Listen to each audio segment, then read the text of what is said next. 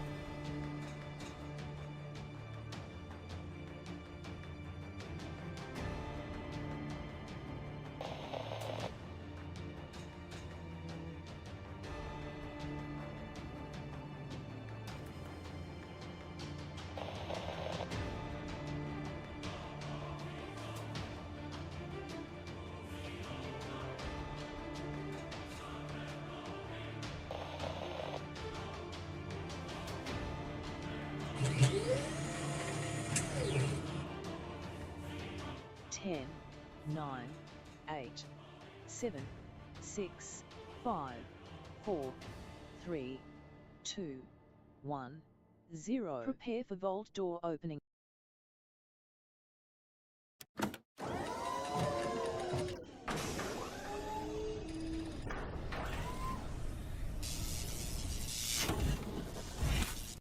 Hello and welcome, fellow pioneers, to Vault 45. I'm your host, Kismet, and we're going to have some fun going out and getting into trouble, everybody. Put a 1 in the chat right over there if you can't see and hear me. So excited, everybody. I have really tried to resist playing 1.1 on purpose, so this would be the epic moment. I've got my fixate shirt on, non-lethal, cost-effective over here, and of course, efficiency first. Very efficient, everybody. And of course, my builds are always very, very efficient. And this is going to be the playthrough to rule them all, everybody. This is going to be the one.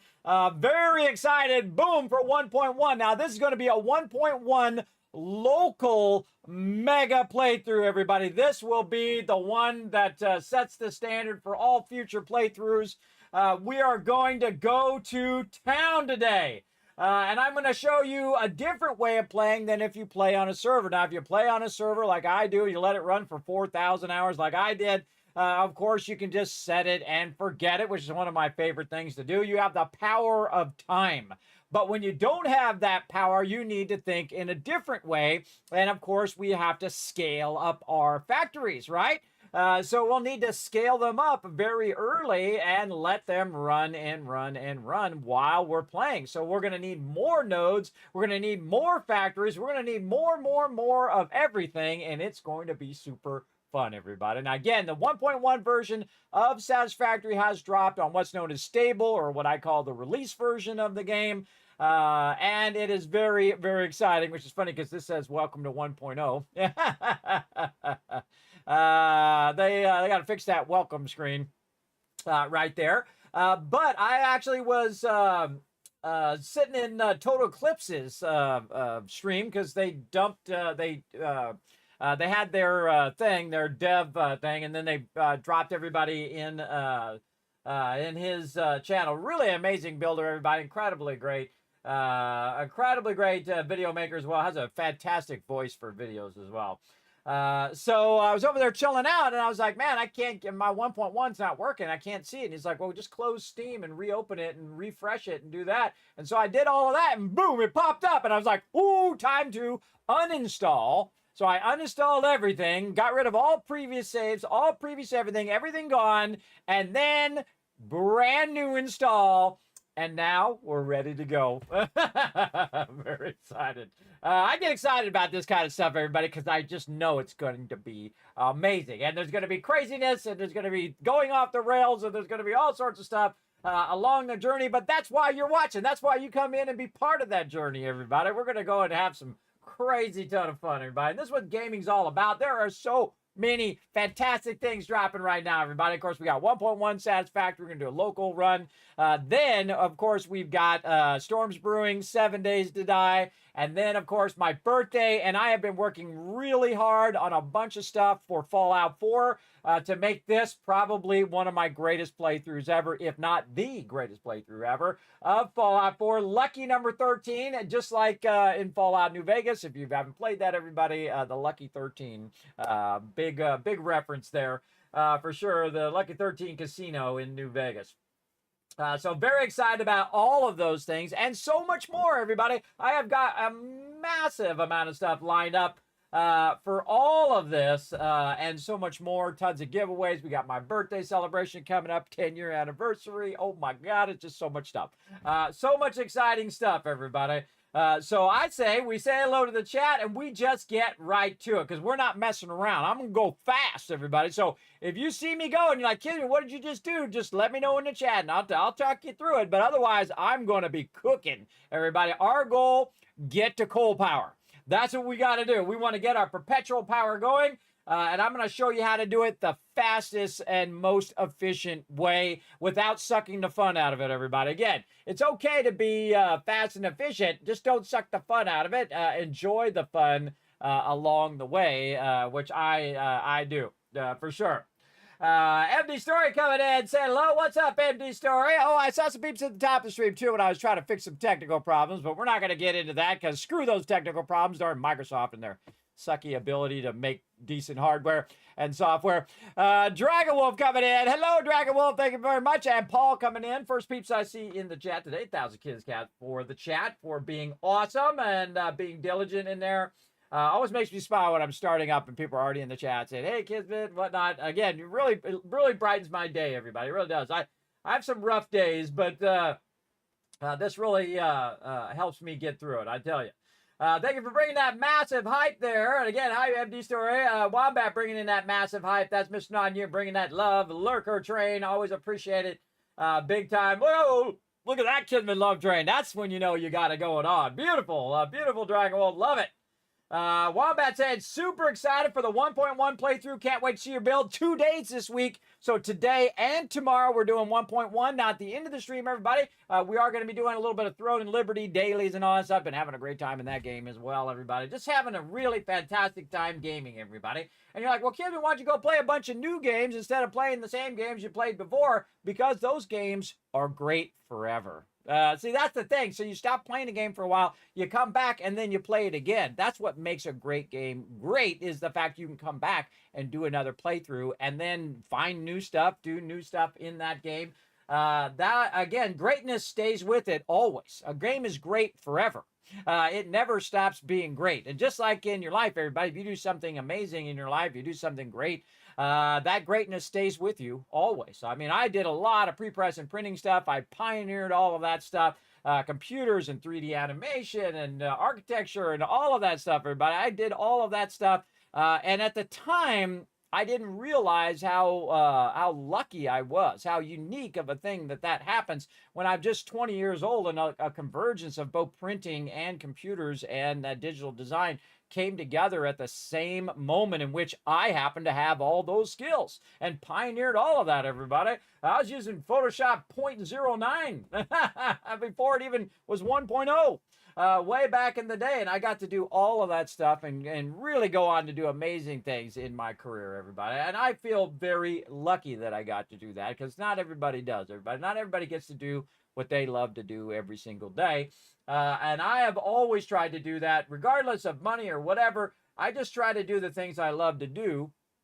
Sometimes you got to grind, everybody. Sometimes you got to go out there, you got to get that job. So while you're doing that job and you're saving that money, or your food, water, shelter, taking care of business, take care of your family, then you go and you dream of what you want to be. You always work toward that dream. My dream, Vault van life, everybody. That Vault van life, that's my one last dream. And my time is running down, everybody. I'm going to be 55. When you're my age, and I'm sure some of you can relate who are that age or older, you know that you have fewer days ahead than you do behind, everybody. I've had 55 years. That's a lot of years, everybody. That's some good years and some ups and downs, and, you know, being poor as a kid and doing a whole bunch of stuff as a kid for myself. And I learned self-reliance and all of that stuff. Then I went on to have an amazing career, to do a lot of things. And then I had really health problems, which really sucked. And then now just trying to come out of those health problems, and then spend my time doing what I love to do, which is hang out with all of you, and then go on one last journey, everybody. One last journey to go to all the things that I love to do, because I've been a gamer for 50 years. I've enjoyed every minute of it. And you do what you love to do, everybody. Shine in what you love to do, right? Let it fill you up inside. Let your radiance radiate that thing. So if you like to sing or dance or whatever it is you like to do, everybody, or game, or be an artist like me as well, if you like to do that thing, just let it roll, man. Just go all into it. It's like love, everybody. You go all into it or don't go into it at all. Don't go into that stuff halfway. That's what I say, everybody, because you know what? You're not going to get much out of it if you don't. And sometimes, you know, you go into love and you get burned, you get hurt. It's going to hurt bad. But you got to keep going on and find that one person who is the person that'll appreciate and love you as well. Because, you know, you're going to get that love. You come in here, everybody, every single time, because I appreciate you big time. I appreciate you absolutely every single time I see you in the chat, whether you're just lurking or you say hi in the chat. I appreciate you greatly. You'll always get the love here in the chat. Let's see. I know, right? It's going to be epic for sure. It is. I am so excited. I'm like shaking. I'm like, oh, let's go. But I got to say hello to everybody first, because that's my favorite thing. So we're going to say hi to everybody. That's Mission on You with the one. Thank you very much, Paul Dragonwolf. Let me know everything is ready to rock and roll. Another 1,000 kids caps. Remember, save up those caps, everybody. We got massive giveaways coming up in just a couple weeks, starting on my birthday, and they will not stop until you guys say so. Because we're going to do a stream-a-thon. We're going to be raising funds for the Vault Van Life project. And again, it's the largest project I've ever done, everybody. And I know it's a big ask. I know it's an amazing thing to shoot for the stars, but it'd be amazing if it would happen. And I've never missed anything, everybody. I will do it until it is done. That's how I am, everybody. I'm resilient. I'm relentless. Once I start, I will not stop until that thing is complete. And the same thing in this build right here. I'm super excited to get started. So let's jump in, stop talking about what we're going to do, and start doing it. Let's go.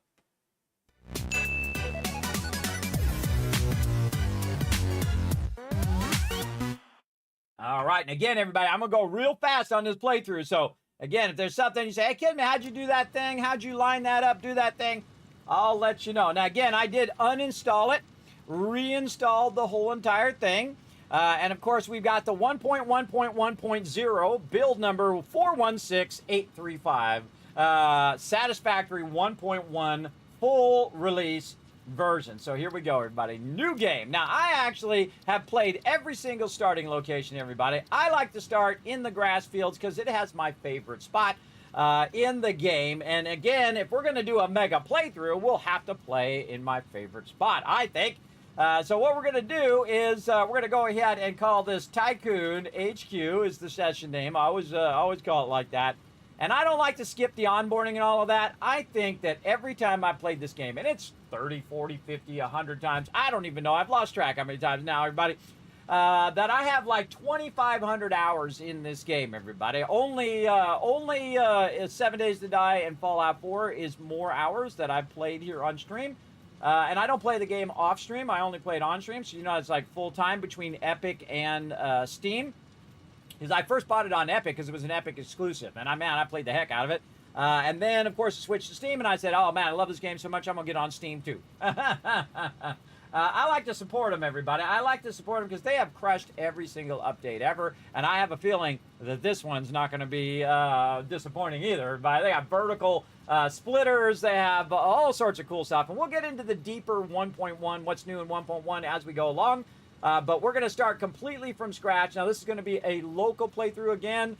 where we could build all the way up to the build limit. Yes, there is a build limit in the game, and we're going to try to push that limit, and then maybe have to download a mod to take the limit off.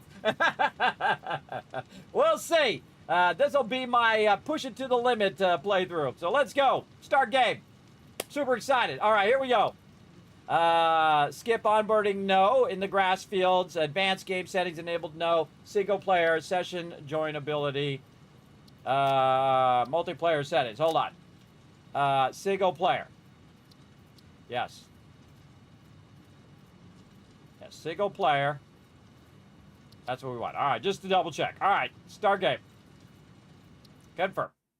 Here we go. So again, this is going to be a single player. Now, I have played playthroughs with other peeps as well on the server, which is really fun. Separation from main transport complete. Oh, Group yeah. A delivered to Calistian region. This is the one, All everybody. pioneers Of the one you functional, playthrough you want to watch me initiating play, this is the one. Attention Pioneer, I am Ada, your personal instance of the artificial directory and assistant. Welcome to the Fixit Incorporated Save the Day program. A Fixit Pioneer has 3 core assignments. Construct. All pioneers must follow Fixit guidelines and instructions when constructing any building. Automate. Every pioneer is responsible for setting up and managing efficient pipelines, outposts, and power infrastructure. Explore and exploit. Fixit selected planets are rich with resources suitable me for right there. direct Watch his use pockets. and further investigation. Stay within your designated. They took out my favorite The part. world is counting on pioneers like you. Fixit. Short-term solutions to long-term problems. Initiating planetfall. Atmospheric entry in 3, 2, 1. I like how it's got the Beginning boxes arrow over here. assist. Drag within acceptable 4 parameters. boxes. 5 boxes. We got our tool. I don't think I've ever looked around while we were coming down. I like to try new Descent stuff. phase begun. Decelerating. Deploying parachute. Uh-oh. Deploying backup parachute. Skipping parachute. Landing phase begun. Activating retro propulsion. Now let's see who's going to be here to greet us. I always love when you come through. Every playthrough is different, everybody, because all of the world regenerates and is random. So you never know what's going to happen when you land. You don't know really where exactly you're going to land in the forest. Drop pod integrity nominal. Omni situational exploration suit nominal. Pioneer. Acceptable. He's always dissing me. Better step up, Ada. Ah. Good every single time, everybody. Every single time it's good. When it's great forever, everybody. Congratulations. You are the third in your region to survive planetfall. Welcome to Massage 2, ABB, in the binary system of Akicha. He's hiding behind the bush. Look at him. Ah, Fred, what are you doing over there? You're so Objective-based silly. Introduction. Begin onboarding. He's so silly, that Fred. First contact safety tool supplied due to presence of alien megafauna. Adhere to Fixit procedure and equip the Fixit Inc. Xeno Zapper before leaving the drop zone. Fred's always up to something silly, everybody. He's peeking around the bush over there. He'll come over here and say hi at some point. All right, there we go. We got the manta ray flying there. Look at this beautiful shot of ringed planet there. What a good place to start. Wow, this is probably one of my favorite starts right there because it just puts you right in the middle of the two things. Now, the arch is something that I usually build by there. I've built by there so many times, so many great starts there. Sometimes I just build right where I start. I have played all the different zones and started at all those zones. But over there is my favorite spot. So we're going to go ahead and start by getting our Xeno Zapper going. Next objective, dismantle the drop pod. Fixit Incorporated as cost-effective and efficient. We do not waste. The drop pod will be recycled to construct the first stage of the habitat and utility base, often referred to as the hub. Yeah, see, the thing is, I know what happened to the other two people. He said I was the third to make it here. The other two people touched that thing and they electrocuted themselves to death. Hey, look, I told you Fred would come by. Hi, Fred, would you like a cookie? Would you like a cookie? Oh, that's my buddy. That's my pal. Oh, sorry, I will try not to. I will try not to. No, I did. There we go. I'll try not to electrocute you. Thanks for coming by, buddy. We'll see you later. I know you'll be right in the middle of wherever I'm building. I can feel it already. Oh, what a great start. Okay, love the start, everybody. All right, let's dismantle the drop pod. And away we go. Next objective. Use the resource scanner to find and collect additional iron to be able to build the hub. If you cannot find iron, be assured scans of the planet have revealed sufficient iron sources. All right, everybody, we're going to need some fuel. So, now what we're going to do is we're going to run toward the arch here. Now, the arch is a great milestone or way of finding your way, a little pathfinder way of finding your way around. Ooh, look at these guys. All right, come on. What you got? What you got? You got something? You got something? Come on, bring it. Bring what you got. Hoo-ya-da-da! Toto! Come on, come on, come on. What you got? You got nothing? For your buddy. Let's go. This ain't no no-hit playthrough, everybody. We're gonna get it done. Samples of new alien species acquired. Notable features are blunt teeth, suggesting it is herbivorous, and a thickly plated skull and spine, suggesting it is proficient at inflicting and receiving blunt force trauma. Preserve the remains for later study.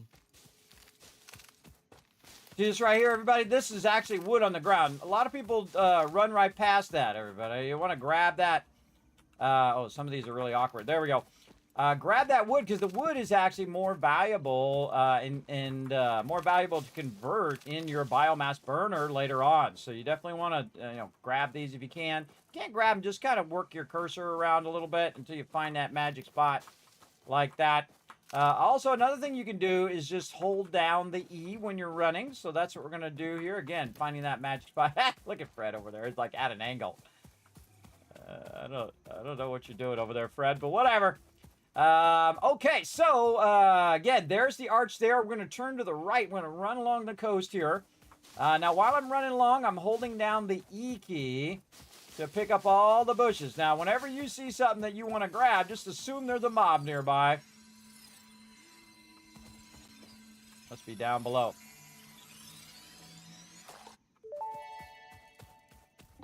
Up. This semi-slug species seems to persist entirely through absorbing and storing energy from its surroundings. Studying this could provide new methods for improving fix-it production line efficiency. Store this potential resource for later use.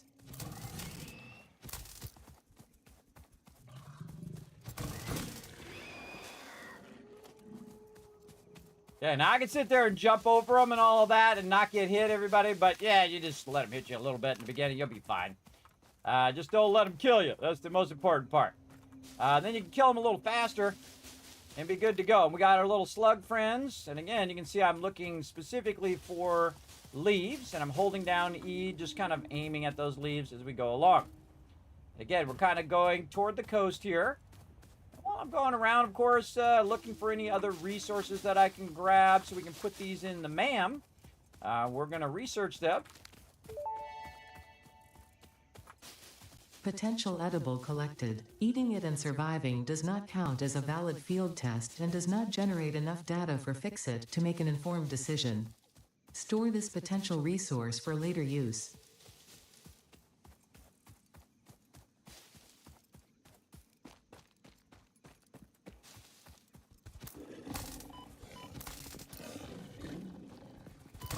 Sometimes they disappear. Where you going? Where you going? Get back here.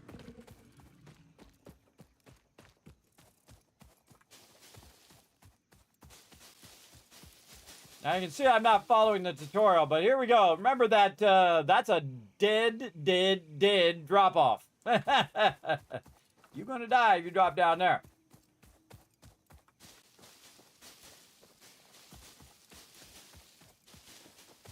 This is fuel for later.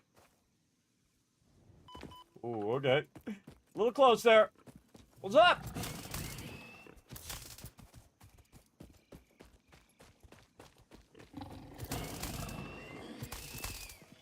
Another one. Where is he?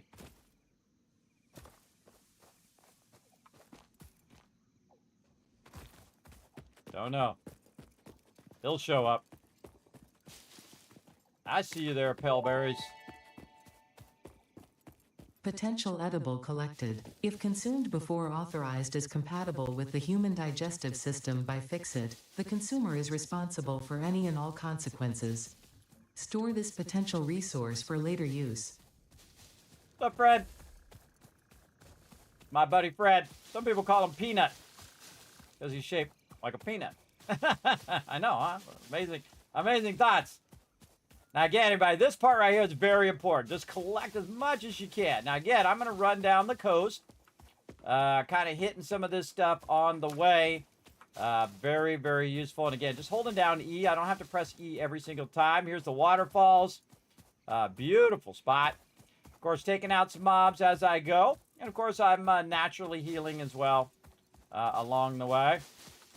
All right, come on, get rowdy. What you got? Ooh, man, that was a good one. I see your buddy there. I could run him off the side, but I don't want to run him off the side. Just jump. Then try to catch him while he's circling. Get behind him.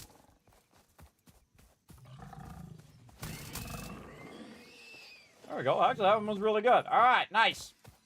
And again, we'll get another one of our friends over here. Our little sluggy friends. And more of this.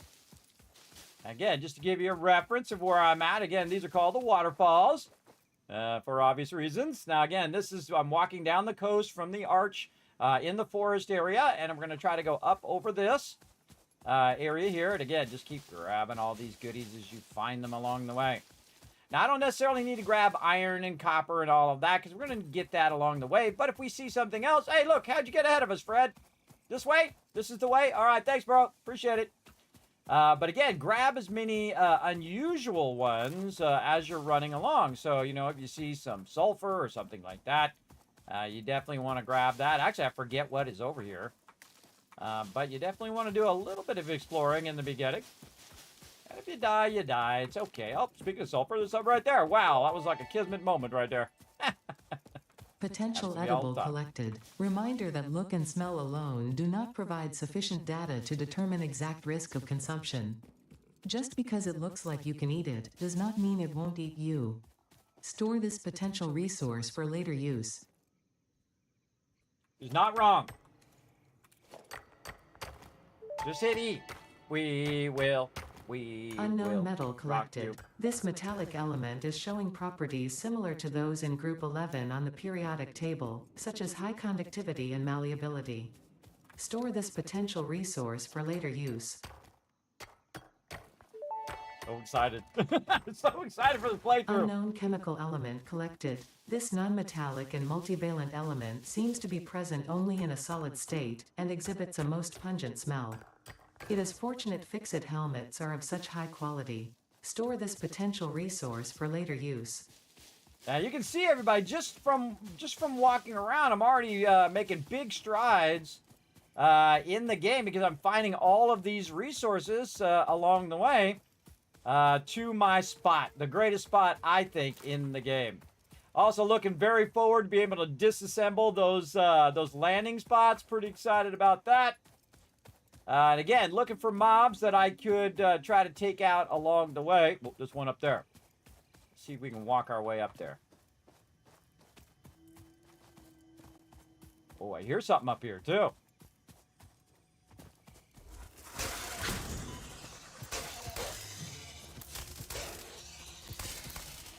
They like to run away, so you got to get them while they're running away, everybody. That's the trick.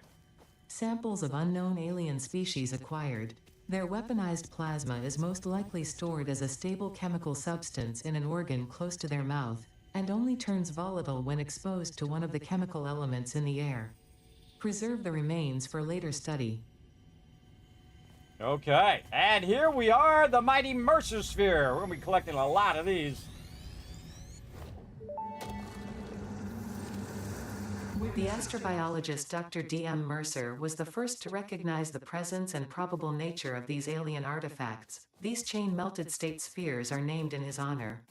Each sphere emits a unique signal and will require study to determine local application, store it for later use. Seems to be her go-to answer. Store it for later use. Duh.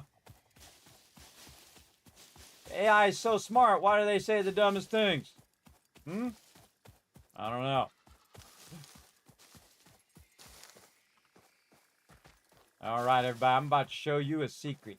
Want to see a secret? Do you want to see a secret?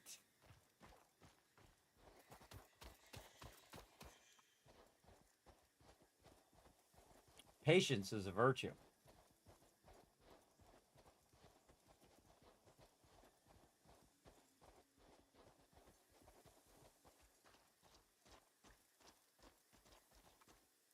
See?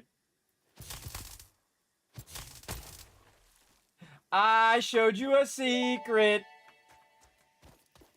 Samples of unknown alien species acquired. It is unclear where on the flora or fauna spectrum it lies, but initial data suggests this might be a nest or an egg. Preserve the remains for later study.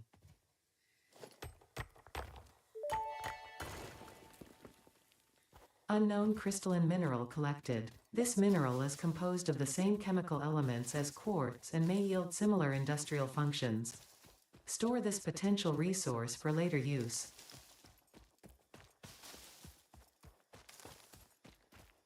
I feel like we might want to use a little barrel here, everybody. Get a little barrel going on. Chomp some of these. We got a lot of them. You don't want to chop all of them. Uh-oh, uh-oh. I think we aggroed. Let's go, bro. What you got? What you got? You ain't got nothing? You ain't got what it takes to take on the big man. Let's go. Where you going? Where you going? Look at this. A yellow one to start. Nice. Not enough space. Story of my life. Story of my life, everybody. Not enough space. Ooh, what would I drop? Out of all this stuff, what would I drop? Probably the leaves I would drop. So I can always come back and grab them later. Yeah, I don't know if I'm going to remember they were there.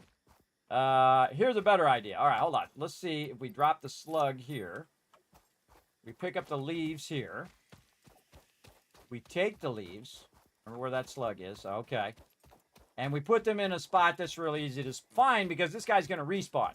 So when he respawns, we'll know that our leaves are right there on the beach instead of putting it in the grass where it'd be very hard to find.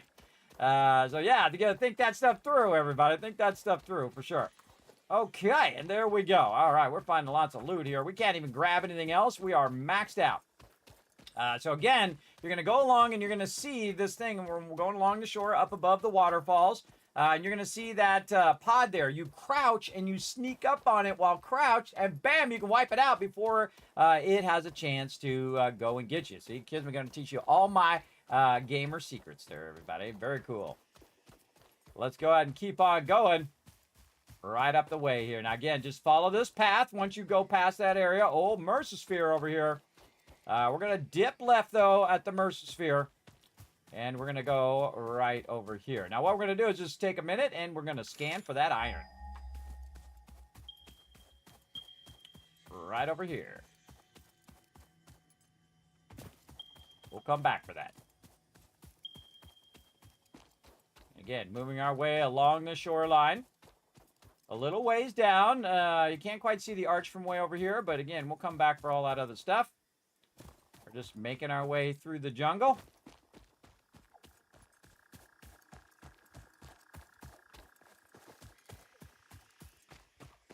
And here we are. And again, ping that again. Aha! We got some craziness. About to go down. Where you at? Oh! Over there, huh? Oh, two of them. Come on. Oh, he shot the other guy. Oh, I forgot you can do that. I forgot they can do that. Hey, thanks for taking that guy out for me. Now you did. Appreciate it. Yeah, that's an epic way to start a playthrough right there. He actually wiped out the other guy because he shot at the back of him and hit him. I forgot that was even a thing. All right, let's ping again. Now, this spot right here, I think, is the greatest spot in the game, everybody. Absolutely. And I'll show you why. Let's just walk over here and take a little looky, peeky. That's a pure node right there, everybody. Let's go take a look at this other node right over here, which is close by. That's a pure iron node, by the way. And this is a pure iron node. Now, again, two pure iron nodes right next to each other. What do we got over this way? We got another node down here. I wonder what this node is, everybody. Oh, 3 pure iron nodes. I know. What the heck, Kismet? I know. It is awesome. An incredibly fantastic place to start the game. In fact, my favorite place to start. Now, we got to also clear out all of this nature because this nature is in our way because we want to get cooking over here. Now, we're going to just start right away, get over here, and get things going. So we had to do V to find a node, and then we're going to go ahead and grab a little bit of iron so we get the info from Ada. Next objective, use the build gun to construct the hub. Iron is a base component necessary for all near future progress, so ensure you build the hub close to iron sources. Fix-It does not pay by the kilometer. Just hit E, everybody. You don't have to hold it down. I have that problem. I hold E down. I hold shift down when I'm running. You don't need shift in some games. In some games, holding down shift does nothing. You're just like more of a psychological thing than anything else. Now, as you can see, I'm just letting my character run right now. 88, 90. I'm gonna try to get to about 100. Now, again, I can just let it run until it builds up. All right, there we go. And now I'm out of space because I knew I'd run out of space. And there we go. Now, what we want to do is we want to have the hub nearby, but not necessarily right on top of the node. Now, this is like a natural little road here, natural little opening. And this is where we're going to go ahead and start throwing our hub down. Now, you know we're going to move this later, everybody. Absolutely. But we want to take a look at it. We put it this way, it's going to be really up high. It's kind of at an angle here, so, you know, our foundations would be nice. But we're going to go ahead and get her started. Hub foundation built. The hub terminal and crafting bench are only the humble beginnings of a successful Fix-It pioneer, but essential for the next steps of onboarding. Once finished, the hub will function as your base of operations. Next objective, complete hub upgrade 1. Okay, now I'm out of space. Okay, we got to go over here. I'll say right out here. We don't want to put it on the hub because the hub's going to build up, and then we're going to have issues. So we'll drop that right there. And then we want to do our hub upgrade. Now, our hub upgrade is going to give us an equipment workshop, portable miner, and, of course, hand equipment slot. Give us another extra one. And what we need is we need 10 of our iron rods. So we're going to go ahead and start by converting them into iron ingots. Now, our biggest problem is space right now. We collected a whole bunch of stuff on the way over here. We only need 10, so, you know, I kind of make as much as I need. And again, we can go ahead and take this, throw this down. We'll deal with that later. And now we can go ahead and make these rods that we need. There we go. And we go ahead and shift click, boom, right in there, upgrade. Hub upgrade 1, storage and frame, completed. Equipment like the portable miner can now be made in the workshop. Congratulations on completing your first milestone, the first of many providing access to new recipes and technologies for the Fix-It mission. Next objective, complete hub upgrade 2. Okay, I told you I'm going to go fast, everybody. Now, again, we only need a few of these, and we need a lot more of our plates. And there we are again. We're maxed out. We finally got our little personal storage, which is super useful right now because I need to take a lot of this stuff that I'm currently not using and put it away right in here. Let's see, this, and this. And see, that's all I really need in my inventory right now. This is all for later. Let's go ahead and pick this up while we're thinking about it. Put that right in there. And then also, we're going to run back and pick up what we already had. Now, while we're running back, guess what we're going to do? That's right. we're going to go ahead and pick up a bunch more. Because every time you're going from A to Z, this is what you should be doing in the early game. Also, let's put our light on. There we go. It's starting to get dark. And while we're transporting ourselves around, we're going to find some more rowdies out here. He's hiding behind here somewhere. I just know it. Where are you at?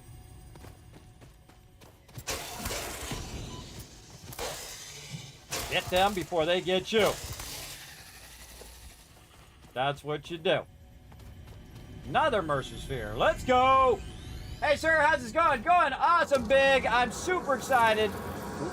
Harvest the scripture. Compose it into a love song. I'm composing it into a love song to Satisfactory. To Fix It will be my love song. Now, if you're new, everybody, my name is Kismet. I'm your official Fix It corporate trainer. I'm going to teach you how to be super efficient in Satisfactory. I absolutely love this game. This game is phenomenal, everybody. This is like my 50th playthrough. I can't even... Oh, Spidey's already. Come here, you little sucker. Get him before he gets you. Ooh, look at that, Spidey's. Creepy Spidey's trying to get me. Samples of unknown alien species acquired. Initial data suggests these are predators, but notably they do not have a traditional mouth or eyes. There are, however, numerous cavities on their head which could fulfill a similar function. Preserve the remains for later study. Okay. Boom. Back to get our stuff because we collected it along the way. That's awesome. Love it. Yes, this is my ultimate playthrough here. Now, we did a massive, mega playthrough on the server. The server started to become a bit unstable, so I think it's a Satisfactory issue more than a... Oh, God, they get me every time. These creepy little spiders. My wife does not like any games where there's spiders in it. She would not like this part. Holy mackerel, there's a bunch of these suckers. Dip. Oh, I forgot about the back. What do you call that? Back pedal. You back pedal those guys. Oh, well, that's good, though. We needed some of that. I forgot they were over here, but that scared the heck out of me. It made me jump. So, yes, this is going to be my ultimate mega playthrough. This is going to be a local playthrough, which you play totally differently than you do if you're playing on a server. See, on a server, you have the ultimate power, the power of time. So you can go ahead and set up a small factory, get your coal going with your perpetual power, and then let it run for 4,000 hours like I did. That's right. But we built so big and we built so much stuff that it did start to become unstable. So this time, which I haven't done yet in the release version, though I have done it many times in previous playthroughs in early access, I'm doing a local playthrough, which again, you play very differently because you don't have the ability just to let it run at the level as if you had a server. See, the cool thing about a server is that, you know, it costs you like a few dollars a month and you can let that sucker run 24/7. It makes you massive tons of resources. But again, we're going to go ahead and start in my favorite spot right over here. Now we're going to control-click to just take all of those leaves out, control-click anything else that we want to just kind of clear out of there, sort it nicely. Look at all that fuel we got ready to rock. Nice. Okay, now we need some plates. So we're going to go over here and we're going to make our 6 plates. Now we're going to go pretty quickly, everybody. Now again, I've played through the game, finished the game multiple times. Many times in early access and then also in the release version. Our goal is to mega build this time, where we are going to go ahead and tap everything we can. Oh, actually, I need 20 and 10. Oh, that's good. I need more. I need more. Let's do some more, everybody. Right over here. Now, again, we're just trying to get our upgrades going. Oh, wait, we didn't do our thing here. That's what I needed that for. That's for my equipment workshop. I went ahead and I put it in the thing when I meant to use it for the equipment workshop over there. That was my bad. I'm easily distracted, everybody. Okay, we're going to build everything that we get along the way at each tier. So we're going to go ahead and put our equipment workshop down, and we're going to go ahead and start working on our portable mining suit. Now, you click this, open Codex, and then add to to-do list over here. That's where I've built. They get me every time. I know, right? They make you jump. They scare the heck out of me every single time. They're tricky that way. All right, and again, I just got about 100 iron. Now's a good time, by the way, at the beginning of the game. If you suddenly start playing the game, you're like, man, I sure could use a sandwich right now. You can go ahead and start that going. Go make yourself a sandwich, come back, bam, you'd be good to go. I usually start with about 100. So that I can go ahead and make enough for the portable miners. Now, I will not have to actually manually collect this iron again after this. And I really make a lot, as you can see, right here. Now, what we want to do is take those numbers over there and times them times 5. There's a lot of math in this game, everybody, but you can make it really easy, and I'll show you how to do everything and actually finish the entire game with barely any math at all. Or you can use my spreadsheets, which I have been revamping over here, everybody, including my awesome Satisfactory calculator, which does a lot of the calculations for you, so you don't even have to do the math, everybody. I know, pretty cool.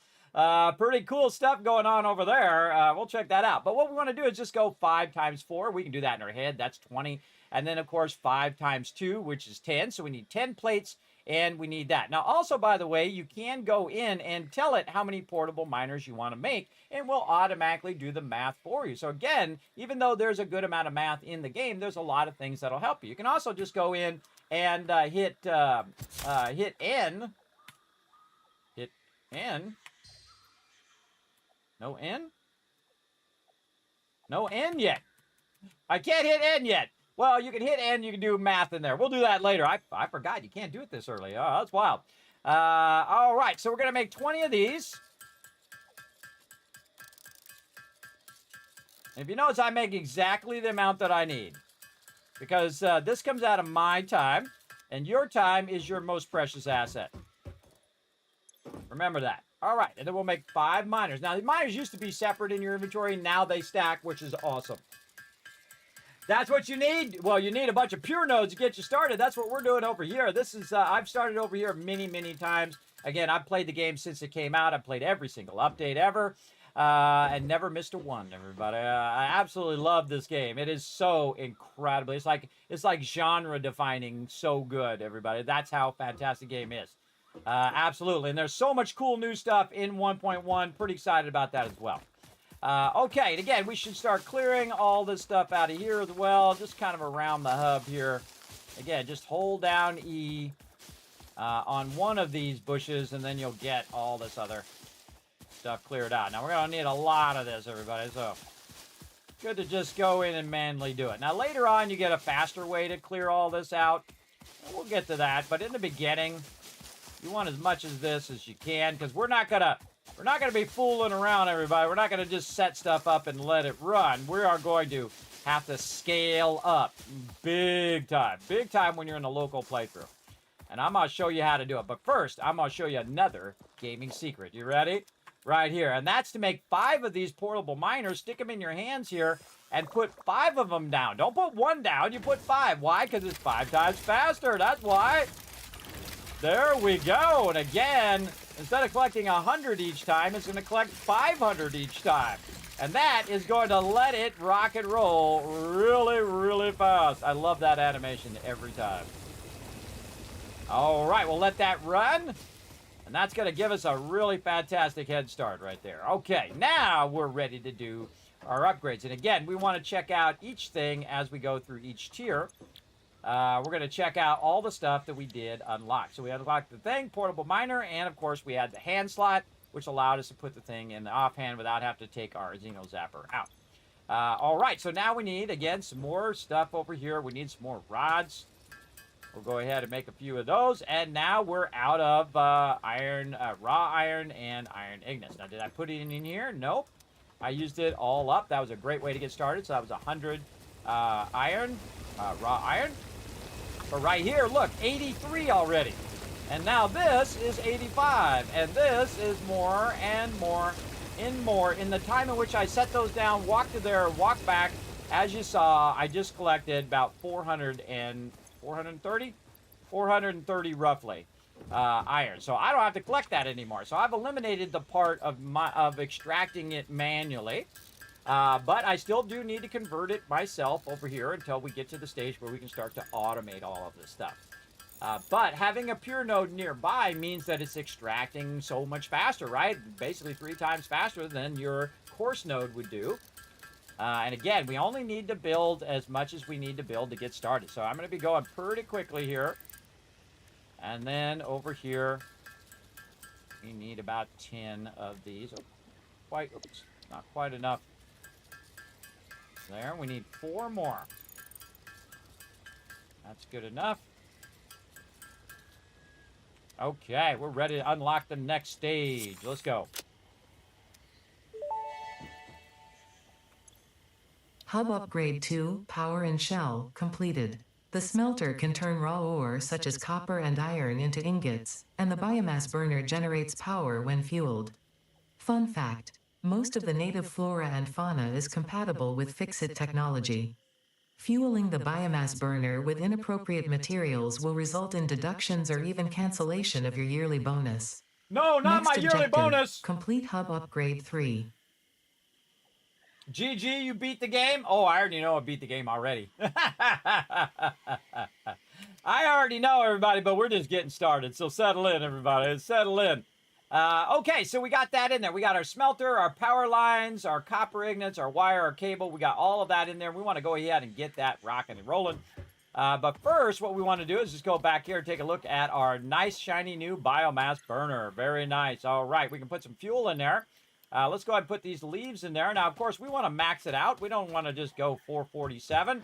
We want to go ahead and get a max amount of leaves and put it in here. I would not put the wood in there in the beginning, everybody. And the reason why is the wood converts later on much higher than the leaves do. So I definitely keep the wood, but it's really your playthrough. You do what you want. All right. Now, so we don't have to do it. We're going to go ahead and put down a smelter. But before we can put down a smelter, we got to make some wire. So we need some raw copper, right? But before we do some raw copper, what we also need is we need some more of our extractors. So here's what we're going to do. We're going to go ahead again, go here, click this, open codex. We're going to say add to to-do list. And then over here, portable miner, we're going to say we need 5 more. So we want to go ahead and make exactly the amount that we need because that's going to get us there the fastest. And again, we need about 12 rods. So I usually do the rods first because they're the fastest. They'll come up the fastest usually. Get those done, and then I'll make a few more for iron plates, and we're waiting for it to say 4. And then we'll switch. That was it, everybody. It's quick and easy as that. Hey, get these bushes out of my thing. Bushes! Bushes in my thing! I love you have the energy. You have my sub. Oh, well, thank you, Big. Yes, this is me naturally. I'm always excited. Always excited to play it. Again, this is going to be the mega playthrough. I'm going to show you all my tricks. I've literally played this for over 2,500 hours, and I feel like that's rookie numbers because I've been waiting for a full release of the game to just go hog wild. And again, we went hog wild in my last playthrough, and actually last couple playthroughs in the release version, but we're going to get even more crazy right here. All right, we're going to scan for copper. And again, while you're running, hold down that E. Grab all that loot.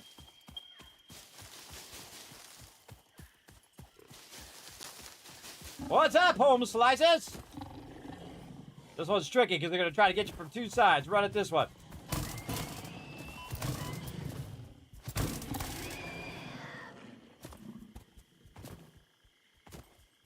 There he is. Come on, punk. You got nothing.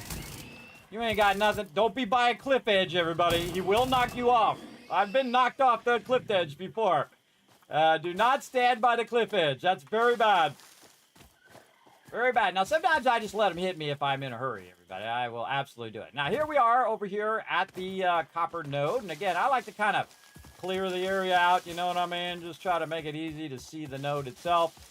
And you probably have guessed the other reason why I'm over here, everybody. Not just the iron, but also copper pure node. That's right.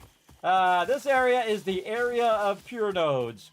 And the pure nodes, again, are going to extract at a much higher rate than your coarse or normal nodes. So what I like to do is put it right here by this rock, because I have a tendency to run up and down this rock to get to my little other iron there.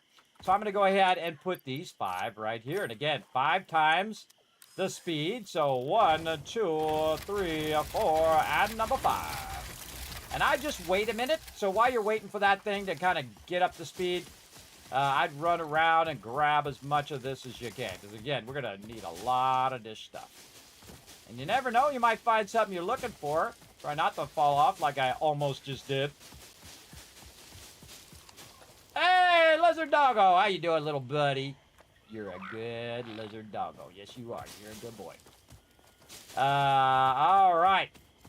You know, in this game, I've never tamed a Lizard Doggo. You know why? Because I've been saving it for this playthrough. Absolutely. Been saving it. And we're going to do a lot of things that I've been saving until this moment. All right, and as you can see, I'm just kind of running around, grabbing random loots here in the area of the copper, so that when we come back, you guessed it, 79, another 82, and so on and so forth. You get the idea. Boom, lots and lots of copper, and that's what makes this spot amazing. And again, more of this. Grab it all while you're running by. Multitasking. Alrighty, now we need some copper wire, so we're going to want to convert some copper, raw copper into copper ingots, and we're going to make ourselves, and again, we can make a lot of copper wire and a lot of rods. The thing that actually takes a while is actually making the ingots itself. That's the thing that takes a bit. So, once you have that going, we're ready to do some fun back here. And again, that's why I put it in this open spot here. Very easy and flat, nothing in your way, no trees or anything like that. Uh-oh, we need another thing. Now, instead of us running all the way back, everybody, what we really want to do is make ourselves a workbench. So we don't have to keep running back over here every time we want to make something, because that takes more time. So what we're going to do is go ahead and make a bit of rods here.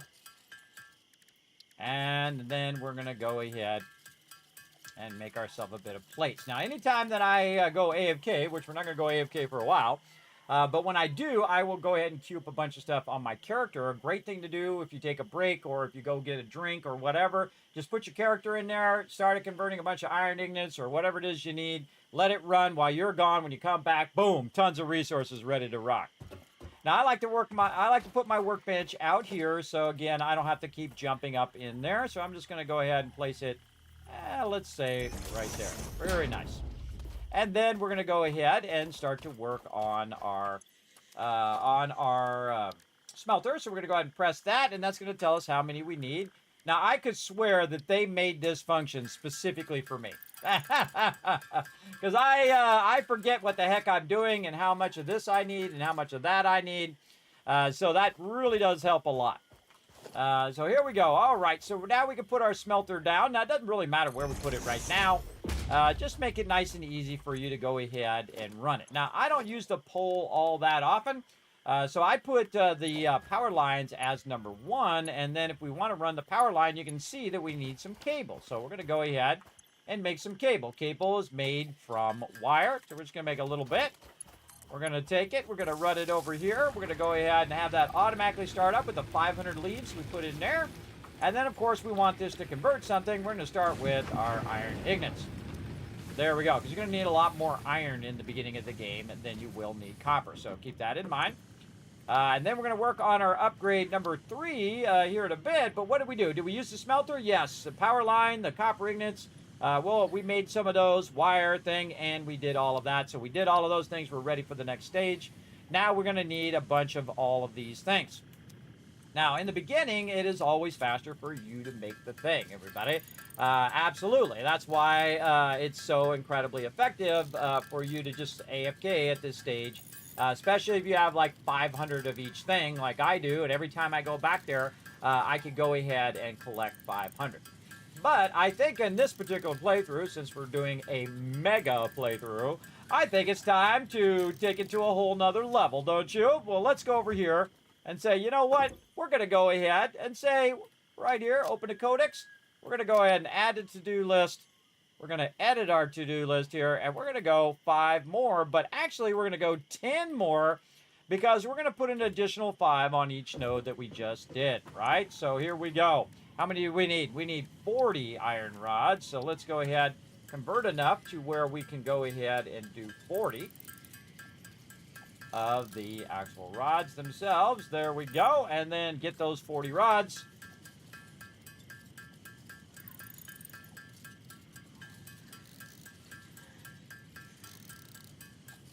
Okay, now we need 20 plates, but guess what? It's over here actually doing some of the work for us. It's making us these iron ingots, so we can just actually skip that part.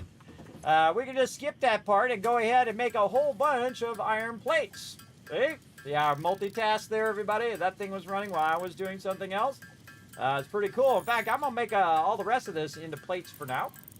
So I'll have some extra plates as well. All right, there we go. Now, let's go ahead and scale up what we're doing over here. And we're going to go ahead, again, grab our... Oh, we didn't make the miners. We got to make them first. Duh. We got to go over here. In fact, we probably need to put some of this down because we got a lot of that on us. We could probably just take a single stack for now of that copper. And then make our 10 miners over here. Notice that I'm keeping the raw iron ore on me. Again, in the beginning, you're going to make a lot more iron plates and things of that nature.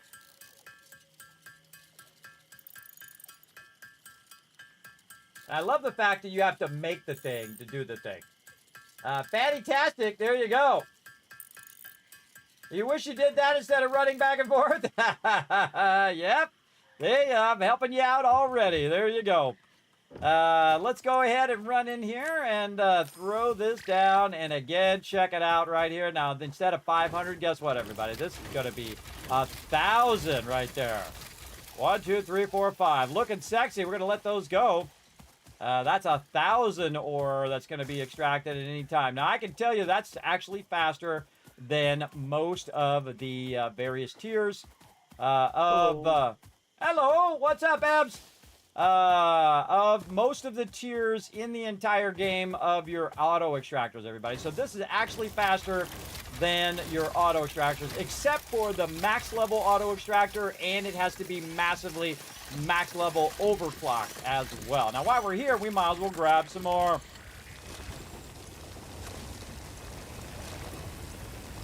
Max out our inventory since we got to make our trips back and forth very effective. And one of the things that I want to do here too is pick out these bushes if I can here. And then what I like to do is to leave myself a little note of how to get over here. And so what I'll do is I'll just put a crafting bench right there.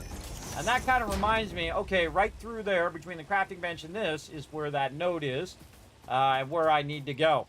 All right, so there we go. We got 1,000 of both of those running and we just getting started. All right, here we go. Now, on to the next one. Again, we're going to need a bit of all of this. Now, over here, this is probably done, right? It's out of resources. Well, guess what? Throw it in there again. Keep it rocking and rolling. Because we got plenty of leaves that we can run there. Okay, now we can go ahead and make our 20 rods.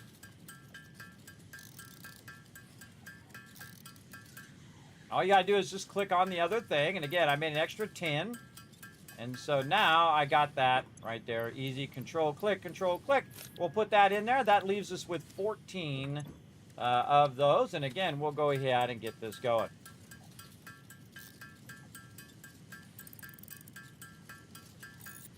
Good enough. Again, we're going to be going real fast in this thing. If you have any questions or comments, feel free to throw them in the chat, everybody. Okay, now before we do the upgrade, did we do everything in this tier? Yes, we did. We did all the things. Now we're going to go ahead and get our next level tier. Let's go.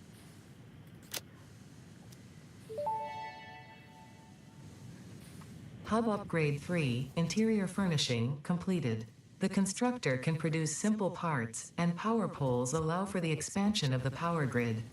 When you make the inevitable mistake, Fixit's dismantling feature is designed to salvage all resources used during construction, in line with our zero-waste policy. We understand that Fixit pioneers are only human and thus prone to error. Next objective, complete Hub Upgrade 4. Okay, first thing we're going to do, though, is get another smelter.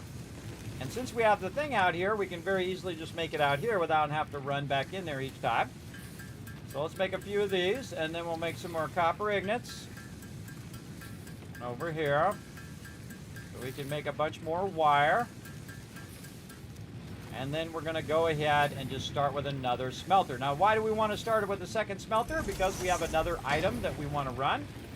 And so, since we have the pole here, I'm going to show you another secret here, everybody, where you can use the pole to split a line. That's right. But we've got an item missing right now, everybody. What do we have missing? Concrete. We need concrete to use the actual pole itself. Now, it just so happens that we also have the ability to search for limestone, which becomes concrete. So let's go search for that. I already know where it's at, so I'm going to start walking toward it. But again, while we're walking toward it, holding down the E, getting as much of this as we can, also helps us look out for baddies and find goodies that we might find along the way. You can see I'm kind of purposely aiming a little bit around to get this going. Now, if I was really smart, everybody, I would have pre-made the extractors on the way over here. But I'm just going to grab a little bit because Ada's going to want to tell us some stuff when we get this going. All right, 20 is enough. So we got to remember, we need to bring 10 of those next up. We only need a little bit to get started here. So we can do all of that in a bit. And again, it takes me time to craft up those extractors and all of that. I only craft it if it's necessary, trying to be as efficient as possible. In this case, it is necessary because I need to go in and put a pole there so I can run multiple of these at the same time. Oh, can't craft it because I'm overburdened. That happened quick, didn't it? All right, more of that copper in there, which we're going to utilize later on. Crafting some concrete. We'll craft all of it. Nice. Okay. And now we're ready. Oh, we need more wire. All right, more wire it is. Let's go. Always out of something, everybody. All right. We're there. Boom. We click that. And then we drag it. And you can see that now it has split the line. So we can go ahead and run the line to our second one now. And then we're going to tell it what we want it to be. Copper. We're going to throw copper in there. And now it's doing copper for us. Nice, right? So it's taking all the process and doing those two processes. We've automated the iron ignis, which is awesome. Hey, morning, Ems. Morning, kids in chat. I'm not muted. Not to me. Is it on your side? Maybe refresh. I shouldn't be muted. You let me know, Anonymous. Okay, so we've let both of these run GGs, right? Now that we are using ourselves right now 8 power because each of these are 4. And we want to let those run because now we don't have to do the whole converted into ignits part, right? It's going to go ahead and save us some time. Now inside here, by the way, we also got a customizer that opened up. I'm not going to do anything with the customizer right now, but we'll think about that later on. Okay, and over here, again, working on our hub upgrade. We did this one, right, where we got our limestone and our constructor. So we used our power pole. We did some concrete. Haven't made any of these yet, but we're going to need to make these to make the constructor over here. And so now we'll go ahead and get our constructor going, and we need some cable, and we need some reinforced iron plates, which we unlocked. But we don't have to actually convert that stuff anymore. Again, we can go ahead and grab it right out of here because it's doing the job for us. So why do that if we don't have to? We also don't have to run inside there every single time. Just to go and take care of that. So what we need to do is we need to start with some wire. That's what we're trying to do. Start with some wire. And we need 8 cable. So let's do that one. That's the easiest of the two.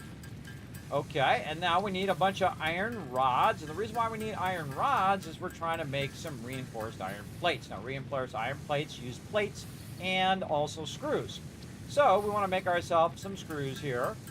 Now, another trick you can do, by the way, is you can also go in and just say, add this over here, and it will tell you how many of each thing you need. I say just switch back and forth. You'll be fine. Make yourself about 20 screws, and you're good. And then we need some plates. And again, you notice I don't have to do the front part. But again, maxed out. Maxed out again. All right, but we got some things we can actually put in there that's going to stack, like this hog remains here. Some of these leaves may be in there. We've got some wood we can try to get out of our inventory. Oh, that's maxed as well. Okay, I think that's about as much as we can do.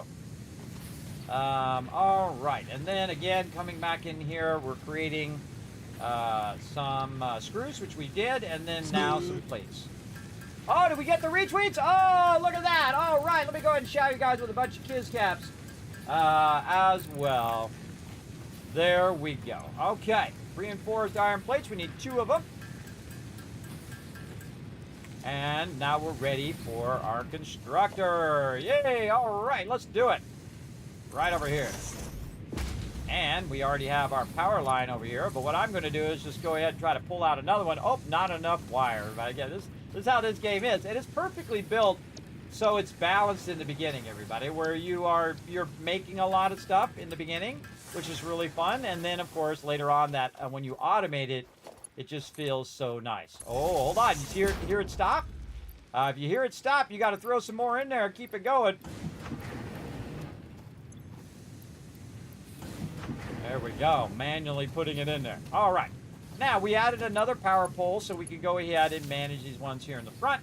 Now, instead of us doing the iron plates, which is the one that actually takes longer than the rods, we're going to go ahead and have it do a bunch of iron plates for us right now. So, very nice. We got that going.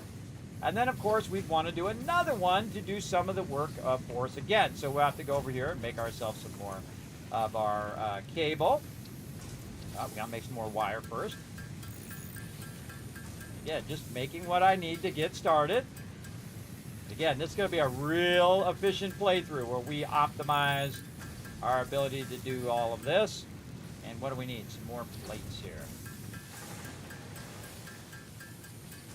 Okay, and then 2 reinforced iron plates. And another constructor. Again, this is a great spot just to drop these right over here.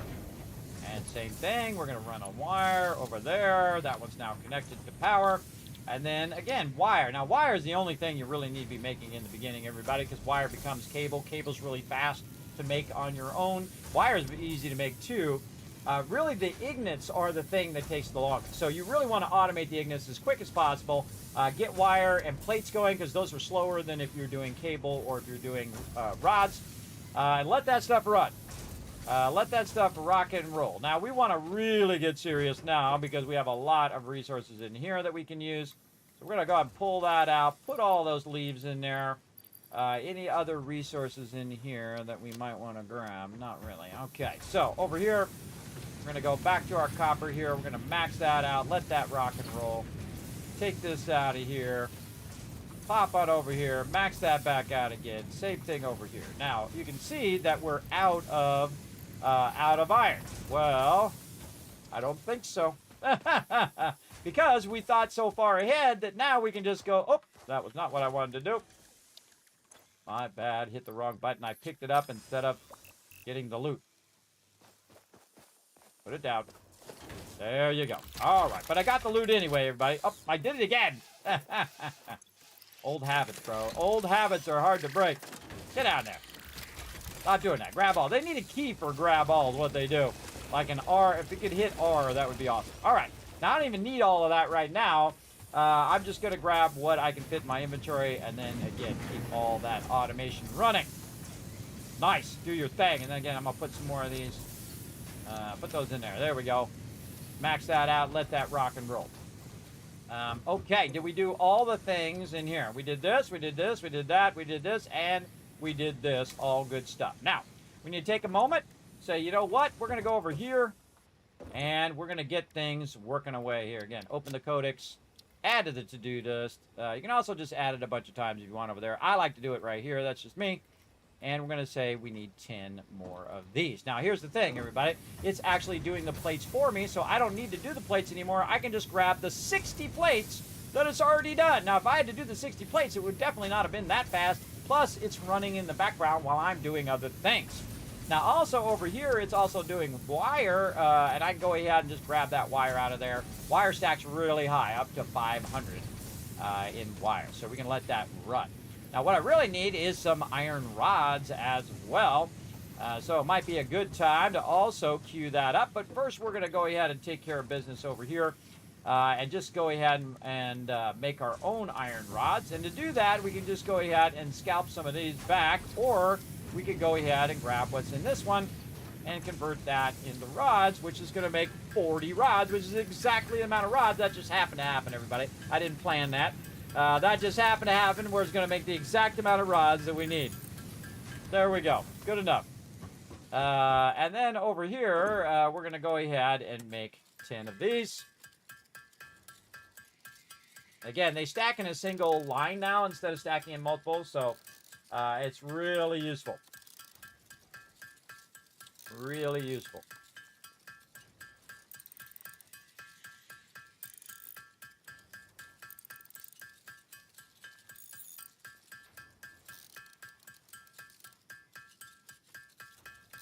Nice. Okay. Now, we're going to make a journey over this way. Oh, before we do, though, we need to think about our inventory.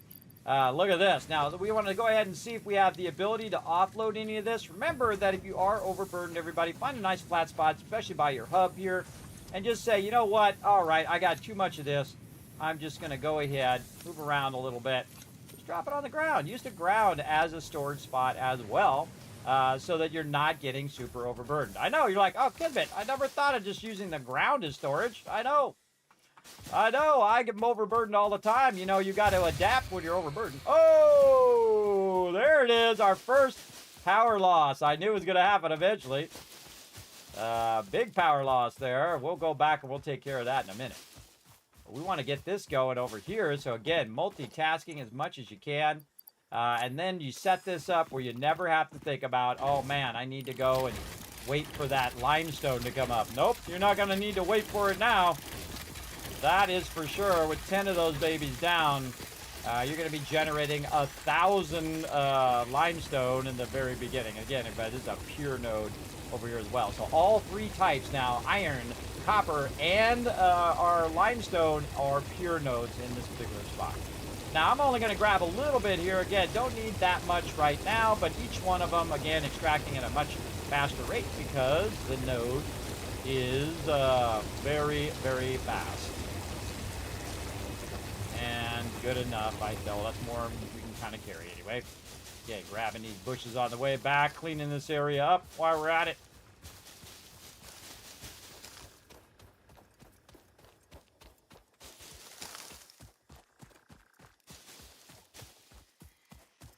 Again, very efficient to be doing stuff while you're running back and forth.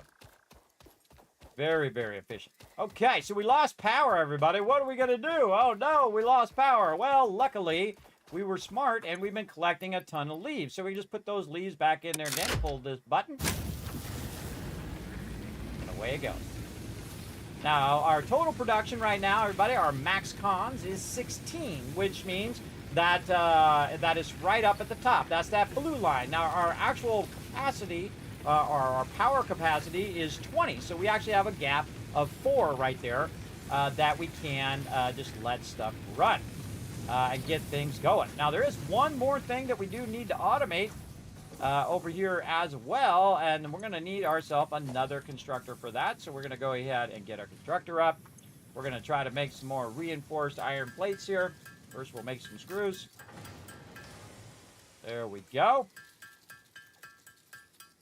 And there we go. Anytime it gets real quiet, everybody, something's up. Here I got real quiet. Something's up. Needs more resources over here. And then plates, and then more resources in there. There we go. Yeah, get it going. Oh, over here, same thing. Same thing. And again, it puts the relevant items up here. It really helps a lot when you're doing this kind of stuff. Yeah, keep making me that wire, brother. Keep making me that goodies. Now, we need one more, and it doesn't actually need to be really part of any of this over here for right now. What we really want to do is make our constructor out here, kind of out of the way, and we have one more connection we can do. And we want to put that in there and go and do concrete. And away it goes. Now, 2 smelters and 3 of our constructors is exactly as much power as we can put on there without tripping the power switch, right? It's kind of like in my office here, everybody. Whenever I run the microwave, which I have a little microwave in my office, and I run my air conditioning unit, all my power goes boom and goes off. So there's a real life version of that. Sweet, got you on Twitch too. Yes, yeah. Over on Twitch, you can win a bunch of giveaways, by the way. That's the way to get it going on. And oh, we got the retweets good. Did I give out the retweet stuff? I can't remember, but you know what? I'm going to give it to you again because now I remember. So there we go. So everything is perfectly balanced. We got everything running. And that's going to help us go a little bit faster right here at the beginning. So let's go ahead and get it going. Now, we're ready for our next upgrade. Since we did all the fun over here, we got all of our stuff automated that we can automate. Let's go ahead and try to get our conveyor poles. Now, we're going to need a lot of iron plates, which is why I've been letting those iron plates run. And we have enough. We just put them right in there. We also need some wire and stuff like that. Well, we got 108 cable or 108 wire, so we can make a bunch of cable really easy. In fact, I'm just going to burn it all up into cable like that. Very nice. And then we're going to put our cable in here. Now, the thing that's going to take the longest is typically your concrete.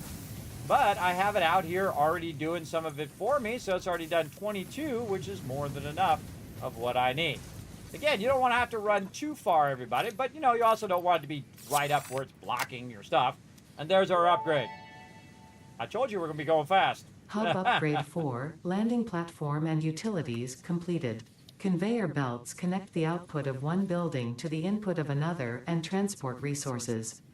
Due to past incidents, I have been asked to issue a clarification. Portable miners, obviously, do not have a connection for conveyor belts. There is nothing to suggest, visually or functionally, that they can be connected to portable miners. If this is something you struggle with, do not worry.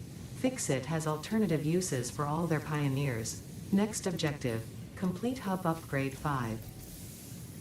I don't want to find out what the alternative use is of my pioneer. I really don't.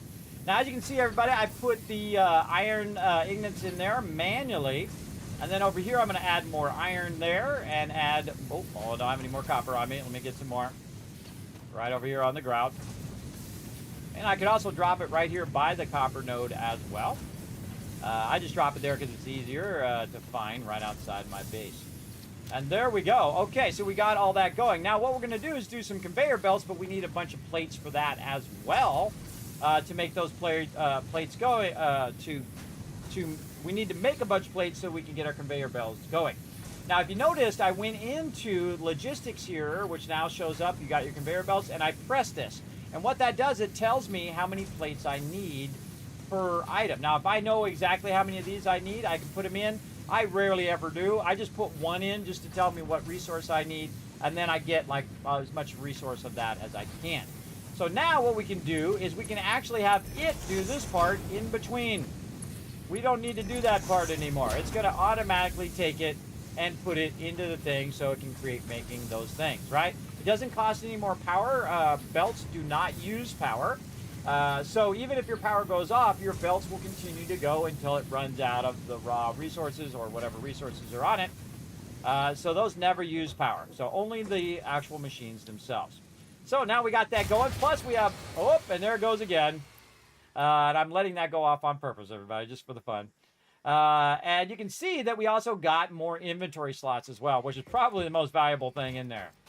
But we need some more of our fuel over here. So let's go ahead. Again, that's why we collect so much in the beginning of these goodies. And actually, let's get a couple of them now so we can take one and put it like this.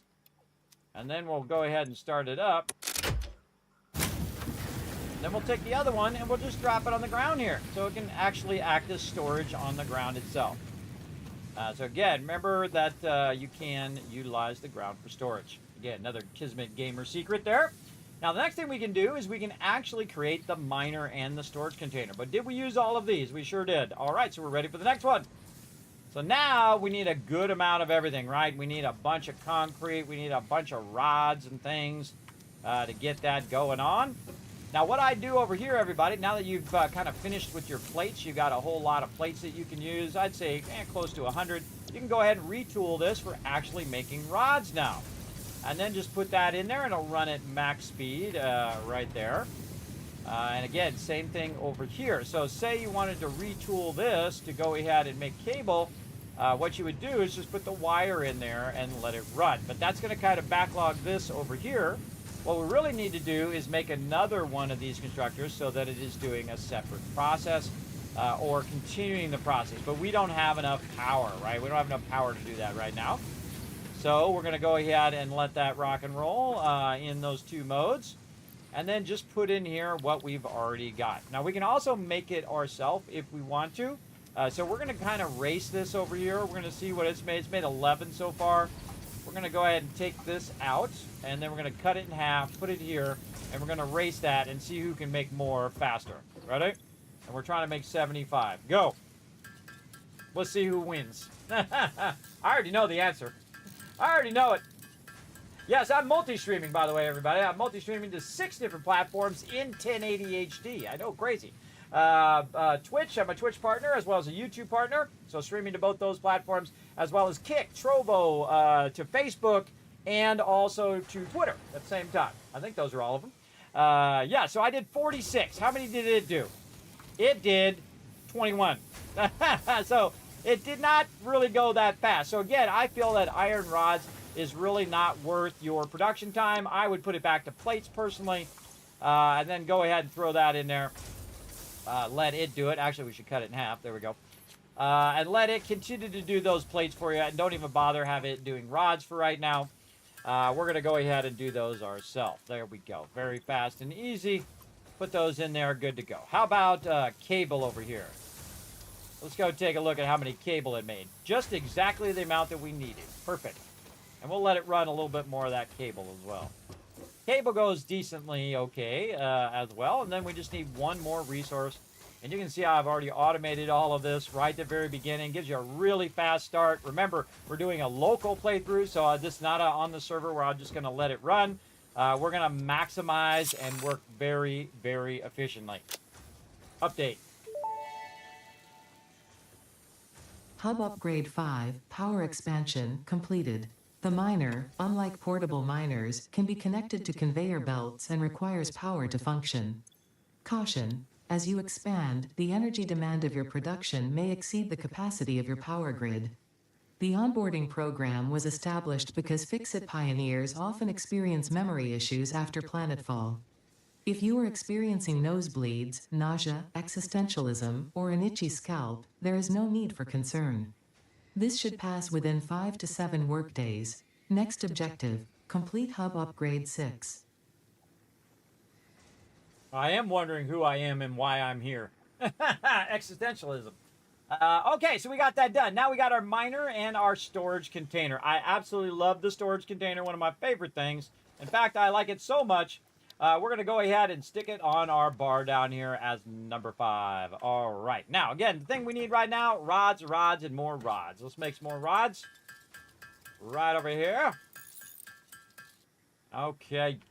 Now, over here, we also have our iron ore node. So we want to go ahead and start to use our miner here. Now, we want to clear out whatever else we have over here. Get our miner, click on that. What do we need? We need a portable miner, and we need a bit of concrete. Well, let's go ahead and see if we've got more concrete over here. Oh, no concrete. That's because I didn't put any more in there, see? Because we got to keep that going, right? You got to manually keep that going. Well, not really. The whole reason why I'm going ahead and making more concrete is so I can go ahead and make a nice little box right here. A little storage container. Now, this is going to get a little close. There we go. And then we're going to run that storage container in there if we have enough space, but it's too close. Now, again, remember, you can take stuff out and you can reutilize your resources. You can move it a little further out so you can go ahead and run that belt. And now, again, back to concrete. Now, again, when you take it out, add it back in again. You got to add back in your power. Put your power back in again. And look at this, everybody. Boom. Now I can just let that run. I throw that in there, and this is the number one thing that you want to get going, everybody, is your concrete. Absolutely. Because you are going to use 1,000, 10,000, 100,000, maybe even 1,000,000 concrete, depending on how you build. Now, me, I'm easily going to use 1,000,000 in this playthrough. So let's get to it. Now, we not only want the ability to put it in, but we also want the ability to put it out of here, right? So we're going to go ahead and have it go ahead and make an absolute ton of all of that. It's going to be super fun. Now, another thing that we're going to need is we're going to need our ability to store a bunch of this other random goodies that we have over here as well. But we need some more of our stuff here. We need some more of this iron. Now, what I would do is go back here and recognize that you actually have another biomass burner. And you can see I've used up all of my slots here on this particular one here. So what I want to do, again, split this again. And again, this little gamer secret where you can go in and split that. But we need some more of our wire over here. So let's get our cable. And then we'll switch this back to wire. And we'll have it do a little bit of wire for us here. And we'll grab a little bit of that. All right, let's see if we have enough. Oh, we need one more. Of course we do. Of course we do. All right, back to wire over there. And again, we'll go ahead and split this again by aiming the pole right there. I'm going to split it right between these two. And now we got access to both of these, and we happen to have another leaf pile right here. We can go ahead and throw right in there. And look at all these leaves over here. Let's get this place cleaned up. All this darn nature in the way. Get that out of there. All right, now we just doubled our power capacity so we can go ahead and do more things. Now, this is just to be convenient by where I'm at.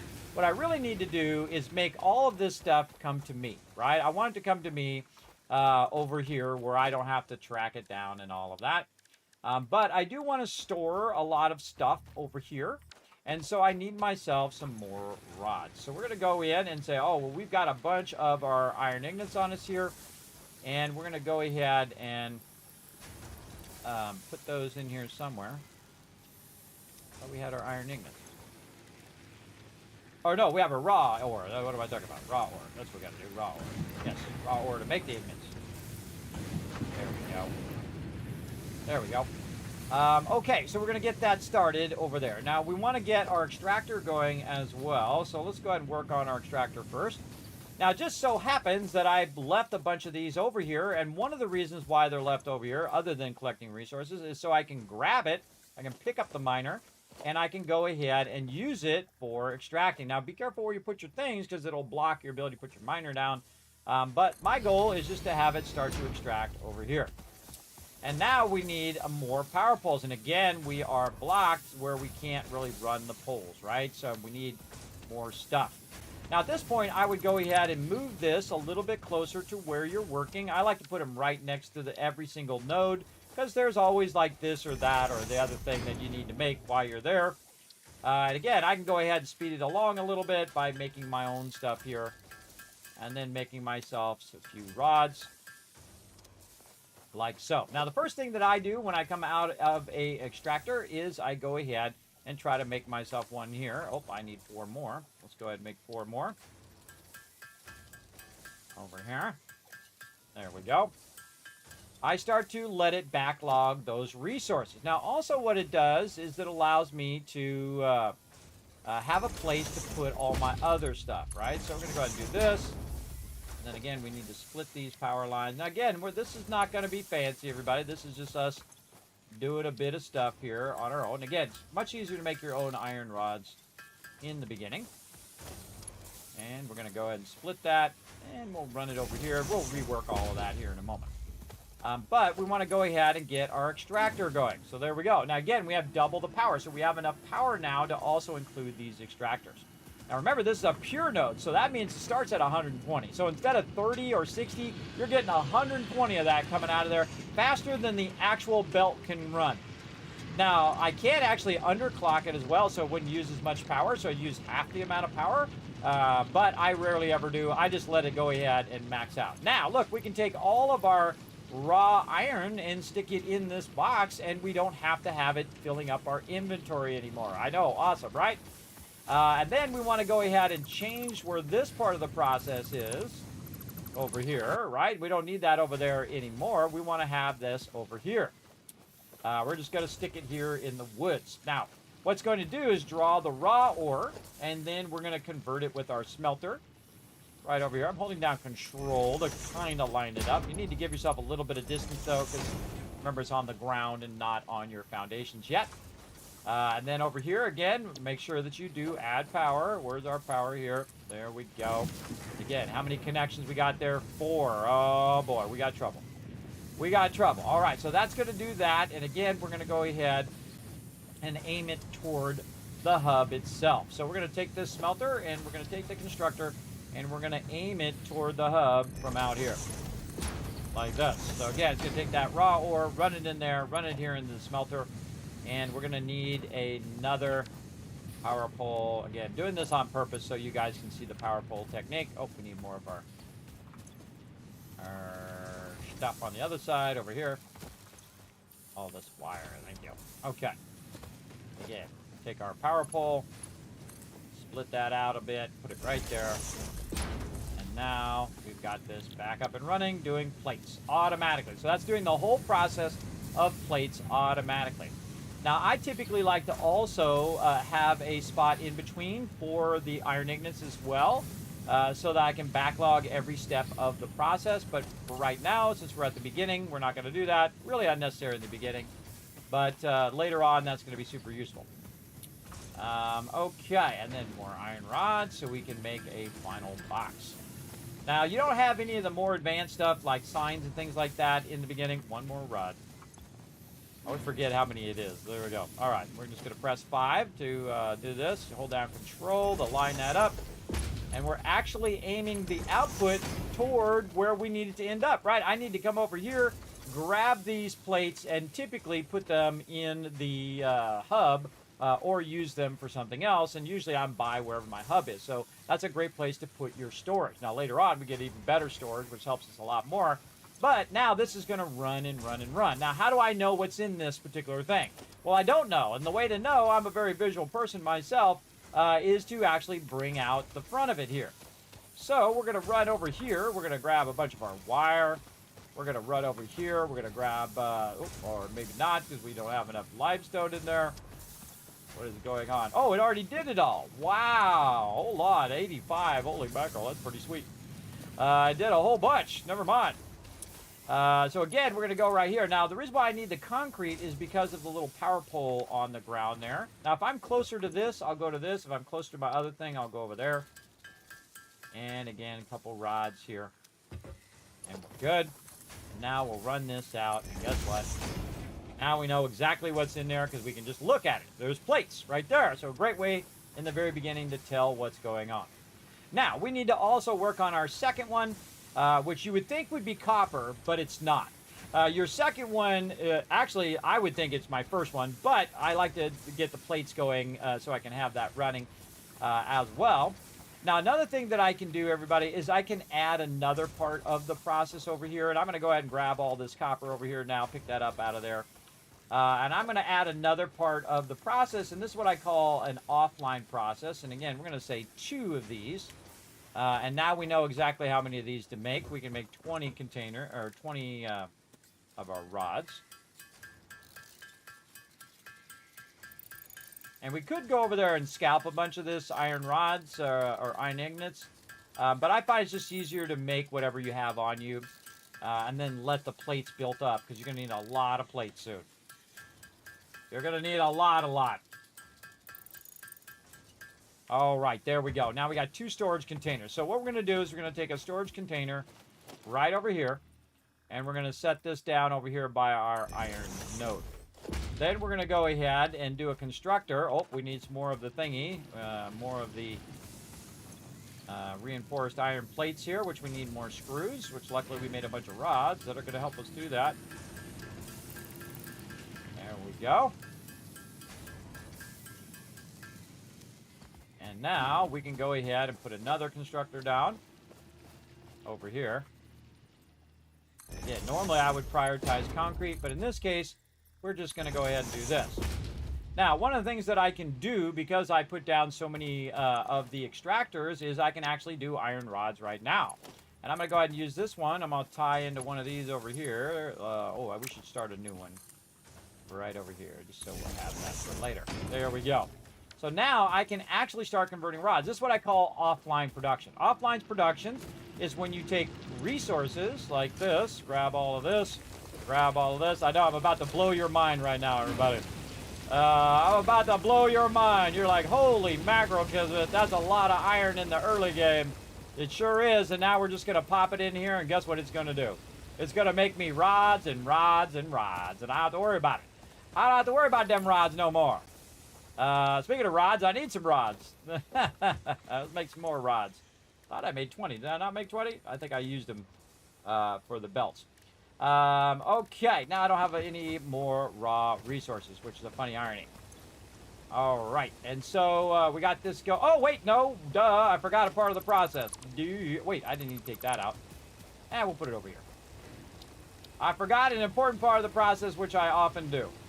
And that is taking this and then making ourselves a smelter and smelting it first and then putting it in there. Happens all the time, everybody. I absolutely do it all the time. It'll happen. The really scary thing is if you're putting a smelter when you're trying to do your concrete. I've done that before too. I was like, wait a minute, I don't need a smelter for that. Why am I putting smelter in here? All right, again, you can see we're doing a lot of stuff on the ground as well. All right, now we got the process together. Let's do that. Put all that in there. And so glad I added an extra power pole here because now we need to get that going on. There we go. So this is going to go as fast as it possibly can. In this case, it's going to do 30 per minute. And we're going to keep that running. Now, if you need to know your power, what's going on with your power, you just go to a power pole and it will tell you. Right now, our max cons is 29 and our capacity is 20. So that's going to happen. And you're like, well, Kismet, did you have 40 capacity? I sure did, but one of my things over here ran out of fuel, right? So if I go over here, I can see, oh, no fuel in there. And now you know why I spent all the time collecting this leaves. Because we need that to keep it going. So more leaves and more leaves. And now they're synced. So they're going to run at the same time for as long as they possibly can. And they'll run out of leaves around the same time. Okay, so there we go. Now we got that whole process rocking and rolling. We need to make ourselves another storage here. There we go. Surprisingly need more rods. What a surprise. Now the great thing about this is once you have this running, everybody, this is set it and forget it, right? I got so much backlog resources in there that can run and run and run even without using the extractor itself because you've already backlogged it from the little smaller extractors that you did. And you can see I don't need to actually go in and make those rods now because it's going to make me a bunch. And again, aiming this right at my starter area here. We're going to go ahead and run that in there.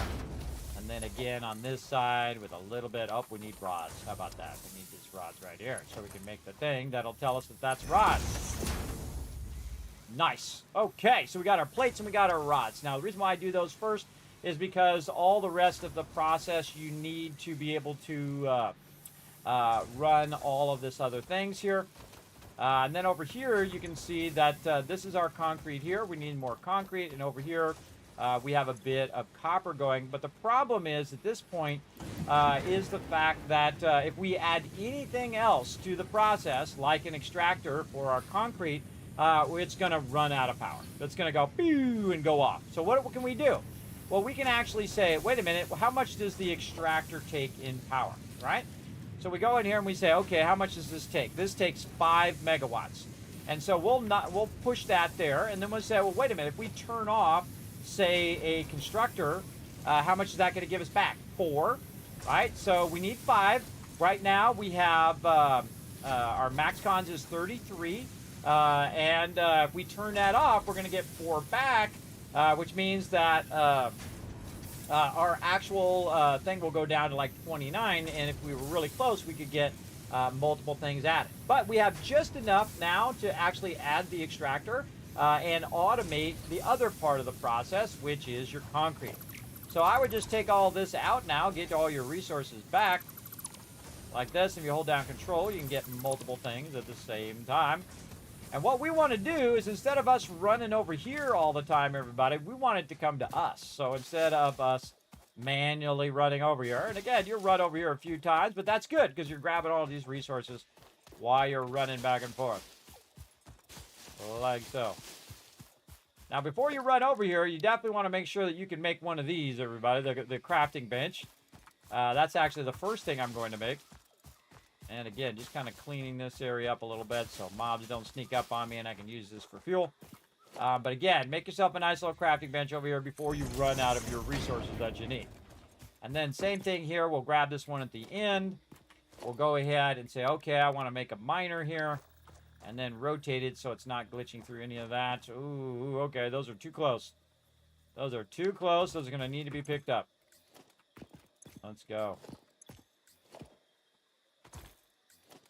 Oh, yeah, we're dropping stuff now. Now the miners stack, but the loot does not.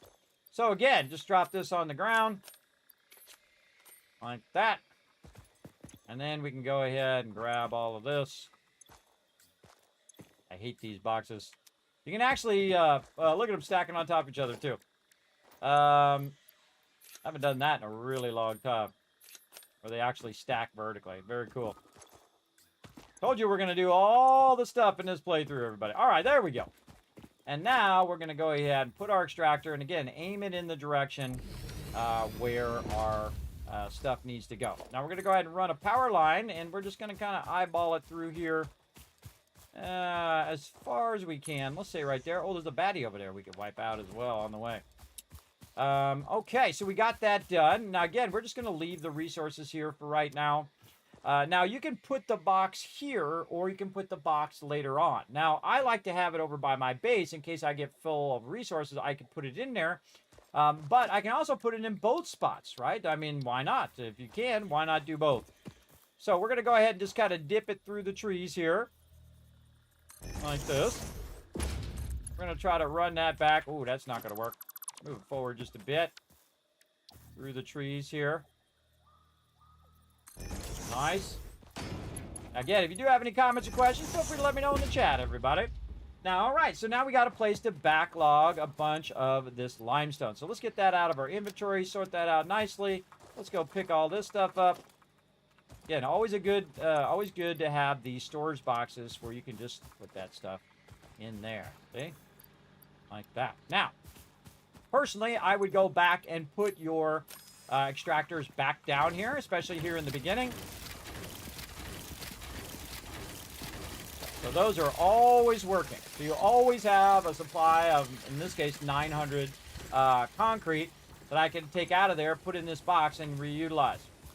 Okay, so now we're going to go ahead and take this, and we're going to try to follow our power line here. And we'll see if we have enough place. Now, I don't like it to clip, so I'm going to go ahead and have it follow down into here. I saw there was a baddie here somewhere. Oh, out of place. I knew it was going to happen. All right. Where's this baddie at?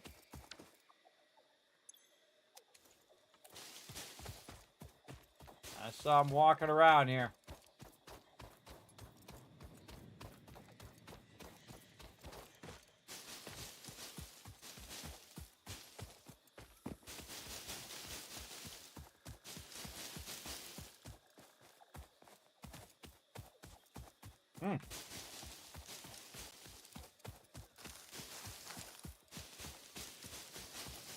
Again, you see I'm like the cleanup crew, everybody.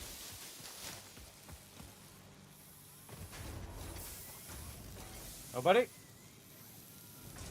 He's around somewhere. All right, well, while we've been doing that, everybody, over here it's made 250 plates. So we good. I know he's around here somewhere. I saw him walking around. He's going to surprise me out of nowhere. And you can see it's already coming down the belt, and that's because also we have it in the box there. Again, bring it to us. Why we go to it? Well, we got to run clear across the whole thing. Again, time is your most valuable asset. I'm going to bring this up a little bit too so I can run underneath it. And then, again, bringing the resources to me. And then we'll get up here on this kind of flat area. Go ahead and get an idea where we want that, right about there. And then we'll run over here and we'll put our thing away for now. And guess what? 99 rods. Already automated and already rocking and rolling. Again, this is going to be one of my best starts ever, everybody. I'm going to show you all my secrets right here. And again, want to aim this right through here for now. And then bring that up. And again, that's going to feel really slow if you've played through the game before. It's going to feel very, very slow. Now, I could have just brought the resources and ran them over here as well. But now we want to go ahead and put our constructor back right here. tell this to be our concrete. Connect this back into our power. And then tell it to go ahead and put some concrete right here by our hub. And then show us that it's concrete. So again, look at that. All 3 resources automated and ready to rock and roll at the hub. Now we do need to make sure this is powered, which is yellow. If it's red, it's not powered. If it's yellow, then it's good to go. And we can see all those resources coming down the line. And again, it goes at 45 per minute coming in, and then goes 15 out. So it does take a while for it to make a lot of concrete. And you should set this and forget this. You should constantly be making concrete all the time. And if we go look at our power over here, we can see that all of our power is balanced and that we are not really using that much resources. Now, we have a bunch that we backlogged over there, but we haven't run the power over there yet, so the actual extractor itself is not running. We need a new pole right here. We're going to get a new pole right there. So we want to actually get the extractor itself, because this eventually is going to run out. Right? This amount that we just dropped in there to get us started. But there we go. We're going to hit it, and it's going to automatically start up that extractor. And now we'll never have to go over there until we're ready to upgrade it, or if we need to manually grab some of it as well. So that whole part is now automated as well. And so we can see that it did turn on, and it leaves us 2 extra megawatts. Now, again, remember, it takes 5 to do an extractor, so we don't have enough power to extract our copper on top of it. Now, our copper is the least important of the 3, everybody. I would do iron first, then concrete, and then copper, whatever you needed, really, in the beginning. So, again, just keep pumping some of that raw ore in there, or make it even easier on yourself. Just go back here, make yourself a container like this. Run that container. Again, this is what I call offline production. Run that there, run this here, and then take a container and turn it back this way. Like this. Make sure to leave yourself some room for you, by the way. Do this. And then we'll take this. Oh, ran out of power again. So sad. Kismet, why'd you run out of power? Because I ran out of fuel. That's why. It's going to happen a lot in the beginning. You're going to get used to that noise.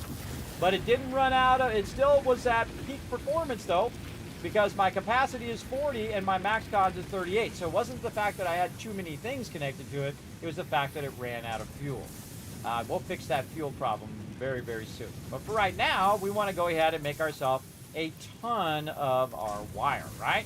So we're going to use that later on. But we're going to need to take a moment, and we're going to need to, get a little bit of room here for our character. So again, another storage unit right here. I'm going to turn it sideways so it's not too awkwardly in the way here. And then this one is going to just store all my stuff, right? And not only is it going to store that stuff, but we can also take anything out of here that we want to take out of here. Now, most of this stuff I'm going to use in the MAM, so that's good to keep that separated from most of this. But I will actually take the wood out of there because I'm going to utilize that here in a bit. And then everything else that's in here should be stuff that I'm going to be utilizing in some sort of productive way, right? Whether it's fuel or whether I use it in the constructor or wherever. That's what's going to be in here for right now. Now, I've cleared my inventory for a reason, and that's so I can run over here. And this is one of my favorite moments. Now, again, I put the thing there to remind me where the node is, so I can just kind of dip to the left here, and I'm at the node. Now, again, I don't need to use the extractor. I'm extracting faster than the extractor can actually extract right now.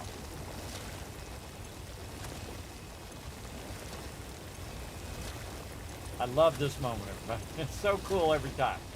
Or you've been busy doing other things, you come back, and there's 1,000 copper right there, ready to rock and roll. So again, with our offline production, we can just put it in the box, and then it will just keep making as much as it possibly wants to make, right? As long as we have fuel, it'll keep making ourselves a lot of wire. And then again, our wire there, we have now 4 resources automated. We just getting started. All right, now I like to do all of that right at upgrade 5, because you have your extractors and whatnot. Now again, we're not going to do our copper right now, don't need to. It's going to make an absolute ton of wire, and we can make cable manually. All right, our next thing is the space elevator, biomass burner, and more inventory slots, which I'm very excited about. Okay, so now I need a bunch of resources again. I'm going to go back over here. I'm going to grab most of these resources out of here. Again, don't need to do any of this other stuff here. Now, I'm going to leave that in there. That's my fuel, and that's right by where my fuel goes. Over here, we have some copper, so we want to take this copper and put it in there because that has a place to go. Now, normally I have a box in between here, so I can go ahead and just put this in that box, those copper ingots, but I'm just going to put them directly in the machine there, and then also take the rest of these here and just put them right in the machine there, and then it's going to burn those up over time, and then as I burn those up, I'll just feed them directly in for now, because I don't have that many that I need a box for right now. Okay, so we got that going. Now we need a ton of resources. There's 91 of those. We need to go over here and check in on how's our raw resources doing. A lot. But hey, if we're worried about it, guess what?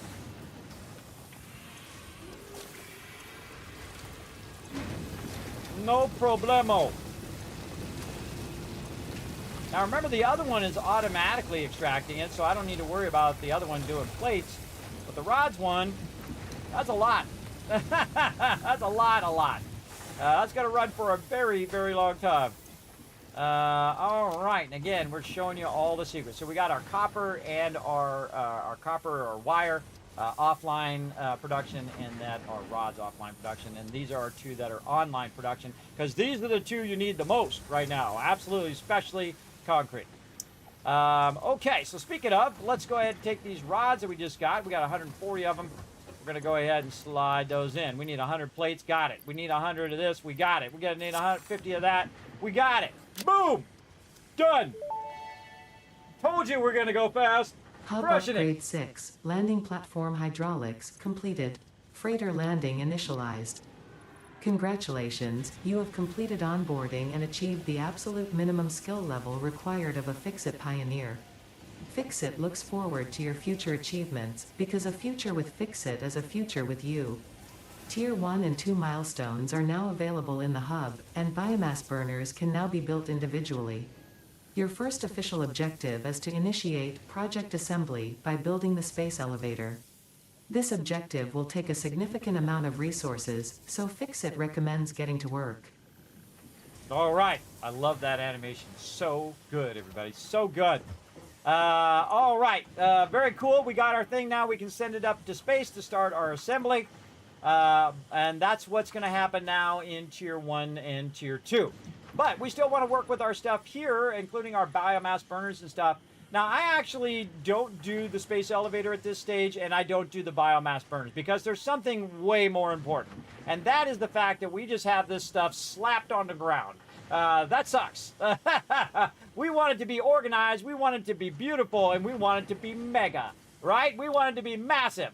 So the first thing I like to do before I get to those and start doing power and all that stuff is to unlock the base building, which allows me to do foundations and all of that. So let's go ahead and get that unlocked right here. Let's do it. Oh, we don't have enough resources.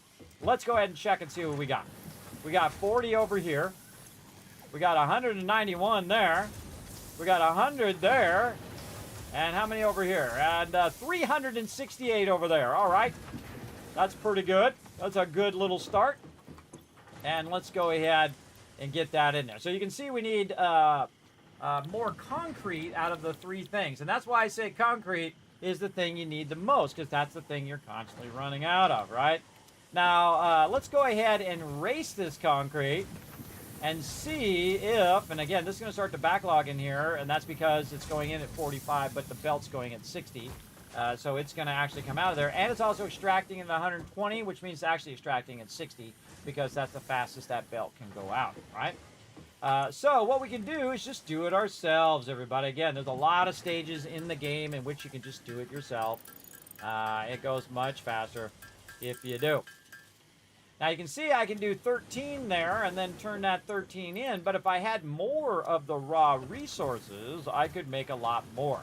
So I think it's worth a little bit of a journey, another journey over here. And again, we'll pick up some stuff on the way. Always picking up loot along the way. We're getting to the point here where we're doing a good job of clearing this out. Get all this stuff cleaned up and out of the way. Keep those mobs from sneaking up on you, though they'll do it anyway. Nice and cleared out. Alrighty. Then what we're going to do, and as you can see my inventory is nice and empty, we're going to grab a bunch from in here. And you're like, well, Kismet, why don't you grab it out of the box? Well, if I grab it out of here, it makes me 1,000 more, really 900 more. So I prefer to have it make me 900 more right there. Then I can go to the box, control-click that, get all of that too. So instead of waiting for it to run it all the way down, now another thing I did while I was there, everybody, is that I checked that it was actually extracting. I guess I should show you that. But I looked to see, ran out of power again, everybody. Don't worry, we're going to fix that problem too.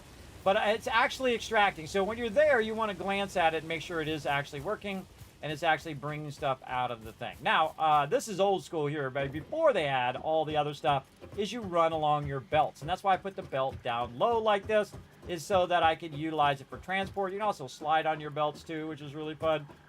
More fun on the way down than it is on the way up. And then now I can just do this. Boom. All right, that's nice and backlogged. And if I want to make some myself, I've got it right here by my base. Now, speaking of, let's go ahead and grab some more of this. Oop, I meant to get the full stack. Let's get the full stack there. And again, our power is starting to run low, though. Right? All right, we'll let that keep running. So we can go over here and say, you know what? I'm going to go ahead and make some of this manually while I wait for it to make the rest of it. So we'll grab 200 there. We'll grab what we've already got here, 33, and that'll tell us exactly how much concrete we need to make. Now, while we're doing concrete, by the way, it's also 66. I think we need 31. So it's also making rods while I'm doing this too. So the rods I can just let run. Also, I can make them very quickly, actually more quickly than concrete. Now again, if I was on a server, what I could do is just let this run, go watch a movie, come back, and I would have thousands and thousands of resource if I had enough power to let it run that long. That's the important part, is getting the power. And our goal today is perpetual power. I'm going to show you how to do it. But first, we're going to go ahead and get our upgrade that we need for our foundations. Let's go.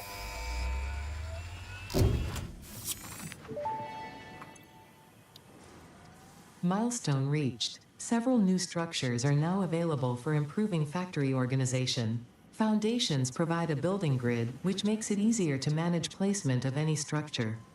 In the event that you are experiencing amnesia for all events prior to planetfall, be reassured that memories of beloved humans and/or animals would have only been distractions from your important mission. I'm sure. I'm sure they didn't wipe your memory for some other alternate reason. All right, now we need to go ahead and clean this place up because this place is a giant mess over here. Let's go. Now, right over here, there's just a smidge of water. Just a hint of water over here. And you're like, well, what's the big deal about water, everybody? Well, no big deal right now, but soon going to be a very big deal and going to be amazing. We're going to make some amazing stuff over here. Now, what I'm going to do, everybody, is start at my base over here, right? So we're going to go ahead and just clean out a little spot here. I like to line it up with where the road comes up. I don't know, it's just me being old school.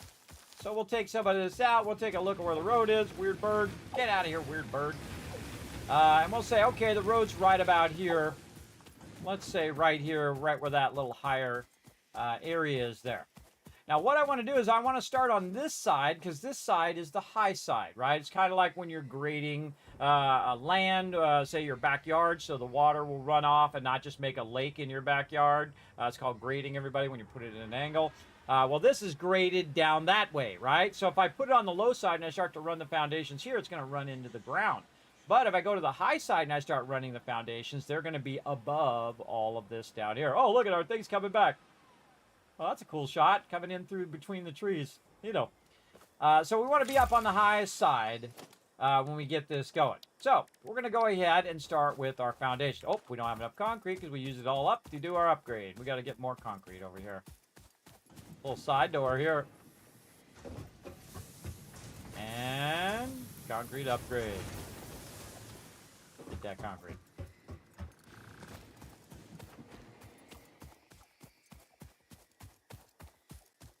Okay, we're going to need a lot of concrete. Now, we're also going to hold down the control key. The control key is going to lock you to the world grid. Very important if you want all your stuff to line up later on. And this is what's known as a Rosetta Stone, or basically your Rosetta Foundation, which is the center of everything we're about to make. And we're going to be making some mega structures, everybody, some really massive stuff right over here. Now, I like to get this lined up where it kind of goes right off the edge here. So what we're going to do is we're going to go ahead and move this back. Or actually, maybe that might be good enough. Let's go ahead and put an angled one in here and check it. Yeah, I don't like the little things coming through there. It reminds me of Fallout. I hate when it comes through the bottom of my foundations, everybody. Kismet gets a little triggered. But if I snap this to the world grid, I don't really have much choice other than going back here or going up here, right? Because it's going to snap to that larger grid. So I'm just going to go ahead and move that back a bit. I wanted to show you that before we did that. And then we'll just do a ramp. Now, that ramp is for later, not right now. We're going to deal with some other stuff first. Really need to get these trees out of the way, darn nature, being up in my business. But I like to go ahead and just kind of clear the area of stuff, again, so it doesn't end up underneath my foundations or coming through my foundations. Again, there's a way faster way to do this here. We're about to do that here in a moment. Let's just go ahead and clear it out just a little bit. And then we can go ahead and start to build out our foundations here. Okay, and that's pretty good right there to start. Now what we want to do is we want to actually start doing some biomass burners to replace our current one, right? So we're going to put 2 biomass burners down to replace our current power. Now I like to turn these where the inputs are going to be on the backside. And if you didn't know, they actually added inputs a while ago to biomass burners, so you can input from the back, which is pretty cool. And then I'll put another one here, holding down control. Oh, wait a minute, we don't have enough. Well, guess what? We can go ahead, put ourselves a nice little workbench here, because you know we're going to be over here a few times, right? A few times, for sure. This also is going to be my central road for right now. Later on, I'll have the ability to actually color in the roads. I use yellow for roads. It's kind of like you're marking it out ahead of time, so you know what's a road and what's going to be your storage and so on. I'll show you all of that as we go along as well, for sure. It's going to help you organize your bases way easier. Okay, so we got that going. We were trying to make some rods or something, I think. Is that what we need? Yes, we need more rods over there. Let's just run over here and grab some, and again, we'll just keep on grabbing this just in case we need more for our power. Again, letting it do the job over there. You can see we're running back and forth a little bit here, and we're going to eliminate this running back and forth stuff very, very quickly. Oh, I can't make it up there. My guy's got too stubby of legs. His legs are too stubby. Oh, not enough concrete. Oh, man. Should have grabbed some of that while I was at it. No worries. Clean this up while we're at it. I say we just grab a bit of everything. More concrete. More of these. Man, we're going to make so many of those. We're going to lose our mind. And a lot of plates. We're going to have to run back down there again. By the way, you can build stuff from really far away, as you can see. Keep collecting that as I run back and forth. All right. Middle mouse button, by the way, will pick up that biomass burner so I don't have to go hunt it down again.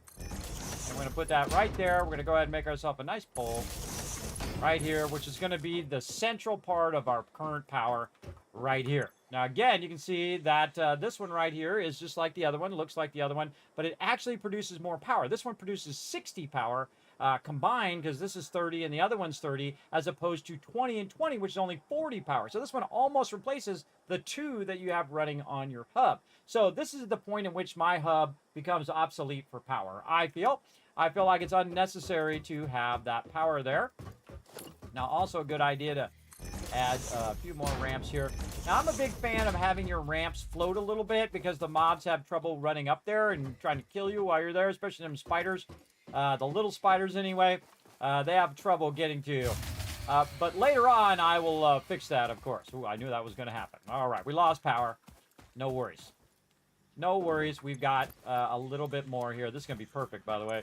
This is going to be a perfect timing to replace our power. All right. Then we'll turn that back on again. Right over there. Very nice. And so what we want to do is we want to move our power from over there to over here. So we're going to take some of this and we're going to run it over here. Like so. And we're going to cut this one in half and this one in half and then combine these two together, which is 449 each. And we'll go ahead and put it in there. Now it's going to start burning that up, everybody. So it's starting to produce that power right now. And so we can go ahead and just run this across here. Now I don't really want to do that because I want to use my central road, which is this right here, which is aligned to the world grid. And we can go ahead and do this. Now, in the original game, everybody, they did not have a thing called zooping. Zooping allows you to do 10 foundations at a time. That means that in the beginning, when I was making thousands and thousands and thousands of these foundations, I did them one at a time. That's right. But we're going to use the zooping because the zooping is awesome. There we go. Very nice. And then over here, we're going to go ahead and eliminate this over here. And we're going to go ahead and just run this along here. And again, this will be my primary road here. And then we clear all this. Yeah, we did a decent job of it. And then we're going to go ahead, out of concrete again, of course. We're going to go ahead and utilize that area over there. Okay, so again, our biggest problem right now, concrete. We just don't have enough, and we don't have enough power to start to run our copper and other nodes separately. So we need to scale up our power. Now, one of the problems that we have right now is we got this tree in the way, right? And we want to take this tree out. So we're going to go ahead and we're going to get our thing right here. Where's it at? We're going to get our thing. We're going to take this tree out. Take that, tree. Get out of here, tree. Come on. Take that. Get this. Get that. That's not doing a dang thing, everybody. That doesn't do a dang thing. All right, let's go over here and say, okay, we got our foundations going. We got our power going over there. But what we really need is to skip over all of this stuff and go right to this obstacle clearing. Because this is what we should be using our resources on for sure. So let's make a bunch of cable ourselves. So we can go ahead and start to clear all the trees and the bushes and whatnot. And it's going to massively scale up our ability to extract resources, right? Extract those fuel resources in this case. Okay, and then we did that. Nice. And now we need a bunch of screws. So let's go ahead and make those right over here. Again, we're making the stuff that's the easiest stuff to make, which is the wire and the screws. It's going to make a whole lot of them. Yeah, this is a good... Oh, my God, it has been 2 hours. This is a good time to take a break right here. But we're going to go like 2.5 hours, and then we're gonna queue up a lot of conversion here. A lot of conversion stuff.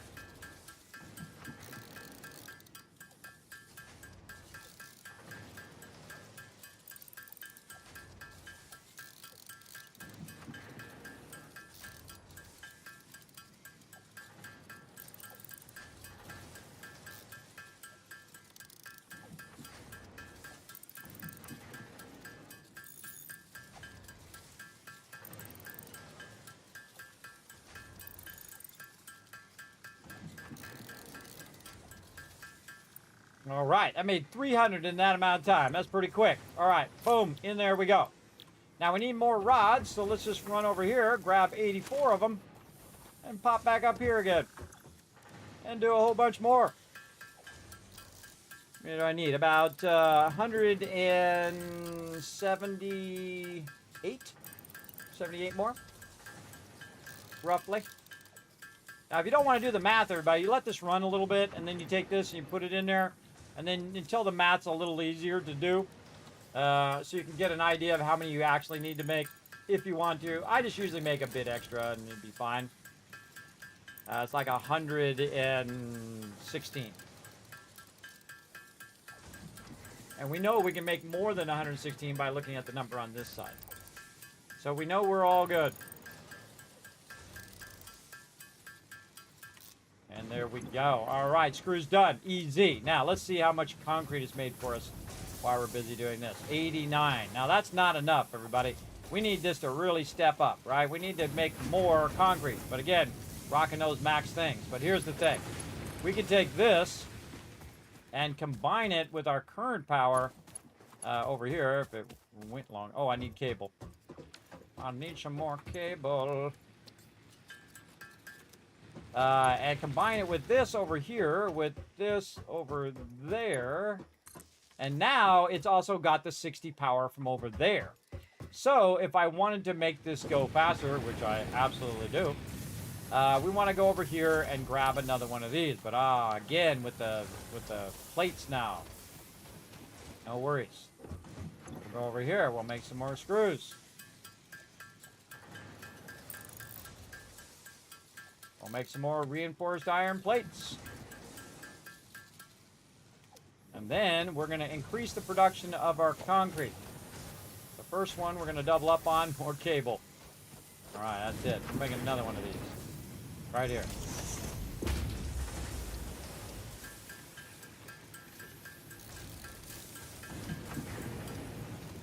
Okay. And we are making a constructor. Right over here. Then we're going to take all of this, which is why we ran this over here so we didn't have to run all the way back right now, by the way. A little bit further back.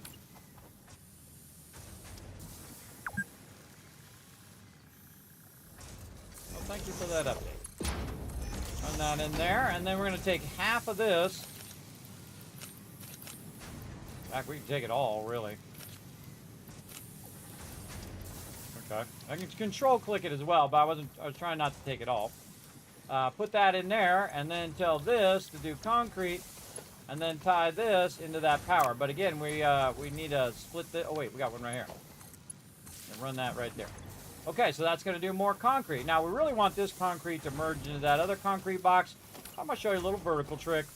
That's right. You can just go ahead and put one right up here on the top, and run that up there if it wasn't so close. And again, if it's too close, take it back out. Get all your resources back, because it automatically gives you your resources back. Back up just a little bit. Run that up to the top. Do it again.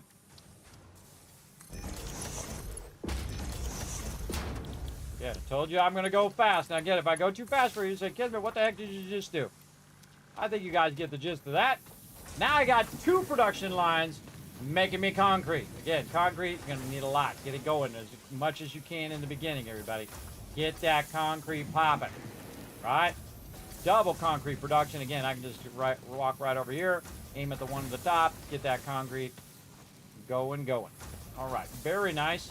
I'm going to let that rock and roll.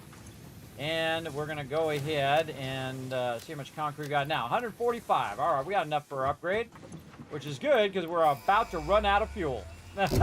Just at the perfect time. Hey, Rotisserie G, what's up? Milestone Perfect reached. Solid biofuel, created from any biomass, ensures maximum efficiency of biomass burners. To aid in biofuel production, the chainsaw allows for the removal of tougher wood and coral foliage. Additionally, your pocket dimension has been inflated to increase inventory size. Inspirational note: will you be the Fix-It Employee of the Month? You could be if you construct, automate, explore and exploit by eliminating all obstacles to efficiency. This isn't just fun, it's contractually mandated fun. It's fun, everybody. So get your fun on. All right, more rods is what I need. And again, look how much we got automated right here at the beginning. Now, it'd be nice to go in and make all the foundations and clean up all of this stuff. But remember, you don't need to do that in the beginning, everybody. In the beginning, our goal is to progress to the parts where we can actually keep our power going. That's what we're trying to do. And we're really scaling up quickly to keep, and keeping that power going is going to be a huge factor. Because I'm going to run out of this in just a few minutes. So in the next few minutes, I need to make enough resources to make this chainsaw, and then also enough to be able to make the fuel for the chainsaw that we're doing right now. So we're going to go ahead and make a bunch of these, and then actually we're going to make the reinforced plates first. And that's going to make us have to make more screws here in a minute, and that's okay. There we go. And then more screws. We have plenty we can make. And the chainsaw is like a massive game changer to the early part of the game. That's why I skip over those other ones and go directly to the chainsaw. And any playthrough, everybody, you can even skip foundations if you want to go straight to the chainsaw. But the chainsaw is going to help us tremendously. Okay, there we go. We got our chainsaw. Let's put it off. Now, one of the things I do with the chainsaw, everybody, is before I even put the chainsaw on, I've already done it here in the audio, is I go to the chainsaw and I crank it way down over here. You can actually individually tell each of these things, and this is the only game I've ever seen that has this much control over your audio, everybody. Those are all different types of audio things that you can adjust. If things are too loud for you, you can adjust it as well. Okay, so we got that. Now we want to go ahead and put our chainsaw on, which we did. Here we go.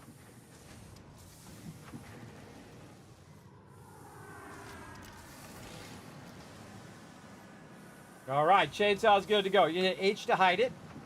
And now what we want to do is make ourselves some biomass down here. Now we want to take every bit of what we have left here of this wood, because we've been using our leaves, because wood's going to convert a lot more, and convert into some biomass.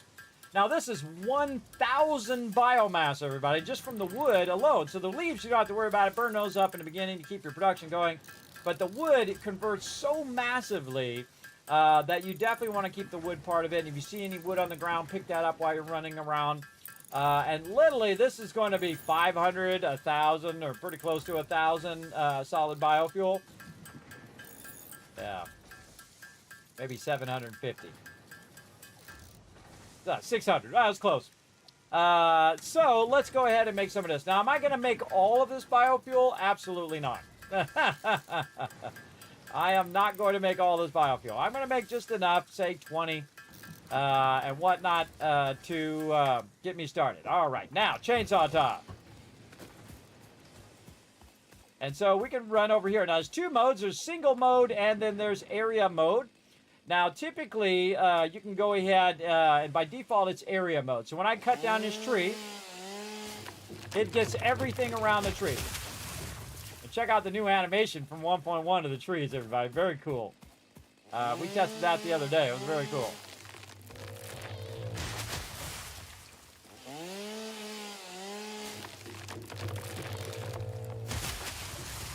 So cool. Now, you can also just hit E to pick it up. And now, look, we cleared out the tree that was in the way there. And we're going to clear out these trees. Now, again, if they're next to each other, it'll get both trees at the same time. I haven't seen that it damages you, but I wouldn't risk it.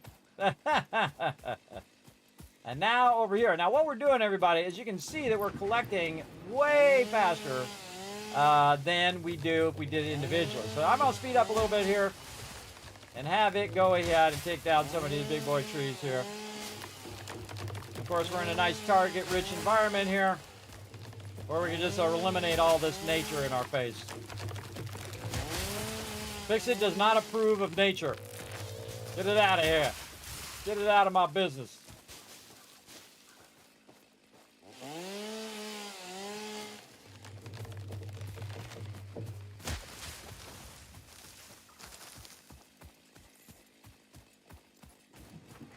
Now, I don't have anything personally against nature, everybody.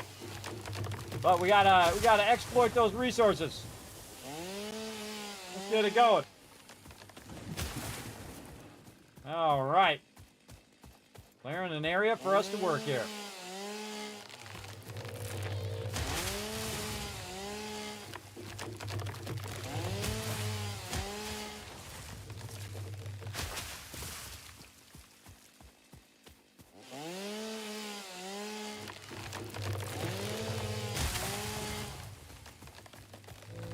I can also go in between and go to the leaves and we'll hit everything that's around. See how I got all three trees at the same time? Oh, God. Look out. I get all three trees at the same time. Anything that's left over, I'll just hold down E like this and just run around. Just aim my cursor. So much faster than using the chainsaw, everybody. It's way faster. Even if you use it on AoE mode. Really, the chainsaw is great for trees.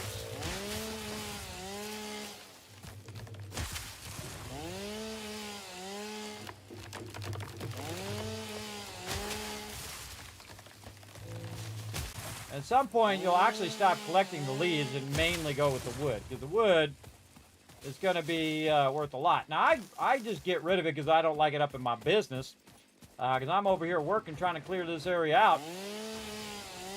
It's nice on a hot day, but I'm in my suit anyway, so what do I care? Oh, and I knew it was going to happen, everybody. You hear that? We lost power. It happens. I can also get it from up here. I can get the ones down below. Again, clean this area up.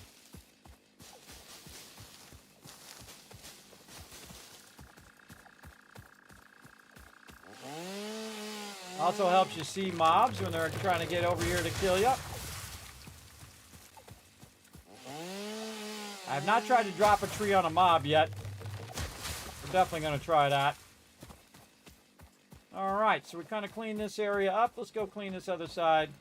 This is another good reason to come over here, is because there's lots of trees. I think you should go until your inventory fills. Or until you get your fill of cutting down trees. Whatever happens first.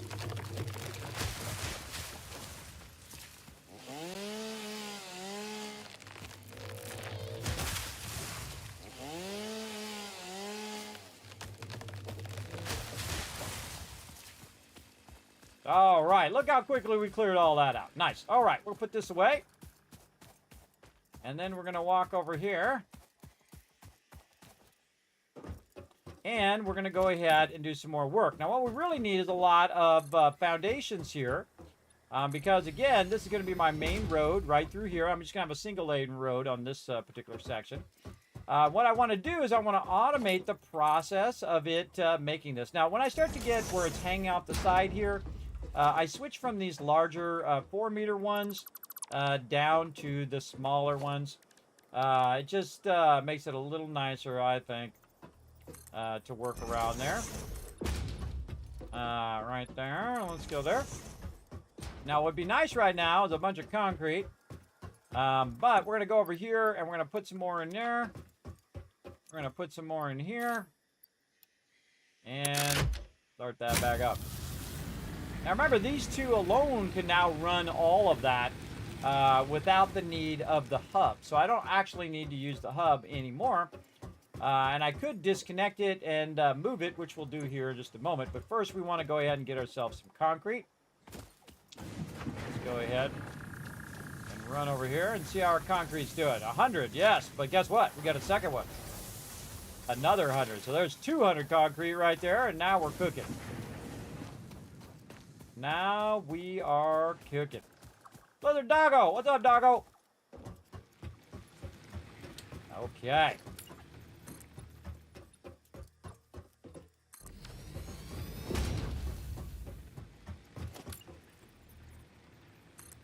Now, I'm a big fan of starting at the end and working your way backwards or forwards, right? So in this case, we're going to go ahead and put a storage container right here. Again, more of our resources we need. You do a lot of this running back and forth stuff, everybody. But the fun thing is you do this in the beginning, and later on, you can actually eliminate the need to have to run back and forth, which is cool. I greatly appreciate it. And again, it's like you have a better appreciation for it because you were running back and forth in the beginning. And I'm going to show you how to reduce a lot of that, but we'll still have to do a little running back and forth, which is fun. And I'll show you how to actually run long distances just faster later on.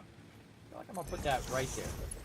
Okay, so we're going to run this one directly into there. Now, this is going to be the end result of what I'm building now. And that is the ability to run it into the actual things themselves. And I've left myself lots of room to add even more power going that way. And then I can also extend this out over the water, and I can run power pretty much infinitely in that direction and build as much power as I want to build. Right? So we got that going. Now, what we need to do is we need to take and make some of this solid biofuel, right? So our end result is going to be the solid biofuel right here. Now, another thing, again, since we're working over here, we've got our bench. We can go over here and say, you know what? We need some more of our screws here. And again, way easier for me to make them right over here. But what I'm going to do is actually make a whole bunch of these reinforced iron plates so I can actually get this process going. Because your power is actually the #1 most important thing in the game. It absolutely is. Because without the power, you can't really do much other thing unless you're doing it by yourself. There we go. So what kind of Satisfactory does this factory make? It makes a factory of the factory of the factory of the thing. This is a mega playthrough, so we're just getting started with 1.1 brand new playthrough. It's a local playthrough this time versus a server playthrough, so we can't just let it run. We're going to need to maximize our stuff here. Now I'm going to push this forward just a little bit. You'll see why later on. But we want to go ahead and make solid biofuel. So again, we started at the end. We want to run it into our power, right? And then we want to have it backlog in a box. And this one here is going to make our solid biofuel. And one of my favorite things they added to this... Oh, I have this the wrong way, I think. What do I have the wrong way? This I have the wrong way. All right, something... Because that does not go in there. All right, let's try that again, but this time in the correct direction. There we go. One of the things they added to this game that I absolutely love, everybody, is the straight belts. They are beautiful. But if you're playing 1.1, you can also do the curved belts. Look at that. That's a thing of beauty as well, everybody. The cool curved belts. We definitely leaving the cool curved belts in there. Now, the next thing that we need is we need to go ahead and make some more of these. We're going to need some more cable. Let's go over here and make a bunch more.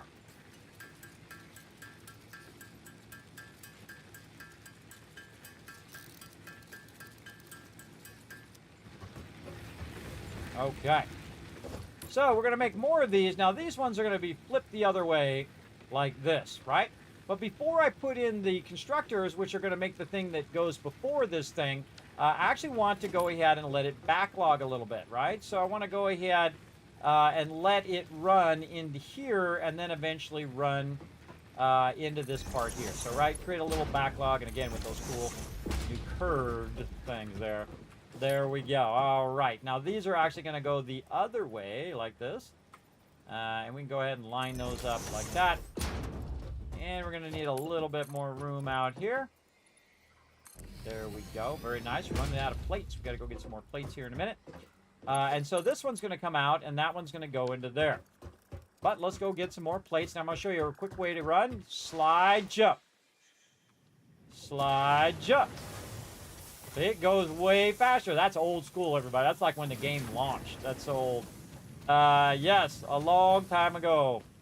That's old school because we didn't have hypertubes. We didn't have the faster belts. We had all the starter stuff way back in the day. So we learned to slide, jump, and it still works to this day, which is pretty awesome. All right, rounded belts there. Now, the first one that we're going to do is we're going to go ahead and tell it to be the wood one because, again, the wood one's a little bit easier and going to make a tremendous amount.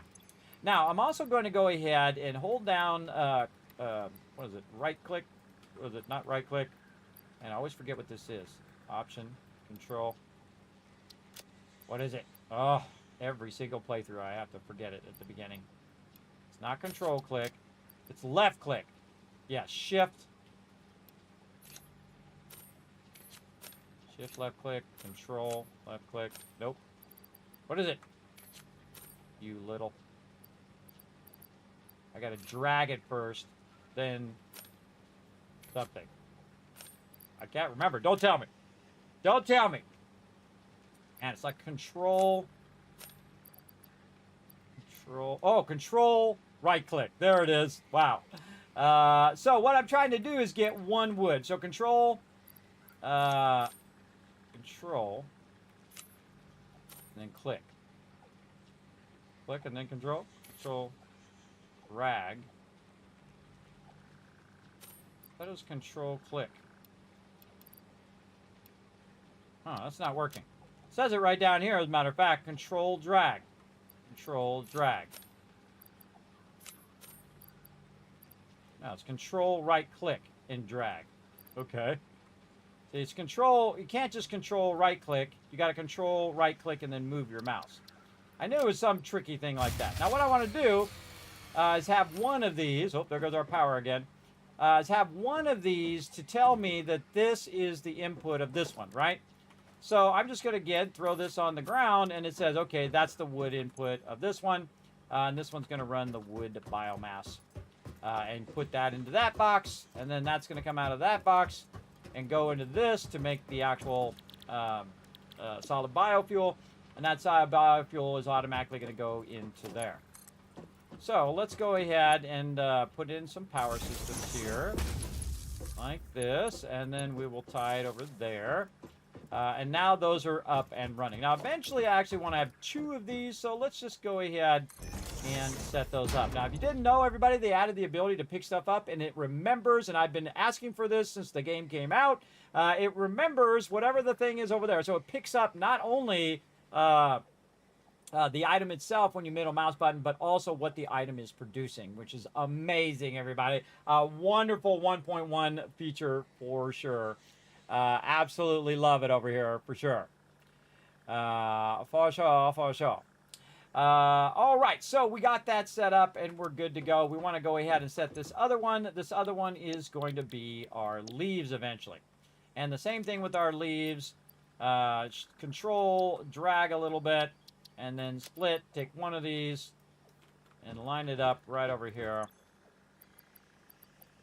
And drop it there. Okay, so now we know what the inputs of those 2 things are. And so we're going to go ahead and make some inputs over here. Now we're going to have one up higher, and we're going to run that one down as a curve, and then we're going to have this one here. It's offset just a little bit, so we'll go ahead and make it nice and straight. There we go. So we want to have these so we know which one these are as well. So the bottom one is the one here. Now, if I did this one here, it'd be too close, so that's why I did the one way over there, just to have fun with the curved belts, because that's fun. But I also want to mark these. So if I go to the back here, I can do the same thing over here. Control and click, drag, and drop this one. Drop this down here. And double check it. Okay, so the one that's coming out of here is going into the one with the grass? Yes, okay, that's correct. And then I already know what the bottom one is, so I will automatically know what the top one is. Now I can go ahead and put this in here, and then we'll put all this wood up here at the top. Very nice. Okay, so we've gotten that going. Now here's the thing over here. I've got some solid biofuel left. I'm going to cut it in half and put it in here and in here, so that it actually starts to do the process of filling itself up with biofuel. Look at that. Isn't that cool? That's pretty cool, everybody. I dig it. All right. Now, this also is going to run this in here, but this actually is not really doing anything because I don't have any power right now. Now, I actually don't want to cut off all the power, so I'm going to go ahead and move it over just a little bit. And go like that. And it will actually start to produce biomass, but that's not going to go anywhere because it's not connected to anything. But we need to unlock something that will allow us to combine these 2 together and go into this box and end up eventually running over here, making that solid biofuel. Let's see that biomass coming in. There we go. Now you can see I have a bunch on me as well. So I can actually just throw this in this box, which is why I have these boxes here, everybody. It just makes it easier for me to take it out of my inventory, and it has a place to go. Give every one of your resources a place to go, especially if it's out of your inventory. Now, this can actually produce at 120 per minute, but it can actually only output at 60 anyway, or it needs an input of 120 to output at 60, and you can see it ran out of power. It's going to do that quite often when you're playing. But here's a smarter thing to do on this particular one, is to take the actual biomass itself and put it in there, because now it's going to go a little faster to get started. So this one's running in here, but the other one ran out because this one is not feeding the other one, right? So we're going to cut this again. Oop, not that. We're going to take this out. Take it out. Control click it. Right click it. There we go. Come on, brain. And then put that in there and start that up again. Now, in theory, it should be able to produce this faster than it's actually using it up. That's the important part. The important part of that, and we'll let it run. We'll see if it turns off again. But again, I don't need to carry around this biomass. Put that in there. I don't need to carry around the leaves. I don't need to carry all that stuff around. I can just go ahead and let that stuff keep rocking. Very nice. All right. And we are going to go ahead and got our burners going, because now we have a foundation to put it on. That's why we made the foundations first, so we can put our biomass burners on there. And do we have anything else in here? No. All right, that one can go bye-bye. Put those resources back. And now what we need is we need some logistics. So let's go ahead and get our logistics going. And it just so happens that we have a lot of all of that stuff because we've been letting it run. And we're ready for logistics. Pretty sweet. Now, we haven't done the space elevator, but we will get to it. Milestone reached. Conveyor belts can now merge, split, and lift to save space and enhance the productivity of your factory. Fixit encourages you to consider investing in verticality when it comes to factory logistics. Absolutely. If you feel stressed by this complexity, imagine yourself on the shore of a vast and calm ocean. Breathe in. Visualize all the people relying on you. The sea is made of billions of faces, each staring at you with hope and tears in their eyes. Breathe out. Feel refreshed and focused on your duties. Oh, thanks. Or enjoy some more pressure. All right, we lost it again. So what we really need to do, everybody, is we need to have the ability to feed both of these, right? Because, again, this one keeps running out. Well, that's what we just unlocked. We unlocked our logistics. Our logistics here are our merger and our splitter, which are very useful, and also our lifter there. But what we want to do is do a splitter. Now, the splitter you can just put down on the ground, but one of my favorite things is just to aim it at the belt like that. It automatically puts it on the belt. It changes the orientation in the correct orientation and allows us to split that output like that. Oh, it already made 80 of them. All right, awesome. We're going to go ahead and put half of that in there and half of this in here. And now we don't have to worry about that again for a very, very long time. Very good idea to get your biomass going at the very early game. Again, that's going to help you get to the next stage, which is perpetual power, which is definitely what we want to get going on for sure. And we're going to get that popping and locking here in a bit. But we want to go ahead and let this run a bit. Let that backlog. And then start to think about, okay, we want to add a little bit more power. So let's go ahead, actually, before we get too far here, and actually fix this to add more power. So what we're going to do is we're going to put our splitter in manually here. And we're going to have it go in from this side and then have it aligned. And then the same thing here, we're going to manually add it where it's actually going in this direction. So it can continuously go like this. And then we can add another one. And again, like this. And this is called manifold, everybody. So manifold is when you put them all in line and it fills the first one, then the second one, then the third one. It takes time for your manifold to get up to speed, but here's a faster way of doing it. Take all the resources out and then cut it in half. Cut that in half, the other one in half, and now you got 24, 24, and 24. Now you got 12, 12, and 12. And you add two 12s together, two 12s together, and two 12s together. And what does it make? 24, which was already the number we had. And we have an extra 24 there, too. So we can take that 24, and we can say 24, 6, and then 6, 6, and 6. 6, 6, 6, 6, 6. Then we can add 6 here, 6 here, 6 here, and then keep 6 for you because you want that for your chainsaw. So we'll put 30 there. We'll put 30 here. And 30 there. And now they're all perfectly balanced. And so now we want to start this back up again. Now this one here at the end is not connected into our power.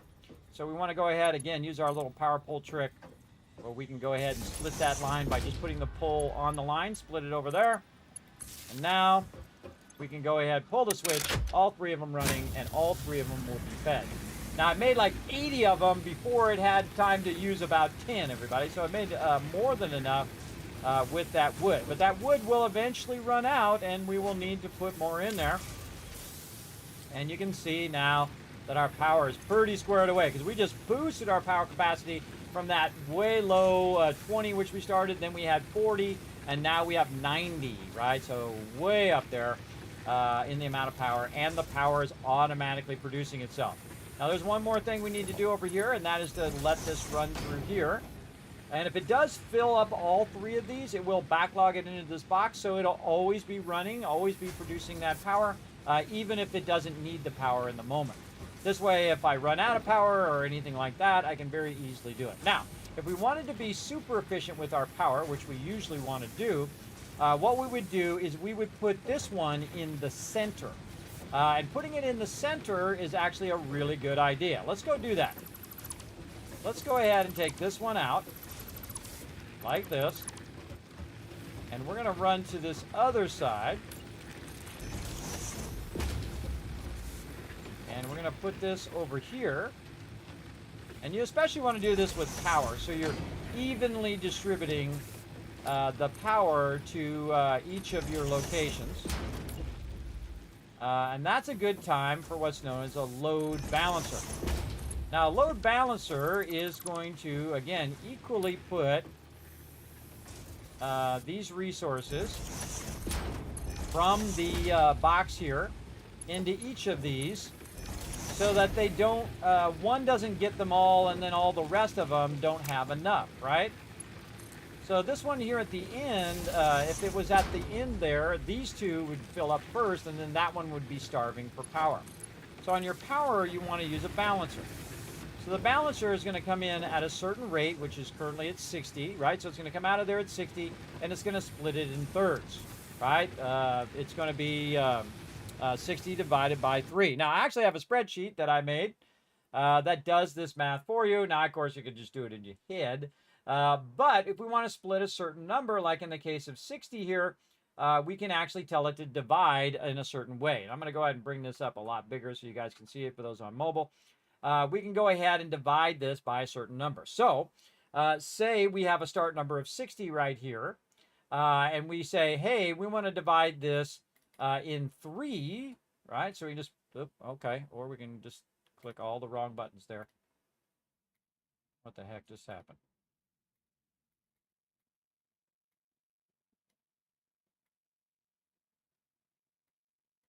Hit the wrong button. Brought up the stupid console thing. I don't know how I hit that console thing all the time. I think it's like on the command or on the key, on the keypad.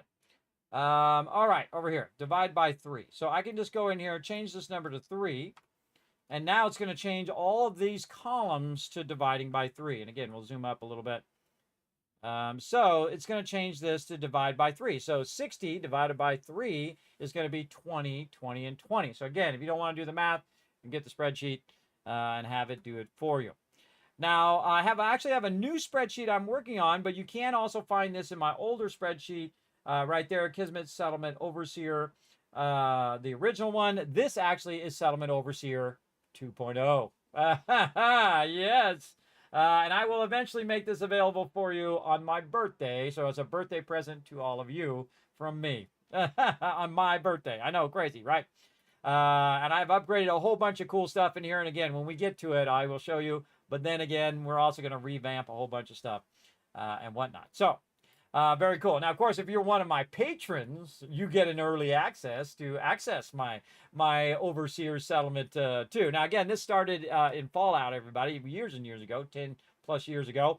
And I use it for a bunch of different games. This particular one is streamlined for Fallout 4 is for 7 Days to Die and for Satisfactory. All right. And I've taken all that other stuff out of there and just focused it on those 3 major games that I play here on the stream.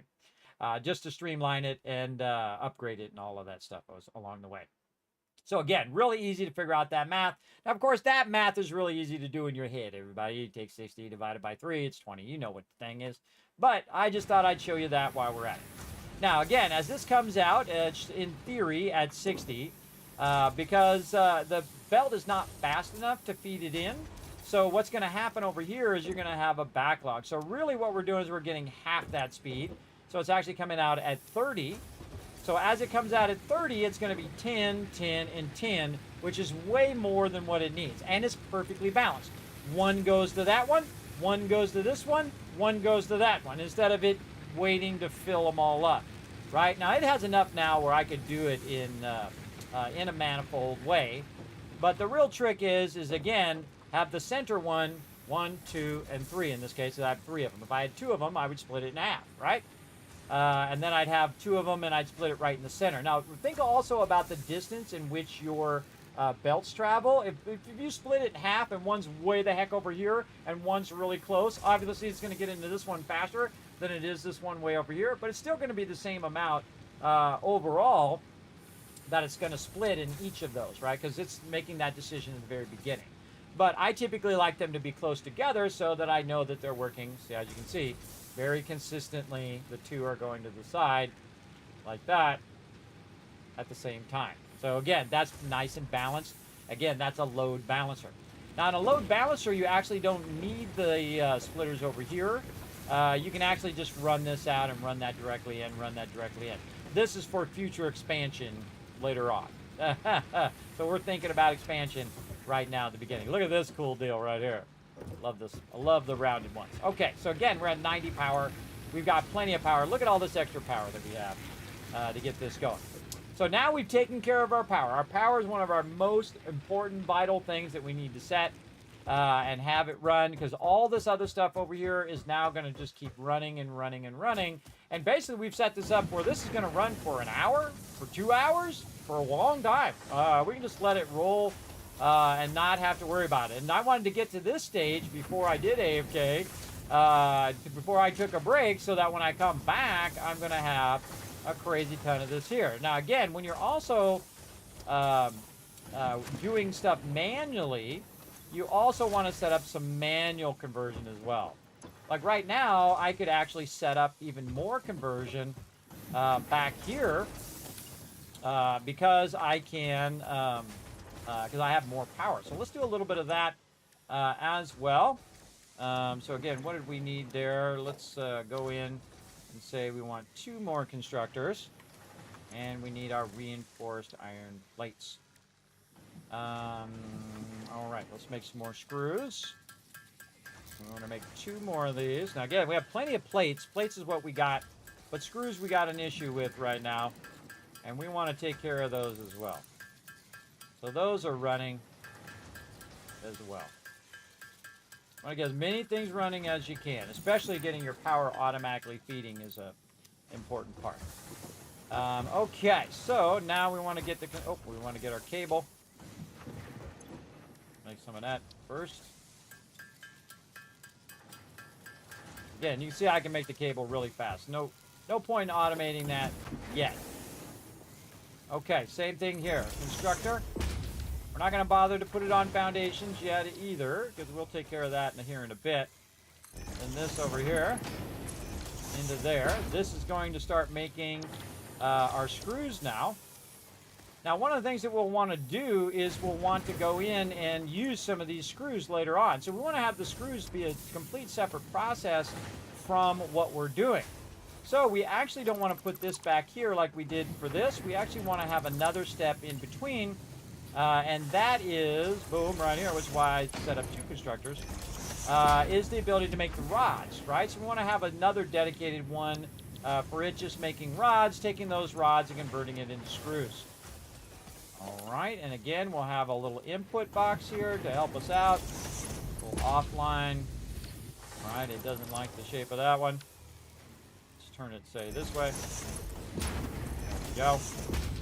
Very nice. Iron rods. And we'll just put this here.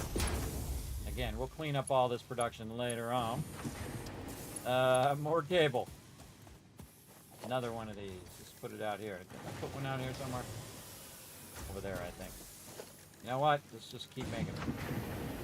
Keep making them wherever we need them. We don't have to keep running back. Okay, good enough. Now we need more power here, and we need to tie this into our power system. Nice. Okay, so that's going to start up and do its thing, except for this one more process that we need back here, which is our smelter over here.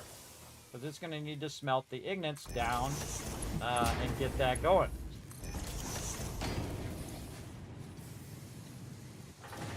And let's go ahead and pull this pole back. We have an extra pole. And then this is going to do iron. Very nice. And then we want another one of these. And of course, we thought so far ahead that we've already extracted a ton and put in there. But guess what? More right here, right? And so our plates are the only thing that's in line. All the rest of this is offline production. Now don't worry everybody, we'll get all this going later, but I can tell you that any extractors that I create right now are going to take a lot of power. These do not take any power. You just put those down and they will get it going on, and then now I can make a tremendous amount of screws. Go do the thing and the stuff and the thing. Again, we're going to need to make sure that it is actually working, and we'll let that run. Now another problem we might have over here is we might have run out of raw resources, which is not true. We did not run out of raw resources there, so we're great. Now again, you saw that there's actually 2 steps in that process. The same thing over here, there are multiple steps. So we're going to go ahead and do the same thing here. We get that to go in there, great. And then over here, we're going to go ahead and do a constructor. Like so, and then this one is going to make wire just like that one. And then we're going to have our earphones come out of here. Again, before I go AFK, everybody, I always like to set up as many things running at the same time. We need more screws. We can make another plate. Now again, normally I put boxes in between these processes, and we'll do that later. But right now, we want to use our multi-step processes and get those multi-step processes going, because that's why we added all that extra power, right? So we could actually get our multi-steps going here. Right over here. Very nice. Okay. And then we're going to run that in there. So this is going to make the wire, and then this is going to make the cable. There we go. And add that into our power systems. Off this one, we need to take the pole and split that pole. And connect it to that pole. All right, very nice. This one here. Let's connect that to that pole. This is all good. Let's go ahead and get a little copper from over here. Get this started up. Over there. All right, very nice. Now, to make all that work and let that run on its own, we can go ahead and start to have this be a bit more automated on the copper, right? So we're already doing it here on our iron. We can see that this is extracting, basically it's 60 really. And we can see we have a massive amount of extra because at the rate it's going in here is 30. So it's actually backlogged a massive amount. So let's just take that out and run it over here. All right, that's called thinking ahead, everybody. I know, crazy. Crazy to think that far ahead, right? 20, 30 steps ahead. That's what I'm doing. Again, I'll take it all out of there and it'll backlog in there again too. And while we were doing all of this, guess what happened over here? That's right, it has extracted 900 more. We ain't messing around, everybody. We are going to town. Let's go.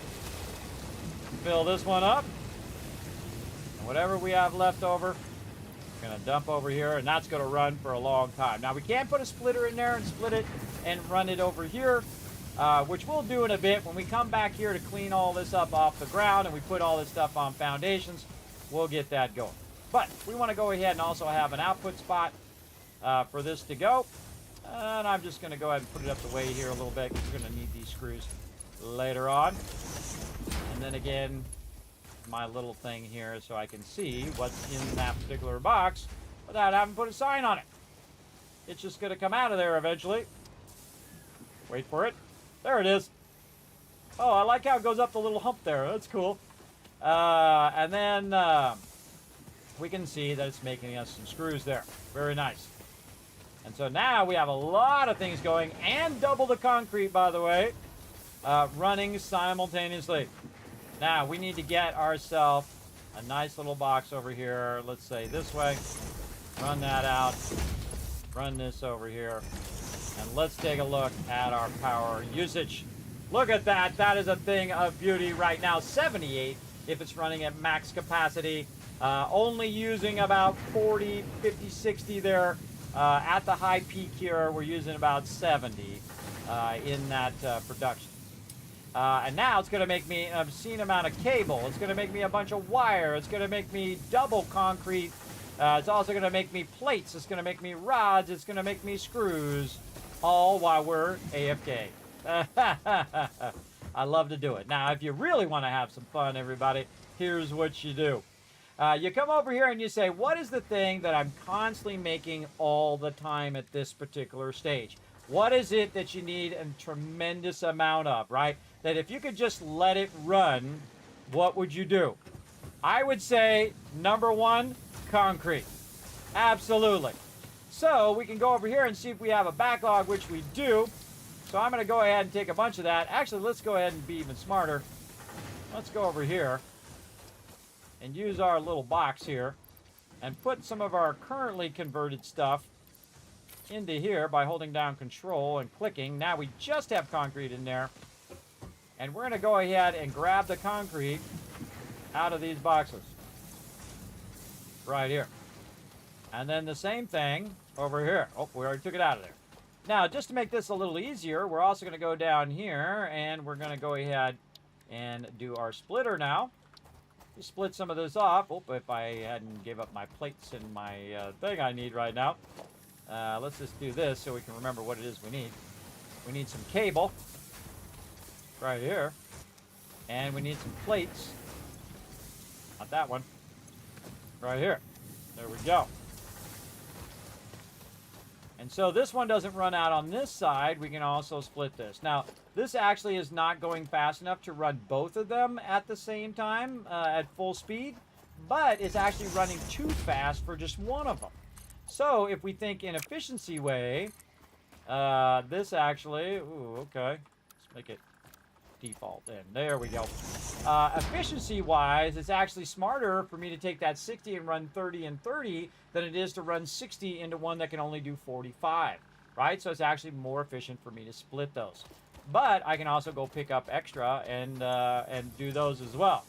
So let's go ahead and run back this way with some sliding and some jumping. Slide, jump. Slide, jump. Oh, look at me go. Wee, wee. It starts to accelerate if you do it just right. So I go a little faster and a little faster there.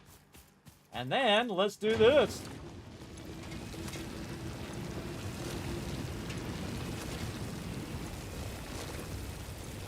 I told you we were going to go crazy fast on this one. Now remember, I don't have the server. We're playing a local playthrough. So on a local playthrough, it is much better. And again, I leave a little bit of room again so I can grab any of these bushes as I'm running by. Very effective use of my running back and forth time. Very, very effective. Okay, so now we ran over there and we picked up a ton of concrete, a ton of limestone here.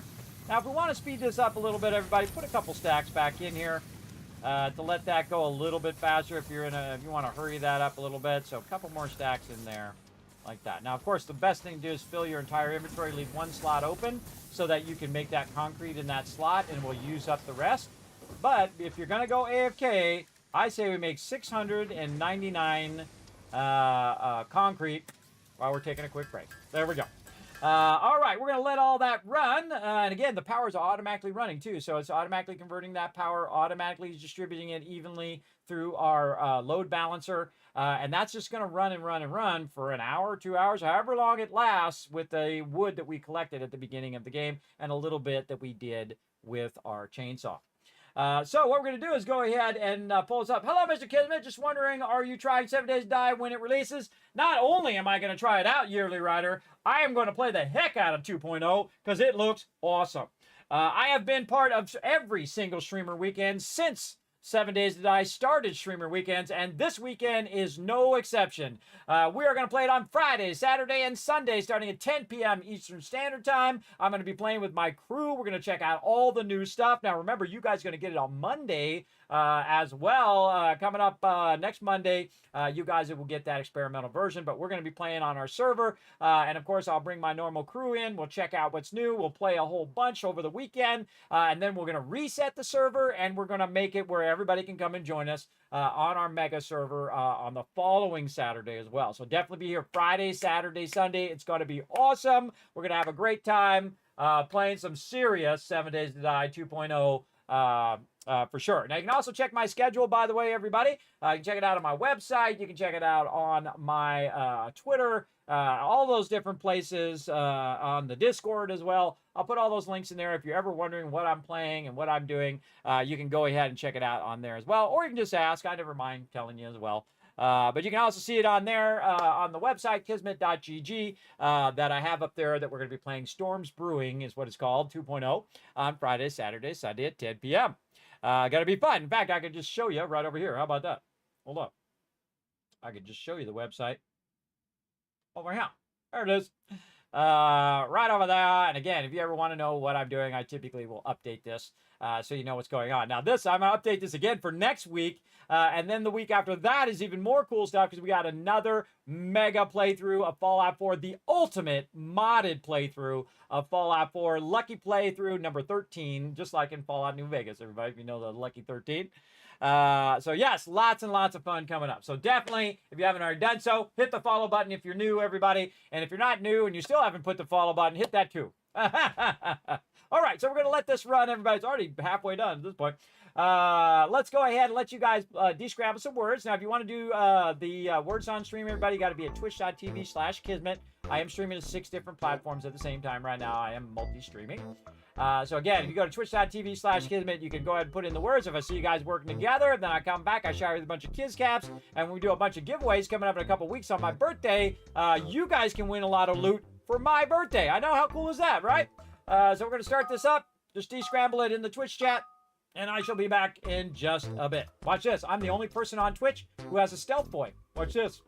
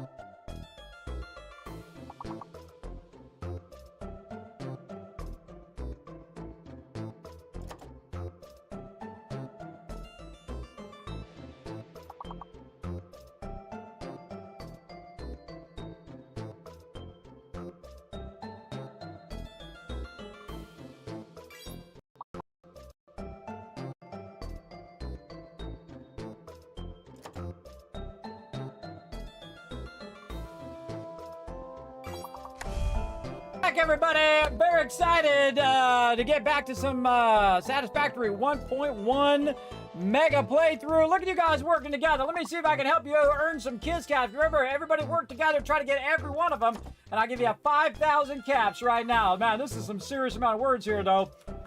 Lean, L-E-E-N. No? Oh, we got like a word that we can't use? A letter we can't use. Reen. Ween. And you can't use. Year. Lear. Huh. Lean like a lien on your home. Let's see. Liar. Liar there. I think that's it. Do we get it? Oh, we need a couple more words, everybody, or maybe just one more. Slide it in at the end, everybody. Evil. E-V-I-L. Oh, I tried, everybody. Good try, though. Good try, everybody. Good try, chat. Let me go ahead and give you a bunch of Kiss caps anyway for being awesome. Working together. I love to see it. All right. While we were gone, though, we made a crazy ton of concrete. Let's go. Right over here. Now, don't forget to put a 1 in the chat if you can see and hear me so I know everything is working. Right over here. And let me get back at my main spot here. So we've been running a bunch of concrete. We just did over 600, 700 concrete on my character now while we were AFK. Now, of course, the game was still running while we were doing that. So not only did I make about 600 or 700 concrete, but while we were gone, it made another 500 concrete there. And then on this side, we can go and see that it made about 328 there.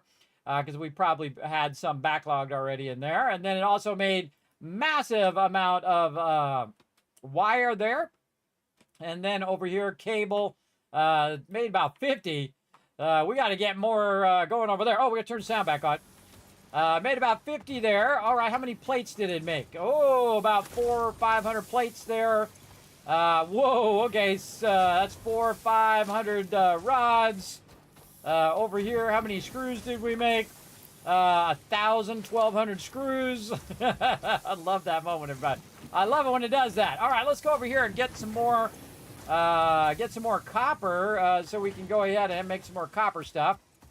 Now, of course, at this point, we'd want to go ahead and start to automate some of our copper running here. So what we're going to do is we're going to bring the copper to us as opposed to us go to the copper. So we're going to try to get this going. Oh, I got to pick one of these up. Let's pick up the one here at the end. There we go. And we'll go ahead and actually run it like this. Right there. And I put those on the edge on purpose to try to avoid blocking the thing here. Now, we can go ahead and run it like this, everybody, where we just kind of run this up like this. But we've got our lifters now. So we can go ahead and use our lifters. Perfect spot to use our lifters and get started with it. Lift that up a bit. And then we're just going to run it straight through here. Like that. Now, we also want to bring the power. So we'll just bring a little short one there for power. And we'll tap it in there so it starts up while we're busy taking care of business over here. And again, we'll go through and revamp all this later. Right now, we're just starting real early. This is super early for me to start doing this much production at the same time. But it is very fun to do it. Very rare do I do it this early, too. But I'm showing you how to get just an insane start when you're doing a local playthrough versus doing it on the server. Now, what it's going to do is it's going to take all of that extraction that it's doing, the 60 extraction that it's doing, and again, split it in half. And it's not going to be enough for something like concrete, but for something like copper, it actually will, because it can do 30 on one and 30 on the other. So basically, that's going to be 100% efficient coming out of there from the copper. So it's going to take a little bit for it to get up to speed and to run down the line, but it's actually going to burn up all that excess copper and put it in there. Now, while we're waiting, though, so we have a little bit of a backlog and basically utilize what we've already made. By the way, slide jump. You want to go a little faster. Whee! What we can do is we can utilize, again, all of these over here that we put down. So we can really jump in and make a bunch of copper items along the way. Again, I suggest about 10. I've done it with 5 as well, but 10's really good because it's about 900 to 1,000 depending on how many of those things you pick up along the way. So almost there now. But again, we can just supercharge this by going in and putting this here. Actually, we only need one of these. Hold on a second. Better idea. Let's take all this out now. And instead of splitting it, since this is going to be used up at 100% anyway, what we can do is have the raw storage container split to both of these. And again, we're just doing it out in the wild here just for fun. Typically not my favorite way to do this, but we'll, again, and when we get started, it's all about getting it going, right? So we made a little segment here just so I could split it and run it there. And run it there. So that's going to perfectly load balance that as well. We're going to take this part out. There we go. That's going to perfectly load balance that. So I can just put this in one spot, and then it will load balance it to both of them.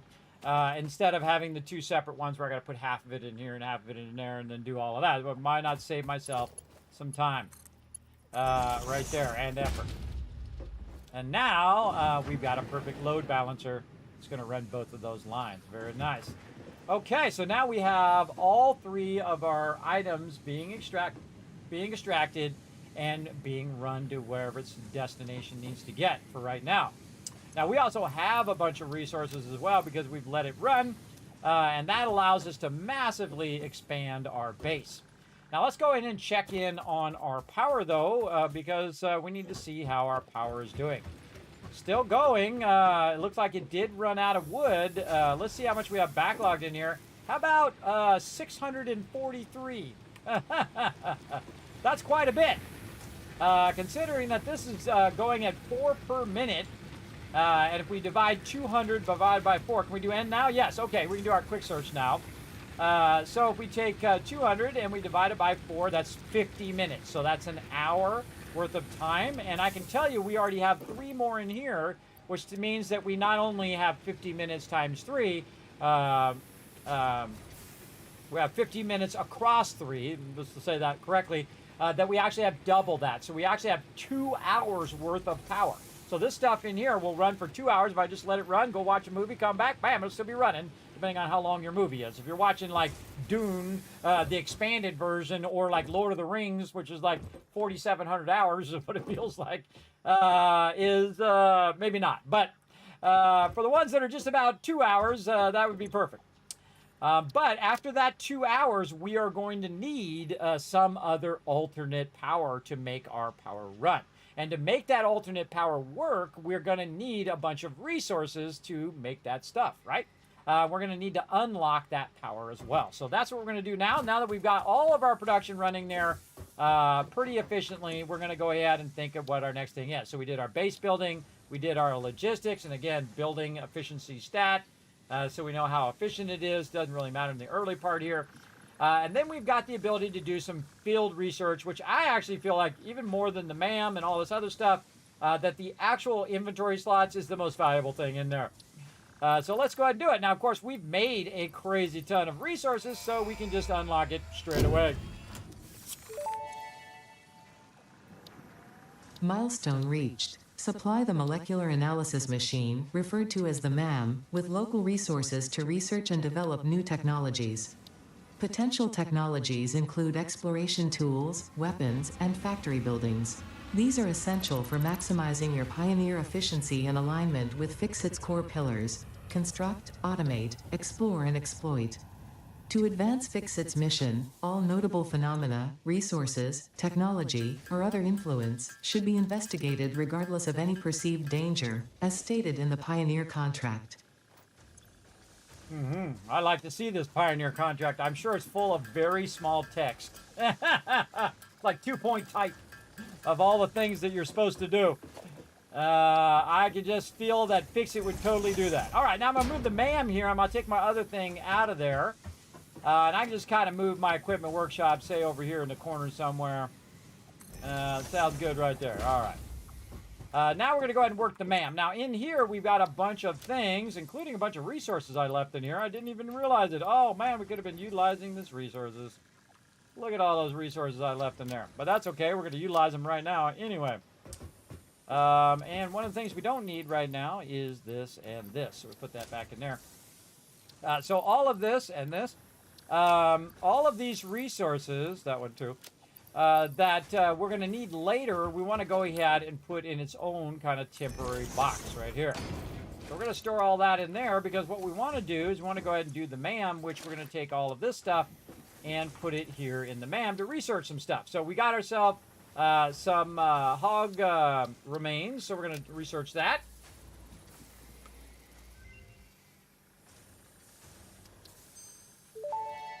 Ada's got a lot to say. The remains researched belong to an organism now dubbed the fluffy-tailed hog. It has many characteristics that would likely classify it among the Suidae family were it native to Earth. Hog remains can now be made into alien protein, and additional research may reveal options for improving pioneer safety during exploration. Now, see, one of the great things about this spot, everybody, is we ran across pretty much all the different mobs. So we also have the Hatcher one.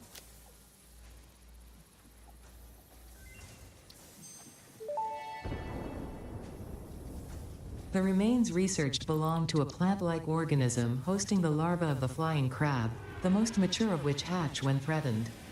Hatcher remains can now be made into alien protein, and additional research may reveal options for improving pioneer safety during exploration.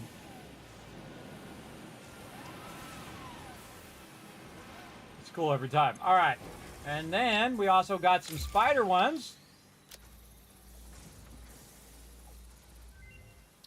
By accident, I forgot those spiders were even there. The remains researched belong to an organism with 8 jointed legs, similar to the legs of arachnids but with non-standard distribution and function. Because its attacks focus on stabbing prey with the ends of their legs, which resemble insectoid stingers, they have been dubbed stingers. Stinger remains can now be made into alien protein, and additional research may reveal options for improving pioneer safety during exploration. Sounds good. And we also got our spitters as well. Let's go.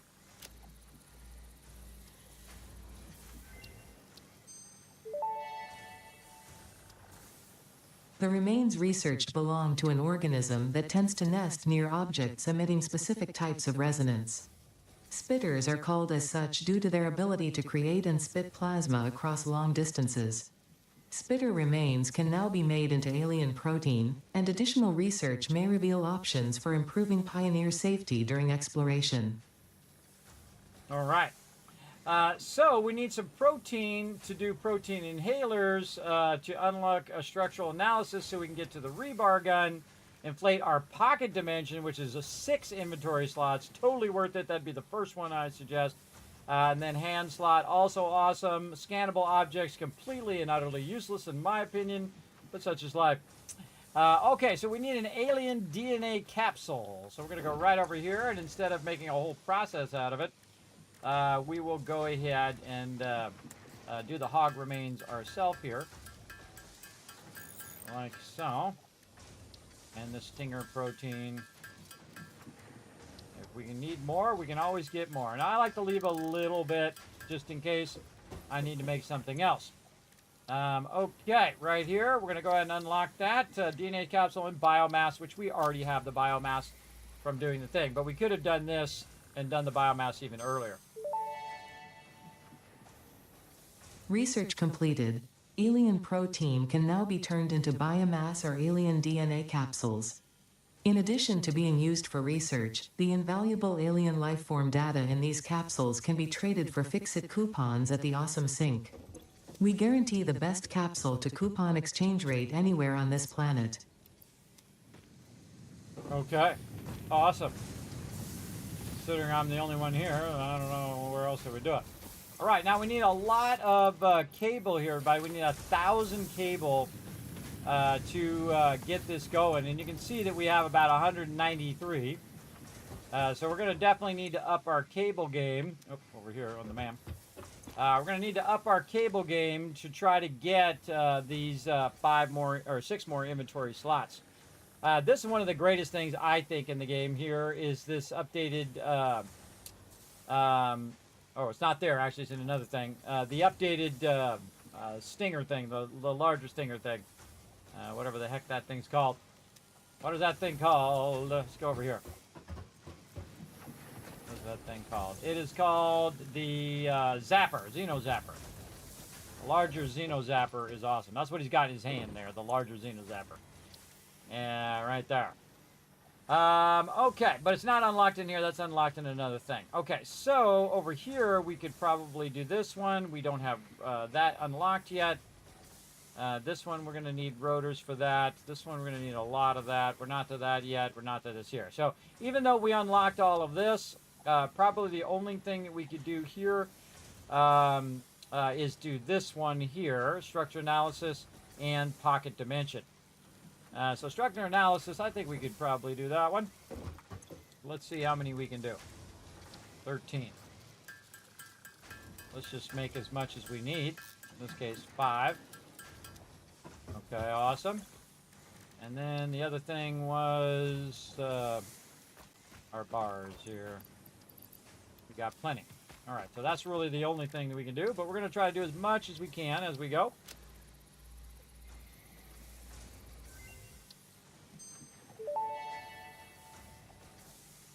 Research to develop the rebar gun is now available. When completed, you will be in possession of a tool effective against any local obstacles actively objecting to the Fix-It mission.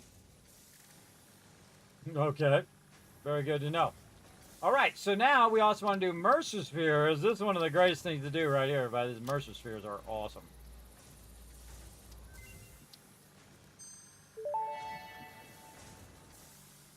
Mercer Sphere analysis completed. Established local planetary signature of massage 2, AB, B, in the local Mercer Sphere signals, allowing them to be tracked by the object scanner. Mercer Spheres can also transmit data between specific. Witness our scripture. Witness our windows. Have you come to defile our shrine? Sing us on. Arguing the existence of intelligent alien life. While Fix-It has figured out the method, all of the original data is still untranslatable. There's another 1,000 Kismets, by the way, for putting those ones in there. Always feels like those aliens are standing right behind me.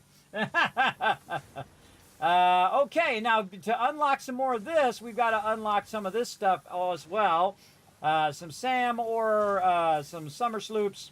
But we also are going to need more of our Mercer Spheres in the long run. Definitely want to get these Mercer Spheres going as quick as possible.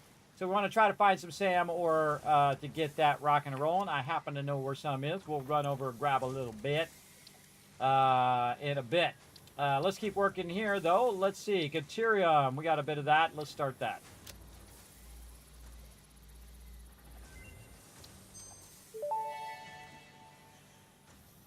The metal has been named Deuterium after Fix-It's greatest CEO, Katerina Parks. It has been added as a viable alternative to gold in industrial applications, specifically in advanced electronics due to its superconductivity, malleability, and corrosion resistance. Okay. Now, we don't have enough Deuterium to unlock Deuterium Ignites yet, but we'll get around to that as well. Now, we do have a bunch of these barrel nuts. Let's go.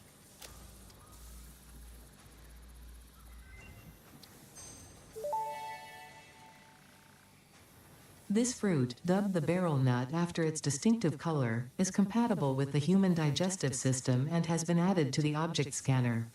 Further research is available. Cool. We also found some pale berries. Let's do those.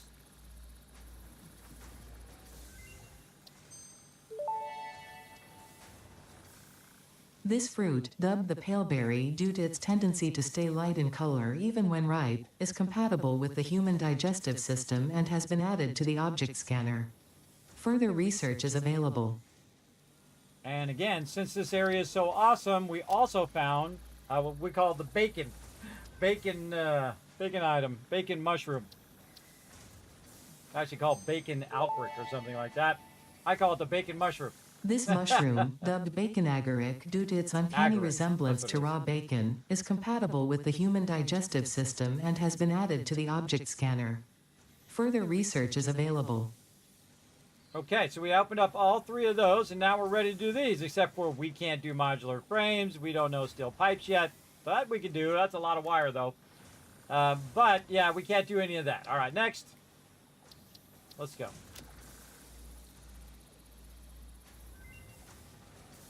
Analysis of the blue slug.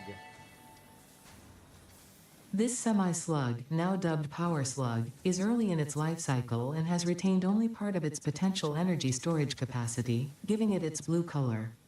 Power slugs are capable of extracting latent energy from their surroundings, including through a form of photosynthesis, and preserve it in their porous semi-crystalline shell over their lifetime. This explains why they rarely move after having found a suitable location. There you go. All right. We need a bunch of resources for that one. So we can scan for those guys if we want.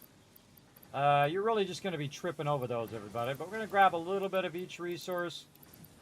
So if we need it, we'll have it on us. There we go. Grab a bit of all that for this next part. Okay, so now we can just go in and look at that. We only need 100 there, and we can scan those now.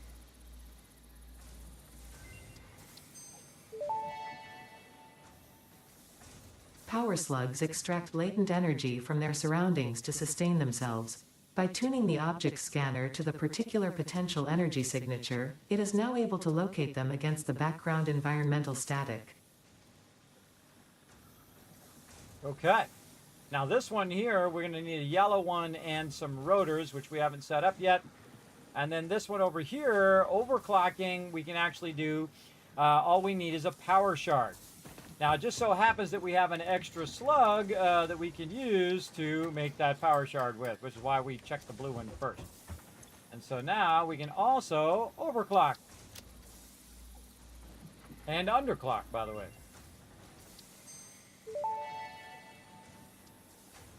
Overclocking development completed. Power shards can now be inserted into all buildings to increase input and output speed. Underclocking is also possible. Note, power consumption of overclocked buildings increases exponentially. But worth it every time. Okay, nothing else we can do there. Let's work on some quartz.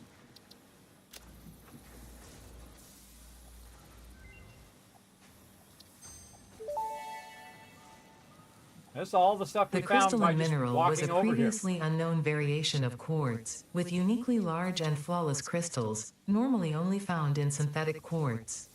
The industrial application of this mineral will follow that of its synthetic counterpart, specifically in communication and exploration technologies. Yes, big time. Okay, do we have enough to do our silica? Oh, not enough. What a bummer. We really want this one right here. But again, not to modular frames yet. We'll get all that going eventually.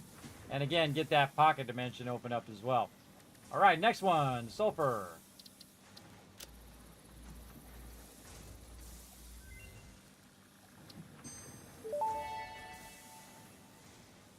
This unknown chemical element was in reality an unusual mixture of solid sulfide and sulfate materials from which sulfur can be extracted.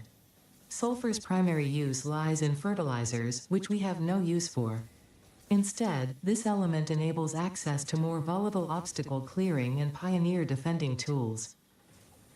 Which is very useful. Okay, so we need some coal and more sulfur to do that one.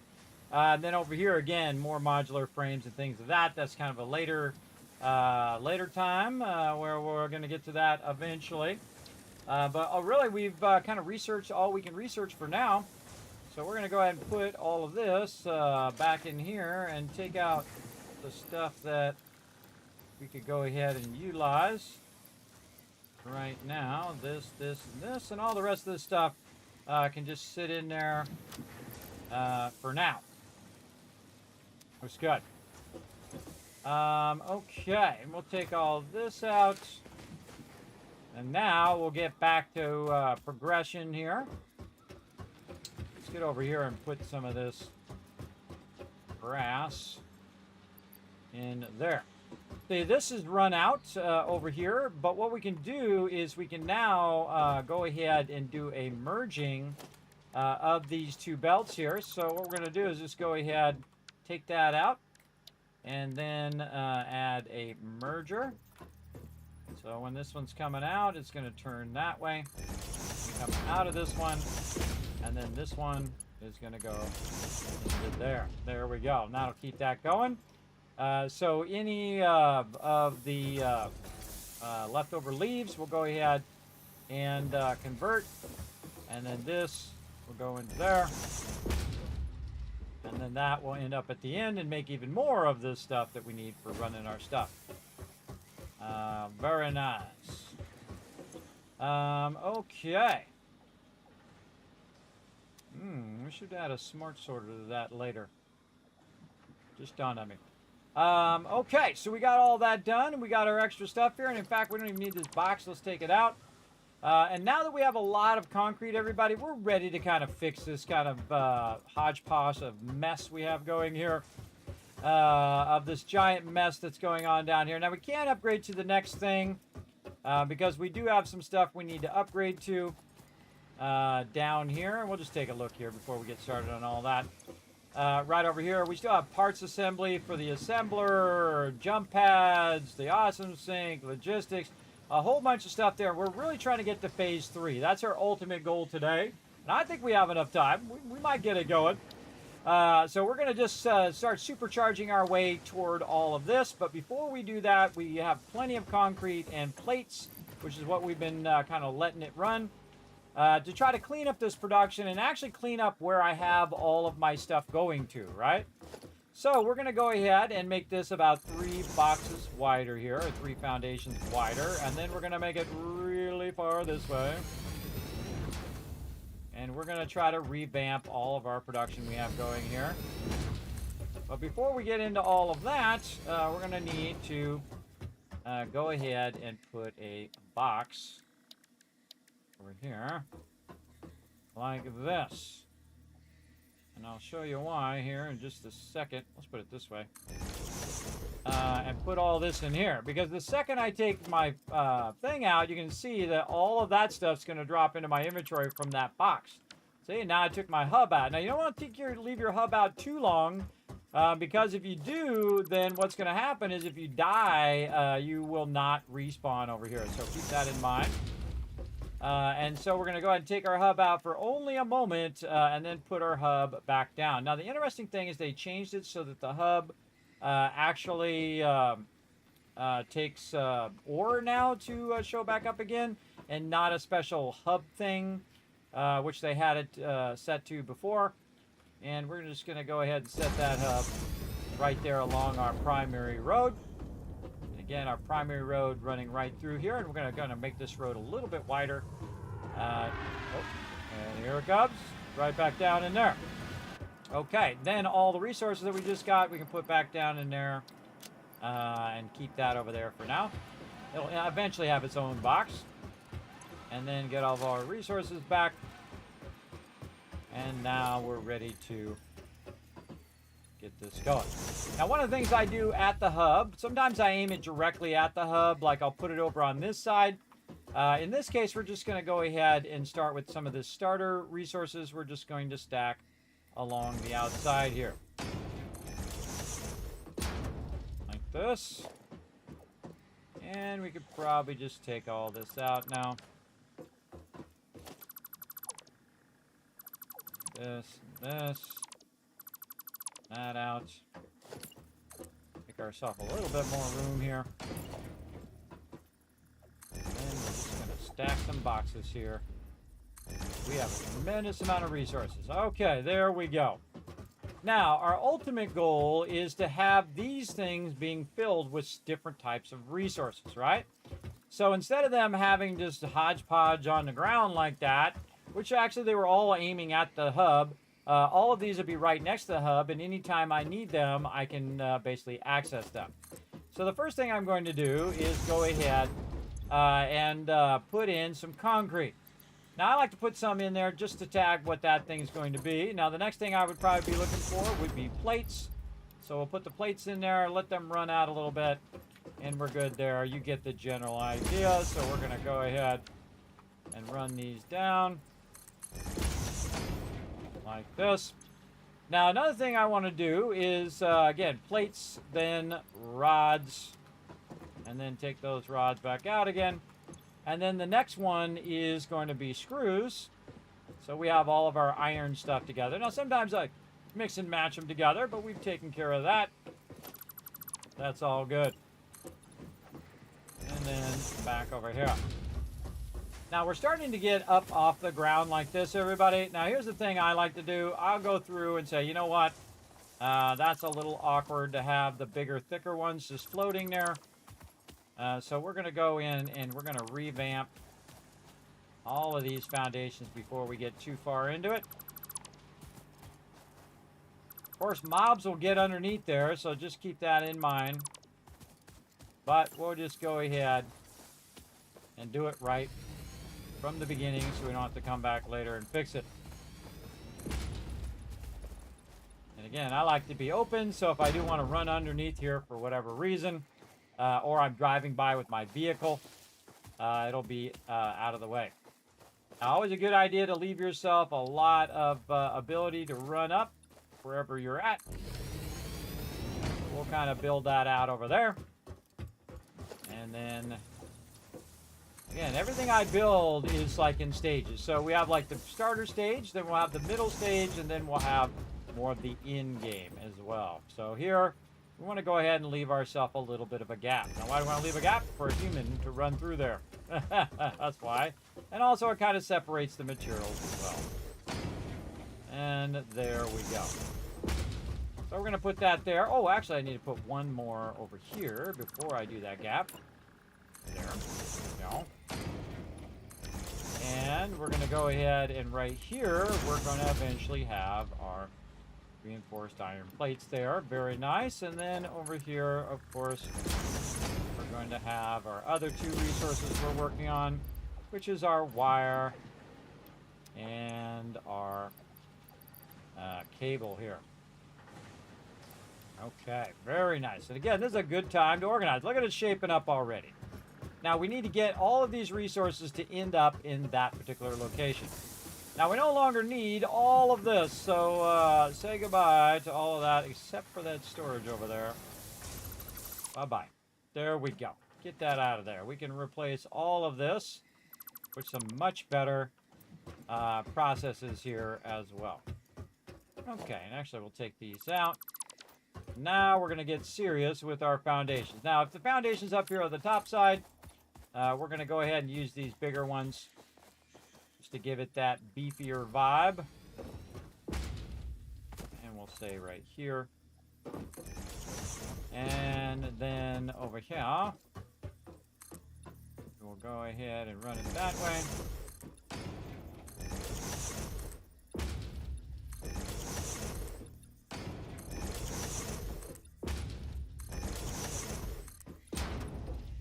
A little bit above there, but we'll deal with it. Okay, so over here, the first one is going to be concrete. So we'll want to go ahead and get our processes of concrete going.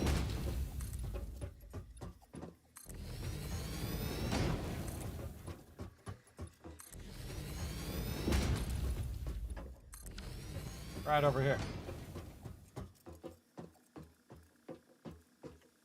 So we're going to go ahead and have, again, building from the end, by the way. We want to have this come in and have two things doing concrete right there.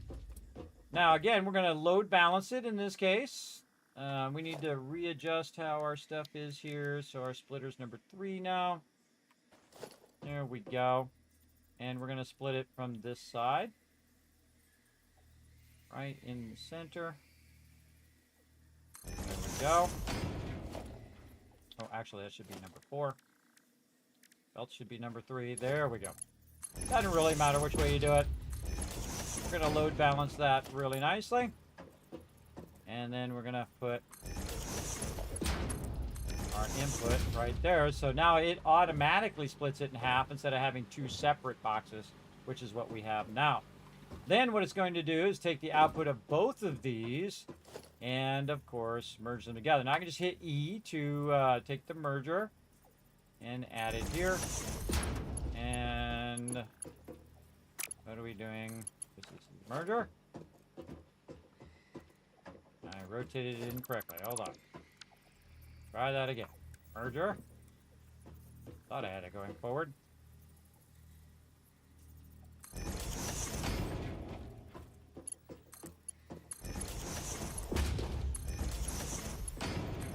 Okay, nice.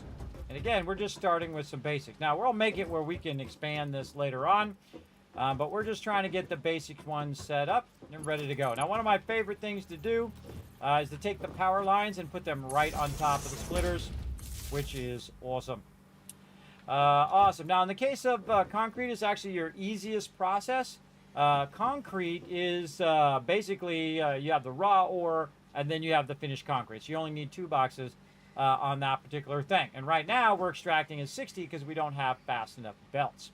Now, one of the things we do want to do is get a little tricky here, where we can look underneath here and say, hey, is there an opening spot I could make underneath the thing and actually run this back the other way? So we're going to kind of open this up a little bit here, get a little tricky, and use our little conveyor pole here to try to line this to run underneath the base. Now, see, I can try to run it like that, but you can see it gets all twisted. I could try a whole bunch of different combos. But what we really want to do is use our lifter here, which actually that should be there, and then this should be number 5 now. And bring our lifter down. Now, the lifter does really weird stuff like that. Say, it has a certain distance in which it has to go down. So the trick is actually to make the belt underneath here first. Now, again, it's not going to be to the grid, but it's going to be close enough where I can kind of go, yeah, let's just make it a little bit longer. And just go ahead and make it somewhat like this, right? So again, now you have the problem of it too high. So how do you fix that? Well, actually, there's a better way to fix it, but we don't have that ability yet because we don't have our poles yet. It's always something, everybody.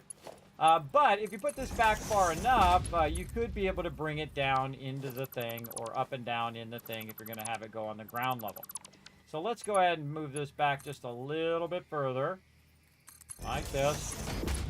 Then we'll go ahead and do this. And plus, I like to watch the process as well to see that it's actually working along the thing. And then we'll go ahead and grab some of these. And we'll work some of these under here. Like so for that side. And then we'll run this first. Otherwise, we won't be able to run it later. Because it'll be too close. Slide under for now.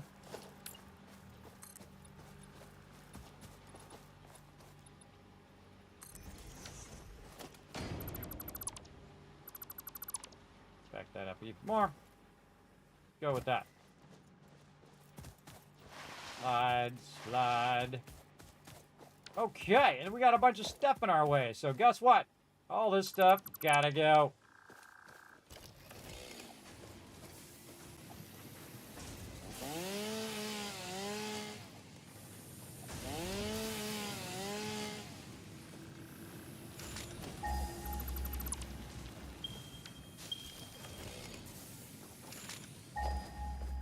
Pressing all the wrong buttons.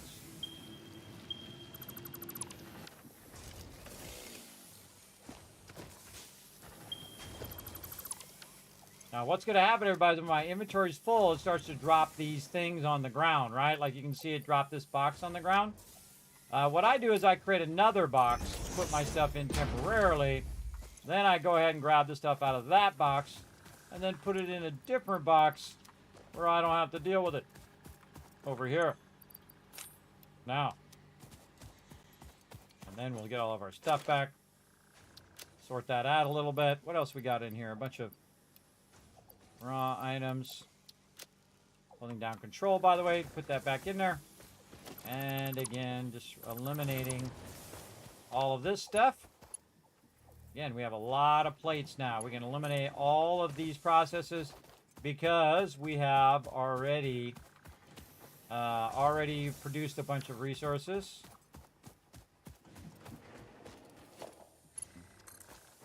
Kind of move this a little over.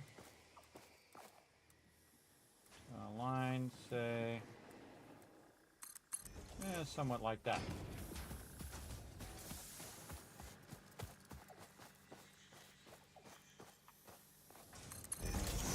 Now it already has the direction because I went in and nope.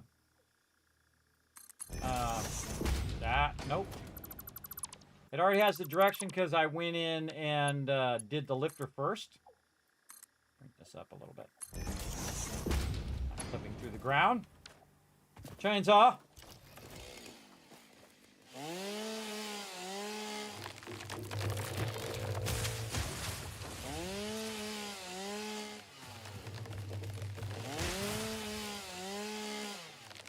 Noticing I'm only collecting it when it's in my way, everybody. I'm not specifically going and collecting the resources anymore because I'm trying to be the most efficient use of my time.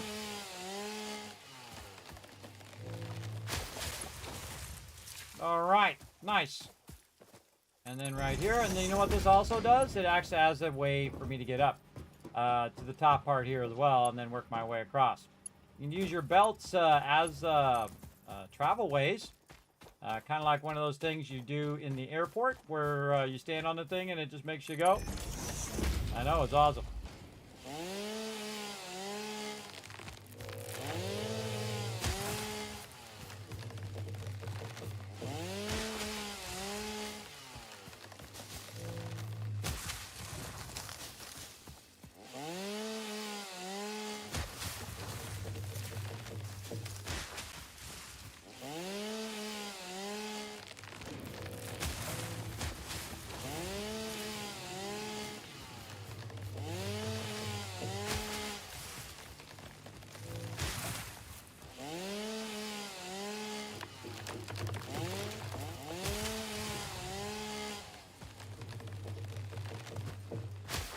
Try to get the one in the middle so it gets all of them that are nearby.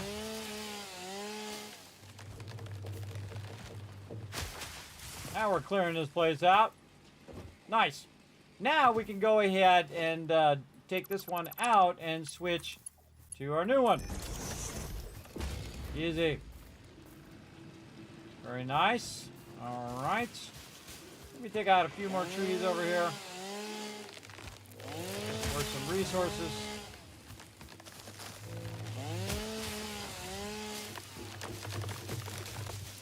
Grabbing those bushes on the way.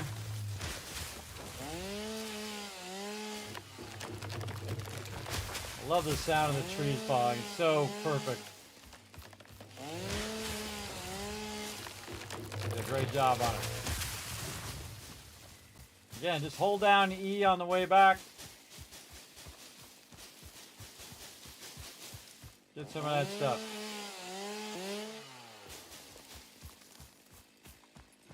Oh, out of spot. Fill my inventory up with it. Okay, so this is good. Let's let that run. Put this away. Decommission all the stuff that we don't need. Right over here. Including the power pole. That's because we're going to go ahead and change the power pole direction. We're going to put one right there. Take this out. Clean up our power a little bit here.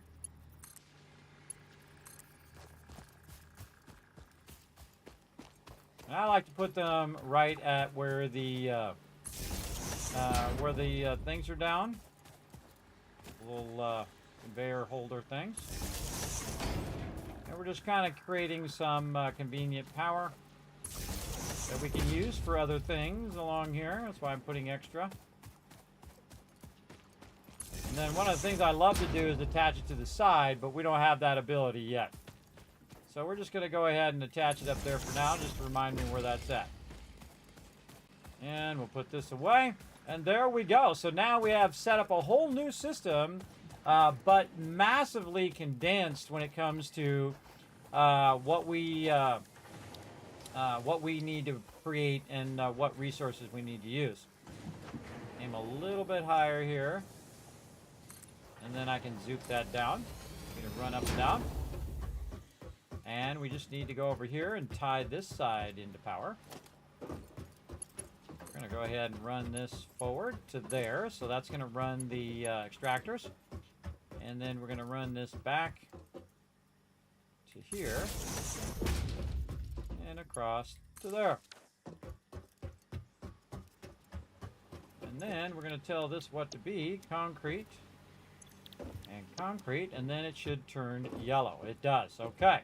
Now it's waiting for the concrete to get here right now, which is going to take a minute, but we don't need to wait because we have a whole concrete process over here that we can now eliminate.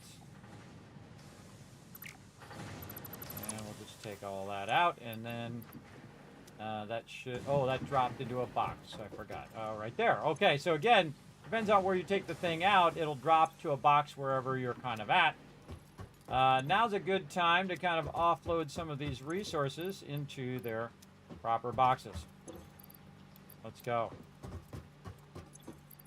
Into there. Into there.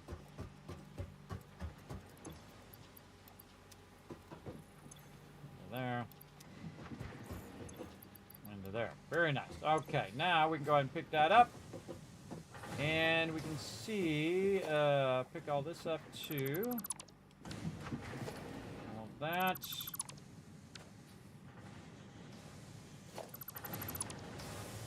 Eliminate all of this. All this and this over here. Now somewhere, oh, I took the concrete and I used the concrete. That's why I don't have the backlog of concrete. But you can see that it's working now, and again, now it's condensed into one box where the input is coming in, two converters. And what we can do, by the way, is we can now reduce the thing down. We can reduce the amount that it's producing down to 30 per minute because that's how fast it's coming in. But if I have some extra, I want to leave it up to that higher rate so it burns up that extra. But if you're really hurting for power, I could right now go ahead and bring it down so it's only taking 30 per minute, and then it would be 100% efficient. But I feel like it's not really worth your time. Just let it run, and you're good. And again, we'll have it make a ton of that concrete there. Now, also what we can do while we're at it is we can run over here, and we can feed some of these resources that we collected right into there and up here, and that'll keep that power production going over there. All right, nice. So we have resource number 1. Now resource number 2 is going to be our plates. And again, we're not going to build out anything too elaborate here. We're just going to have it doing the processes that it needs to do. So we're going to line that one up. We'll back this up just a little bit. We're going to line that up there, and then we're going to line another one up here and another one over there eventually. Okay, so this one is going to be plates into there. Now the goal of this is just to let it run and run and run and run and then keep running, and then after it's done running, run some more. That's the goal of that right there. And so again, the other two are rods and screws. So we're going to go ahead and run rods right in there. And then the next one will be screws, but let's go ahead again so we don't have to run around finding this stuff everywhere. We're going to go ahead and put, say, one of these a little bit in this gap between the two. And we need some more of our reinforced plates. So we need more screws, so let's grab screws out of here instead of making more. If we do, come on, there we go. And we'll go ahead. Oh, and we had some too. We had some here at the end. Some extras. Yeah, instead of making them, we got that. Okay. So this is going to make the 3 things that we wanted to make. Now this one's a double process, so we want to actually put this, put another one back behind here. So we need some cable. Grab some of that. And again, I'm just grabbing just what I need at this point. we doing down here? Let's take that one out now. And we're going to need to take out this pole. So we can reroute that up to there. And then this here. Oh wait, no, behind there. Again, this is going to be making iron rods. This one is going to be making screws. This one's going to be making rods. Now, do I care about the efficiency of all of these right now? Absolutely not. Efficiency is something I work on later. I don't need to work on it right this second. All right, so what we need to do, though, is we need to smelt 30, 30, and 30. So, right? So we need 90 smelting going on. Now, I'm going to go ahead and just put the first smelter right behind this one. Again, normally I like to have a backlog in between, but in this case, we're not going to worry about it because we want it just to be running while we're doing other things. We want it to be going at maximum speed. And so we need to grab a little bit of each of these here. And again, if you have, see how that had just one on there? Put that one back so it's not burning your stacks. And then the same thing here. All of these are good to stack at just one. One thing of screws. Rods, probably 2 stacks, and then take the smallest stacks out. Plates, a lot. And then concrete, same thing, couple stacks. And again, you see I have 119 left over. Put that back. And that's probably good enough for now. And we're going to put this one into that one. And this one making screws. This one doing rods. All right, awesome. Awesome.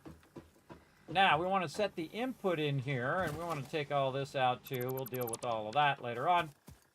Let's go ahead and, again, make ourselves a nice little spot back here where we can get up on these foundations if we need to. Okay, and we're going to build out a little bit more right here.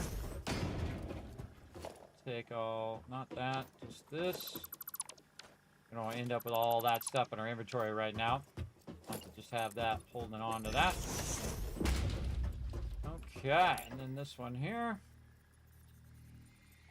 Yeah, we're just building the basics. Just so we can let it run while we're busy doing other things. Into there, into there. And then we're gonna need 2 boxes. I'll show you why later on.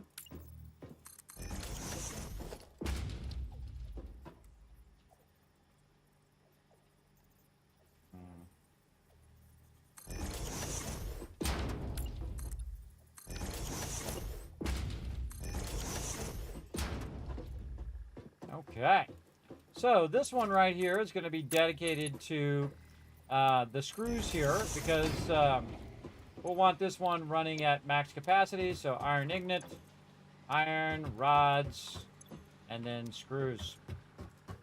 This one over here, we're actually going to split this one nice and even. So we're going to do a little bit of load balancing here where we put this in the center of the two. Can't quite get those to go lined up, so we're going to back this up. Say, just go on this outer, or actually let's go on the inner one.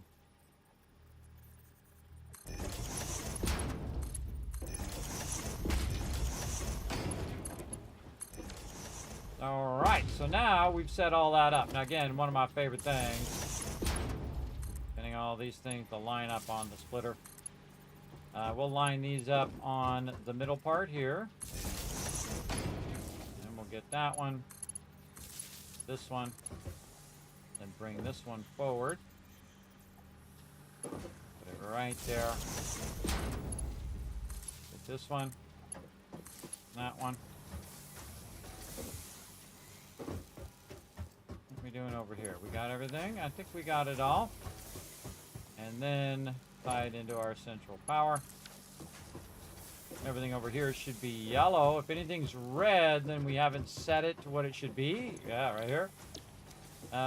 Or it doesn't have power. In this case, all iron ingots. On iron ingots. All right, that's all good. Okay, now we can actually get this process started right now. And the way we do that is we go ahead and take another one of these boxes temporarily, puts it over here, drop all the stuff in there. Then go ahead and take that box out. That's going to go right in my inventory. I can go ahead and drop it there. Same thing here. And then drop it here. Now again, since I have that backlog, it's going to immediately start back up again, which is awesome. This one does not have any power. I can see that it has no power. So we want to go ahead and add ourselves another little pole here. We put all our stuff down. Add ourselves another little pole in there. Give that one some power. And there we go. So now it's all going to a central storage. So it's basically going to start up and make all three of these here in a minute. Here comes our screws. There goes our rods. Let's see some plates over there.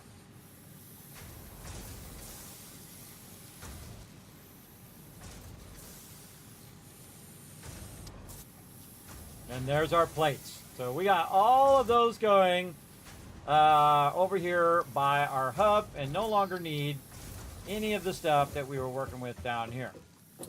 So very cool. But that doesn't make it automated. That only makes it running offline right now. We need to automate the whole process and get this loot up there.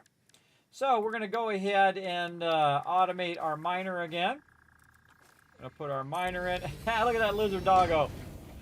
Look at him, he's hanging out right there in between the extractors. He's so cute. All right. Let's go ahead and run this up here. And then we're just going to run that into that first box. Nice little curved thing there. And then we're just going to, again, tap into one of these powers. That's why we ran these along here, so we can tap into it.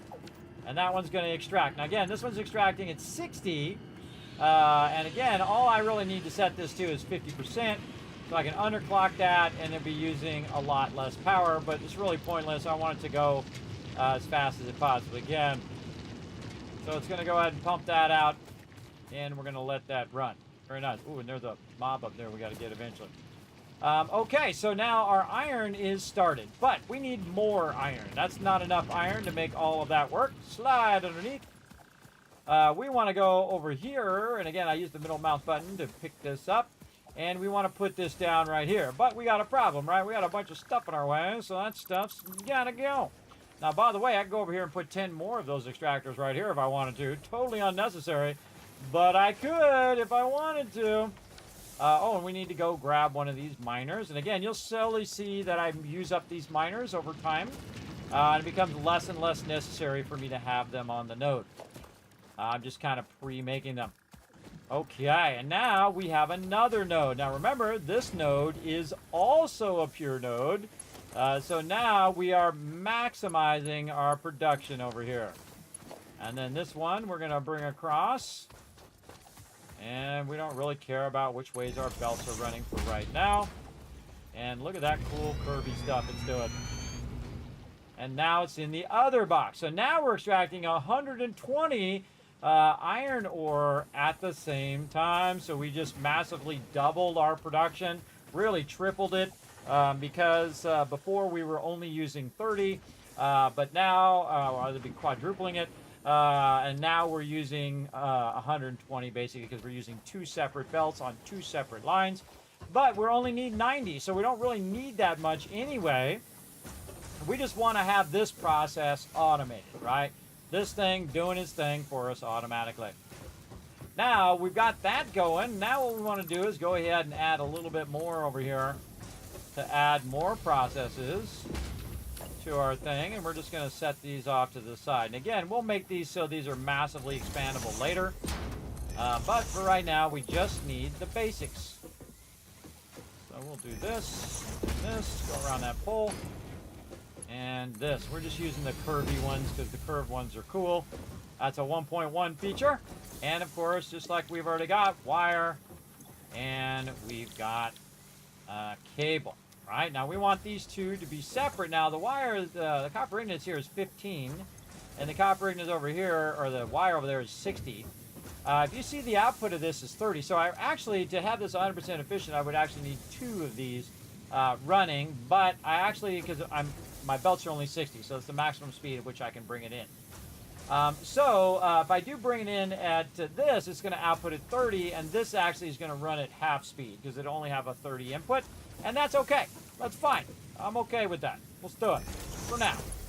Anyway. Well, let's go ahead and do that as cable. Let's go ahead and do this one as wire.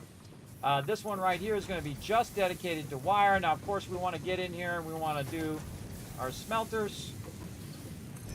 Smelt that ahead of time. And then we want this to have its own dedicated smelter. We might need to move this back just a little bit. Let's work on that. Let's get our smelter in first. And let's fine-tune this a bit.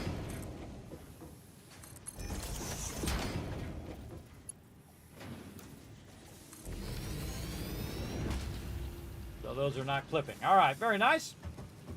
Okay, okay. Now, what we want to do is we want to go ahead and get our input in here. Now, our input's actually going to be a little close. Let's move this back again. One can't catch a break.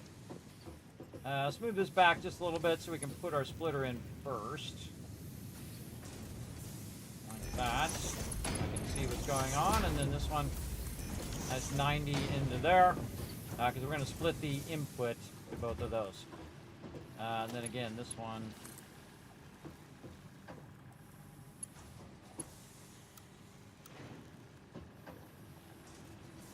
Say. No, we should go this way. And then to here. And then in there. You'll see why here in a second. We want to go ahead and make ourselves a little belt right here. And then run this down. We can bring that copper from underneath.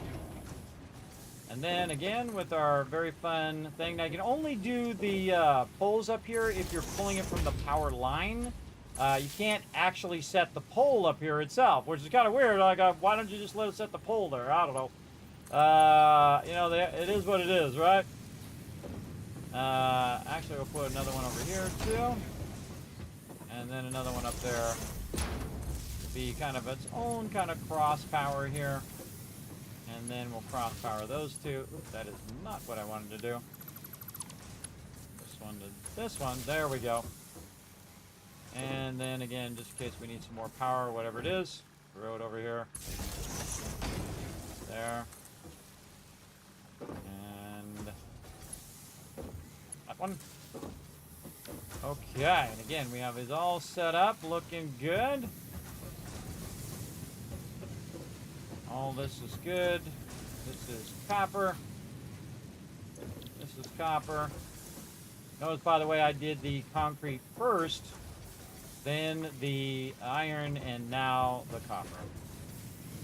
Okay, and we're going to go ahead and take our little box here, and this box is actually going to be underneath here, like so. So we can go ahead and throw some in there if we wanted to, like so. Then we'll bring this down, and run that in there, and our copper is back up and running again. There's a doggo down there, having a good time. And now we've revamped that whole process, which means that all of this can go bye-bye. All this over here can be removed. Again, cleaning it up feels real good, everybody. It really does. When you get in there and you're maximizing your production now, you're cleaning up all this stuff that you just threw on the ground. Very, very satisfying. All right, very nice. We don't need these power poles anymore. Those can go. Oops, I took a box out there. Watch out for that stuff in the background. You can use your removal limiter to keep that from happening, but I wasn't watching. Oh, and I'm dropping resources now. Lots of resources on the ground. Okay, okay. We'll deal with those in a second. I'll figure out what box I just took out. My cable box here. Not bad. And I'll remove the belts whenever I do this kind of stuff. We can also extend this a little bit. Our connection back in again. All right, let's go ahead and backlog a ton of these resources that we just picked up into their appropriate boxes. You can also see these boxes are starting to fill now with a ton of resources. I can see I have a ton of extra resources here too. Again, this is a good one to just have an extra box in case you want to craft something. I put all my rods away, so I got kept at least one stack over here. Like so. And this base is shaping up, man. Shaping up. Put it in there and just take out what you want. This, and this, and this. This doesn't belong in there either. So yeah, we got a bunch of raw resources in there that if we need it, it's over there. And then again, over here, we know exactly where to put this into here. And let it process that into power. Again, notice I've not touched my power since we fixed that, right? Since we started that process. You want to do this early. You want to do this very early so that biofuel is just running. All right, so again, we didn't really add anything that we didn't already have, so we know that we would have enough power if we had everything running, which is what we want. We want all this stuff running, doing its thing, and you see that's already working there. Very nice. Doing its thing over there. And then over here, we need to get this to go into there. There we go. Very nice. And that's going to start doing its wire. This has got a connection there. And we want to, this is one of my favorite things is to watch all the belts run. It is very, very fun to just see all your belts just kind of working away, doing its job. Very cool, right? See, we can see all the belts. Try to get a shot there. This is why this game is awesome, everybody. Right at this point. Let me catch up on chat a little bit. Again, thanks for that. Hey, Kevin, hope you're doing well. You ready for 7 Days to Die 2.0? I sure am, Scrum. Yeah, this weekend, streamer weekend, Friday, Saturday, and Sunday, all night long, starting 10 p.m. Eastern Standard Time each night. Who knows how long we're going to go. I'm sure we'll go late, like we usually do. But yeah, we're going to play a ton of 2.0, for sure. For sure. Absolutely. All right. Again, I can just watch it run, everybody. I love to watch it run. It's very cool. Very cool. It's going to get much more crazier than this, everybody. But again, we're just making the basics so we can let it run. And so it is doing its thing while we're busy doing something else. So you can just backlog this. And in the beginning of the game, in the local playthrough, you don't have, again, the ability to just let it run unless you let it run on your local machine. You don't have the server, which is running 24/7. So you can see I scaled up the production tremendously versus me just setting it and kind of doing a little bit and then letting it run for a day or a week or however, right? So yeah, we're definitely going to play some 7 Days to Die there, Scolarum, if you didn't see me say that earlier. We are going to be playing on Friday, Saturday, Sunday, the streamer weekend, and then of course comes out experimental for everybody on Monday. So very excited to check that out. I'll be playing with my normal crew, and then we will open it up to the following Saturday for everybody to come and join us. We'll reset the server and all of that fun. We'll play experimental until it comes out into stable, and then we'll reset again, and then play through again, which is going to be really fun. A lot of playthroughs of 7 Days to Die coming up. So again, this is all you need. You got your power squared away. You got your resources cranking away, getting you all the resources that you need, because you're going to need hundreds and hundreds of these resources, and then eventually thousands and thousands of them. You just want this non-stop running. And because I have pure nodes, everybody, it just makes this super easy, right? It makes me be able to run all of this at a really good capacity as well. Now, of course, this will speed up over time, but we want this constantly running, and we want it to never stop running. Now, also what this allows me to do is do my upgrades, which is why I have all the resources right here. So when I need to go do upgrades in here, I'll just have the resources, right? Like a great example is this parts assembly here. I want to go ahead and get the assembler. Why do I want to get the assembler? Well, I want to get the assembler so I can start making our rotors, modular frames, and smart plating here. If you notice, I haven't done the space elevator yet, and that's on purpose because I don't really need it yet. I don't have anything I can put in the space elevator. There's no point in making it.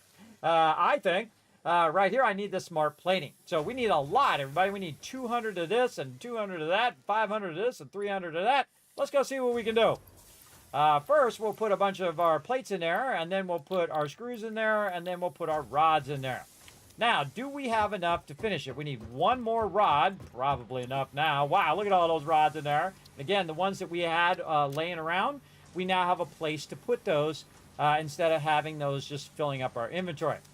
Now, the same thing with cable over here. Let's go ahead and put our cable thing down right over here. Let's see. Oh, yeah, plenty over here. So 200 there. In fact, I'll get a little bit extra because I'm probably going to need some extra. And now we're ready to go ahead and put our part assembly in there and also our rods. I mean, our cable in there and our rods. Tell us all about it, Ada. Milestone reached. The assembler can produce more complex parts, including the first project part, smart plating, which is crucial for initiating project assembly. Project parts must be delivered to the space elevator. By completing your contracted duties as part of project assembly, you will definitely be helping achieve Fix-It Company goals without any other ulterior motive. Note: humans cannot craft project parts. Do not worry about your inadequate crafting skill when compared to an assembler. Fix-It cherishes your innate human abilities, such as walking, striking objects, and commodifying natural resources. Commodifying, that'd make a great shirt. Commodifying natural resources. Okay, and now we really want to get our logistics going here, but we really want to get our reinforced iron plates going as well.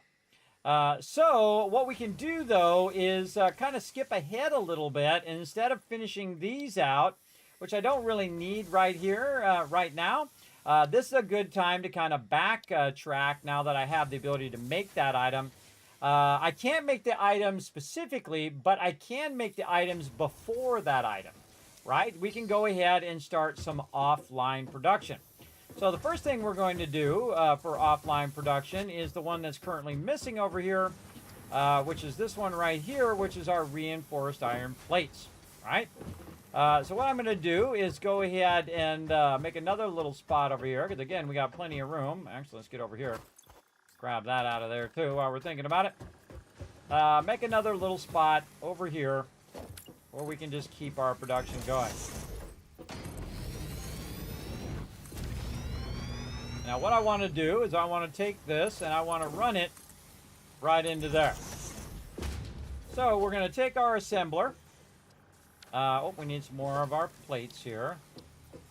We'll put another bench right there so we can use it. We need more assembler here. We need rotors and we need reinforced iron plates. Now we can manually make rotors now. We should be able to. Right here. We need more screws. Let's get them. Again, nice to have your stuff nice and organized. In fact, I'm going to grab a bunch of screws there. And we'll go ahead and get these rotors are going. How many rotors can we make? 42. All right, well, probably don't need that many right this second. But we'll get a bit of that going. There we go. Now, I also want to make some reinforced iron plates. I can make 44 of those. Again, you see how it's scaling up, scaling up, scaling up. Just making it easier for me to make the things I need to make. Now, instead of me making these over and over and over again, I can just go ahead and do something like this, and then say, you know what, go ahead and make me some reinforced iron plates. Now, I can build the whole process, everybody, but we won't be doing that until we get to perpetual power. But right now, I could do reinforced iron plates. I could scale up my biomass. I could do all of that stuff. But I could also replace biomass, and then I don't have to collect resources anymore. So that would be way more efficient. But while we're waiting, we can also have it producing some of these for us at a slower rate. So we're going to go ahead and do what I call offline production.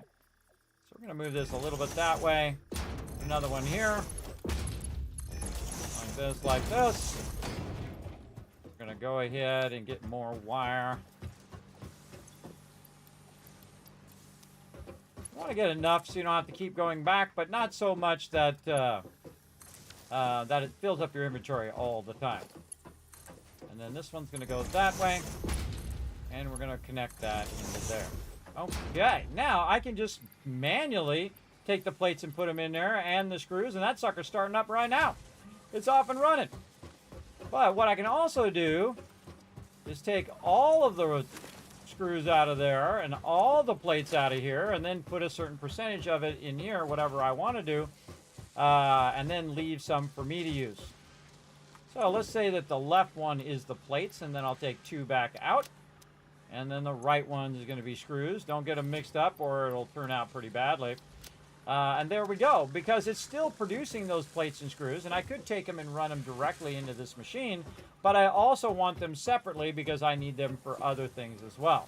So, and I don't need that many reinforced iron plates right this second anyway. So I can go ahead and let that run. Now the same thing with our rotors over here. We do want to go ahead and start on our rotors, and we're going to need some iron rods and screws for that. So let's go ahead and make another box right here at the end.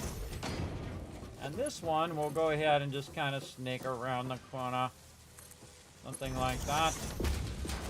And again, this, oh, we need to go get some of our nicely produced things there.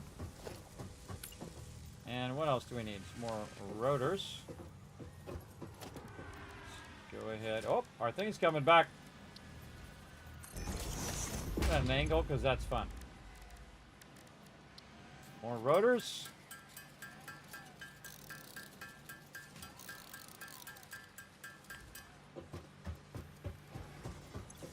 More of these.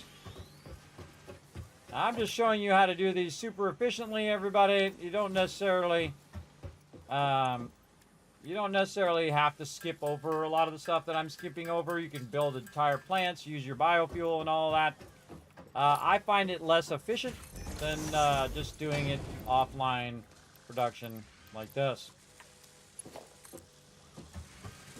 Very nice. And I'm just going to put our pole right there. And then take this line out. And connect that line to this line, and then this one to that one. We're getting both of those going. Okay, this is going to come out, and that's going to go that way. And this is going to do reinforced plates. And then this thing about this, see, this is plates and screws, and this is plate. Oh, wait, no, that's the wrong thing. That's not what it's going to make. It's going to make rotors. Sorry, my bad. So iron rod and screws. So this is both screws on both of these, right? So I can go ahead and just say, you know what? Let's just go ahead and split those into that one as well. And then I only need one box back here. This is also going to be our rods there. There we go. So now it's going to make me a little bit of rotors. And then we need some more of these, and we'll just pull them all out of here. Same thing over here. Oh, let's do this. And we'll put as many as we got in there, and then we'll take a couple stacks out for us to use. Again, make sure you keep a little few stacks for yourself. Okay, now we just got the whole next part of the process running. Without having to build any elaborate thing or build a bunch of elaborate power or stuff like that, including power. So speaking of power, let's go ahead and see how our power's doing. It's doing awesome. If I had everything running right now, though, it'd be 113 megawatts, but since not every single thing is running currently, it actually is using a lot less. Right now it's peaking around, let's say 80 in there. Now some of that stuff was from over here, but we removed all of that.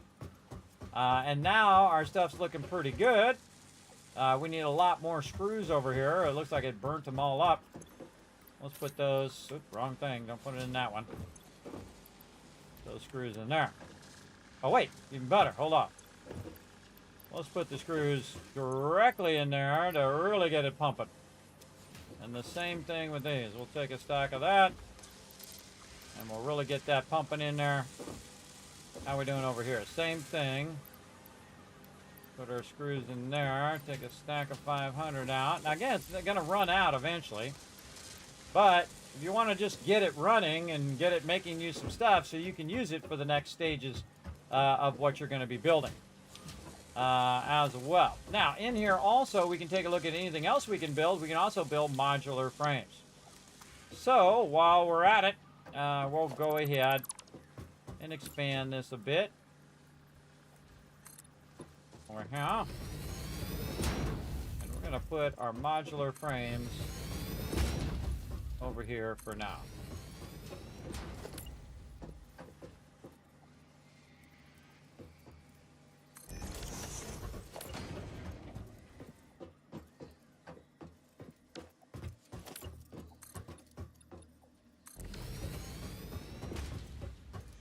Now to make the modular frames, I'm going to need some rotors.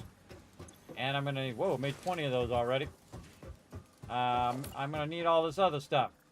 2 more rotors. These rotors go slow. Get in there. More rotors.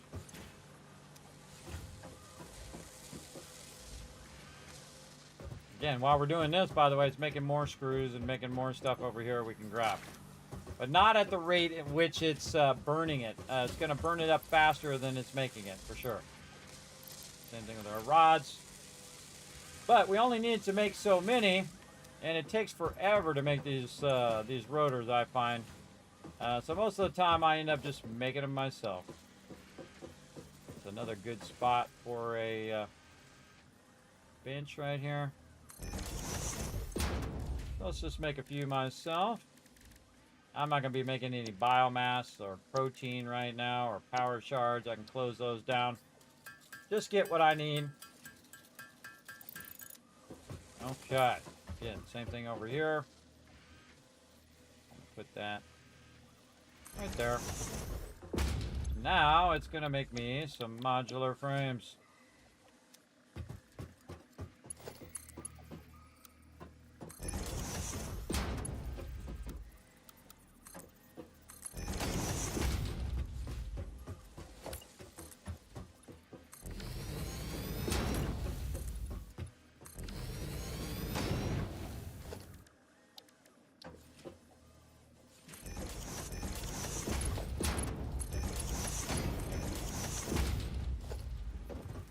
Again, if you have any questions, just let me know. I'm going to be going real fast. Real fast, both in progression and in building. All right, we'll take the ones that we got. We need some iron rods as well. We'll put them in there, though it's way faster for me just to take them out and take the rods and put them directly into the machine. Oh, and there it is. We knew it was coming. We have peaked past our power, I believe, and kicked that off. Let's see. Yep, we have peaked past our total production. Let's go over here and make sure it isn't actually fuel. Nope, looks like all 3 belts are still full, which means it's not fuel. We have peaked past our capacity, and that's when we add another one. Right here. And then very easily we could just do this. Now because the belts don't require any power, it'll actually just run all of that in there, and I don't have to actually run any power in there. But even easier, just take a stack out of there. Look at how many we got backlogged now. Just take a stack of that out there, drop it in here to speed that up, and turn the power back on. Okay, so far I've only needed 4 of these biomass burners to get all this production going. So now it's doing its thing over here. Let's clean this up a little bit. I'm gonna get a little nice little straight one. Very nice. And now it is, again, doing part of the process for me, that's the next thing I'm going to make is modular frames. Now, I haven't made any modular frames yet that I needed to make, and this is where you start to cross over to the moment where you can kind of make the thing ahead of having to make it yourself, right? So I don't really need to make modular frames because I have reinforced iron plates and iron rods. I can make assemblers. I can put it in there, and now it gets to the point where I don't have to manually make it. And that's where you're crossing that point where you can automate all the other stuff, which is awesome. Okay, so again, we have all of those resources, all of these and all of these going. Actually pretty epic, everybody. We're crushing it. Now, we have another big goal to do, and that is to get our space elevator up and running. So, again, we don't really need any of this other stuff right now. What we need is we need to get our space elevator from right here built. Now, to make one of these space elevators, we can just go like this and say space, and then we can click on space elevator. It will bring it up where we can build it, or we can say space elevator, and then, try it again, space elevator. Bring it up. Nope. Okay, we can just do it this way. We can go into special, press 1 here. Couldn't remember if you could do space elevator in there or not.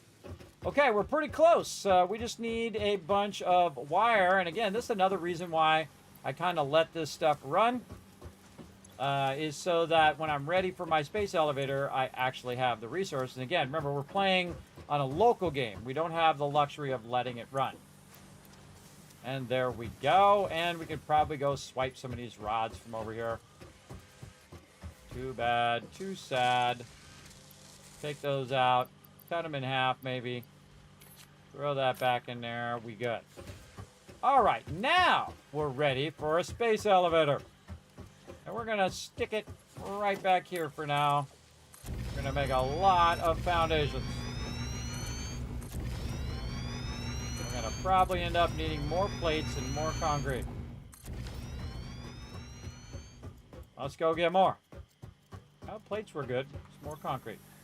We got a smidge. Okay, Mr. Big Space Elevator, let's see if we can fit you on this thing over here. And I like to turn the little thing up forward. By the way, everybody, if it is hanging off, you can hit H. And you can put it down anyway, even if it is hanging off the foundations. I'm going to nudge it this way a little bit forward there. I think that's a good spot for it.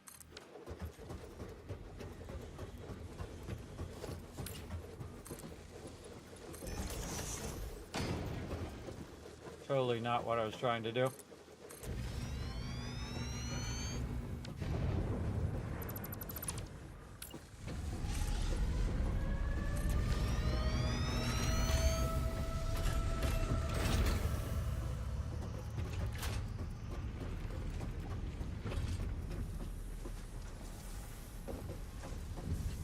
If I've ever watched it from way back here.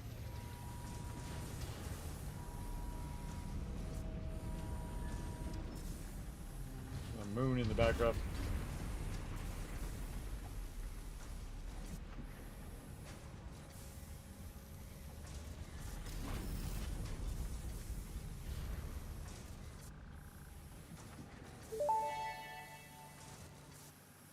Project assembly initialized. Congratulations, Pioneer. The space elevator will now automatically connect with the Project Assembly orbital platform. Project assembly is divided into phases, each of which require the delivery of project parts, such as smart plating, via the space elevator. Subsequent phases unlock access to new tiers with more advanced technologies to construct, automate, explore and exploit. It is time to be honest. This project is part of the Save the Day program, the largest united undertaking in human history, destined to save us all. Earth is in peril and only Fix-It pioneers offer hope for survival. Fix-It is counting on you. Humanity is counting on you. Do not let Fix-It down. I'm on it. I won't let you down. Okay, so now we got to go over here and we got to say, okay, we need some smart plating. We need 50 of them. All right, so how are we going to get 50 smart platings going over here? Well, the first thing we're going to do is we're going to get our chainsaw on right over here.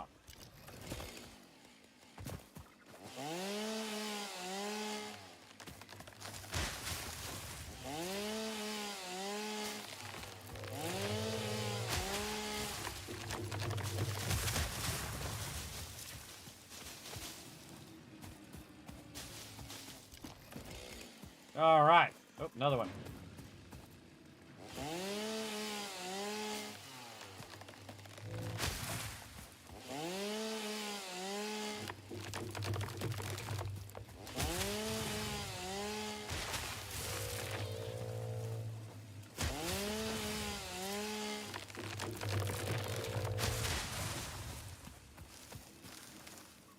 There we go. Got rid of that pesky nature. Do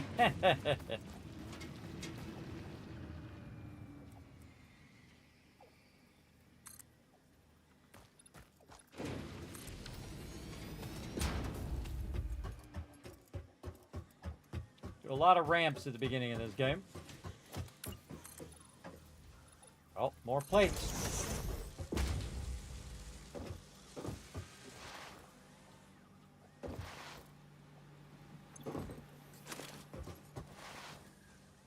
Slide jump. Slide jump. Go a little faster. Okay, now I need an assembler, I believe.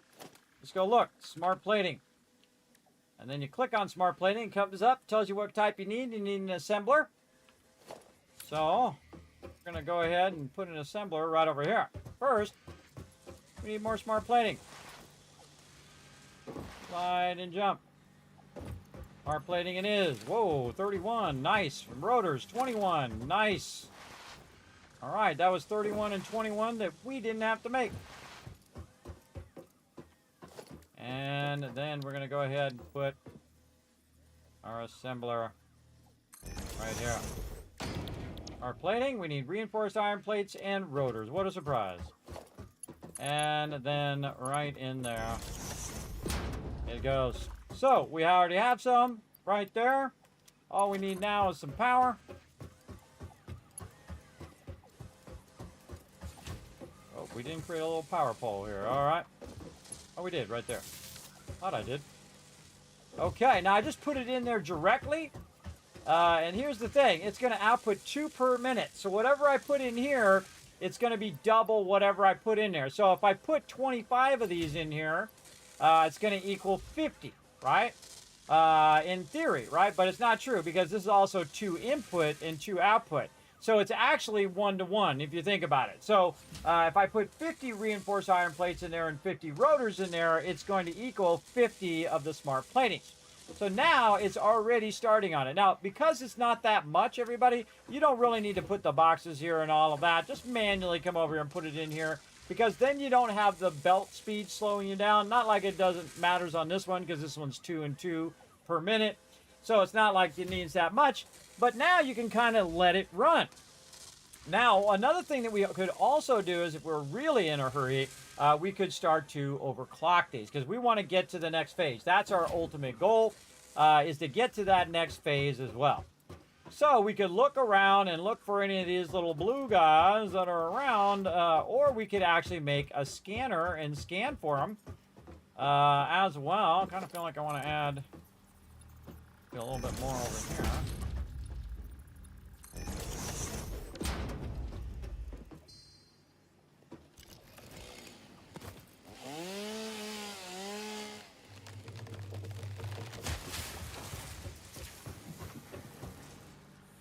Get that tree out of my business. Okay, if I see belts that are empty, I'm like, what's up with that? Why is there no wire? Why is there no wire here?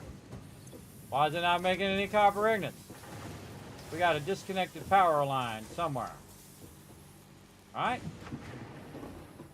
Our copper is not coming in.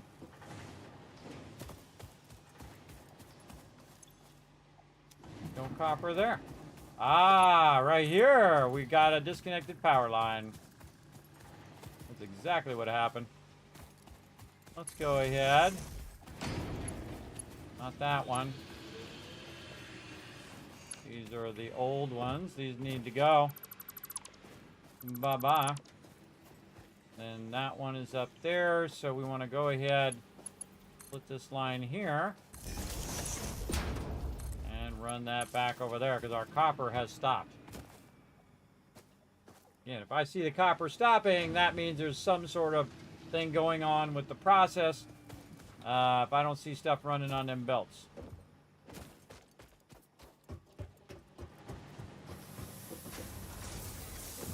Iron's still looking good.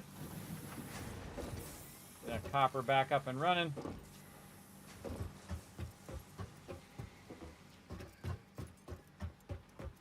Okay, rods and screws. So rods and screws, make some more rotors. And then over here, plates and screws. Now, I don't need to keep these screws for me right this second. And again, I could probably just take the screws and run them directly in there. But you need all the basic stuff here, everybody. So just keep collecting this basic stuff and running it in there to make the items that are going to make us the smart plating. Right there, right there. Very nice. And then, even though it's going to go pretty slow, we'll go ahead and put the rest of these screws over here. And now, I don't have to create another whole elaborate process for doing that. I just can put it in those boxes. And then I'm the one that's actually controlling all of that and letting all of that run. Over here, we got modular frames going. Don't need that many modular frames for right now. We'll go ahead and take those. But really what we need is we need that smart plating. We're already 8 of 50. And again, another thing you can do is just kind of remind yourself. You say smart plating here. You click on this. You say add to to-do list. Now, this is if you make the smart plating, not if it actually makes it for you. So it'll stay there and remind you that you need these and that you need these over here. And then we can go ahead and do it. Now, also, again, we can just go ahead and take these. Oops, this is in the wrong box. There we go. We can just take these and say, you know what? Screw it. We're going to spaghetti this sucker. We're going to go up. We're going to go over. And we're going to run it right into there.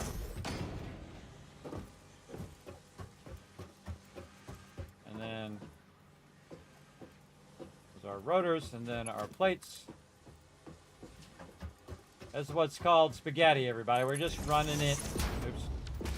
You're just running it on the ground willy-nilly from the resource, from the output to whatever you need to end up. Now, the nice thing is I can also why did I do that again? I can disconnect this later and readjust all of this, which I will do multiple times in the playthrough. I'll tear stuff down and revamp it. So I'm going to put up real high. There we go. And then on this side, we're going to just cross this one over just to add a little extra spaghetti city. And now I don't even need to feed it in here. It's going to automatically make as much as it can and feed it in here.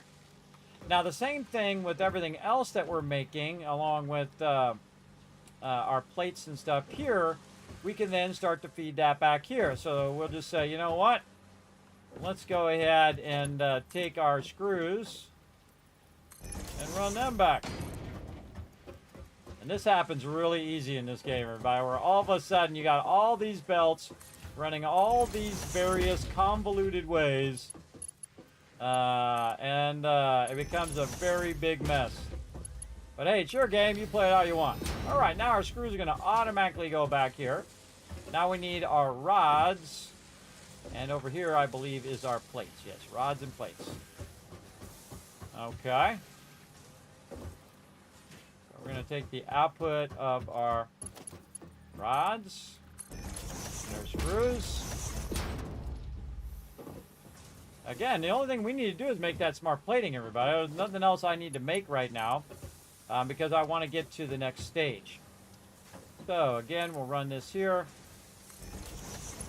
like so.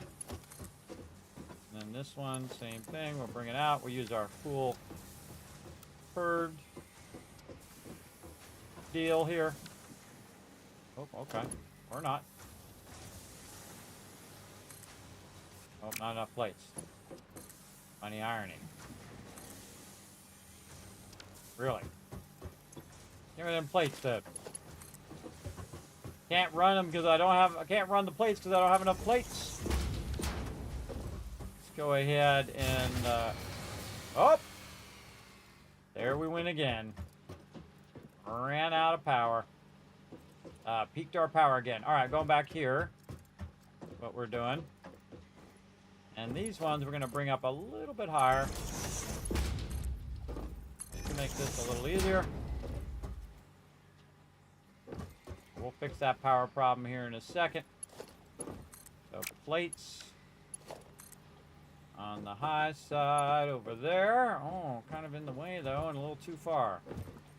A little too far for it to go. Let's put it right here. Let's put that way up. And over there. Same thing here. Way up.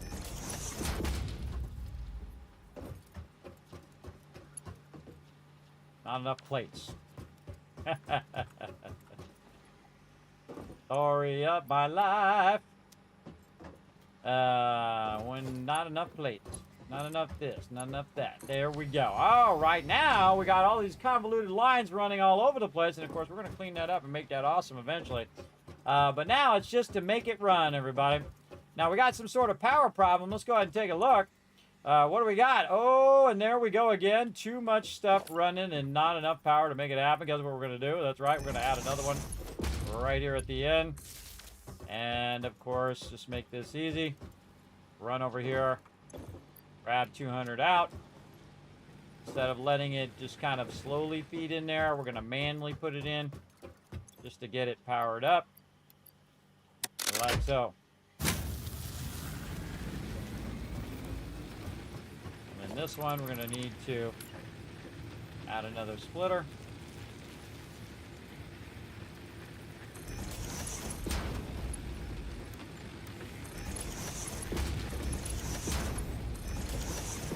Okay, power back up and running. All right, and again, you're going to keep hitting that power problem over and over. But every process now is not optimized, but it is all in line. There's nothing that I need to manually take and drop off in certain locations anymore. All the processes that we created of the rotors, of the smart plating, and of our reinforced iron plates, all of that process is now in line. So we don't have to actually go and manually do it. And so we're 16 of 50. So right here. Now, the smart thing to do is just keep feeding these in here while we're going on a quick adventure here. We got to go back over this way. Actually, we don't have to go that way. We can just go right here and make another equipment workshop. Let's say right here. And we're going to make ourselves an object scanner, which we're going to need to clear this, add a to-do list, and we're going to need some of this stuff. All right, see, we don't longer have it backlogging for us, so we got to go scalp it from the machines itself. So I'm going to take some of that screws there, just to have just enough, too. That's funny. And then over here, we're going to take some of these.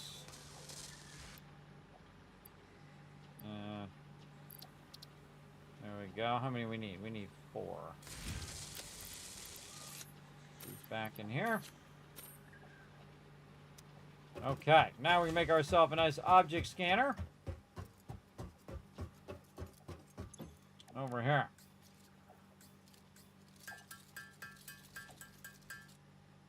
Okay, got our object scanner. We'll take our thing out. And now, I gotta remember how the heck you switch this thing. T. Yeah, God, I forget. Oh, it's right click. Power slugs. That way.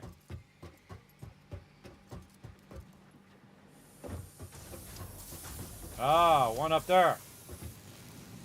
No problemo. We're builders. We know what to do. We build.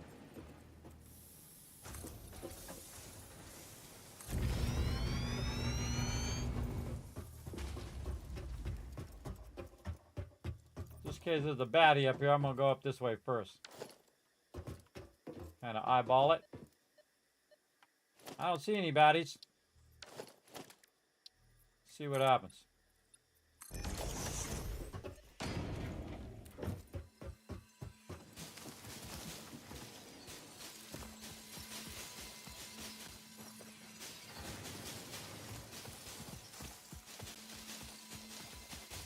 case there's one hiding in the bushes.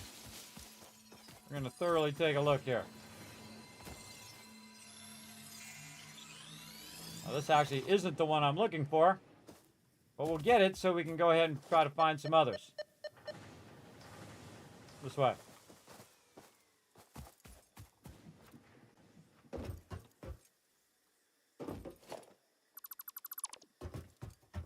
I don't need it. I take it back out. You do one extra like I did right there. Just hit control and let go. Then aim away from it, and it will take it back out.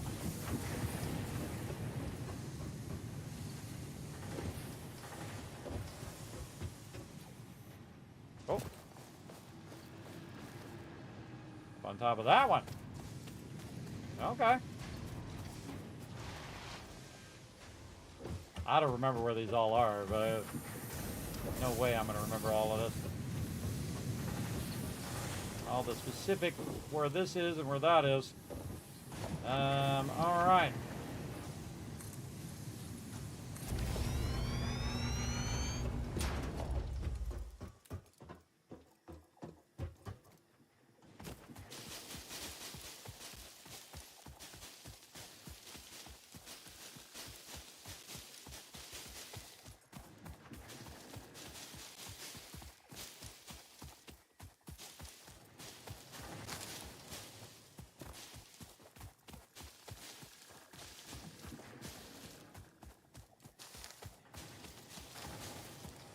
Like something I do when I get up on top of stuff is I just kind of clear all the stuff out.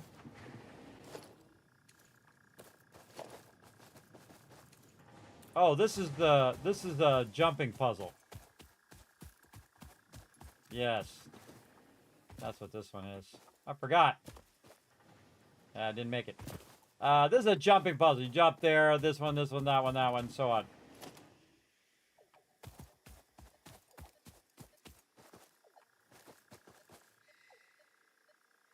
Baddie down there too.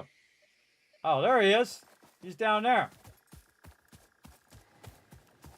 Not up here. Not the mama. Oop, don't take it out while you're standing on it.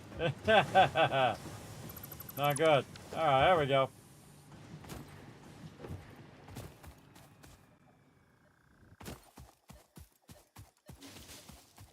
Always collecting this as I'm walking around.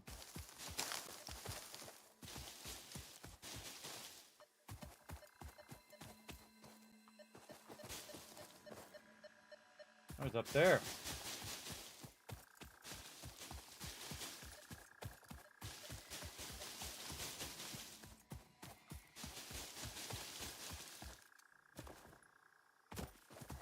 Okay.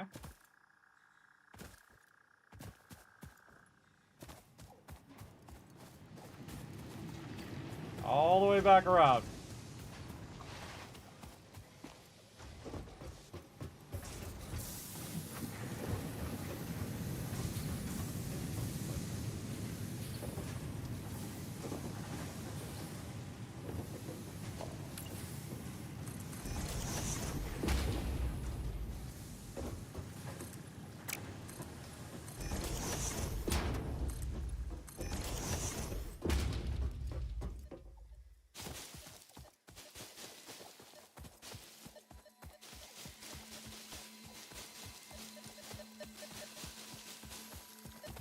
Come here, my little friend.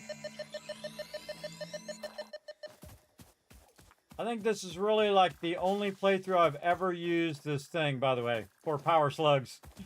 I typically use it for Mercer spheres, but I can't remember the last time I actually used it for power slugs.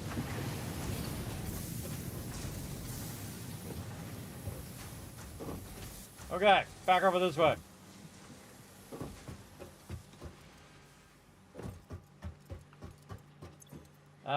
Okay. Power shards. Let's go. Get our first power shard going. Check our power. Power looking sharp. Okay, even at max, it's good. But right now, topping out around 113.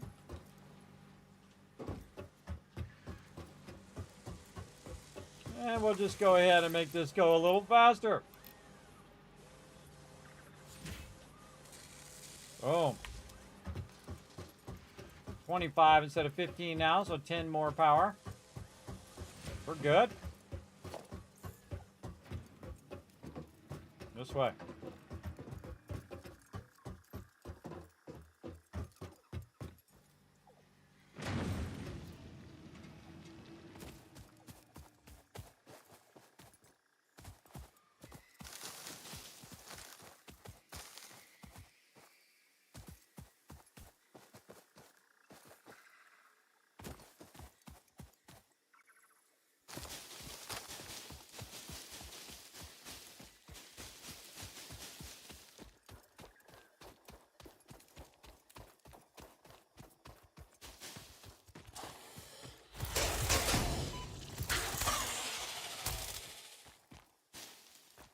Now, wherever you see one of those, it's usually guarding something.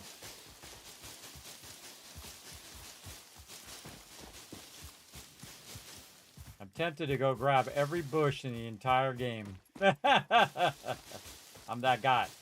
I'm that guy who would go and get every single thing in the game. Cut down every tree, get every bush. Clean this area up a little bit. It's getting overgrown.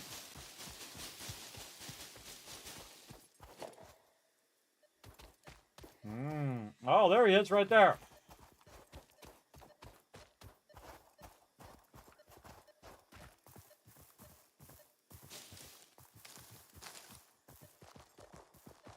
Eyeballing it. Eyeballing it. Let's see. How good am I at eyeballing? Yeah, okay. Back up just a little bit. Back up a bit. Yeah, harsher angle.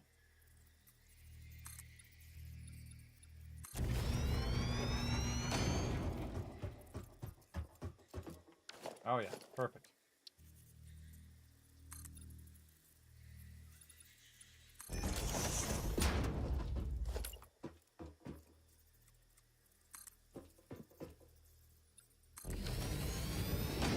I like to make me a little landing there so it's easier for me to stand and work my magic.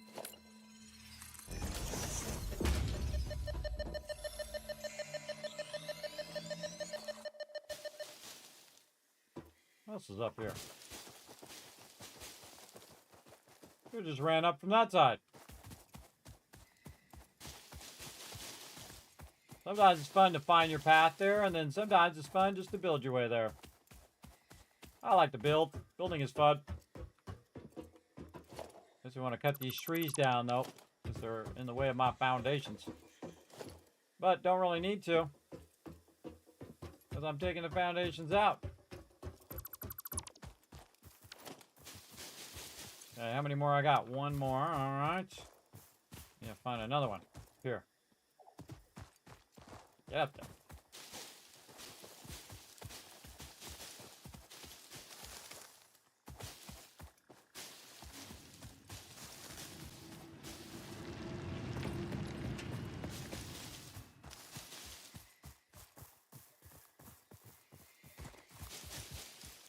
Up there somewhere.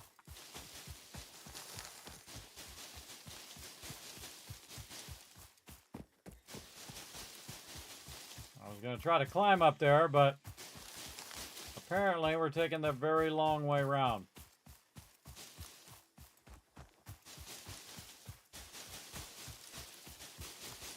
I'm just holding down E while I'm walking.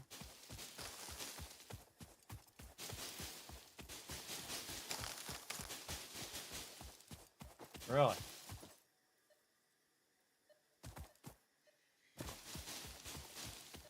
Must be way up above.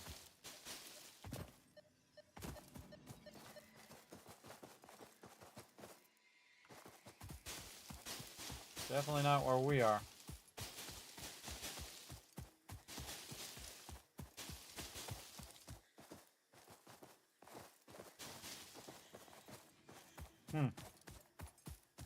All right, let's run this way. Or I just was. Get up there.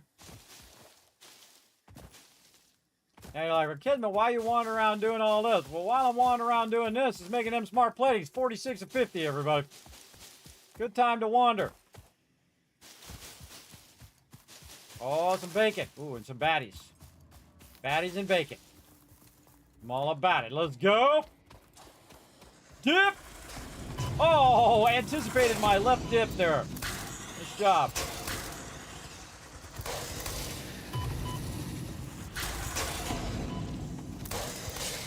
Ooh, those are tough ones. Took a lot of damage from that. But we got her done. Got some bacon and a yellow one. Not looking for the yellow ones. Can't convert those right now, or don't want to convert them. But, we'll get it. That's the one it was probably zeroing in on it, too. Maybe. Again, we're kind of in a little cave area there. I don't know if you heard that echo while we're in there. Pretty cool. Oh, one more. All right. Again, I was running around trying to find a way of making it go faster, but by the time I get this done, everybody, time I just run around a little bit, it's already done, matter of fact. And again, just sweeping through all this random loot, all these leaves. And again, I have my chainsaw. I can cut all this stuff down if I want to. But why not just pick it up while you're running? Much more effective use of your time.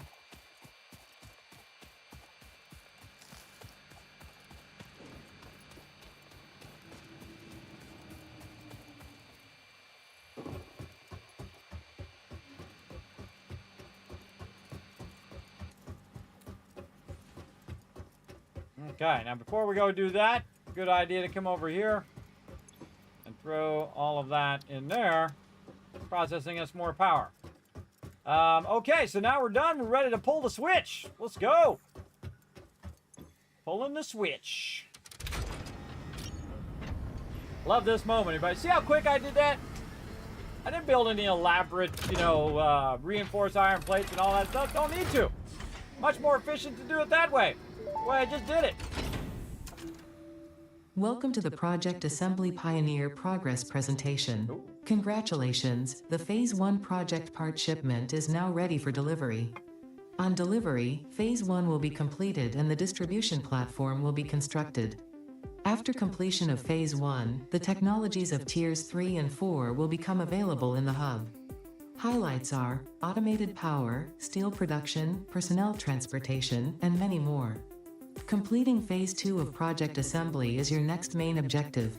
New project parts will need to be produced and delivered to the space elevator as you have done previously. Continue to construct, automate, explore and exploit for a better fix-it future.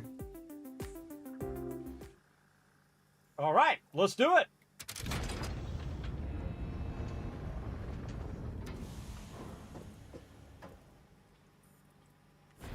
Phase 1 of Project Assembly completed. This is only the beginning of Project Assembly, the first step towards saving the day. You have performed adequately so far. Reminder, not only is Fix-It saving humanity, it is saving all of Earth, including kittens and puppies. It is statistically likely that you appreciate the continued existence of kittens and/or puppies. Continue the work for their sake. Continue the work for Fix-It. It is time to start the work on Phase 2 of Project Assembly. Okay, now we got that going. Good to go. All right, now next phase, we need to do this. Now here's the cool thing. We need 1,000 smart plating, so we should just let it keep running, everybody. Just let that smart plating keep running in there until you have 1,000 of them.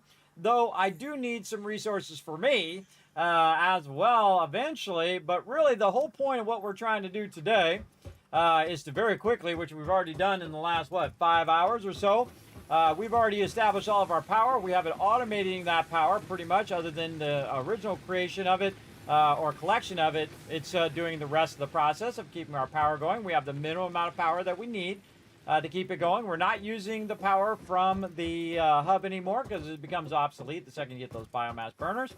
And now we are in the next phase. Now I can go into logistics. That's pretty useful, but what we want is perpetual power. We want this right here.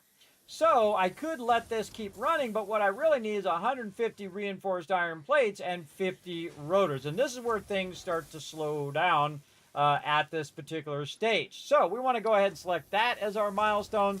And we're going to go ahead and disassemble or disconnect our lines here for right now. And then those will then start to backlog into here instead. And so now it's going to backlog. I need 150 of those and 50 rotors. So we're going to let them do that. And again, remember, it's all in line, so it can just keep running and running. The only thing that's currently not in line is the modular frames. And again, I only need a little bit of that for now. We're going to go ahead and let that rock and roll. So while we're waiting for that to run, there's all sorts of things we could do. We could do explore. We could go watch a movie and just let the computer run, whatever we felt like doing at this point. I'm going to put that rotor in there, so it reminds me of those rotors go in there. And I'm going to go ahead and let this run in there. Now, before I do AFK, everybody, you should always double check that it is actually running and that it's getting all the stuff that it needs. Now, one of the things we really need to do is actually scale up so that this can run faster at this stage, right? So we need to have more power, but to get more power, we want to get more power, if you know what I mean. We want to get the coal power so we have more power to scale it up, or we could scale it up with our biomass power. Either way that we want to do it. Now, I like to skip most of the biomass stage because, again, that's just me going around collecting a ton of stuff, which is very inefficient over a long period of time. One of the things I could do right now, most likely, is the cable. There's probably plenty of it in here. I can at least put that in there and do this. Now, again, on the server, I would just let this run. I would just let it run at this point, come back in a few hours, and it would have thousands of all of those resources. But what we want to do is we want to just keep this rocking. And again, we'll look at how our max cons are, just slightly over our capacity right now. And again, we could add, say, more screws or more extraction. But one of the ways to make it go faster at this point, because it is reduced in the amount that it can do throughput-wise, is to go in and say, you know what, probably better to go through and do our logistics first, because that's a goal that we could probably hit a little bit earlier, right? We could get our concrete in there, we could get our rods in there, and then some plates in there as well. So let's go ahead and see if we can go ahead and grab a bunch of that. Another thing to do also is if you're waiting for plates or screws or whatever, is you can just turn these off. Just turn them off and they'll backlog back into the box, and thus you'll have that extra bit. But we'll go ahead and use what we got so far to kind of get as close as we can. There we go. Very nice. And then we'll go back over here and we'll take a look at our plates here. We'll disconnect this, and now those will start to once again backlog in the boxes itself. Again, just double checking that they're still coming out of there. Oh yeah, very slowly, but they're coming out. They're getting it going on. Okay, what else can we do here to kind of speed this along a little bit? We do have some copper stuff on us, and we have some extra resources over here that we might be able to supercharge our stuff with to make it go maybe a little faster. Let's go see. Let's throw some of these in here. Right there. Let's throw some of these. Oh, they're already in there. Over here. 100 on that one. Nice. And then over here on the copper. Already maxed. Nice. And over here, already maxed as well. Very nice. Okay, so that tells us that the bulk of all of that is running at max capacity, basically, which is awesome. But we'd like to be able to have it come out faster, be able to lift, run into the stuff faster, so we could make more of the machines, right? Make more of the copper ignites and whatnot. But the more we scale that up, the more power we're going to need. We'll have to go get more power and scale up our power. But our power right now could be massively doubled and even quadrupled at this point.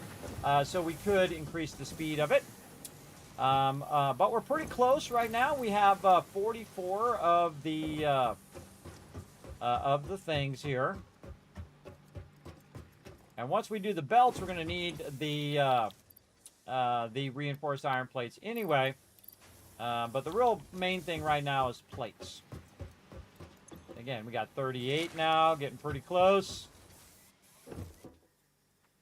Right there, very nice. 220 or so. And then over here, 13. That ought to get those done. And now we just need plates. Nice. Let's run over here and see if we have any extra stuff in here. We got one extra in there. Grab those rods. Use those later on. I'll keep them on me for right now. Now, another thing that we could open is also the awesome sink. We definitely need to get going, but don't really feel like using all the resources on that right now.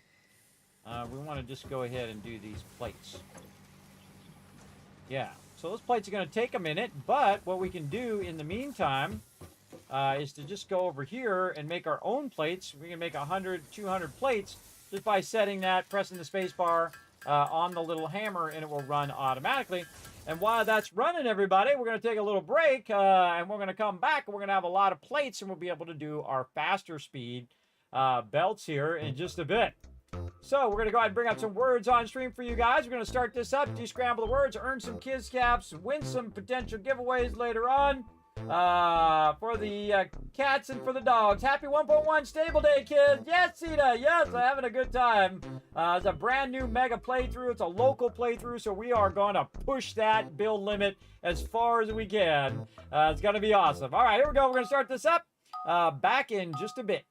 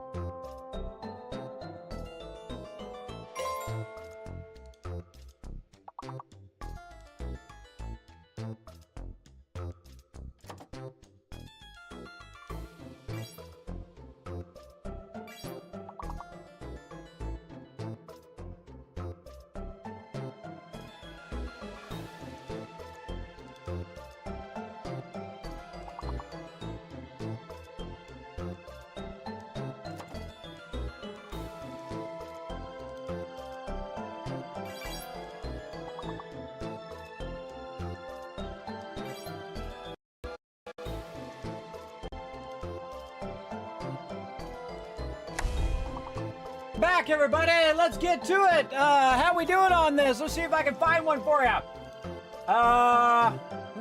S or a T word there. That's definitely a T word. Oh, you got it. Thor. No, shot. Hots. You already got hots.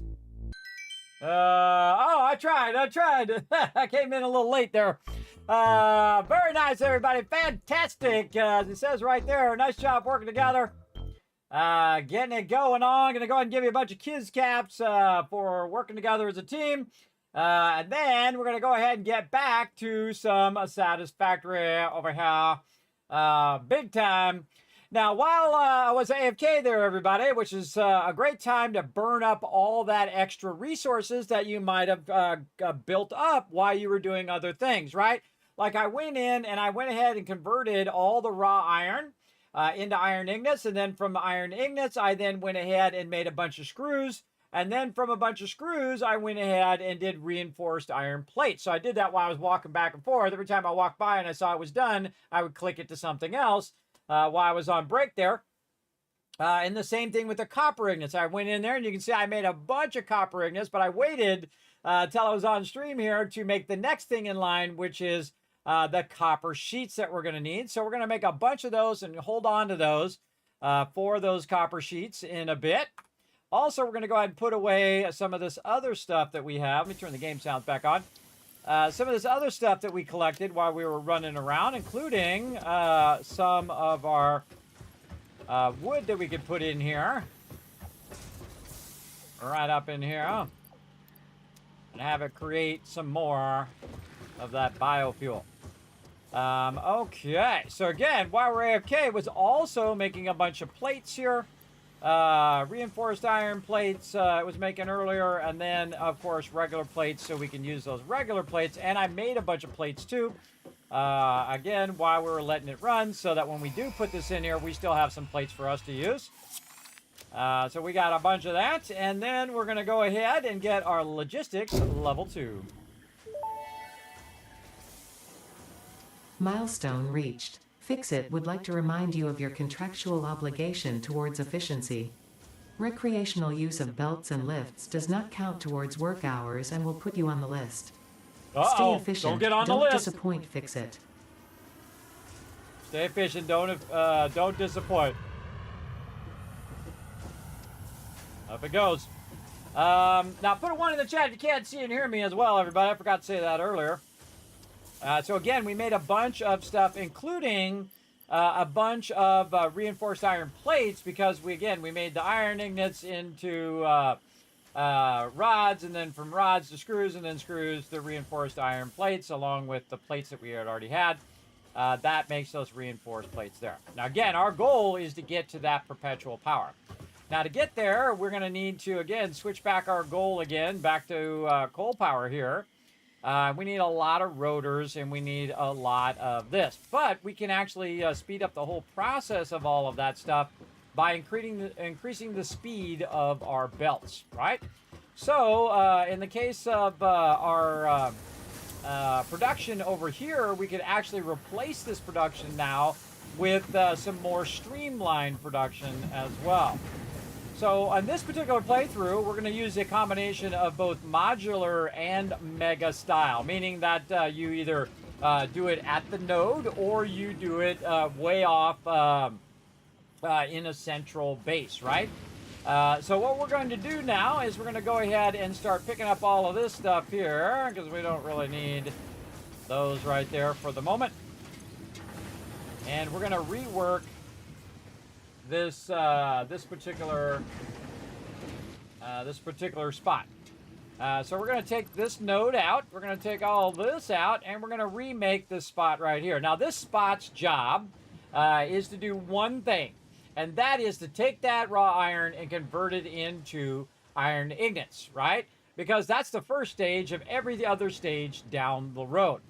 So if we're able to take it out, and we're able to run it at its maximum speed right now, which would be 120, we could really double up on all of our production, including our plates, which we really need to double up on right now. Now, before I do that, normally I go ahead and I align it to the extraction grid. But that's something we're going to do later. So right now, we're just going to go ahead and utilize the world grid to go ahead, put that miner down, and then go ahead and send it. Actually, we can send it this way and then send it back this other way later. So we're going to go ahead and send it this way. And we're just going to put this off to the side where it's going to go ahead and smelt this at 120. Now, we have unlocked our faster belts here, so I would just go ahead and switch both of these, my belt and my lifters, to the faster speed. Now, here's a great trick, everybody. All you need is a little bit of the belt. Again, this is another gamer secret from Kismet. You only need a little small belt to get it out of there so that at 120, so you can then split it and send it into other things. So basically, we're going to double our production right now. So we just need a little tiny belt that can come out of there. And you can see it's really awkward. Oh, my God. Oh, my God. Fun detected. Mandated by Fixit. Exactly. So we need to bring this out of here. I don't have enough rods, though. So we're going to go over here and get some of those because we used them all up to make screws.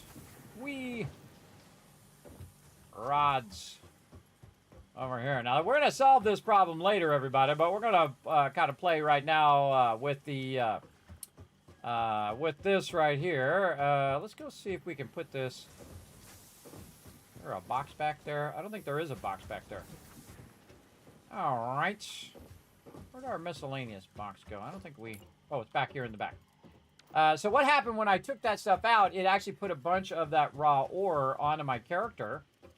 And you can see back here that I took all this stuff out and have also some stuff up here at the top. I took all that out. Oh, I thought I had some stuff at the top. There we go. No, took it out. I took all that stuff out and used that stuff up. But we'll take that raw ore out of my inventory so that we can grab some more of these rods. And we can utilize these rods, again, to scale up our entire production. So we're going to go ahead and run down here and start to work with this down here. Okay, and the reason why we need the rod is so that we can put this thing on a foundation.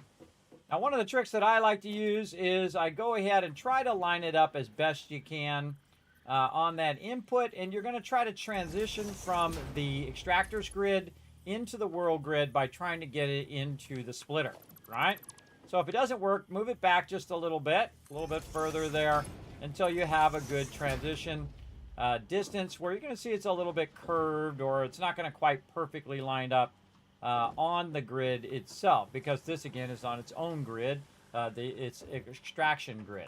All right, so now we got that going. Now we want to think about, okay, if we're bringing this out at 120, we're going to split it and it's going to be 60 and 60, right? But the input that we need is only 30, so we want to split it again, right? So we want to go in and just make all of this stuff go in this direction, kind of out of the way here.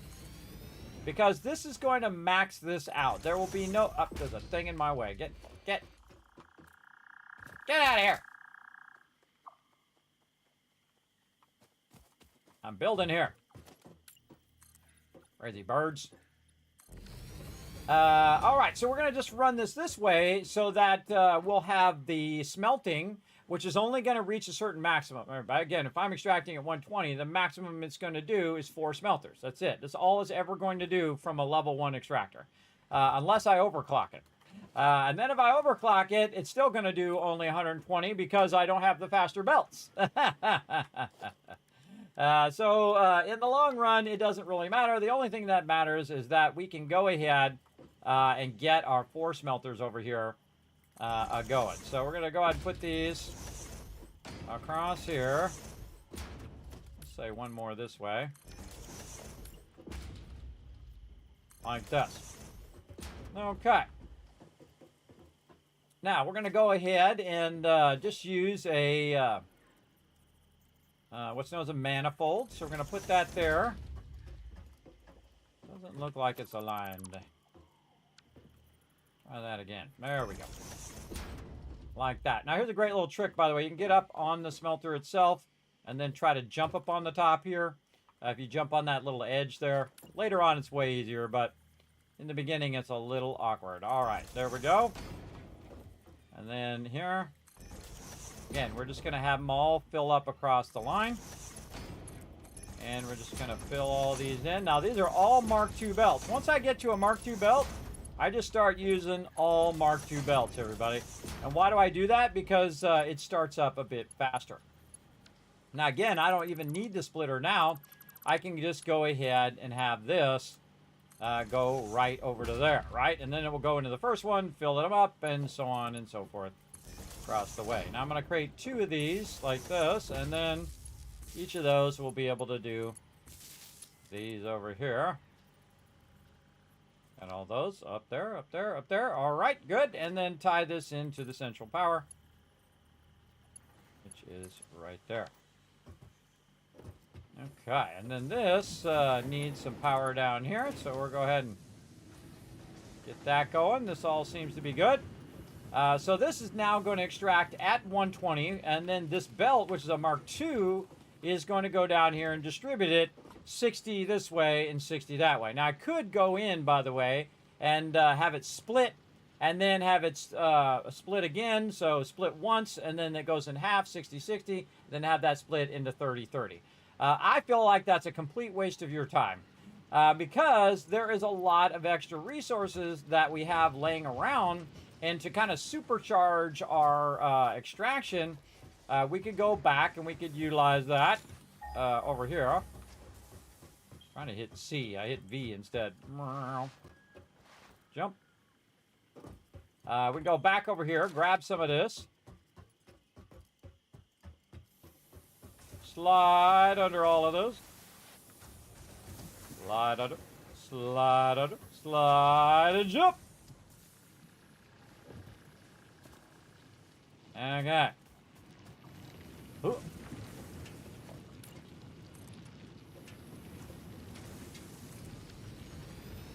Fill that in a bit. And the reason why that's going to go so fast is because we're going to go ahead and say iron, and we're going to put the iron in there. All right, and then, and you got a huge backlog of this. Throw it in there. Don't do you no good sitting in some box somewhere. And we're going to massively scale this up. Okay, so the ultimate goal is for this to go ahead and max out this production of taking the raw resources and running it in there. Now, another thing I need to do is to also think if it fills up, I want it to keep going, right? I don't want it to stop. So actually kind of better if I turn this sideways, like this. Say like that. Run that. A nice default run, and then this into this box. All right, default's all I can do. All right. So right into this box. Now this box, I can just manually feed it in that box, and it's going to go at a max of 120. But still, it's easier just to put it directly into the machine, so the machines are starting up. Now these machines are going to produce, again, a total of 120 again. So now I can just go ahead and merge them all back together.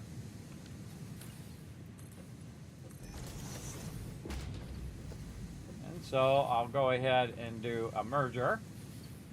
And we're going to have it input like this. Actually, we only need this merger. I'm going to think of where my output is.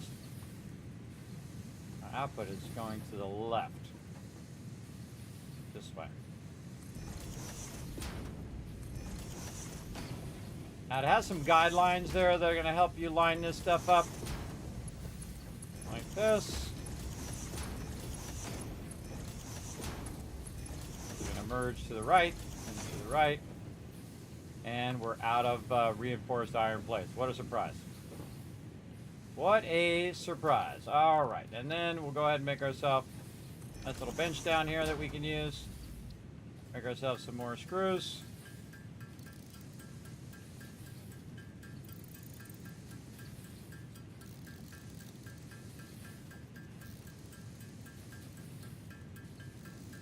And more plates. Now the whole point of what I'm doing is so that I can scale up the plates, so I can scale up the reinforced iron plates, so I can scale up the screws, and so on and so forth. You get the idea. And again, I would just start using the 120s at this point. Okay, so everything's merging this way toward this. Now I've got a bit of a problem here with some trees, which are not going to be a problem here in just a second. Get out of here, tree.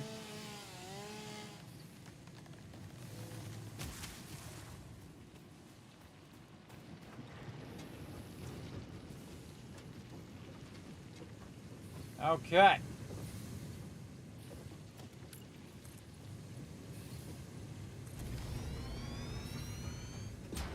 Nice. Now, what I want to do is take all of this and then create a bunch of production lines, right? So I'm producing my plates, I'm producing my rods, and I'm producing my screws, right? So the three different production lines that are actually going to be up above. But all of this stuff's kind of in the way, and you also see that I have another node over there that I can do the exact same thing I'm doing over here. But this needs to keep working and keep things going, so it's making me resources so I can scale this up. So let's go ahead and run up here as well. Now, it's still been working. You can still see that it's making rods and plates, and that's because it has a backlog up here. But again, I cannot stress backlog enough because again, it's not getting any resources from down here anymore. This one is, but the other one is not. And you can see that I still have plenty of resources there. But we want to go ahead and think this through. Do we really need our smelting anymore? No, we don't. We don't need this smelting up here anymore. There we go. Take that smelting out. Now also, it would be great to have these kind of off to the side where we could just say we want to just keep making an endless amount of plates. We could do so just by putting them separate from everything else and then having the ability to run the stuff behind them. We can just keep adding more and more manifolds along the way and just let it run until the infinite space that is there, right? Again, we could go ahead and do rods and screws and all of those things. Now, what I call it is I call it the Kismet rule of 8, everybody. And again, I'm going to go ahead now tear all this down for right now and reutilize all these resources. I'm also going to hit G here, so I'm just getting these belts. So I don't accidentally take out any foundations or anything like that. And we're just going to go ahead and retool this already. I mean, right at the very beginning of the game. This we don't need to touch right now. We want to just let that run. But you can see we're dropping resources like normal. We're putting a whole bunch of stuff all over the place. Let's go ahead and, again, make ourselves a little box that we can use temporarily.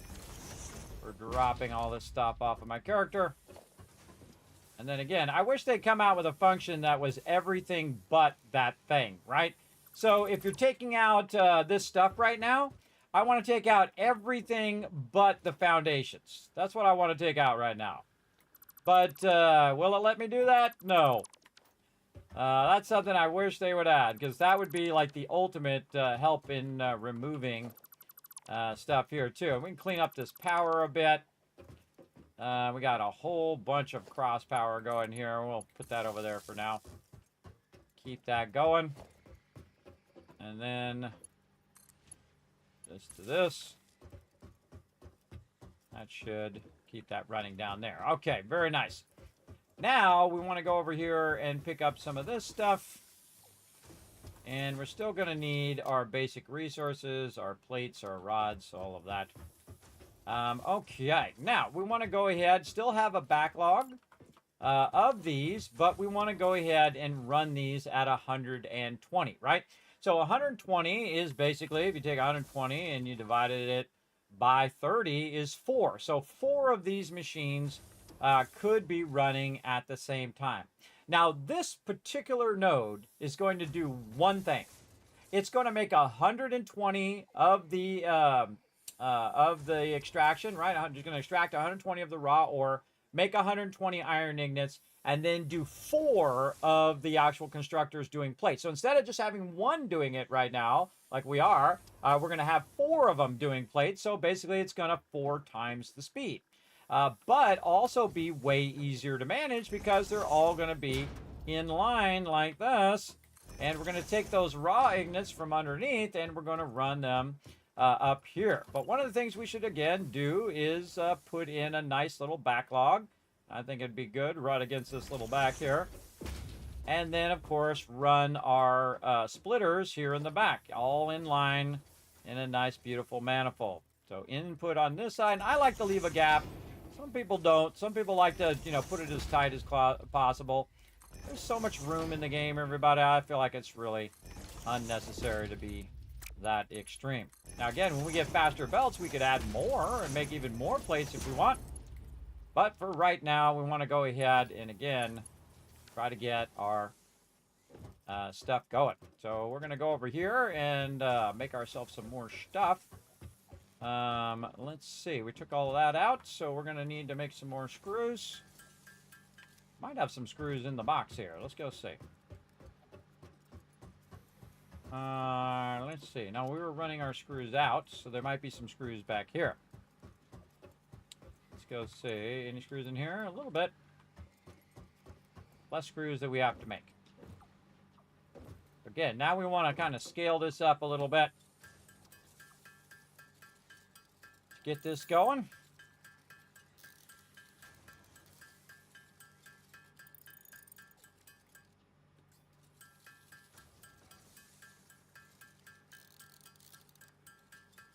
All right, we'll make a bunch of these. And then here's a little trick here while we're, now that we've kind of did a bit of those, we want to go ahead and work on our plates first, and then we're going to reestablish it, making those for us automatically. Now, normally what I do, by the way, is I do what's known as the Kismet rule of 8, where you have plates being made, then rods, and then the rods are going into the screws, into the screws, and then those screws are ending up at the end with the plates, and then those are making the reinforced iron plates. In this particular playthrough, we're just going to scale up the individual resources based on the node extraction itself, and we're going to max that particular thing, not necessarily thinking about, okay, I need 10 of this and 20 of that and 30 of this. I'm going to say, how much can I extract right now? 120? Well, that's how much we're going to make. That's how many plates we're going to make right now. We're just going to max all production at that higher level. So we're going to go ahead and connect this over here. Connect that in there. Oh, just a little bit more here. A little bit more over there. All right. Again, we don't need to run over there each time. Another great place for a bench right there. All right, more screws.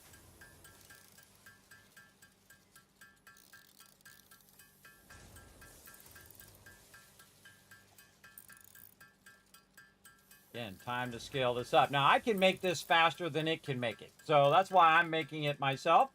But we will automate it and make an absolute ton of these here in just a moment. But much faster if I just go in, make a few reinforced iron plates, and get these to be connected. Now, I don't even need to use the max level speed, by the way, only when it's coming from the extractor to over here. But if we want to kind of build in that next level speed, because if it stops or restarts, or if we want to bring it in here, we might as well have these all upgraded and good to go. Okay, all Mark II belts there. Looking good. All right, this we can take out. Now, what we want to do is this box is for backlogging this, right? For these iron ingots. And the cool thing is you can start those going and just take a look and see if they're actually running along there and that they make it all the way to the one at the end. If they make it all the way to the one at the end, then it's good, just like that. All right, and then we're going to go ahead and do this. And this one here. And then over there. Connect all of those, very nice. And then take this over here, and if you didn't know, you can actually put it on top of boxes. And for now, we'll just go ahead and do this.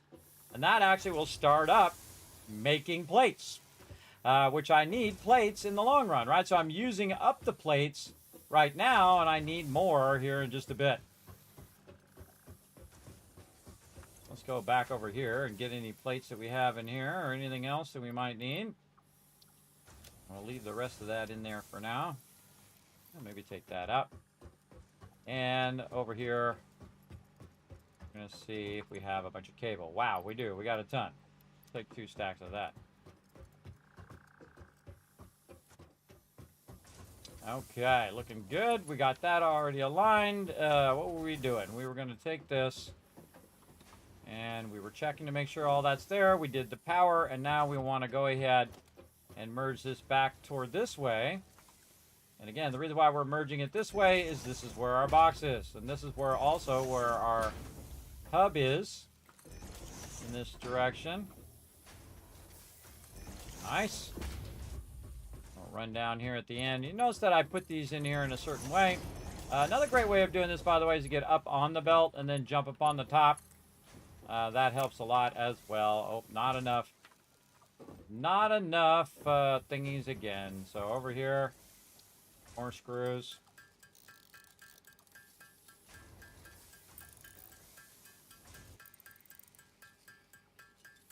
Again, in this part, you're making it yourself. But later on, the whole point of this is that it's all automated. And when you're scaling up, it's good to have a lot of extra. And you can see I took a bunch of that down so I could scale up my plates first. What I really need to do is scale up my plates and my rods more than anything else, because those are what makes those reinforced iron plates as well.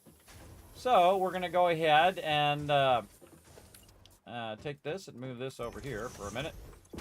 Have a bunch of that in there. Take this out. Take this, stack it up there.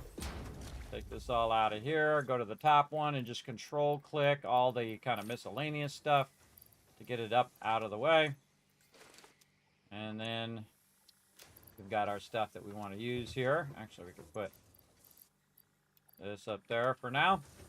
Okay, so this is still working, looking good over here. And again, I want this kind of tucked away off by itself. Now, we're going to need a lot of reinforced iron plates to get this to end up at the end.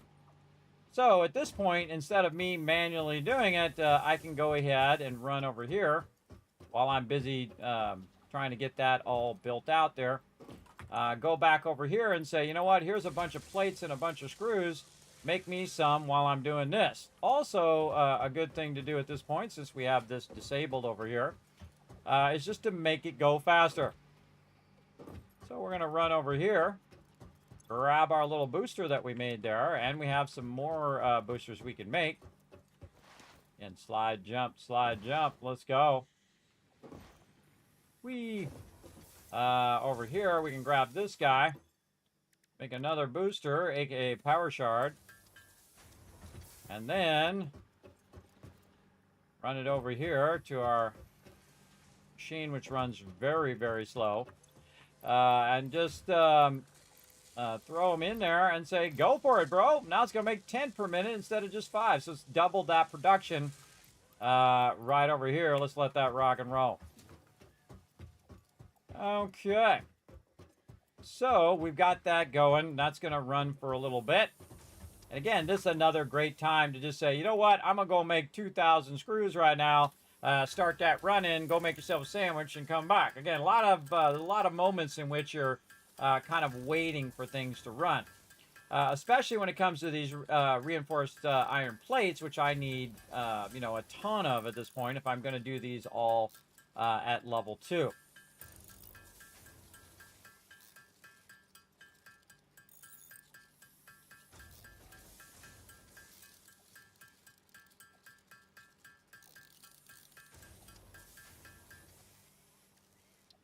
I think we can make actually a whole bunch of those.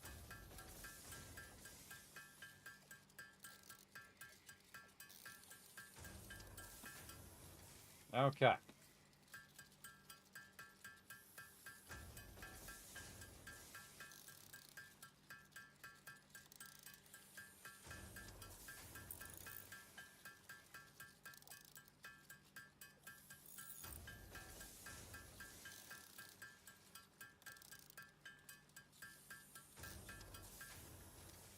Okay, nice. So, we're going to go ahead and run these from here. Now, I'm going to show you a problem that I invented on purpose. If I take these and I run them from over here, I'm going to have to run 120 from over here all the way over there. But there's actually a smarter way of doing that. And that is to go ahead and take your splitter, and I'm going to offset it a little bit to the left here, and run the splitter in here so that it's coming in 120 from over here. But when you're running the line, you're going to use your lesser lines, which you have more of and that you can use, right? So temporarily, while you're waiting for all of those to be made, where you have hundreds of those instead of just a few, like we have right now. Of course, I have no plates. So let me go get some plates over here. Always out of something. Again, this is the thing that costs you the most time, is the running back and forth part.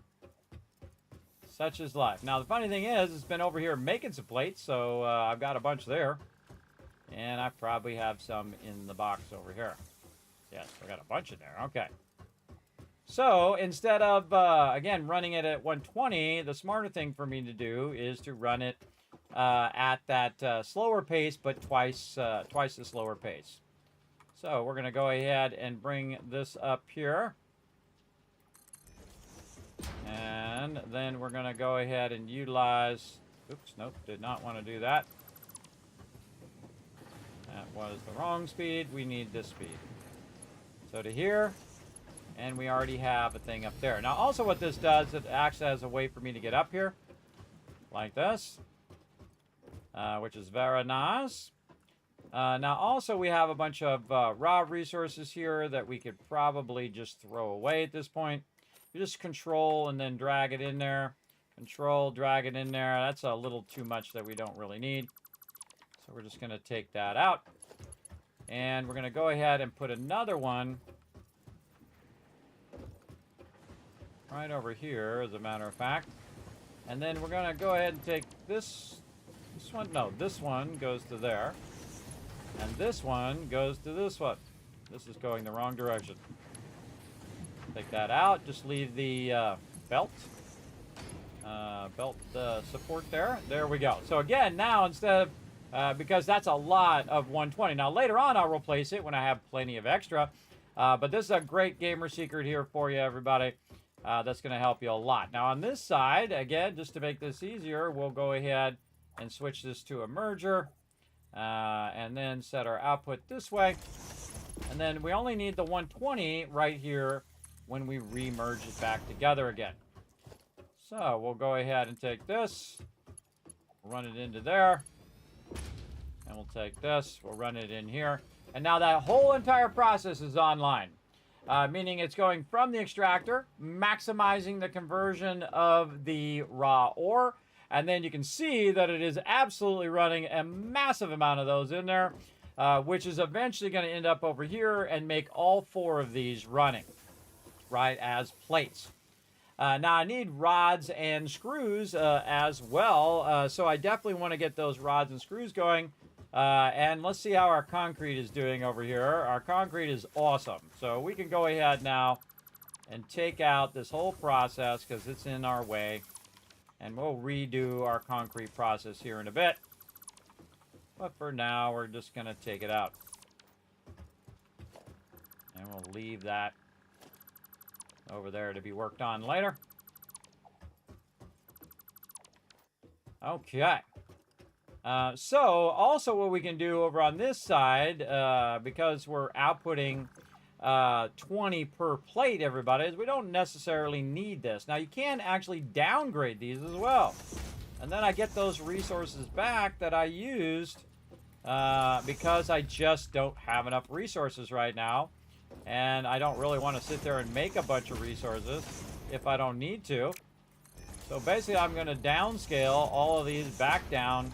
And now you can see that I have 39 of the iron plates and really use them where you need them the most, right? Like right here, you need to go in at 120, out at 120 just for easy management.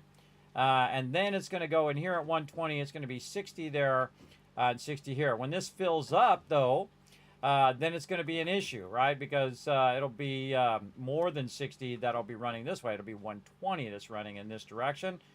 So this is the place in where you want to use it on these belts right here and not necessarily those belts over there. Okay? So coming down the line, you're going to need it. And the one at the end probably don't need it because, again, it's going to be used up on all of those.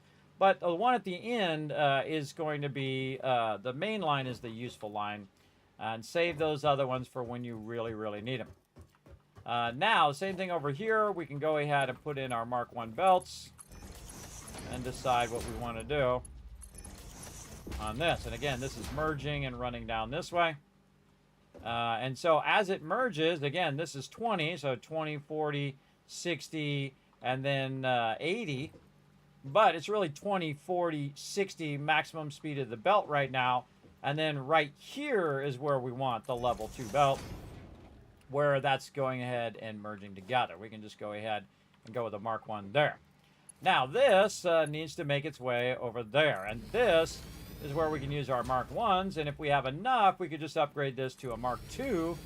And then now we're using it when we have to use it. Again, this is being very efficient with the resources that you currently have. Eventually, we'll have more than enough resources. And this is now producing at 80 per minute as opposed to producing at 20, right? So we're maximizing the input of the node at this point. So this will basically run a massive amount of these. Now, as you can see, it's going to come through and it's going to go to the first one and do all the stuff. We need to kind of get our power readjusted here. And get our power going. And I'm going to go ahead and do a direct connection from the power that's actually over here, our biomass power. And we're going to connect that directly over here. So it no longer needs to run this way to run that power. So it's basically has a direct line to where our power is being produced, right? So very nice. I like it. I like it. Okay, so the next thing we need to do, of course, is rods and screws. Now, screws is actually what I need more of right now, more than I need rods. But we'll siphon off a little bit of the rods so that we can use it. And so this first node is just for this purpose. That's it. It's for plates. We're going to let that do its plates all day, every day. Then the next thing we're going to do is we're going to try to extract this at 120 and get the full use of our pure node at this. Now again, same thing we did over there is the fact that we can go ahead and just use a 120 to have it come out like this. Actually, we'll build some foundations on this instead. And we're using the world grid like this. Get this all looking good. And then miner aiming this direction. Okay, very nice. Just when you think you've gotten all the trees, another tree appears. Get out of here, tree. Okay, so again, we want to split this out. coming out of here. Again, there's a pure node. We'll get our splitter hopefully far enough away. Nope.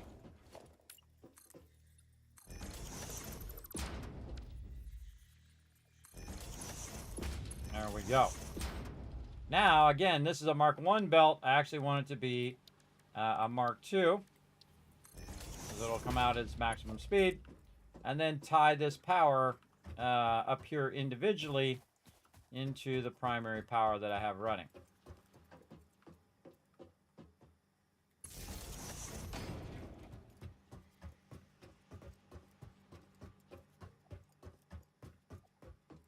Stay there. And we'll use our power pole to split this one. And we'll have some extra connections over here. And now that extractor is completely separate from the other power lines, right? So it directly comes there, and it's going to come out of there at 120.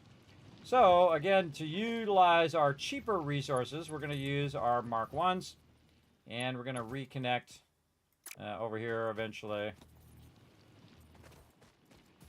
Let's do this. Actually, we'll probably run this a little better. Let's go ahead and run this across a bit. Rethink how we want to run this. This power is not running.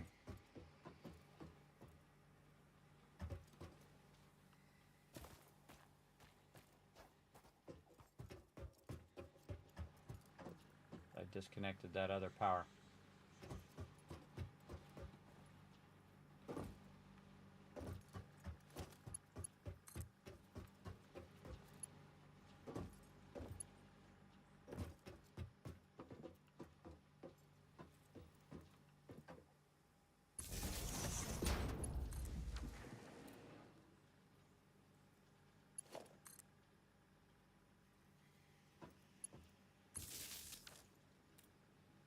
There we go. Get that running while we're fixing the look of this other stuff. Let's take out this copper. Okay.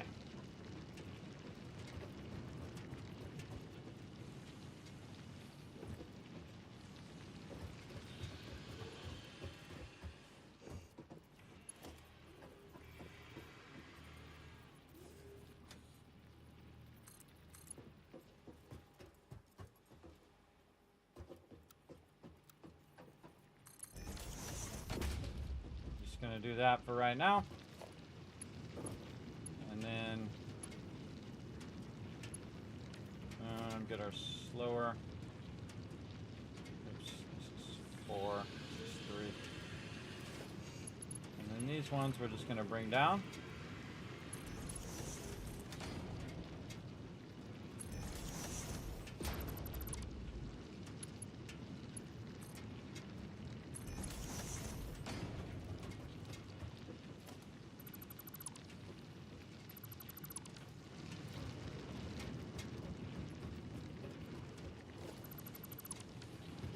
Those processes out.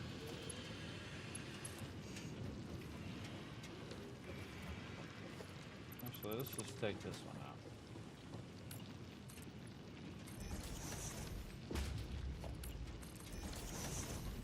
out. Okay, now we're getting somewhere.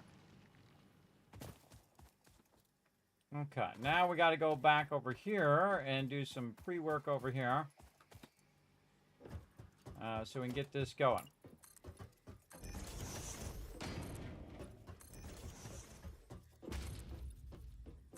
And again, so instead of having it run all the way over there and then convert it over there, I'm going to convert it right here at the extraction node and convert it into what I want it to be ahead of time before it even gets over to that side. So again, that saves us some travel time as well. So this is splitting out of there.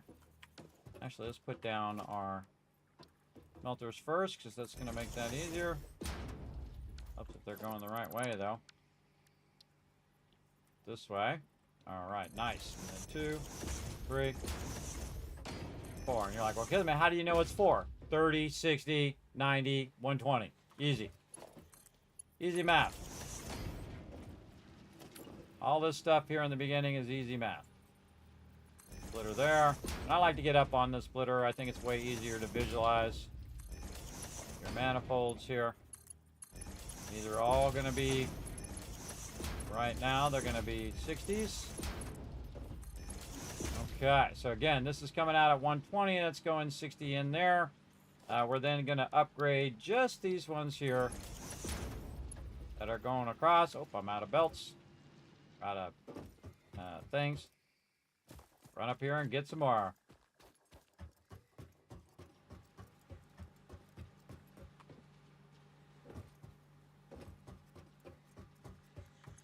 All right, made 39 of them while I was busy doing other stuff. Put some more plates in there, more screws. Awesome.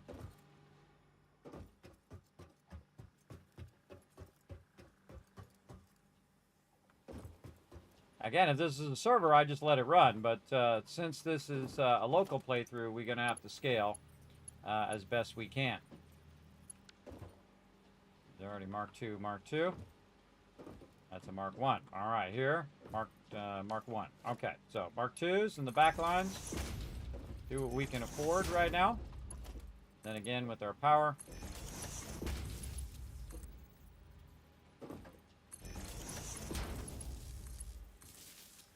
Okay, looks good. And then bring one of these down. One of those. And we tell this what we want it to be. So basically, even though we don't have a lot of resources to go at the faster speed belt, we're maximizing the use of those belts in the perfect spot where we need it. And to make a lot more of those things at the maximum speed that we can, we're using 2 separate nodes to maximize that output. And again, we'll merge all these together. Over here, we're going to merge it this way. Again, this is just to make it easier. And then later on, we're going to go in and really re-optimize these later on. Again, we'll get up on top, easier to see which way you're going.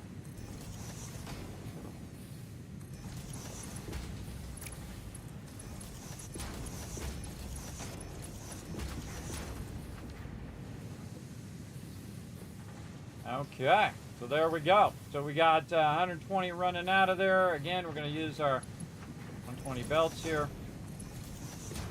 just to make sure that the combined output is good.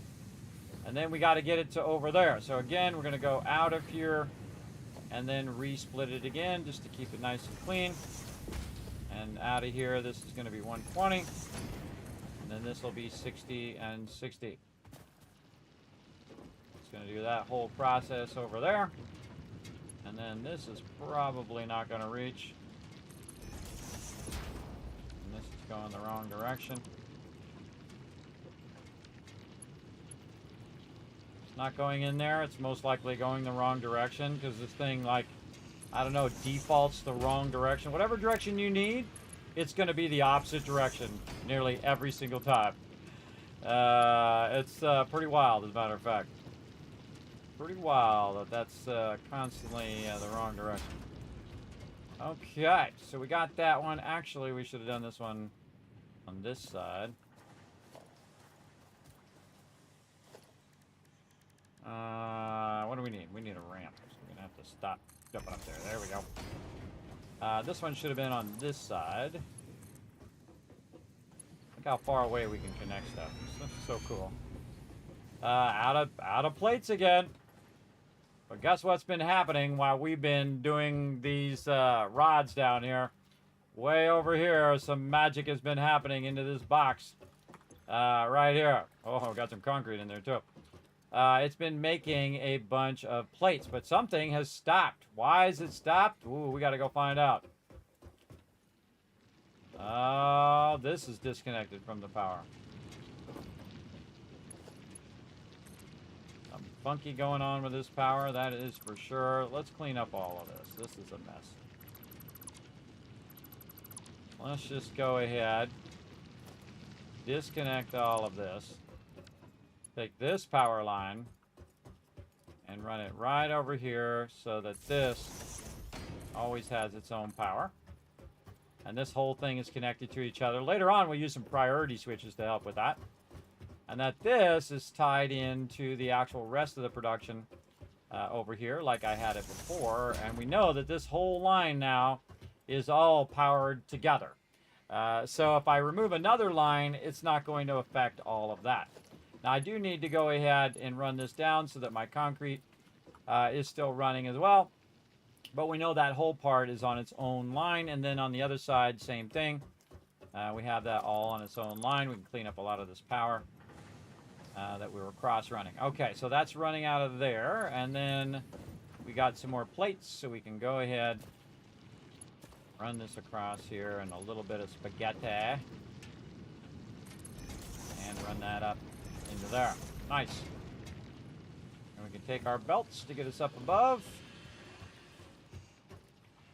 Okay. And I don't like how that's going. Let's go ahead and clean that up a little bit. Let's go here. Then go it over there. There we go. All right. Let's go ahead and run this over this way. So we're going to go up and over.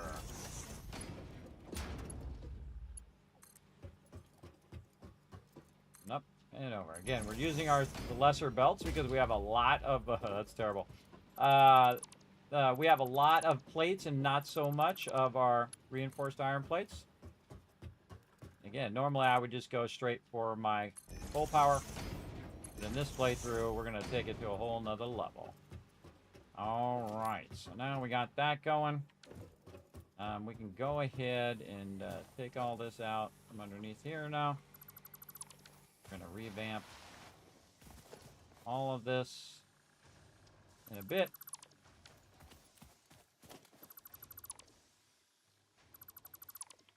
There we go. We're going to revamp this again on top of this when we start building a bit more vertical. Right now we're building very horizontally where we're just giving ourselves room to expand. So we're going to go ahead and put that in there, and probably should have, and actually we could switch it.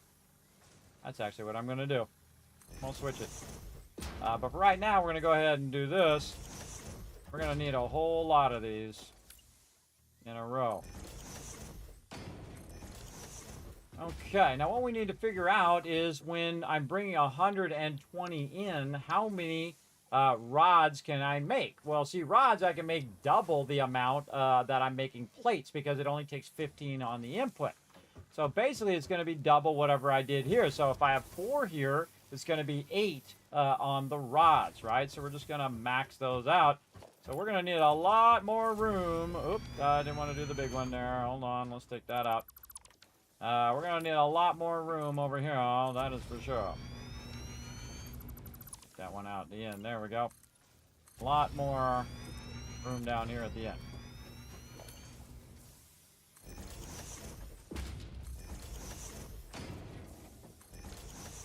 Okay, 1, 2, 3, 4, 5, 6, 7, and 8. Now what it's going to do is it's going to create the rods, right, 15 per minute, and then it's going to create a bunch of screws. And the screws, though, only go at 10 per minute, right? So then you've got some weird math going on that you're going, wait a minute, this is 10 per minute. I got to split it in thirds, right? So you got to take your rods, split it in thirds, and then run it into your screws. Now, here's the great trick of this particular thing is you got to figure out how many actually ones of screws that you need, because the end result is screws, everybody. So what we really need to do is take 120 and divide it by, because rods are 1 in and 1 out, because 15 in, 15 out, so that's easy. So you just take 120 and you divide it by 10, which is 12. That's right, 12 screws. So instead of having this for rods, the actual one is going to be like this for screws. Now, actually, I'm not going to have it this way. I'm going to have it the other way. And we're going to siphon off a little bit of the rods itself. So we're actually going to do the rods, then we're going to do the screws, and then we're going to bring the screws back, right? Because we only have so much room because we got the belts here. But here's another thing that we could do. Instead of having this, because we know that this belt is in the way, if we run this way, it's going to run right here into this belt. We're going to have to go up over the belt, which we can totally do. But what we can do is say, you know what? Since we have the same amount that we're running, 120 on that side, 120 on this side, we can just change our mind, right? So we can just say 1, 2, 3, 4, and say, you know what? I'm going to take all these back out, and I'm going to make these into my plates, and then the other ones behind into the screws, and that will help me with my logistics of my belts. So I'm going to say copy, and then paste. Now, I like to open it and then paste, everybody, just to make sure that it did do it. And it actually did it because I copied it from the one over here, and it just copied that it was plates. And so now we're just going to rebuild what we did over here real quick. So we're going to go ahead and put in our splitter like this, and I'm going to try to squeeze in here and get in there. Get up here to make this get up. Get up on the thing. Nope. All right, we'll do the next one first.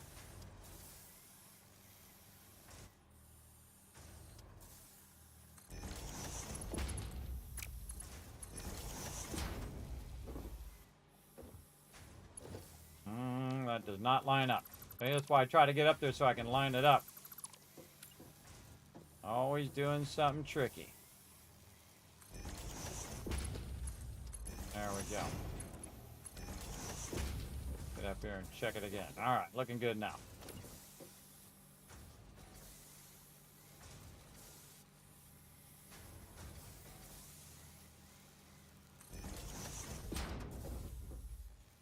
We just picked up the orientation of stuff too, not just what it's making, the actual orientation. Okay, so again, coming in, and then we're going to go ahead and speed up these ones in the back.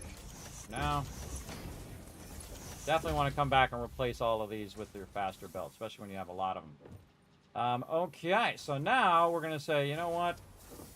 Let's go ahead and feed this into here. But we want to run this at 120, and right now it's running at a slower pace.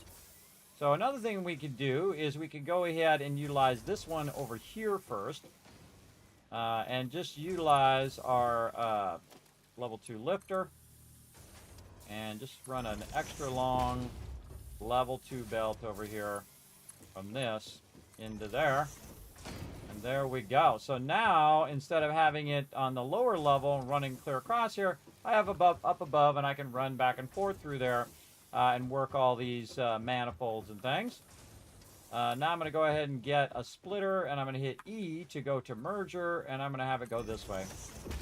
Like so. And that's still not lined up. Hit E. Like this. There we go.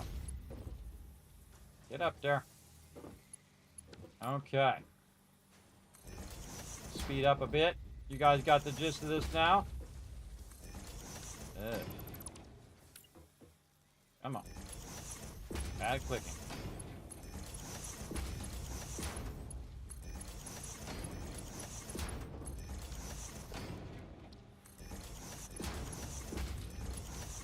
Speed those up a bit. Okay. And then these ones are still Mark 1s.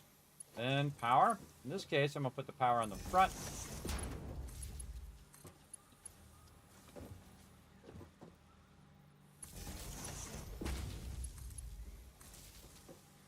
And then tie into this power here. Okay, so those are all good to go. Now what we need to do is we need to go over here and do a merger into the box again here. This is just nothing but bad positioning over and over again on this power pole. Put this over here. Take this out. Not over there. There we go. And then straight up, and then input and output like so. And then this would be a Mark II belt. And then we can take these out and better organize all of these as well. I'm merging there. I'm merging here. All right, now we got 2 lines running. All of that. By the way, while I was working, I had that running, so it's like backlogging a ton of that as well as it's running that in. Again, this will merge together 60-60, 120. I always go 120 into the box. It just makes it easier. The level 2 belt, and then a decently long one there to get it over here to go ahead, merge all this together, and then we'll put a nice straight belt. You can see that's tucked away, not in the way of our screws and our rods that we want to run. So we want to kind of readjust how we're doing here. Now also what we can do is we can go in here and say, you know what, let's just go ahead and retool these as rods right now. But the problem is while the back of it's going to work, all these ones in the front are not going to work, right? So we're going to go ahead and take all this out. Actually, we'll just hit G to get just the conveyors. Take all those out, and then retool this for rods. And again, the only thing you got to do is just switch it, or you can just copy it, and then just paste it like this to make sure that it's switching over to rods. Now, when you switch it like that, you might be dropping some stuff like I am there. We can go ahead and just get rid of some of these raw resources now. Don't really need to keep those. We're going to be producing an absolute ton of all of those. So we can just start ditching those. All right, very nice. Now, again, we're going to retool these for rods because we're going to need some rods here in a moment. But we want to go ahead and make these rods all the way down. Now, I like to group them in subgroups. So if I need 8 of them, I'll group it in like half groups. So 4 and 4 just makes it easier. I've also got a thing in my way right there anyway. So that's going to make it easy to create a little natural break there. And again, we'll run that down that way.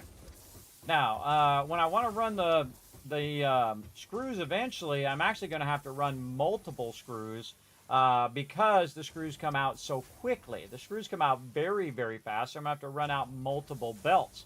So if I have these at the end, I'm just making some right now so I can use them. But if I have these at the end, it actually makes it harder for me to get the screws to end up in the box, right? That's what I want to do. I want to actually make the rods at the end and have the screws come back this way, right? So what I can do is flip the direction of all of these. And the reason why I want to flip their direction is so that I can have them going that way, run down to the screws, or run down this way to go into the screws and come back this way to go into the boxes. I'll show you what I mean here. Let's go ahead and take all these out. Don't be afraid to retool your whole factory, everybody, if you got to. Take the whole thing out, redo it, make it better than the one before. And I'm always revamping, thinking of a better way to run things and things of that nature. Let's take this, tie this now to the front of that one. Very nice. And then that one ties across into the main power over there. Very nice. Okay, so now, again, we'll want this to go in the opposite direction. We want to offset it, though, because this is going to come out of here. And we're going to go ahead and get our constructor and run it this way. So there's 1, 2, 3.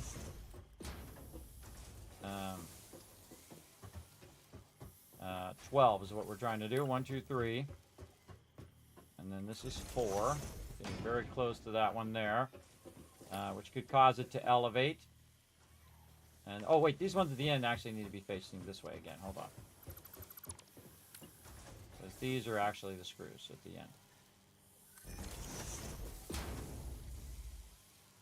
Yes, screws at the end, ends up this way. Take those back out. This. Now here's a great trick also, just set it for screws like this, and then middle mouse button that one. And then these are now all going to be set for screws, so I don't have to do all of that as well. So again, if we figure out the math, everybody, 120 divided by 10 is 12. So we need a total of 12 of these screws. Because again, we're going to scale this massively up at the very beginning of the game. And then another one here. And another one there. All right, so there's one group of 4, another group of 4, and then here, we're going to create a gap. 3, 4. Okay. And again, to produce our rods, it's going to be 15. So it's going to be basically 8 that we're going to be using at that max level. Let's make sure we set this back to screws. And so now what we want to do is we want to flip the input of the... again, you can see I have a lot of room over here, but I just keep building as far as I really want until I hit the edge of the world. So this next ones are going to be flipped the opposite way. And that's so that they can produce the rods. And then those rods will end up being split into all of these along the way. Now, again, I can go in and say, okay, well, it's coming out. I can merge the 15 and 15 together. And then I can split it into 10, 10, and 10, right? And load balance it. I'm not doing that. I'm going to do a total manifold where I'm going to produce 120 of the rods, let them run down a 120 belt, and that 120 belt is then going to split its way all the way down the line, right? So again, scaling up very early in this particular playthrough and maximizing the extraction of what we got going. Okay, and so we're going to need more things here. So we've got 1, we're going to need like 7 more. Let's go see if it made a bunch. Let's slide and jump. Cleaning up the spaghetti. Yes, I make it and I clean it up nicely. Again, sometimes I make it just to clean it up, just so I can show you, you know, if you have a base this way, how easy it is to start to work on those manifolds very early on. Oh, we didn't put any more stuff over here for it to convert. We got to get over here. It needs more screws. Okay. We need, we should make some more screws over here. Right here. Take this out now, too. What we got in here? This was our random stuff. Yep. Okay, we'll take this. And we're going to move over here with it. Oh, wait, I made one right there. Yes, okay. So the real problem right now is screws, right? So my screws aren't being produced fast enough. I'm not getting them into the converter fast enough to make enough reinforced iron plates to keep up with my demand of needing those 120 belts, right? But if I can make a lot of plates, I could just use the plates right now, and I could double up on the plates and just use level 60s and only merge the 120s when I really need them, right? So that works really great. And then eventually when you have a lot of the reinforced iron plates, you can just take the other line out and combine them together and then keep combining them down until you use the faster speed belts and you get down to 1 belt. All right, we're going to make a good amount here. We'll make about 20 or so. But again, this is kind of like backing up and going back to basics. Now, eventually I will run out of power, though, because I'm not collecting any raw resources. But again, our ultimate goal is to really scale this up and then be able to get that perpetual power going. For sure, for sure. And we are on track right now. We are looking good. Now, I don't need any of those other resources right this second. I need a bunch of these so I can make more of those over there. All right. Let's go ahead and... do I have a bunch of rods on me? I do. Here's a great idea, too. We're going to go back here. There's a bunch of rods going into that one as well. Let's take these rods out for now. Just to make this start to run, because I have a bunch of plates in there right now, is I can just very easily add a constructor back here. Let's use one of these constructors to take the place of this one. This, take this to be screws, and then put a box in here. Let's back it up just a little bit and tell it to be doing some offline production while I'm doing other things. We'll tap into some power down here. Actually, we'll tap into the power on the other side. Again, having stuff temporarily running helps me while I'm doing other things. Okay, so screws, and it needs rods. Well, I got a ton of rods on me, and I'll take one off. And now it's going to produce a bunch of screws. Now, I don't want the screws to go ahead and end up on this side, so I'm going to take out this one, and I just want the screws to end up in here. Now, I can also take a bunch of plates, and again, this one's going to go there. Going to go into this one, where this is, and we can take all these plates that we have, maybe take one stack out. And so it'll be working while we're busy doing other things. And I can actually just take the splitter off of here as well. Don't need it anymore. And we should see some of those going. So now that is going ahead and working. Now, one of the cool things that you can do at this point also is the fact that this is coming out at 40. And so you can just use your low-level belts. And you don't have to use your high-level belts right there. So we can just let that run for now, while, again, we're scaling up. Now, our plates are really scaling up now, everybody. We're making a lot of plates right there. And again, this one right here is a Mark 1. We don't want to do that. We want to get this going as a Mark 2. Cranking that out of there even faster. There it goes. Now it's making some plates.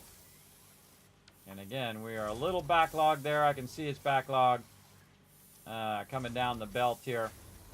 And just make sure these are all Mark 2s in the back, and then these are Mark 1s. Yes, very nice, very nice. Now, another way to do this also, if you have a backlog in here, is just to go ahead and take it out manually. And that's going to slow it down a little bit there.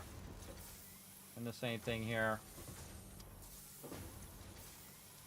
And that'll speed it up just a little bit so I can finish that up. Take those out. Now, we got a crazy ton of plates, which is why we started those plates in the first place. We also have a bunch of iron ingots that we don't need on us right now. Not enough room on that one. Get that off of us for now. A lot of concrete, a lot of plates. Okay, this we can go ahead and decommission again, because we've already kind of cleaned that up, made that way nicer by running that underneath. And again, this is backlogging massive amount here, everybody, a massive amount. Now, I'm a big fan of having a backlog and also being able to access that backlog and utilize that backlog if I have it, right? Now, in this case, this one is making more than I can actually put in the box, right? If I add another one, it'll be more than I can put in the box. It's more than I can put on a single belt. But if I had the double boxes, I could actually add an extra one, a fifth one, and that one could then go into the top input as the other ones are going into the bottom input. And we'll get to that. We'll get to all of that, as a matter of fact. We will get it all going. Again, we're just trying to get this going to its maximum degree on each node. So let's go back over here and work a bit more on our insane amount of rods and screws we're about to make over here as well.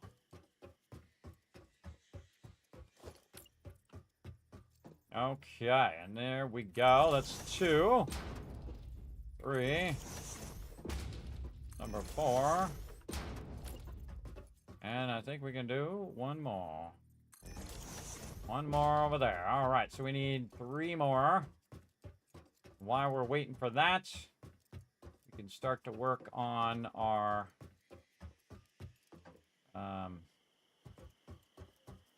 this is going to be merging on this side.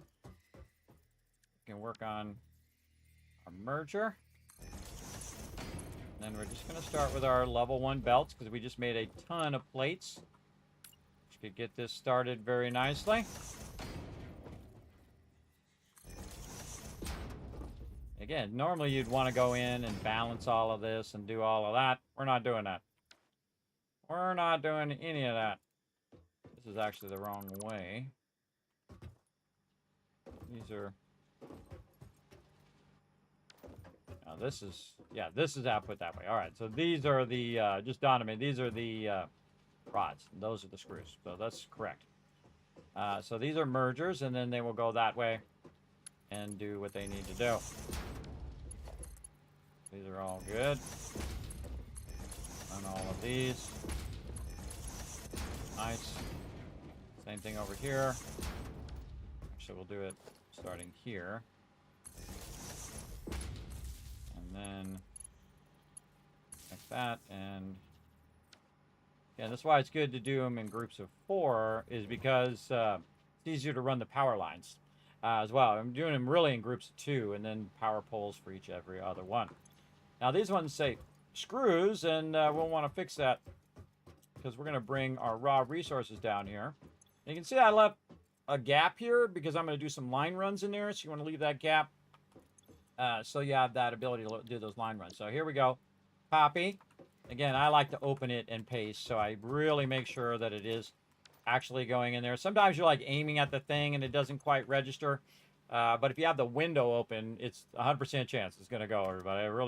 Really the better way of doing it, I think. I think that's way better. Okay, so eventually we're going to have this come down here and split all of these resources for us along this edge. Again, everybody, this is how you scale up very early.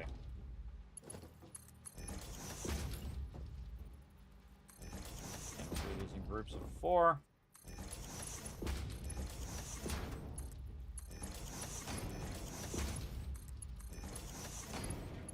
Okay, very nice. We've got the power already running in the front. Now what we need is we need more of our stuff. So again, what we need is we need a lot of those plates eventually, reinforced iron plates. Oh, we're gonna have it do a bit of it over here, and then again we're just kind of working away here. Don't see any of those coming out of there. What's going on? No power. Oh, I disconnected the power. That was my bad. When I was fooling around with it. Okay, that hasn't been doing any of those that whole time. That's a bummer. That's a bummer. It happens. And again, another good spot right here at the end of this production. One of those. And again, I like to leave some room. All right, well, while we're waiting, let's make some more screws. But it's been making screws that whole time. I go over there and grab a bunch of those screws, but I'm going to let those screws run in over on that side.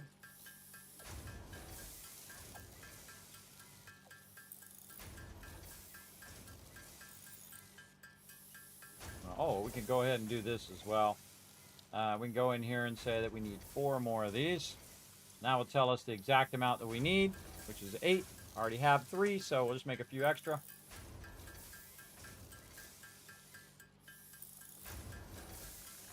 This is going to be a tremendous amount of screws, everybody. It's going to be awesome. Awesome amount of screws. And believe me, screws you need to scale up early. For sure. And I just go max node at the very beginning. And we'll have to deal with the power issues later. Once we have it all set up and good to go. Okay. And then, oh, we're going to leave a gap. 2, 3, and number 4. You can also go up on the ladder here too, by the way. Over here. Get up on the ladder. Try to align yourself here, because this thing always is trying to orient itself in an awkward way. And jump down.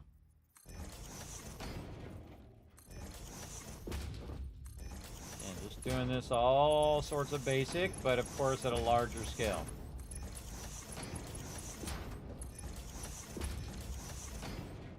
Again, since we copied it, you can see it's already saying iron rods. And then we'll take our mergers.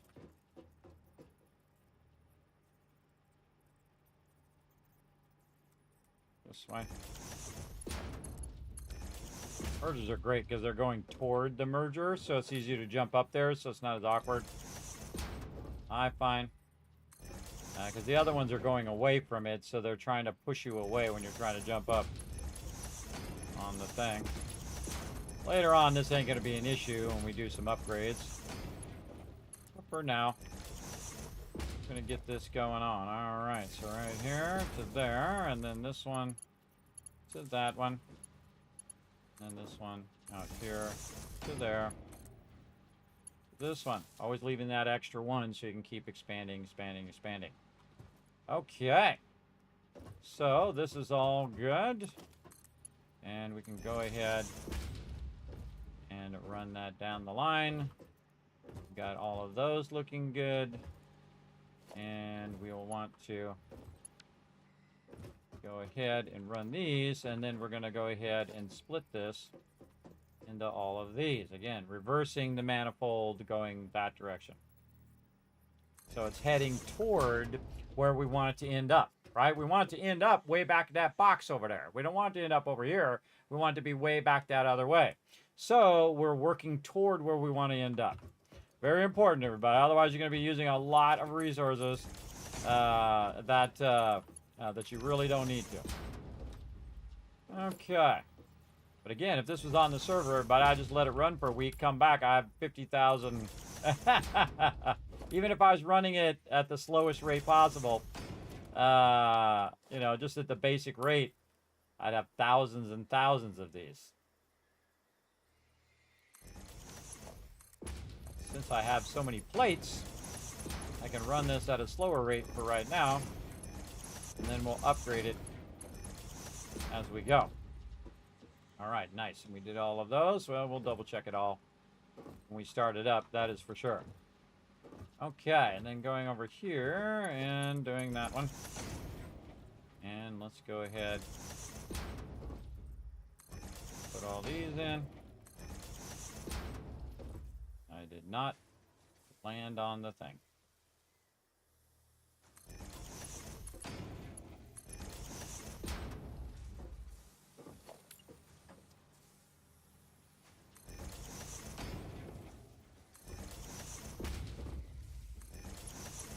Alright, I'm going to go into super fast building mode.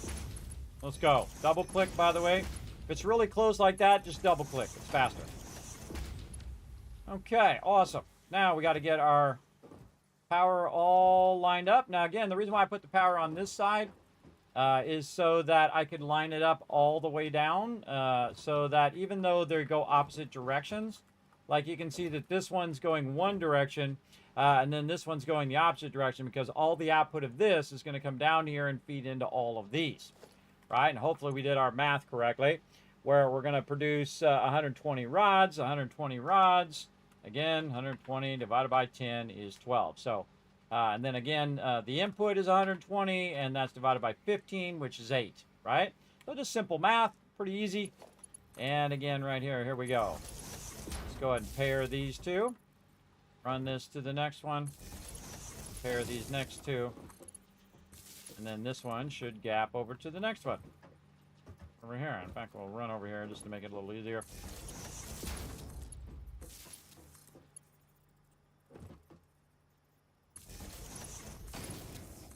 Definitely want a lot of wire for this one. Probably good to run all these belts while I'm at it as well. Get up there.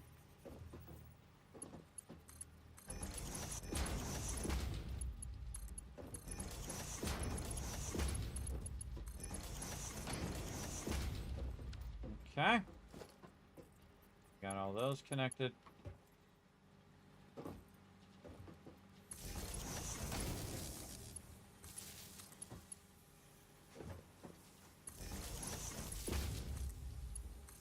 It's going to be a lot of power. All right.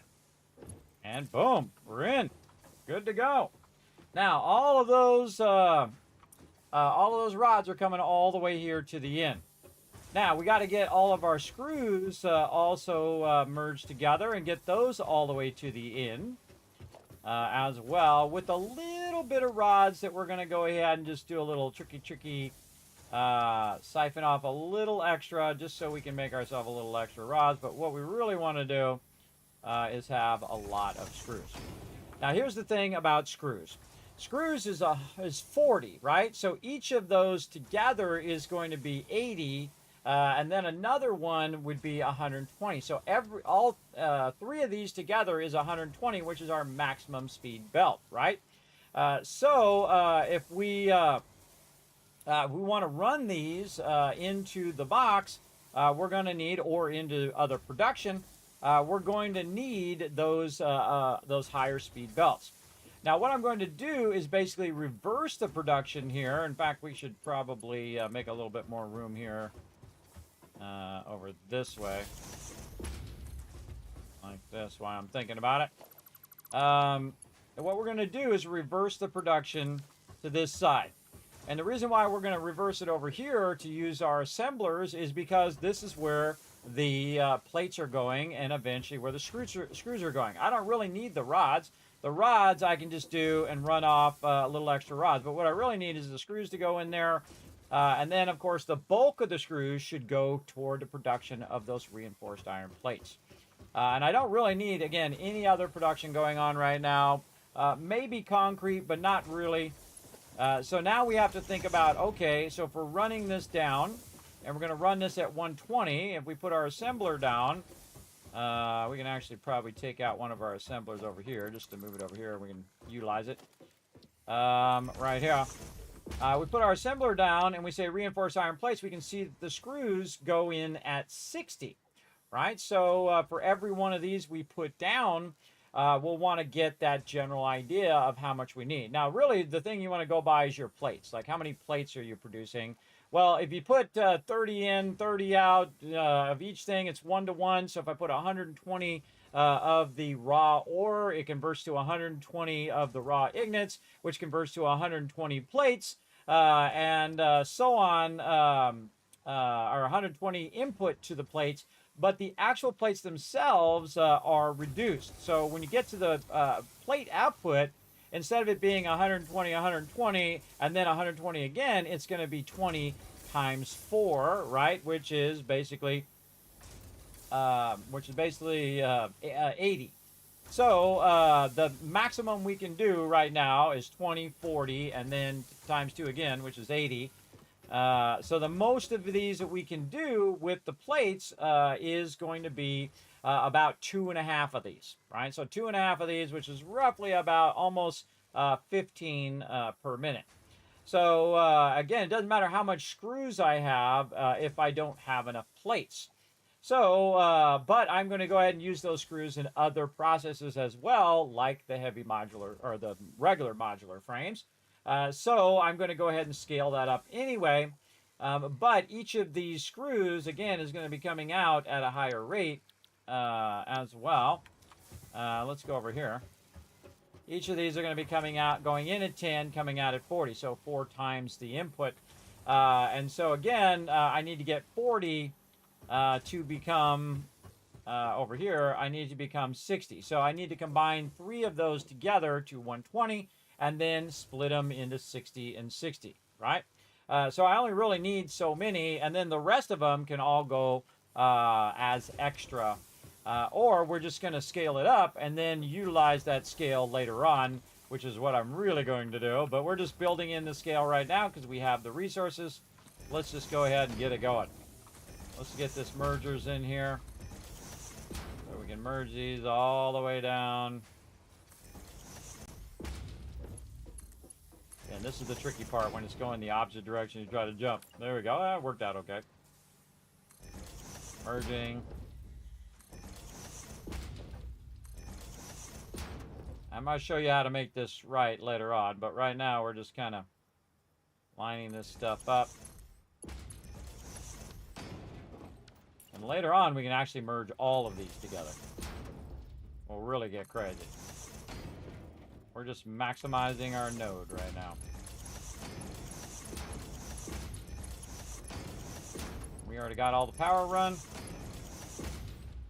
All we got to do is get all of our belts in, double check that everything is running.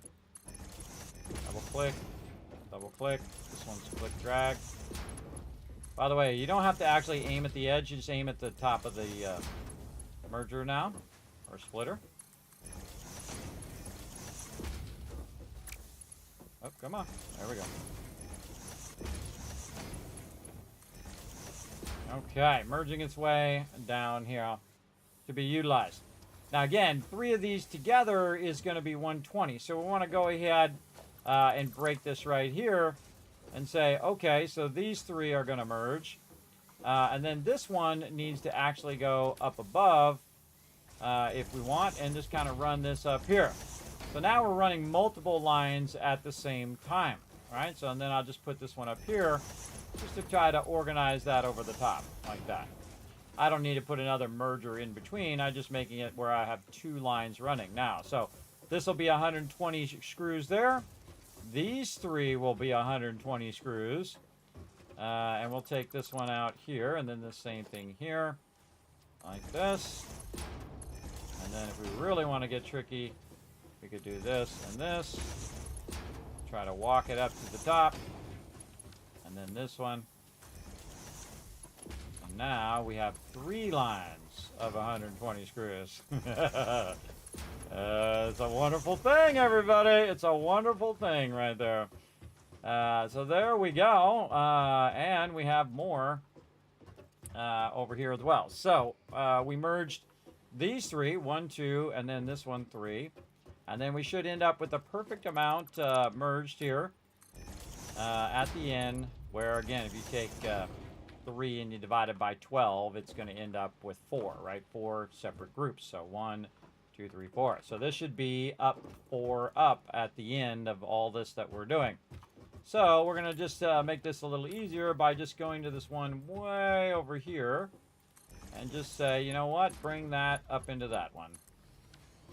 And then again, since we can run this really far, maybe a little too far, let's see. Oh, perfect. And there we go. So in theory, we should have 4 levels at the end, and we sure do. So that's 120, 120, that's 240, that's 480 screws running right there that we're going to need for both processes later on. And screws are always the thing that you're going, run out of screws as well. Now, the funny irony is that we also need a bunch of rods to be part of the modular frame. So we need another node just dedicated to rods later on that we'll do as well. But for right now, again, we just need to start with our plates here. And it doesn't matter where I put this thing, everybody. It always seems to be in the way every single time. It doesn't matter where I put it. All right, we're going to line this up off our screws. And we're going to put this, let's put it up here.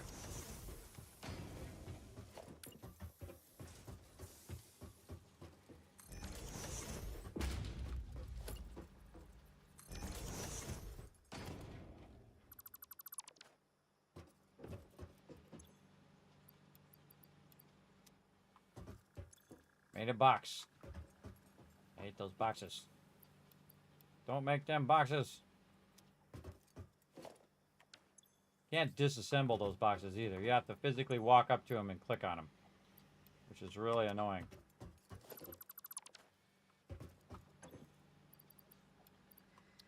Okay. Move that out of the way. Okay, so we said that we can do almost 3 of these with that. So now we're going to go ahead and decommission that one.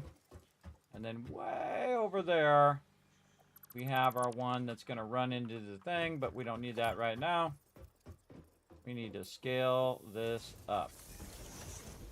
So we're not making so many of these because we're going to need a ton of these babies. Okay, now I like to do what I call one high side, one low side. So high side, like this, and then we're going to put a splitter in here. And that splitter is going to input from that side. You really don't need these other ones. You could just do that one, and then these will all be aligned, but we're just going to go ahead and do that. Take these out. Hit G to get your lifters, and definitely take all these lifters out. Do not trust those ever. Do not trust those lifters because they will do you wrong, everybody. They will do you very, very wrong. Okay. And a nice splitter there, and then reconnect these. I don't know if they fixed that in 1.1, and I am not going to test it. I knew this pole was going to be right in the way. All right, there we go. We ran that other pole so we can run it around there. And we're going to run this way. What's the power on this over here? That looks like it's off. Okay. all this power needs to be connected into the root power over this way. I kind of feel like right here is a good spot to go ahead and split this pole right to there. And then cross connect that. And we now have power in all of that. Nice. Okay, and then over here, same thing. We're going to go ahead and we'll tie this one over here. Go ahead. Oh, it's already connected. All right, look at me go.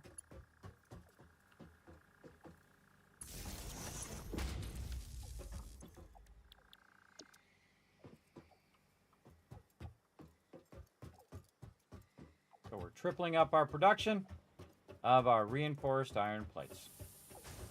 Again, I bet you this has a lot of plates in here now. It sure does. Very nice. Okay, that is some serious scaling up there. Now, we got to get all of our raw resources, which we have over here, all the way to the in part through here. So, we got a bit of a problem, though, in the fact that we want to go ahead and double line run these down this way as well. So, we want to go ahead and do this. And when we run those, man, we really need our larger ones. All right, so 120 out of here into here, and not enough of our items that we need. Let's get all this stuff going first, and then we'll come back and we'll get this going here. So this is going to be to here. We got to put our splitters in here as well.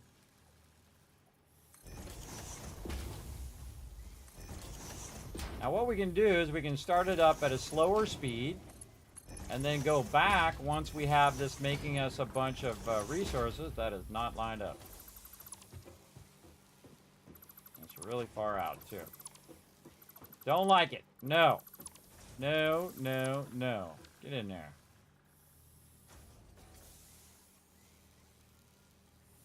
That's nicer. All right.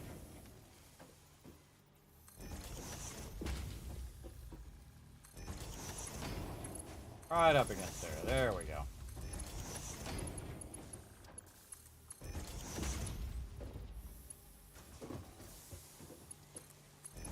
Double clicking. Okay. So this is going to bring that in right there. And this is going to come in at 120, which is going to do 2 of these. Now the one at the end here, which I actually could just don't even need to bother with, is going to be, so this one will be the first one, and then the second one, which is 120, is going to make its way over here, hopefully nicer than that, and run it over here, and we'll just make it nice and straight. Again, that's going to be 120. That's going to be more than it can handle in screws eventually. Now, again, for right now, we don't have the we don't have enough of these reinforced iron plates to make this work. So again, we want to start it up slow, get it rocking and rolling, and then crush it. Okay, we got belt problems here.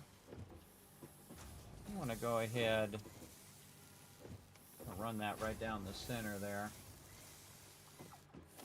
So we're going to go here. And we're going to just go 120 from over here. We need more of our belts to get that conversion done.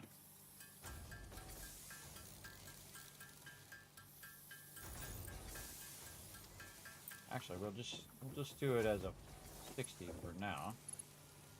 Better idea. It always turns it in such a way that's the most annoying way to turn it.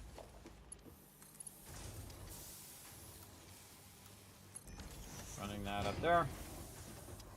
Okay, now we can run that over so it's not clipping, and then we'll just run it down. Easy running.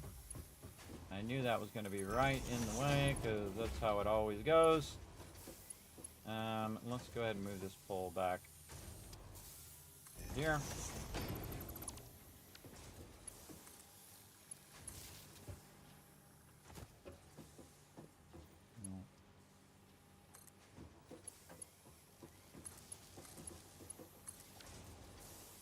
Okay.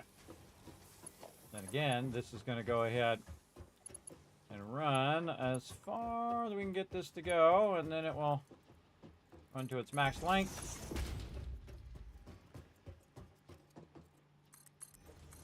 That's going to start making rods, everybody. It absolutely is. Very cool. Let's go ahead and connect it over here so that we got this all going. That's going to start making some rods. Again, because our stuff has been backlogging this whole entire time. Now, again, to get it up to speed faster, I could go in and manually feed it in there, which means it's going to produce a ton of screws.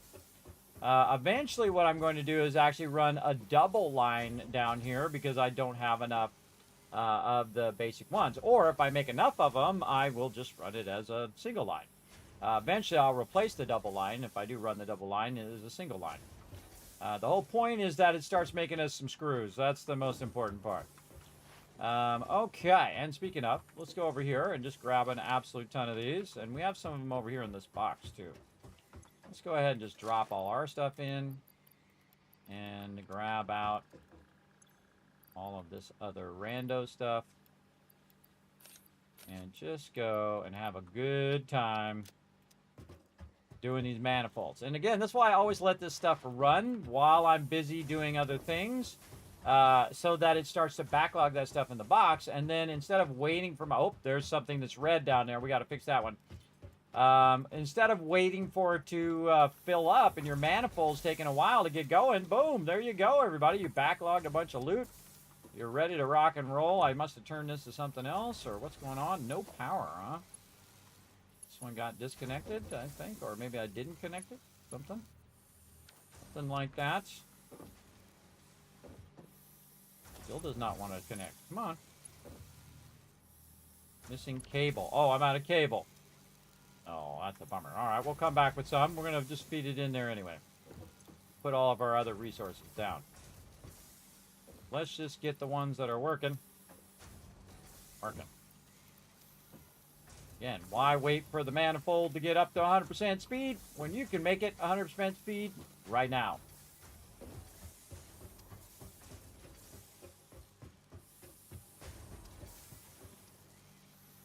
That's going to make... Look at it going. Already producing some screws there. Very nice.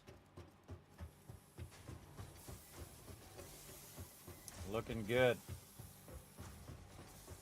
And now, while we were doing all of this, it's backlogged all of the plates as well. Oh, I should have turned these the other way. Here's a great trick, everybody. If you turn these the wrong way, I'm going to show you how to switch them pretty easily. Let's go use our box over here. Put all this stuff back down and grab all our stuff back. Just some of that out of there and out of there, out of there, and then this back in. Rather random stuff we have in here. There we go.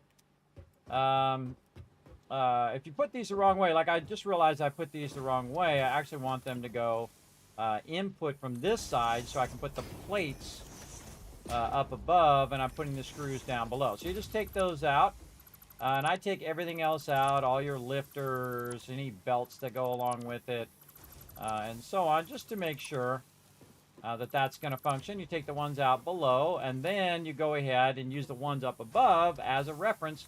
So you can just put those underneath them, and then, of course, you take the top ones out, because those are just temporary reference. Put your lifters back in. We'll get up here and make this a little easier.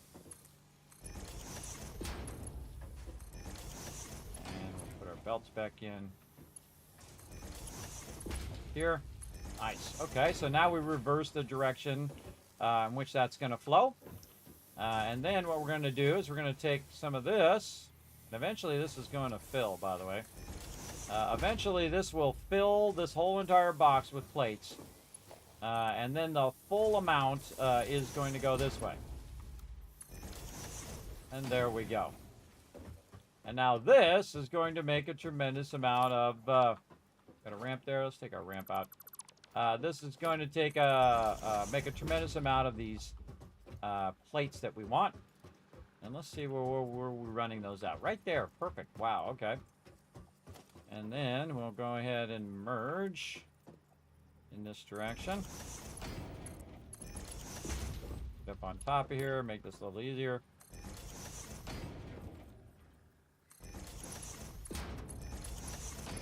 Notice I haven't touched my power in a while, which is pretty awesome. Okay, and we don't need any of this anymore because we've retooled the whole entire factory to max output whatever we can do at this point, right? Whatever the max output is, I can do. I'm all about it. Right over here. What do we do here? Can we get a nice straight one? I feel like we want to do something like this. And then a nice straight one. Like that. There we go. That looks good. And again, what we want to see is that some of this starts outputting at the end, right? So right now, waiting on screws. So let's throw them screws in there. Get it going. Now, these screws seem to be going really slow. So let's go figure out. Oh, and we got all our resources back? We did. Why is it that these screws are going slow? And the reason why them screws are going slow is because the ones that are getting fed first, way in the back, back here, are actually at the top of all of those, right? So the ones at the top are the ones that are going to be the fastest because those ones are already filling with the rods, and the ones at the end haven't got enough rods to fill it, and we don't have fast enough belts to get it down there fast enough to get the ones at the end. So it's actually smarter for us to pick the ones at the top because those are the ones from the ones that are filling the first, right? So we want to go ahead and readjust this like this. And then we'll say, hey, we want to get this top one, and we want to run it right down here. Maybe not so crazy there. See how we do. I'll take it, and then back to default into there. And now we should have much more screws going down the line. And then the same thing with this one.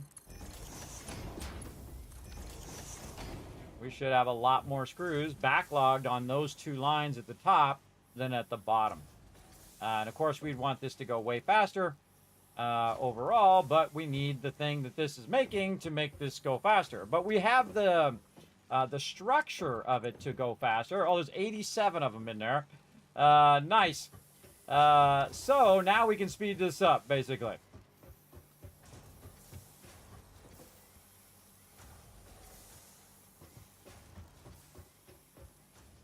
All right. I'm going to sneeze in your guys' ear. Now, this is the problem of the length of this goes really, really far, right? But we need to go over here and we need to connect. Oh, and there goes our power. There we go. All right. Did we finally run out of power, or did we tap out over the power? We might have peaked over the power. Let's go see. Let's go see if we ran out of actual stuff over here.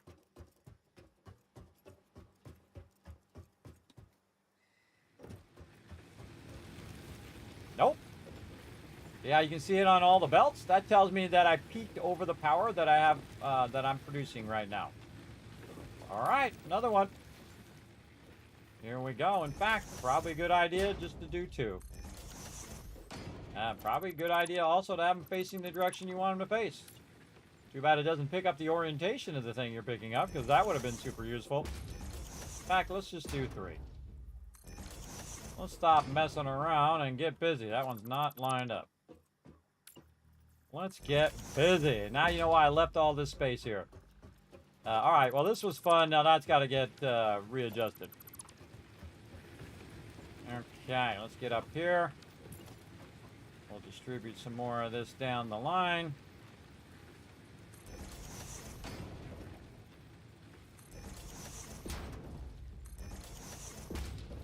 This last one we don't need. We don't need it because that's as far as we're going to go. With those.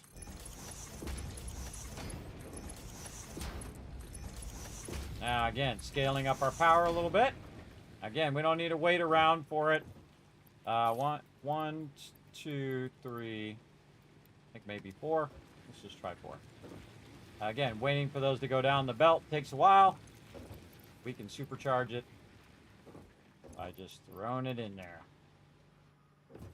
Like this. And we'll want to go ahead and get these all connected into the power grid. Like so. Conveniently had some extra ones there. This one here is red, which means it's not plugged in. We'll just plug it in over there for now. And pull the switch. Okay, so actually, perfect. We just made 240 power versus 219 max cons. And we're just going to go ahead and let that run. And it's going to just keep feeding it in there. Now, eventually, we will definitely run out of biofuel, but for now, we're going to run that in there and maybe cut this in half a few times, grab a little bit for myself there. We will definitely run out of power eventually, but right now, we're trying to scale up our production and not really worrying about now our concrete or worrying about our copper. Right now, it's all about that iron. All about getting that iron produced and down the line to produce these things and then to produce me a whole lot of reinforced iron plates. Let's go check our box. Another 6 of them in there, more of them coming out. Look at them screws coming through nicely. Now, we're going to go ahead and speed up a bit of this. I should have made a box right here for this. I sure should have. All right, we're going to take this out. We're going to put a box right here so we have the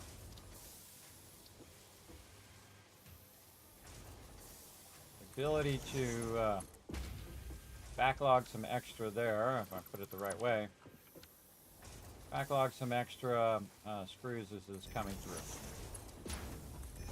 That one. And then our screws, this is this. These are screws here, I believe. Let's go look in the front. We don't remember, but yes, I think this is screws. I'm going to just throw some in there. Comes out the front. Okay, yes, that one is screws.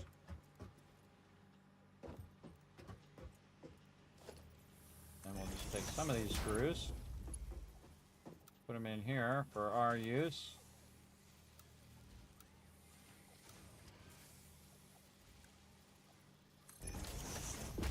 Later on. Okay.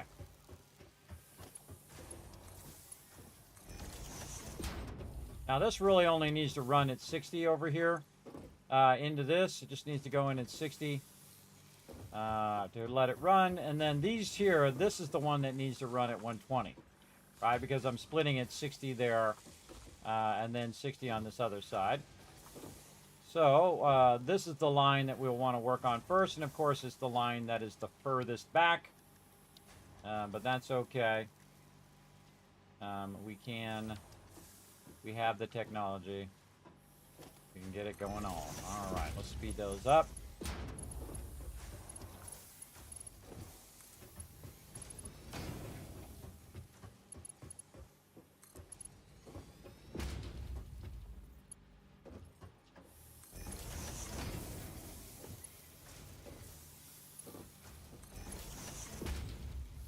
We're just going to go to town. All of this, so this can just run faster, right? So it's got a lot of backlog in here, and we can take that backlog from here just to help this a little bit go a little faster. And again, that's why we let this run while we're doing this. This one's actually part of the other one, but that's okay. And the faster we make those things, the faster we can make these belts, the faster it'll make those things. The faster it'll make those reinforced iron plates. Again, this is a level 1 belt here. We'll just go ahead and upgrade it now just to get it through there a little bit faster. Again, this is go faster. Doesn't need to go faster, but we're going to make it go faster. And then the same thing in here. Lower level belt.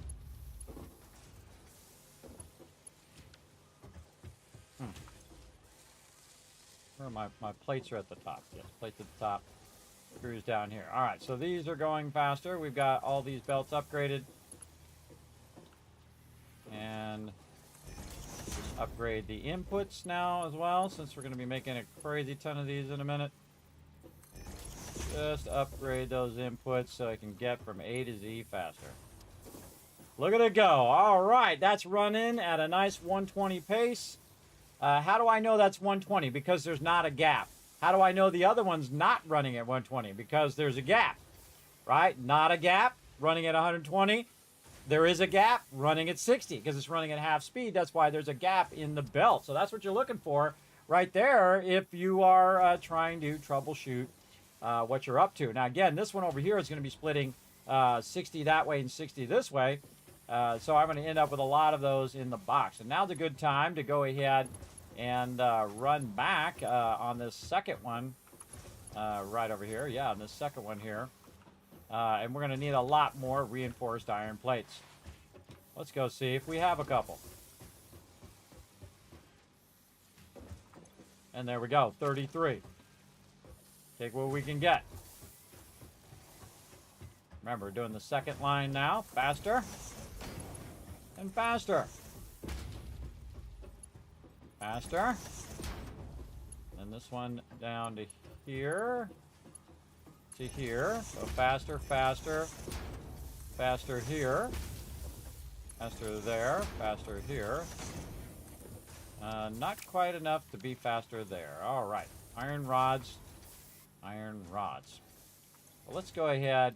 Put a little bit of these in here. Actually, we could have split those in half since I have a bunch of those on me. Let's go ahead. Drop those in there. Get those going.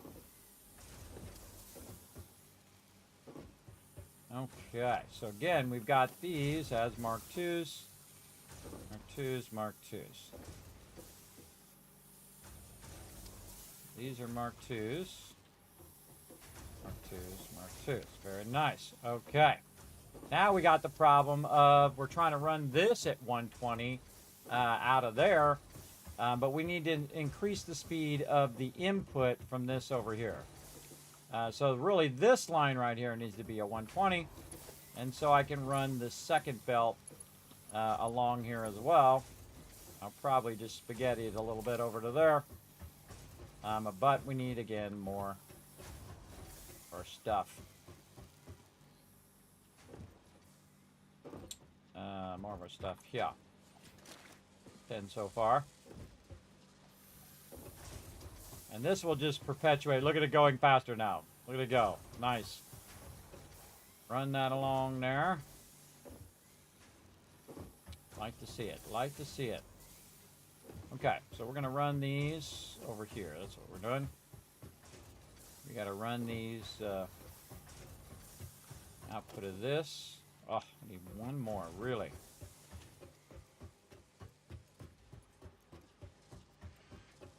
I'm going to try and grab one on the belt. Grab it. Just for fun. You always need that one more. All right, here we go. Boom. Nice. Okay, and now we're just going to go ahead and switch this back to level 1. Spaghetti this a little bit. Our rods. Oh, do we have any rods in the box? Let's go check. Not doing me any good sitting in the box right now. Oh, yeah.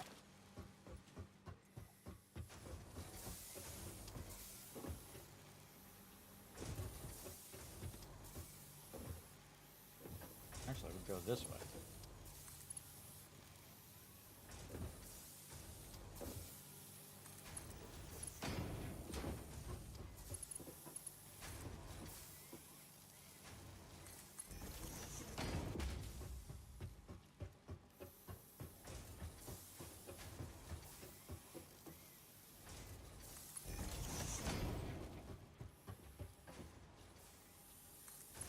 What we're doing is we're running running two lines in tandem, because again, this can only run at 60, so this is going to run 1/2 of our production.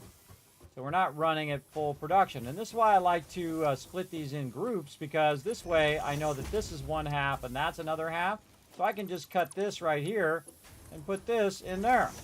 And now both of those are going to be running at 60, which means I'm going to be running that at 120, even though the belts are not running at 120, right? But the belts are running 60, 60. This is going to be 60. That's going to be 60, meaning that those are going to be able to feed down the line. I see something stopped here, something going on here, right? Like it can't feed fast enough or something. Kind of interesting how that's going really slowly. This one has a lot of rods in there.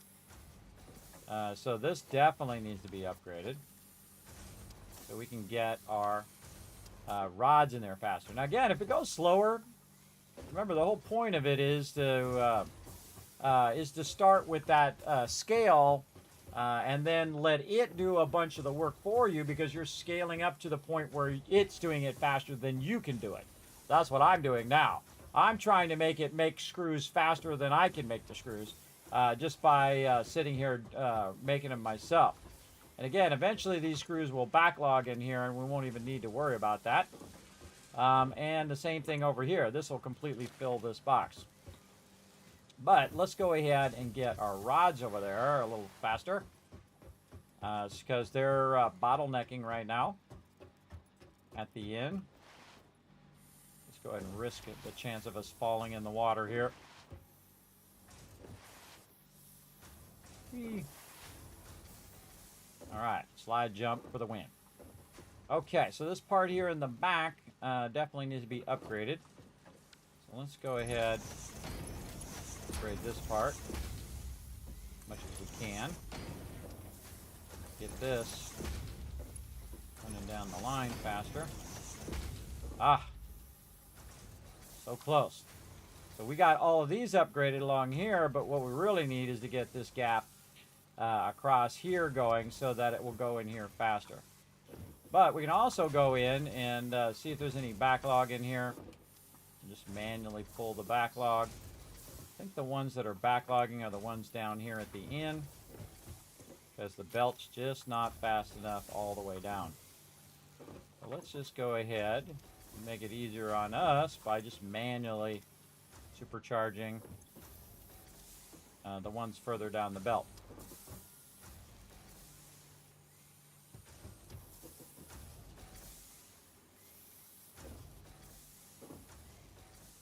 Okay, so that one's already full. All right, next one. Fill that one up. And next one. Fill that up. Till you run out. Just keep going. Fill them all up. They're going to make a bunch of screws there. There we go. Okay, and then those screws are going to go across those faster 120 belts.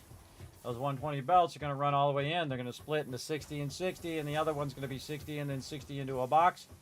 And thus going to make those run faster. How's our plates doing over here? Now our plates right now are siphoning off some into the box. And we probably want to go ahead and tell that to stop so that we can go ahead and lift these now faster into there. Because again, these are coming out at 20, to 20, 40, 60, 80. I think we already did our Mark IIs here. We sure did. Mark IIs, Mark 1 there, but Mark II on the combined, Mark II. And then here on the end, make sure we got that one's a Mark II. And then really we also need to make sure that our lifter is a Mark II. Otherwise that's going to be going slow. And then we need this one as a Mark II as well. Again, getting those plates in there a little bit faster as well is going to help us. So here we go. Boom, double speed those plates. And now those plates are going to be running into there much faster. There we go. So it's going to distribute it to all three of those faster. And we can see that by looking. Yeah, see there it goes. Now it's coming out at full speed.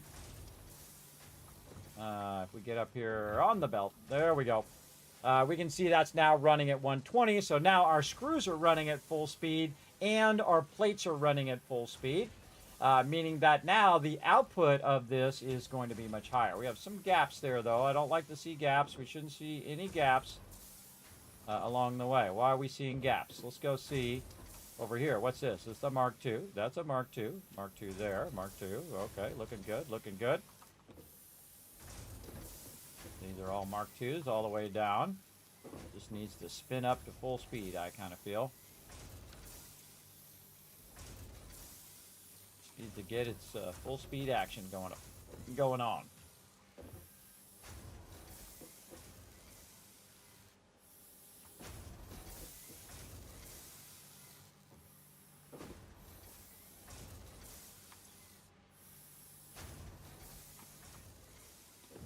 Much better, much better. Now remember, it's not going to fill that belt. It's not going to be completely consistent through that belt. There's going to be gaps in there because it's producing at 80 and not at 120. We don't need to produce it at 120 anyway.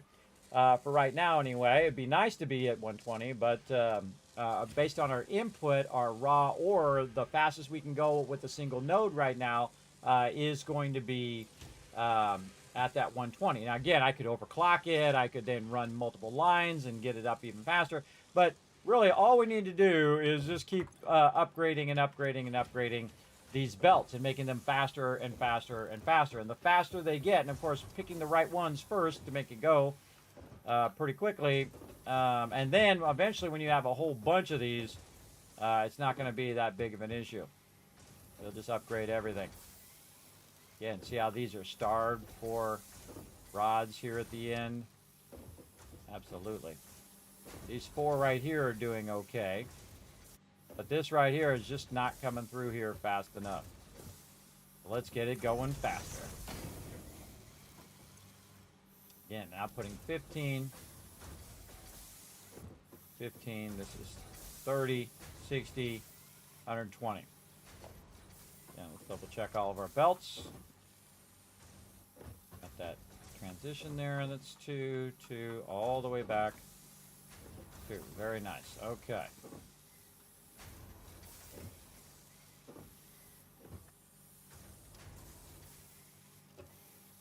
Now we got this going faster. Now we need to go all the way down. In fact, we'll go ahead and set some of these inputs a little faster here at the beginning. Ooh, just made that transition. Nice. Right there. How far we're going to get? We're going to get right to there. Ooh. Got a long way to go. But now, again, speeding it up. More screws. Getting done. Getting it done.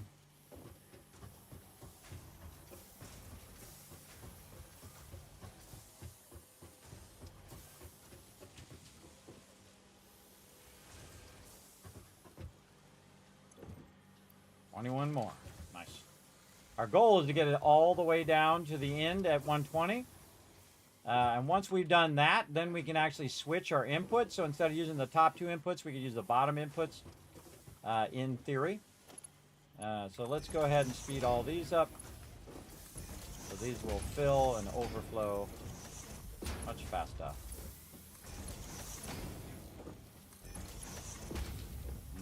Oh, that one's already marked too. We did it. All right, we did it right there. Nice. Okay, and again, the point is to run this as fast as possible. Fill this up, overflows into the next one. That one gets filled up, and so on and so forth down the line. And again, these ones here at the end are starving for those, but there is a lot of them over here that are just sitting and waiting. Or that are filled, and ones here at the end that are just sitting and waiting. You see that's just coming out at maximum speed at this point. And as those fill and overflow and overflow and overflow, they'll get all those manifolds up to 100% speed. And we just want to make sure that every time we come by here that we look at all the belts. That's why I leave a gap. So I can just eyeball all the belts that everything has something on it. There's no empty belts there. And that the stuff is coming in fast enough to keep it going. We can also try to jump up here on the top and just look at all those lights. All right, look at the lights down here. All the lights here. There's one here at the end that's just struggling to get enough of the ignits. And so it's going to turn on and off until this one's overflowed all the way down. Let's give this a few extra here. Get that done. This one's still overflowing down to there. This is so good, everybody. This is so good. Again, my goal is to scale this up, and I could have already done it, everybody. I could have went in and just made myself a bunch of plates and or a bunch of reinforced iron plates, but we're actually going to set it up so it's going to make a ton of it while we're playing. And we scaled up the power purely to just do the reinforced iron plates. So the reinforced iron plates are our next level speed that we need for a lot of stuff that we want to do. It's going to help us a lot when we get to coal and stuff of that nature.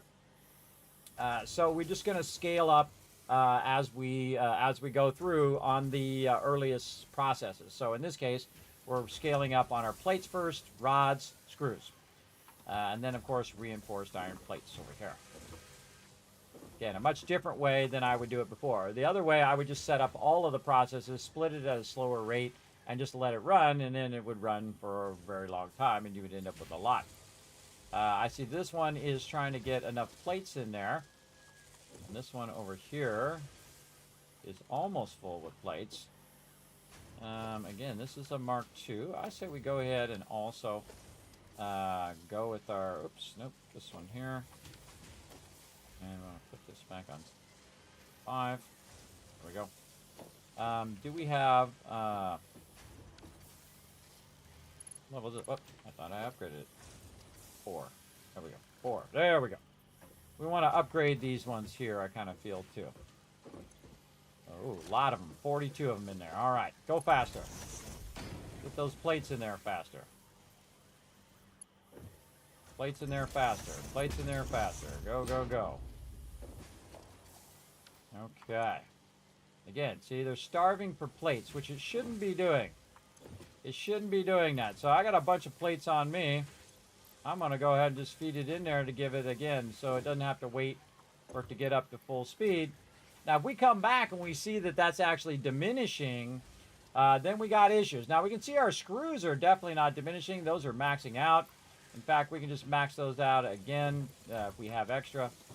Just max those out so it's not struggling to get those going. Very nice. And again, our plates are 30 per minute, so 30, 60, and then 90. Even though our plate production right now is only 80, so we actually have a reduced amount running. So we can go down to here and actually say, oh, well, we want this input to be 20, right? So we can go ahead and underclock this and say, okay, where would this be at 20? It would be 69. That'd be funny. 67. 66. Again, this is underclocking. So 68. 67. 65. Well, 65 is going to be slightly under. So there we go. Using less screws, and it's going to use less plates because we just don't have enough plates to make it happen. So again, we have 40, 30. So 30, 60, 70, 80. And then 20 times 4 is 80. So now that's more balanced, so that'll just keep running and won't keep turning on and off and on and off, which we don't want it to do. And we'll actually end up with an excess of plates eventually, which will backlog down the system. And you don't want the machines turning on and off, on and off. Same thing with pipe stuff. You want to let those pipes completely fill to keep that going. All right, now we're going to actually take this and make this come out of here faster, just because we want to get it into the box faster. Now we're just going to have some fun upgrading all the belts. Get in there. Get in there so I can use you to go faster. And this and there faster. It's already a Mark II. Now we should be. Oh, look at this one at the end started up. Yeah, starting to get rods here at the end. Nice. Okay. Nice. Okay, and also, we're just going to upgrade all the belts now. We're going to work our way backwards from here from the end.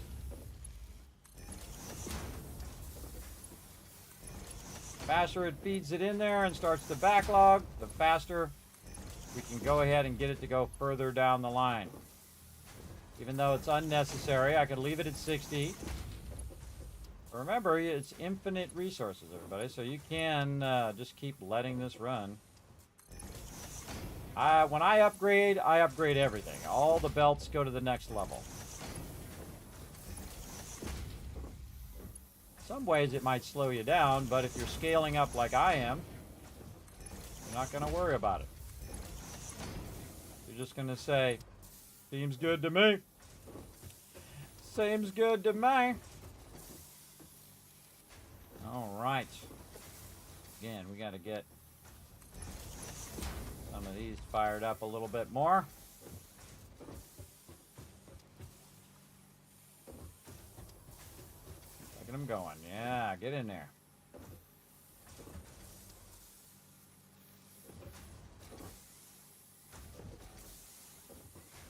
One on the side here.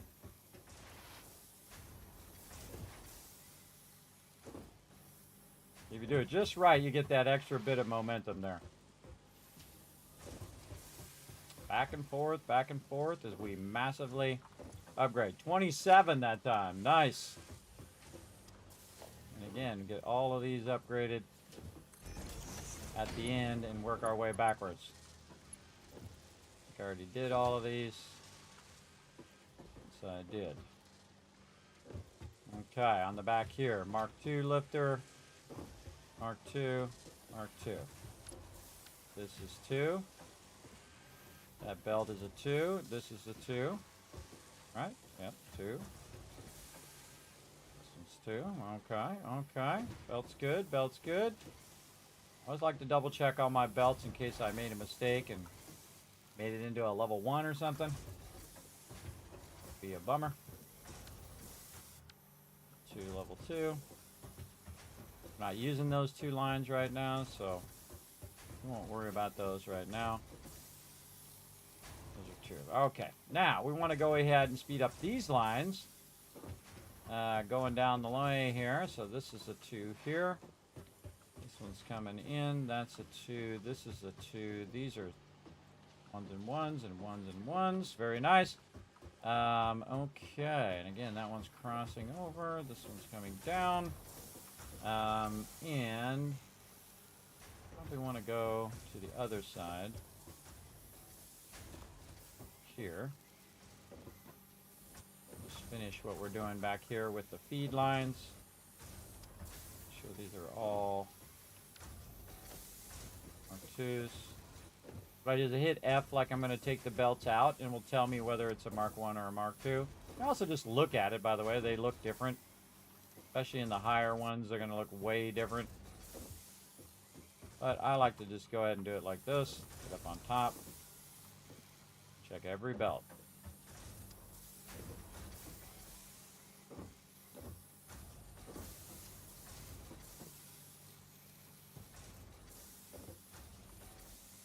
I think that's done. That's done. All right, every belt is good.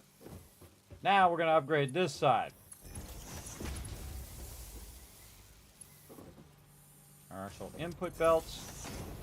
Faster, faster. Inputting into the thing faster.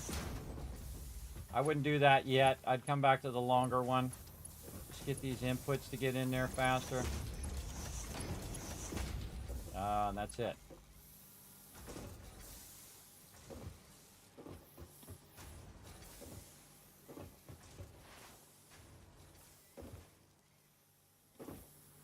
Oh, that was a good one. 38. We're getting there.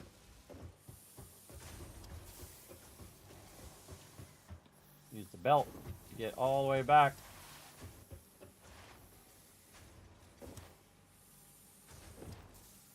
Yeah, it accelerates you. It's really fun. Try it out, everybody. Again, that slide jump. All right, so this is a 2. All right, let's just double check all of these we just did. 2, 2. They're all 2s. All right. Nice, nice, nice. Now we're maximizing our inputs there to go a little bit faster. So we can fill those faster. 2, 2, 2. And there's where we left off. Okay. Now we're ready to backlog these as 2.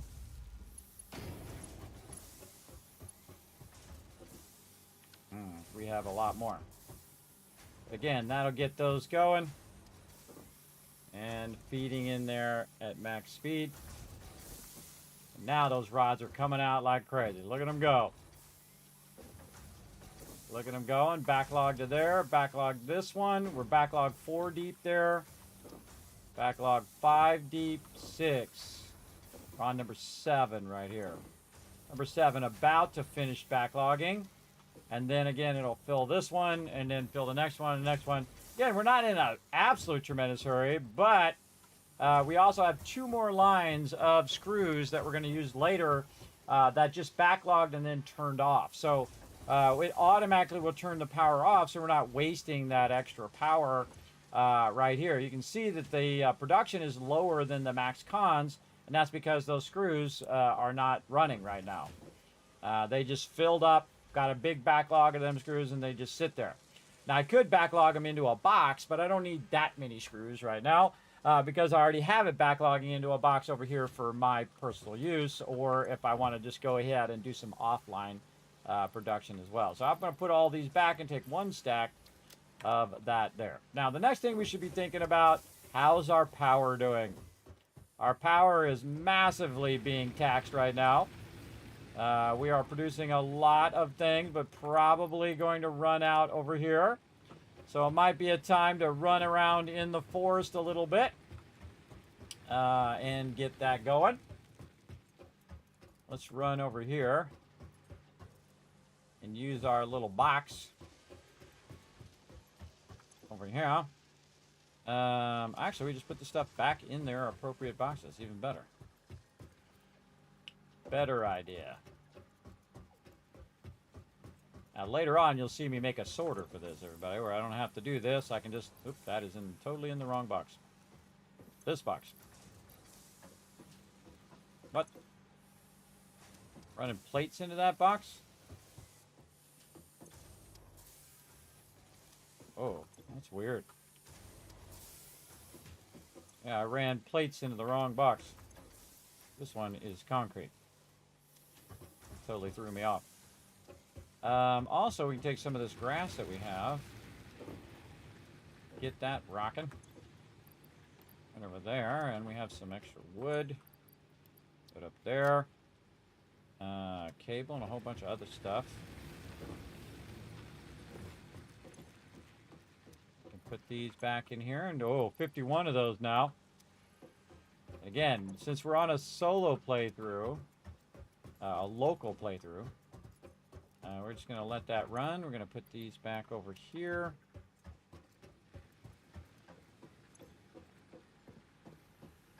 Yeah, oh, forgot to put the stuff back over here. Back in there. Okay, everything has a place, which is awesome.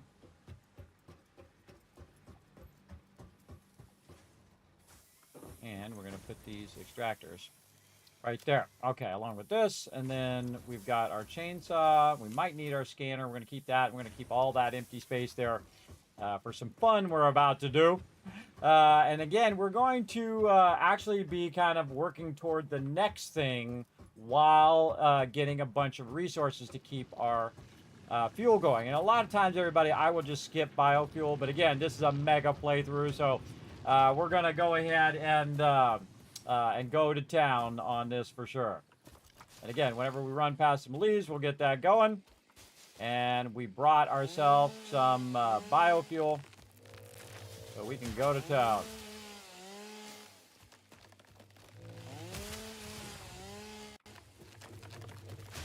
And now, instead of sitting there running back every 2 seconds to try to get those items, remember that's all in line. So as long as my power's running, it will run and make me a ton of all that stuff. Again, I'm just going to really clear this out, and we're going to kind of cut our way this way.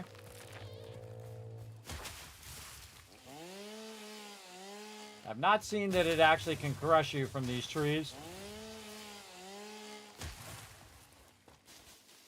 But if it happens, I'll let you know.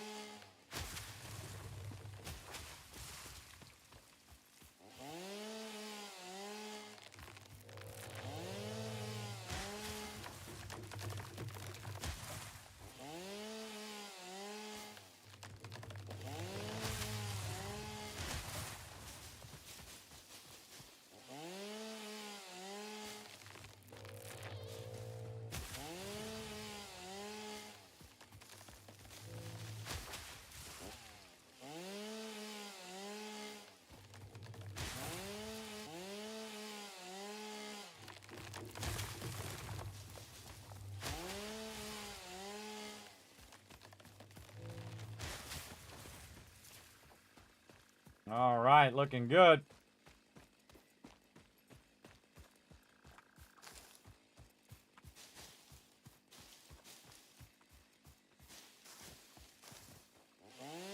Game is so fun, everybody. Wow, 8 hours like that. That's how you know it's fun. That's, you know, the magic, everybody. That's how you know. All right, so again, we're making some good progress here. Let's keep rocking. Again, we're going a bit faster than we usually do, but not too fast. We kind of cut our way through here because we're going to make ourselves a little access way through here. And right across here because we got to go over that way. And we'll go ahead and build ourselves a little thing. Now, normally, by the way, because it's way easier and there's no obstructions, you saw me do it if you're watching me do the server playthrough. I go up really high above everything. In this particular playthrough, I'm going to do it lower to the ground. And we're just going to go around all of the obstructions and stuff. Because, again, we should play different ways in different playthroughs, I think. But we want to go ahead and figure out how we're going to go through here. We can... we know that we're going to go through on this left side here and go through here like this. So this is a great thing to just go ahead, use your crafting bench. If I had the resources, you can use your crafting bench to put that down because I put all the resources away so that you can see your way through there. I thought I was going to need more inventory, but those trees went down pretty quick. Pretty quick and wasn't actually as many as I thought. So let's run back over this way. And again, always while you're running, holding down E, at least in the early game. Later on, you don't have to pick all this stuff up. But in the early game, I'm just always picking that stuff up.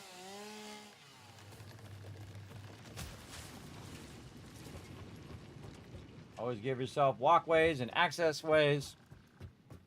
Get where you're going.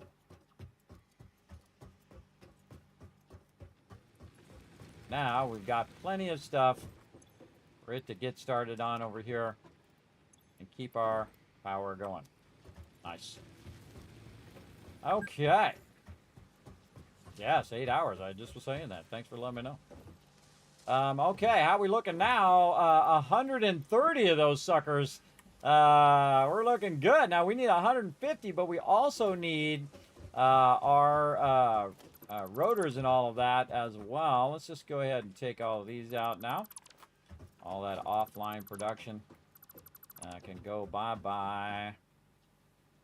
We were doing here, clean up a little bit of this spaghetti we threw down. Working great over there. We're going to need some rotors. Now, rotors need iron rods and screws. Well, I don't think I'm going to have a problem on screws for right now. Like this, right? I can just feed that in there. I wouldn't do that at all. Because if we just go ahead and take this production out, we're going to get this back. We can clean up all of this. We're going to get all of these plates back. Kind of like when you play a country song backwards, everybody. You get your girl back. You get your house back. You get your truck back. You get your job back. Yeah, see? That's what you should do. Just play it backwards. Again, cleaning up all this random spaghetti that we have going on over here. And then make sure that we kept our front lines here. And then we probably want to take this out here just to let that do its thing.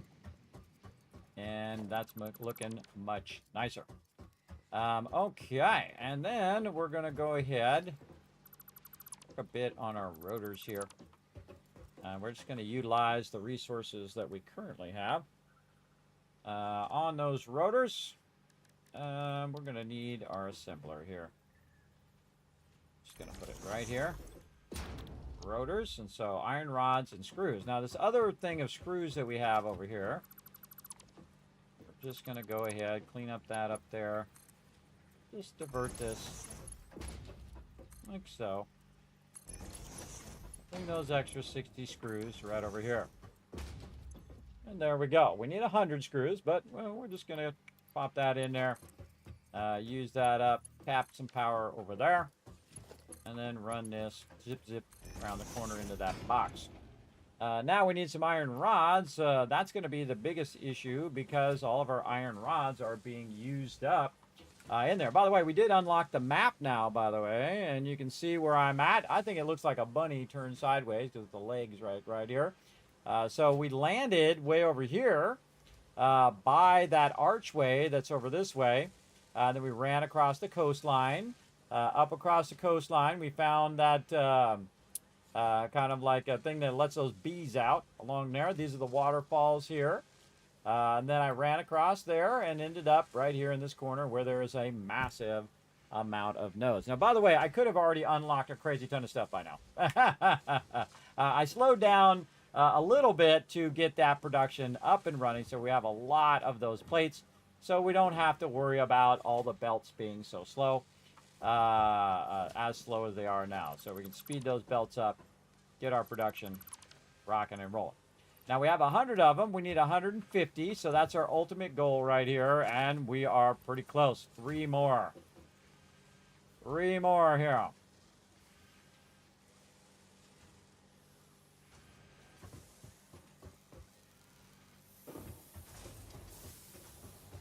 right. How are we doing down here? This is getting filled up. Filled up.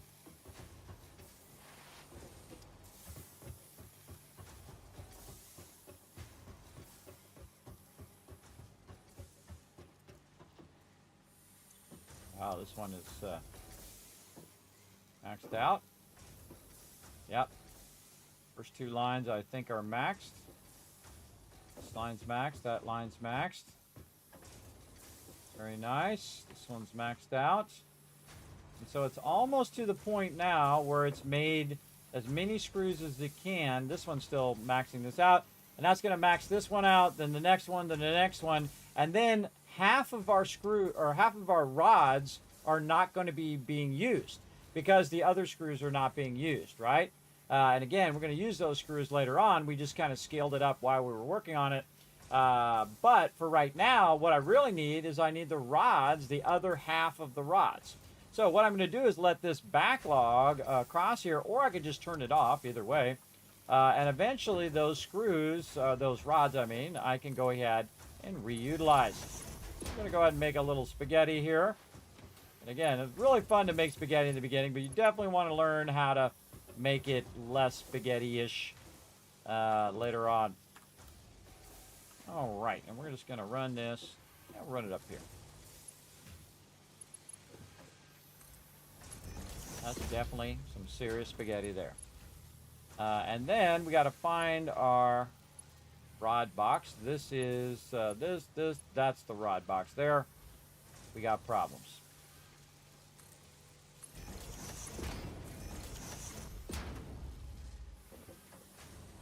All right, there we go. So now we got the rods running over here. Now again, our goal is to have these just kind of fully automated, where we don't have to worry about it. Then over here, we're going to just put this up higher. And now that's going to go ahead and make us some rotors over there with those extra rods. And again, it'll still keep filling all of those, and when it completely fills those, 60 of those rods are going to come down and end up in this eventually once it gets up to completely full speed. But in the meantime, it's going to make some rotors as it goes along. Now, I can go make a bunch of rods because guess what? I've got a bunch of resources that I could go and do that. But again, we're trying to automate it all and let it rock and roll. Let's go ahead and look at our power consumption here as well. Still looking good. We're actually producing more power than if we had everything running right now, which is what we want, right? We want to make sure it doesn't trip the power, especially if we're going to let it run on the server. We don't want that tripping the power, that's for sure. Whoa, hey, oh, it's already got 59 of them in there because it was making some earlier, everybody. I think we're ready. I think we're ready for finally for our coal power. We're 120. Oh, take all. I thought it was close. I thought it was at 150. What did I do? Oh, because I was running those lines. Did I run these as Mark IIs? I sure did. What's the output of this? The output of this is 4 per minute. All right, we can downscale these. Let's downscale these back to level 1s. We'll get some of those back that we just spent all that on. There we go. Again, these, what does this need to run in at? Yeah.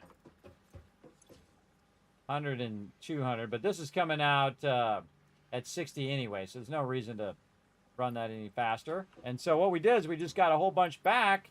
So now we're 160 and we're ready for our coal power upgrade. And then once we get that going, then we'll have a massive sum of power that will be perpetual, and we won't have to sit and go and collect any more of our biomass. Here we go. Very excited. Milestone reached. Power production can now be fully automated by burning coal, which has been added to the resource scanner. Water is also necessary to run the coal-powered generator and will require a network of pipelines to be transported from a water source. To assist with locating and identifying water, Fixit has compiled this guide. Water is a somewhat reflective liquid, and it may have thick vegetation growing nearby. To test if something is water, try touching it. If it is not solid and does not corrode your suit, it is probably water. Okay, so now we got water extractor, fluid buffers, pipes, pumps, coal-powered stuff. Now, I had made a bunch when I was AFK there. I had made a bunch of resources, which we put right over here. Oh, not in that one. In this one. That's that resource right here. A bunch of copper resource that we could just, again, do some offline production, so we're not just burning up massive sums of power at this point. And I need some rods that I gave completely over here, which I can just go ahead and siphon a few of those off of there. Give me those. And put these, not enough. What do we got up in here? All right, we'll just take this one out. We'll put it over here. Easier. Run those into there. And we'll go ahead and put all of these in here. And then tell this to make copper sheets. And that's all we really need to do. We need a power thingy. There we go. And that's now going to make our copper sheets. And we're going to put that right above this, if we can get enough rods. Again, siphon some more rods here. Those not rods. Give them rods. Give them to me.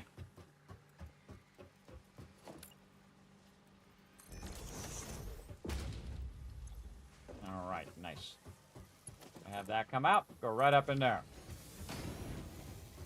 And so we're using all that excess. We're only using one machine instead of doing the full extraction. We're using one machine to actually make those copper sheets, because we have plenty of cable and wire right now. Again, there's no reason to even have that whole process going if you have a whole bunch of that stuff. Rotors is what we got and whatnot. Now, so to make the next part of the process, which is our miners that we're going to need. So we're going to need some stuff for miners. And water extractors. So we're just going to add those over here to see what we need to make those happen. We need 3 of those. We're probably going to do how many miners? Probably 3 miners. We are going to do so water extractors, miners. We're going to do pipes. So I'm going to actually go to my second set here and then start doing some pipes here. I always do power line first, by the way.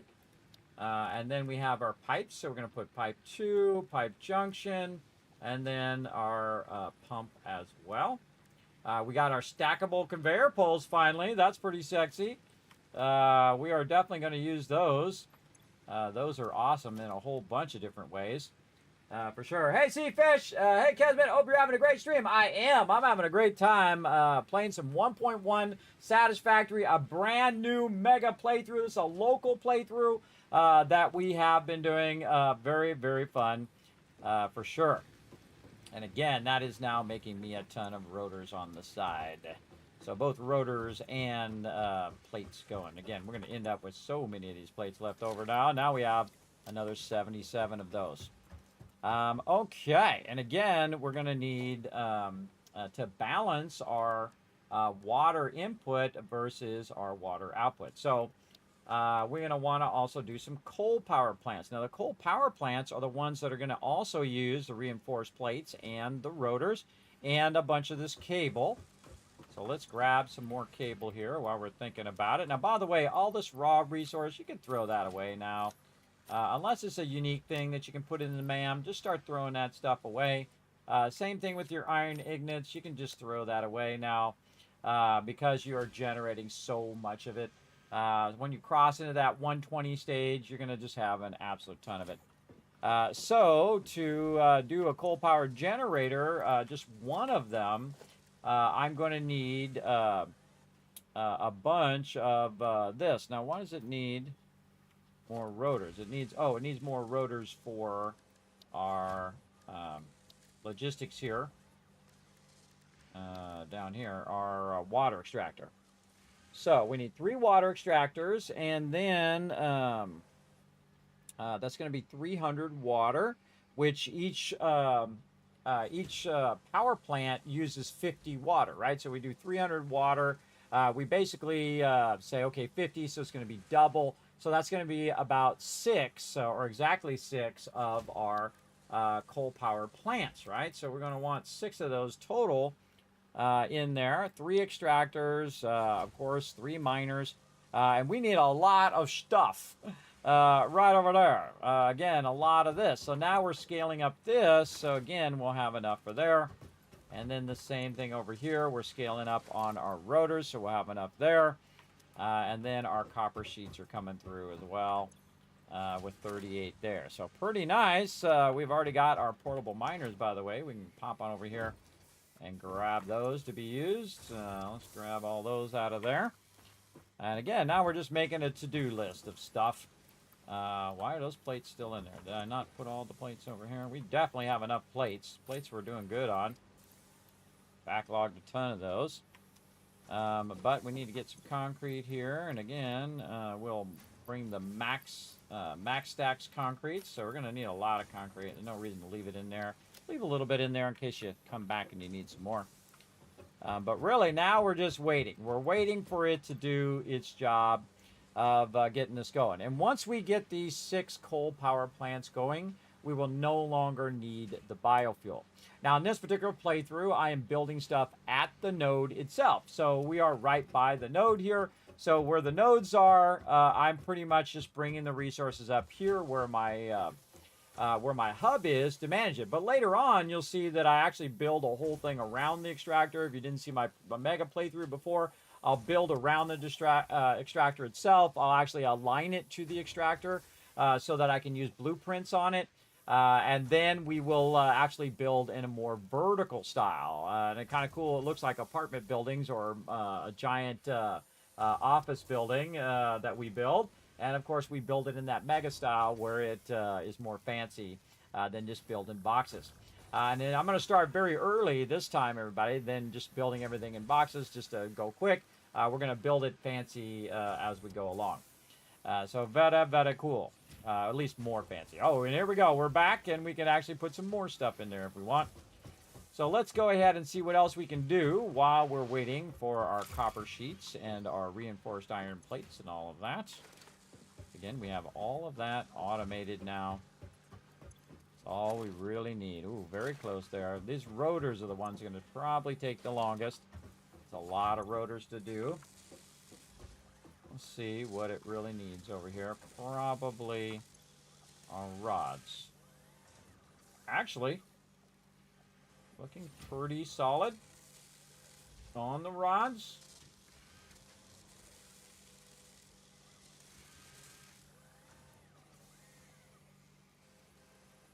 Yeah, looking solid on the screws and the rods.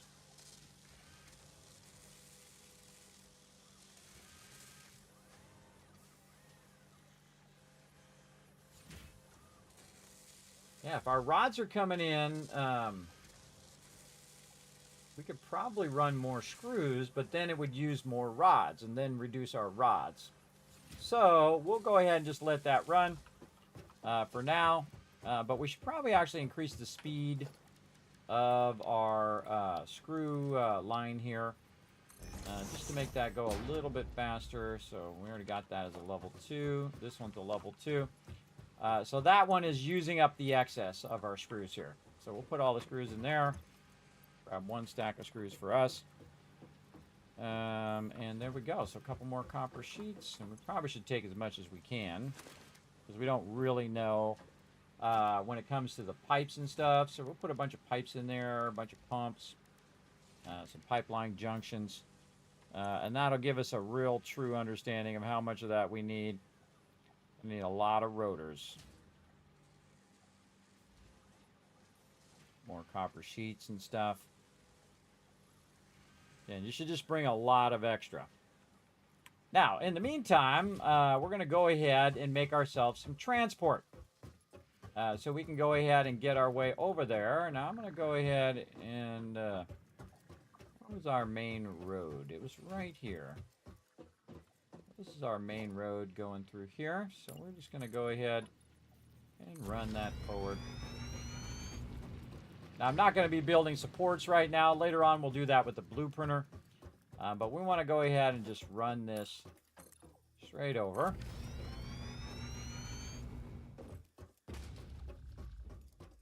And start our journey while we're waiting for that stuff to finish.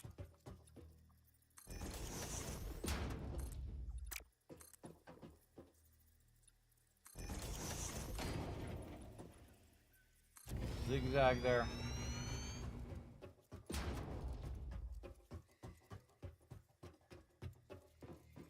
Now we'll want to be a little bit up off the ground because we don't want it to have all the mobs in our face, especially any spiders who want to get rowdy. But we'll go ahead and get this going.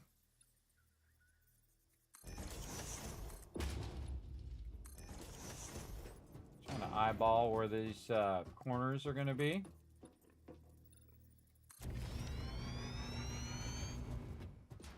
So I do like to be at least somewhat up off the ground. But I'm not going to do it really super far up like I've done it before. We're just going to come right through here. Let's go over this way. Let's do something a little different. Let's go over this way a little bit. So that we're just ever so slightly closer on this edge. Again, this is not like, oh, that was not good. I went forward before I took him out. Come on, let's go. What you got?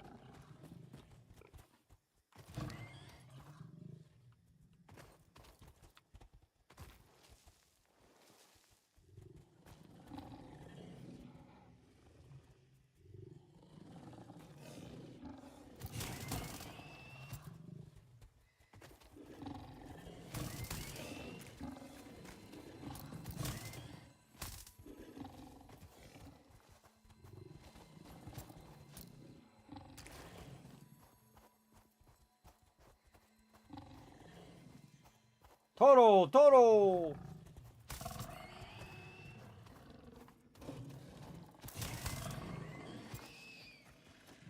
Got him. Well, while I'm here, might as well. And if you fall down, no big deal. You're a builder, and luckily you brought a bunch of stuff that will help you build your way back up again.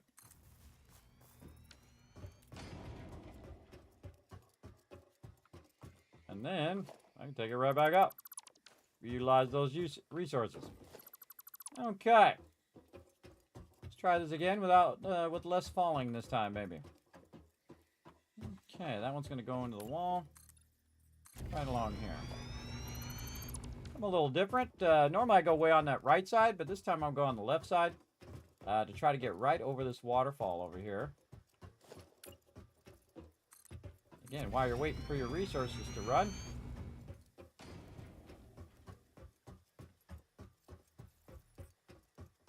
Good time to get this going.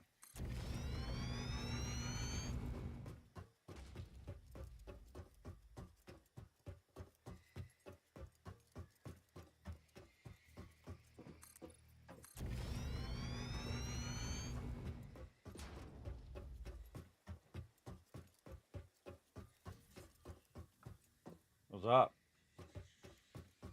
Mobs down there.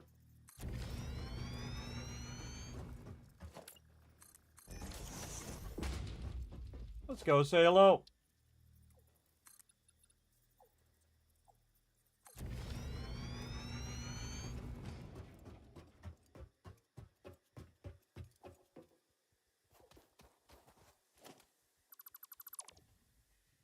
I don't like them when they go into the ground like that. All right, big boy.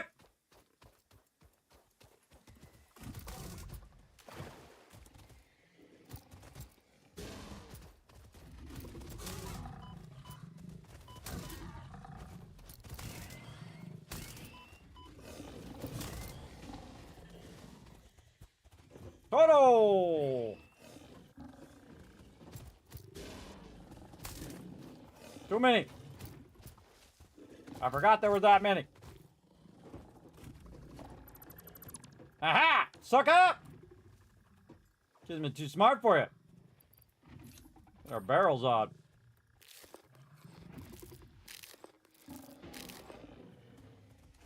That's a lot of mobs. The other one's a big mob too. Get over here. Got an idea. I don't think I've ever tried.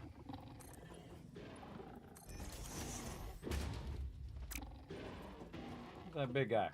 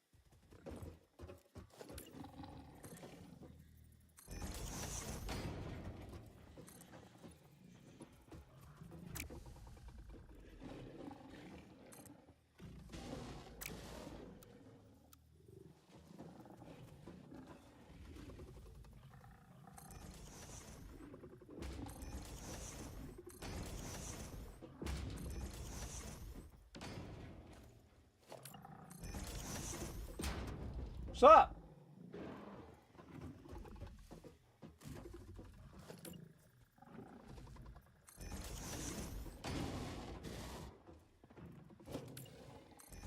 I don't think I've ever tried that ever, but it actually caged them in.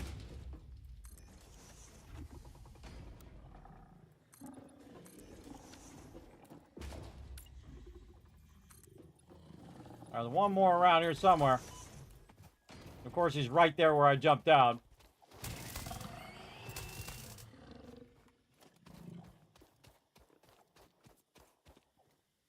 But yeah, caged him in. Now just come over here and grab these resources. Sweet. I could use all of that. Man, it'd be nice if there was some rotors over here. Yoo-hoo. Rotors.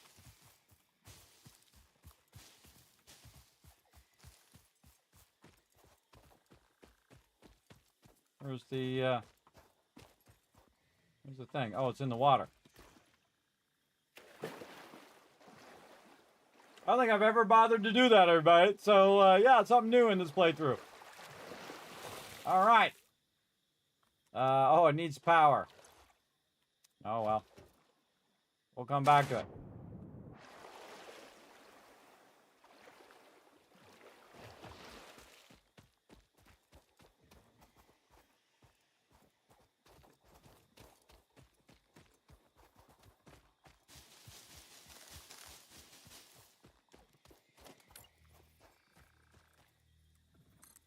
Now, inquiring minds want to know if they'll stay stuck in there. I kind of feel like they wouldn't. But we're going to leave it and see if they do.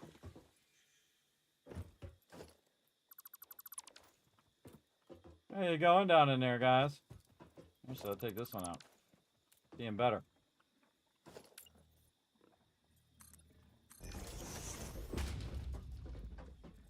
Yeah. Be a nice novelist right now. Bunch of them.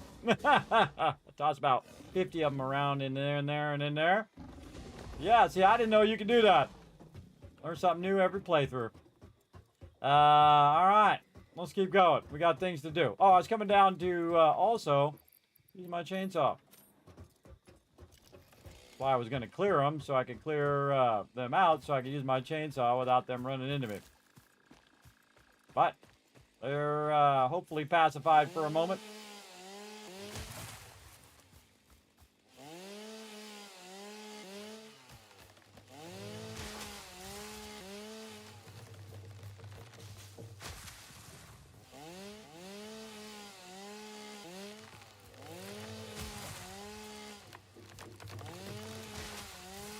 This is purely because I don't like these going through my foundations.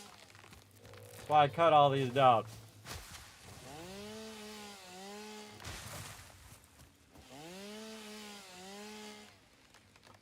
Clearing a little bit back. Also, oh, what's up, Fred? Thought your leg was a tree for a second there.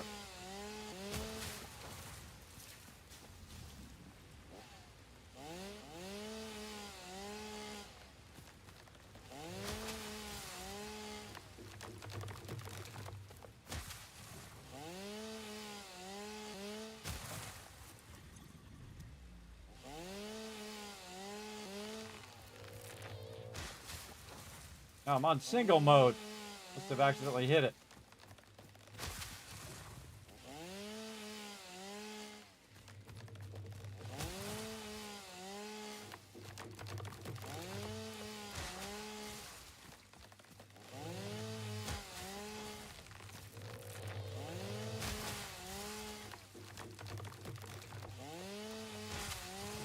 Watch out for them logs, man. It's easy to get stuck on those logs.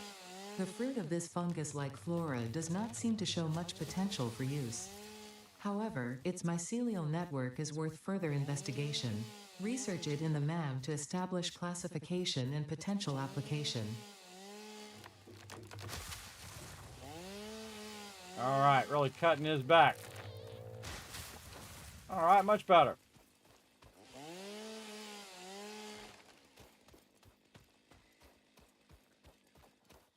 Got that done.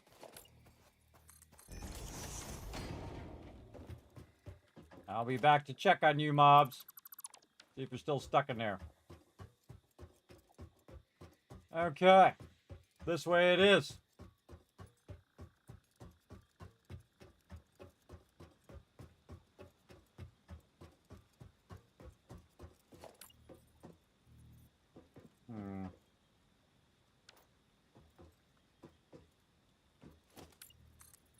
Just go over the top.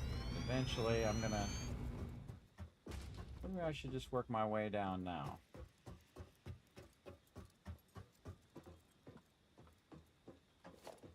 Let's work our way down now.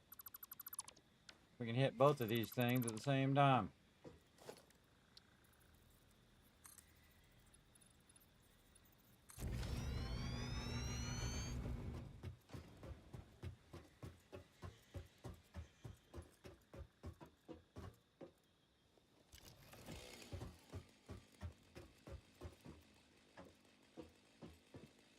Nope, trees are too far away.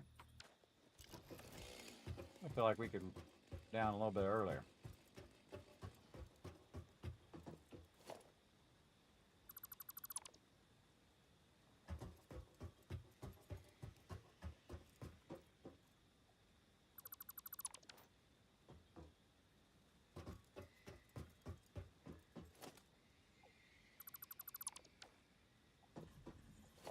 Now look at Fred. He's like, yeah, you can go down earlier.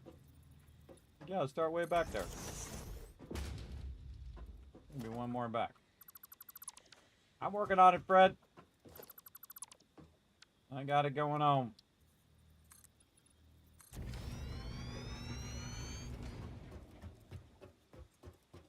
Yeah, nice. All right, awesome.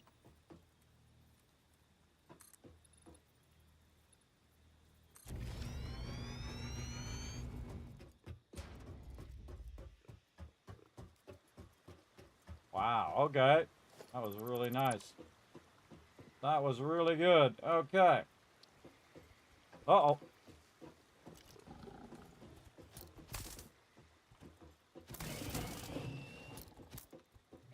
Ah, two of them.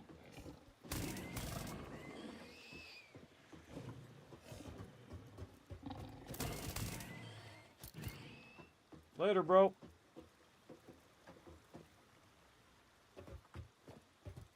Now you know why I don't like to put that at the ground level. They like to sneak up on you. They'll be back.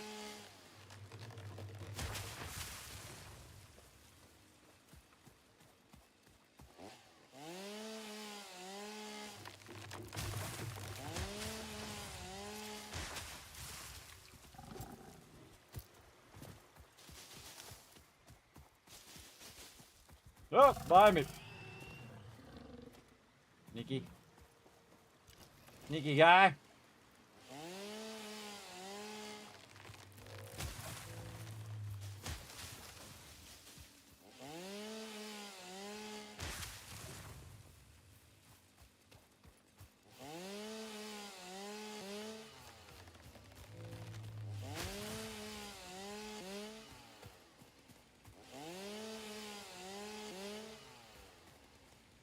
Oh, not enough space.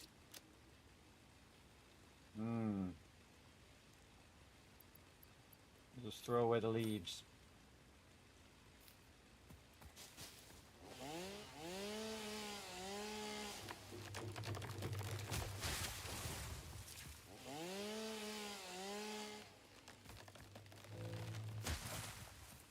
All right, cleared that away. We can see the mobs can get us to us there, so we're going to just bring this up. Cut this straight across.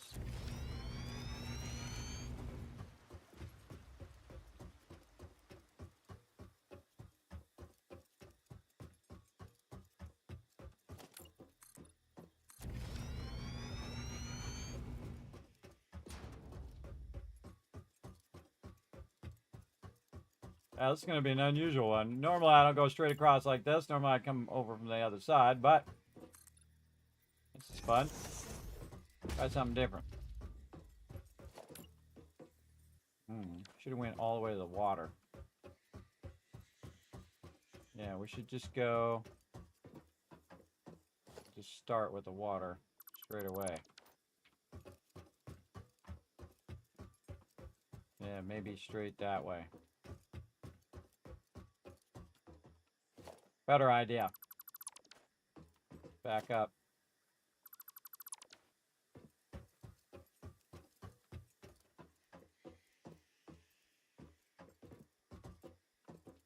There.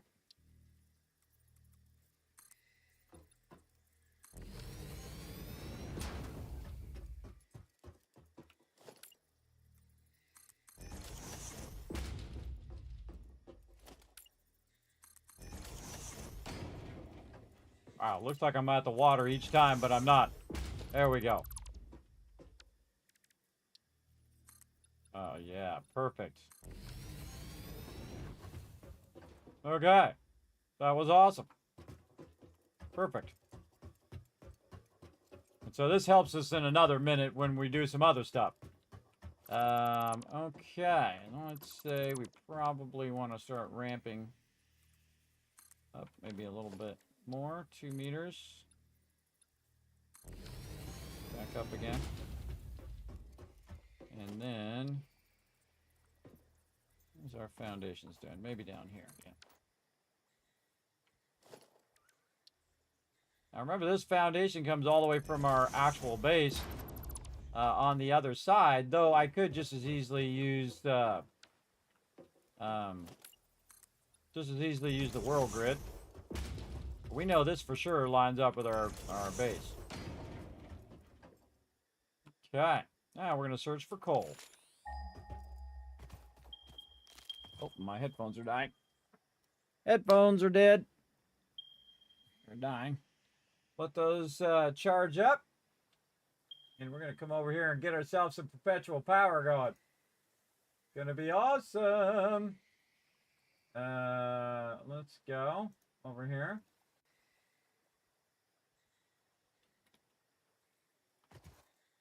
Okay. Which one's our closest one? Ping those again.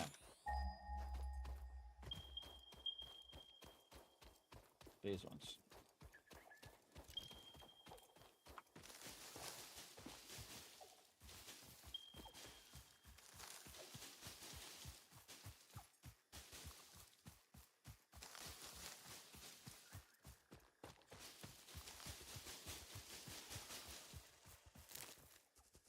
Come on.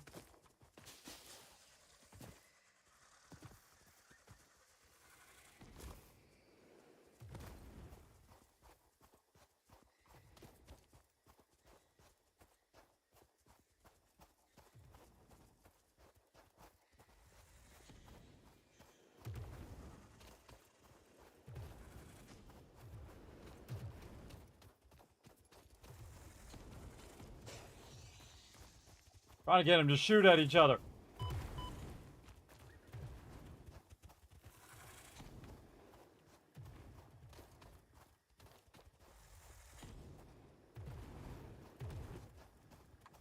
Oh, there's another one.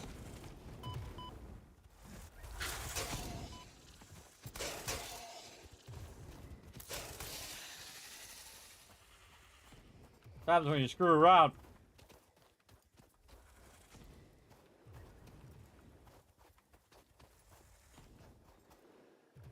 I missed it. Fine.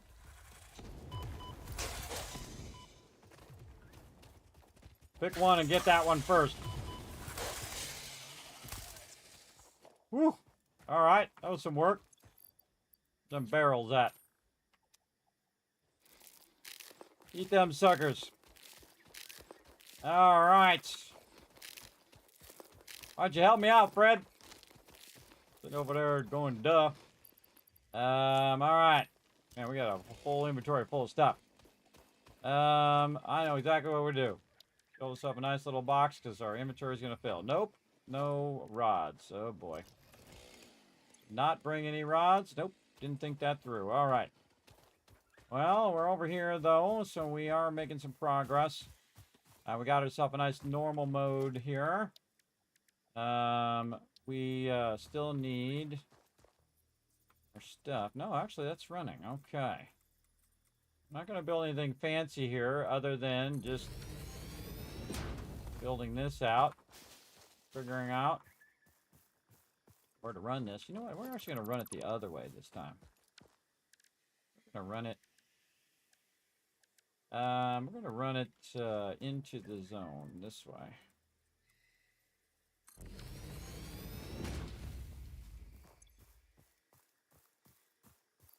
No resources to pick up rods. All right. We probably have some iron somewhere around here. 260, 260. So yeah, that's way far away. Should have brought enough for building. Okay. Yeah, we don't have enough for even putting our foundations down. Or for putting belts down. But hey, we got that done. We ran that out. Gave us something to do while it's working on them rotors over there.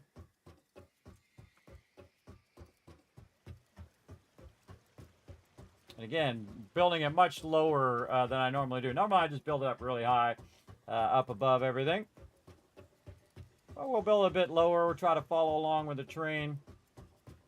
Do what we got to do. Eventually we'll come out, add some supports and stuff. Let's go see if those mobs are still in there. We're rolling by. Yoo-hoo. Nope. They got out. All right, well, now we know. You can cage them in for a moment, but the next time you come back, they are going to be all out of there. Get my resources back.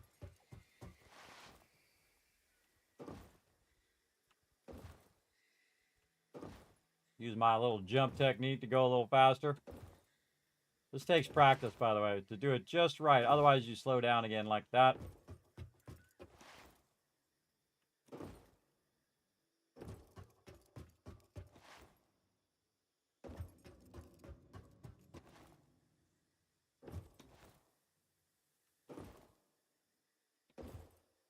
Whoa, missed.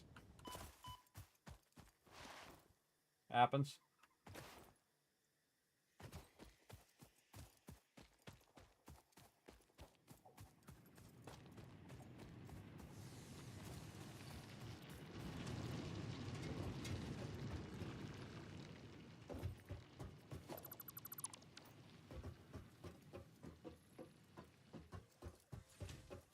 Okay, we're back. How many rotors did it do while we're gone? 81. All right, that might be a couple we might need. We got a bunch of other random stuff that we're going to use in our MAM eventually. So we're going to put that over here. Right over here, where we don't have to think about it. All that in there. Oh, actually, the wood and the brass we could put over here. See how we're looking. Uh-oh. Uh-oh. Our fuel's running out. Grass in this one. This up here. By the way, we can now increase the speed of these belts over here. So this is going to be going much faster. And we took the one out for this one, so let's put that one back in.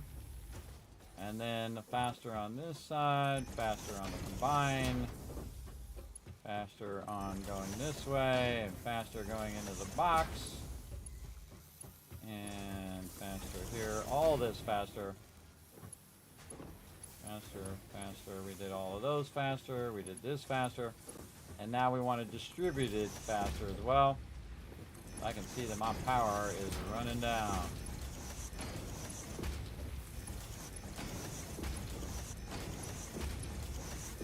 Totally worth it. Okay. That'll get that power distributed back into these as quick as possible. Oh, it's still got 191, so it's got plenty right now to have enough time to get that going. And then these, I'll take those. What we need is some rods over here. Is this backlogged any rods? Sure has. Right now, waiting on some screws. Feel like we could go ahead and upgrade our screws here to add more screws to this line that's being used. So let's go in and sneak a belt through here.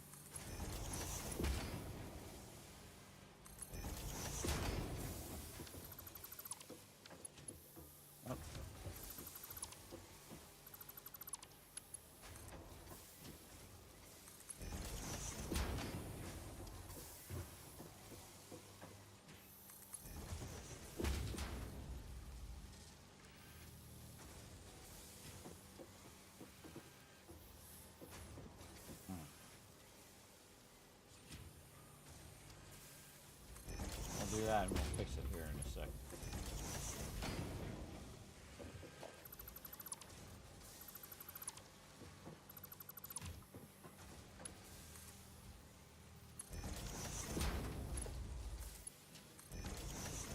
There we go.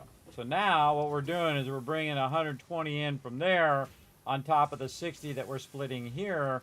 And that's going to increase the speed at which those screws come out of there. Massively as well.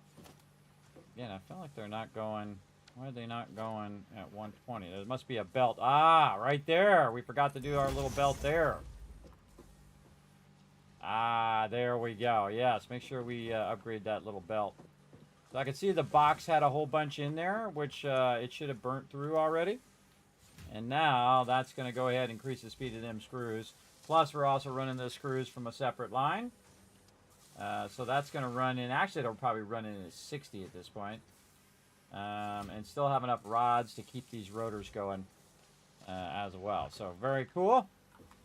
More rotors. And what we need is a bunch of reinforced iron. Whoa, okay. 416 reinforced iron plates ought to get us started. And that's what we need. We need a bunch of rods as well. We got rods. Okay, now what we need is some way of getting from A to Z, right? To getting over there to our power. Now what I'm going to do is I'm going to use some belts to help me get there and back again, right? So this is an old school way of doing this. And so I'm going to start actually over here. And we're just going to run some belts. Going in this direction, which is going away from the base. So we'll start that way, and then this one, we are going to go ahead and try to line it up like this. Or actually, no, we'll use our lifters. We'll use our thing here. There we go. And what I do is I go ahead and run it like this, just to see what the max distance is. It's about right here.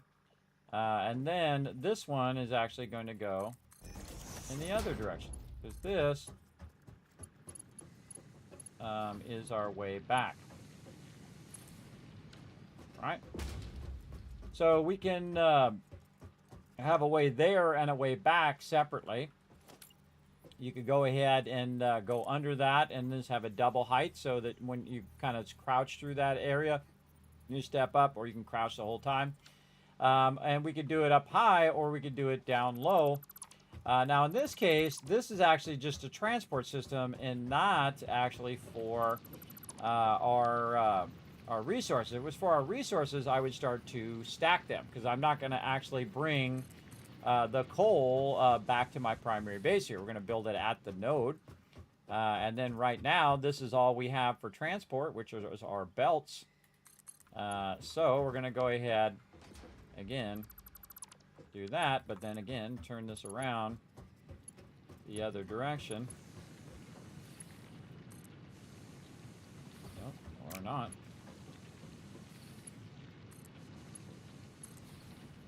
And there we go. Okay. We need to get more plates while we're at it.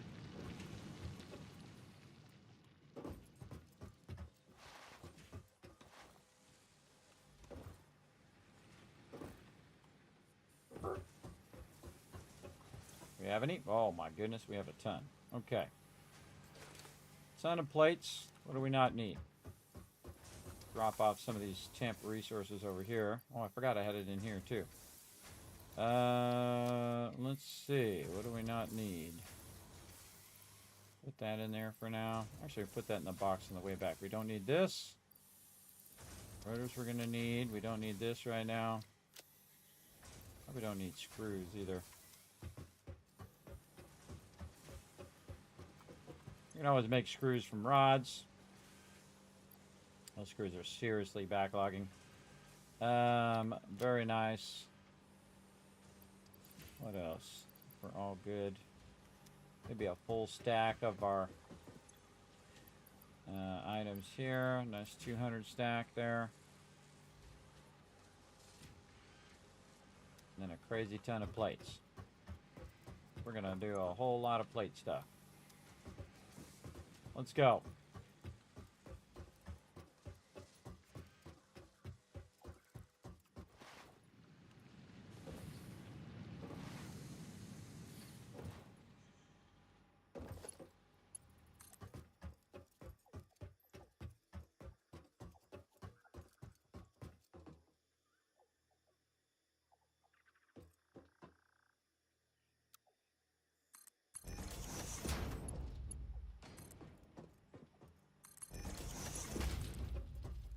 Building the way there and the way back at the same time. Ah, right when I clicked it moved back.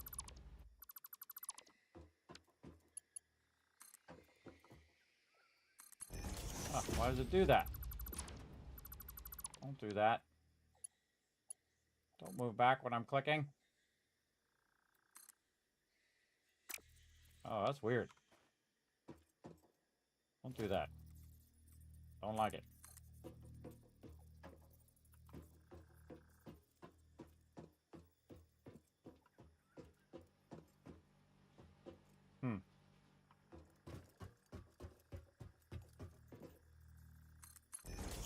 something weird there. It when I click it, it then zaps it back a little bit. It's okay. I'll do a nice little workaround here.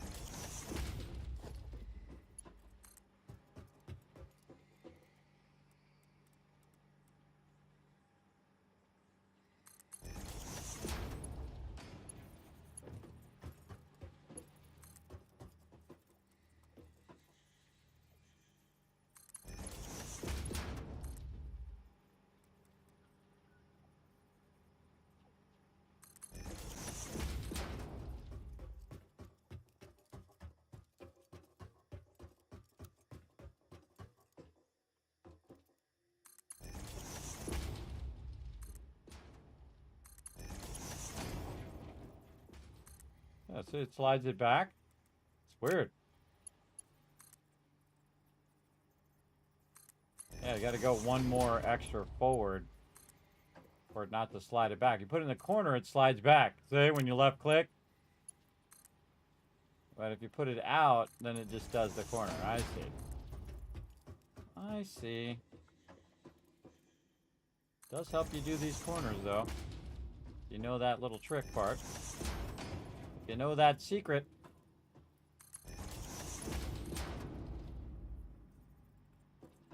This one I'm going to have to actually go in an angle there on purpose.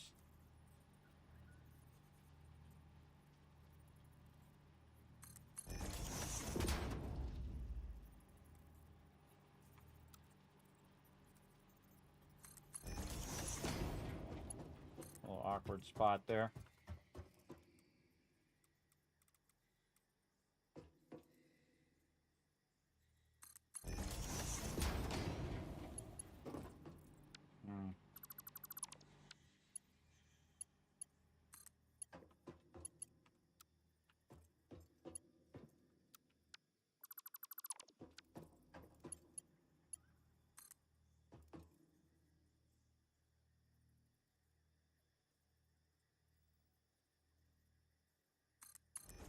All right.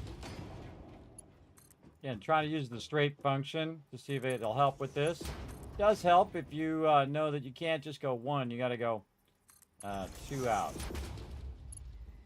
in that corner. It's so much faster. Now, what I'm doing, actually, is creating myself an early transport system because I don't have hypertubes yet. I'm sure I could go in there and unlock them, but we're going to play a little old school here.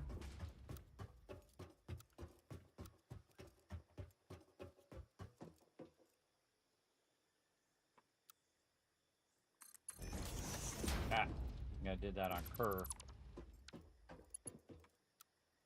Put it on default.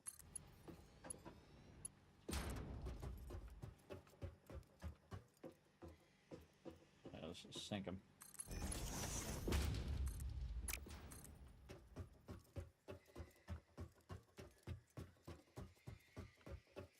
Remember, these require no power, so you can make whole transport systems with your belts for no power at all.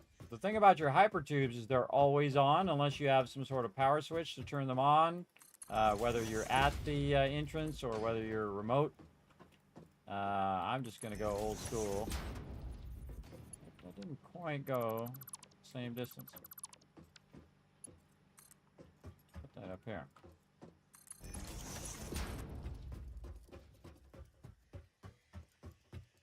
Now, when you're building stuff out remotely, you need some sort of transport system to get there and back again. Oh my God, have I been building those as Mark IIs the whole time? I think I have. Oh boy.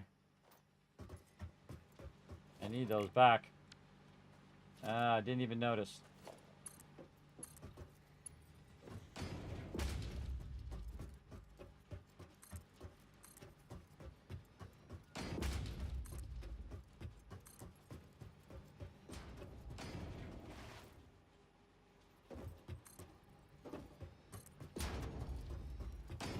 Forgot I'd switched my key there to Mark IIs. I need all of those.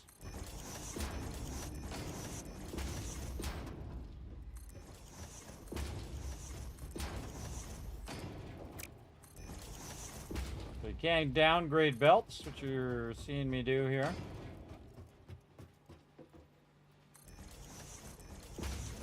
Eventually we'll make it Mark IIs, but for right now, I need all of that to build my power system here before I run out of power.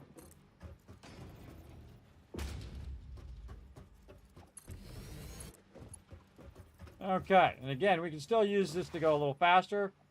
Use your jumping. Try not to fall off. Whoa, that was very close.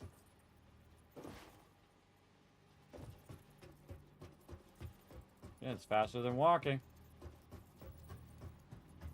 Checking those belts as I'm going along.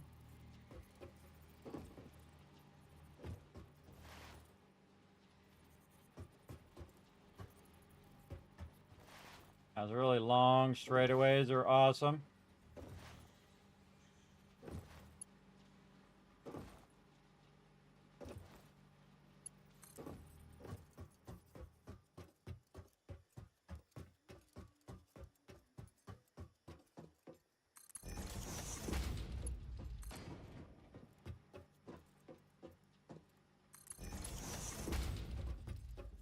Plates I have a lot of. Reinforced iron plates, not as many. Yet.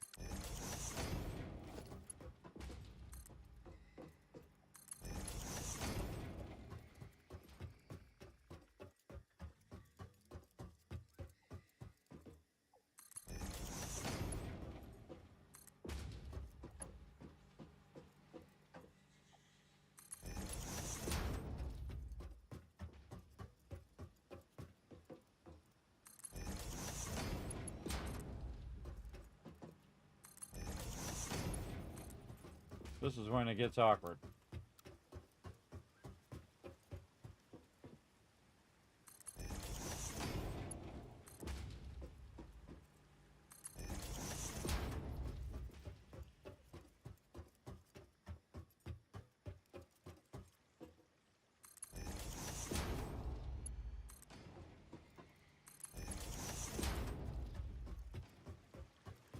I like to put these right where they transition.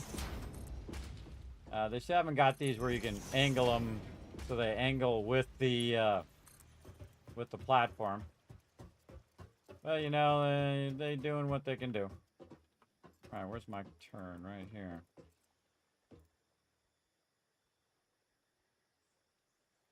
I'll stay there.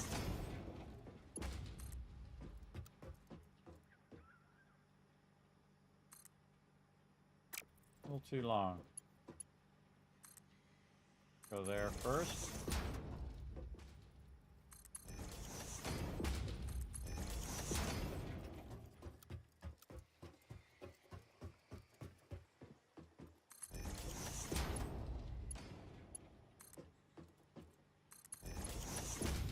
Now, if I do this right, I shouldn't have to come out here too often.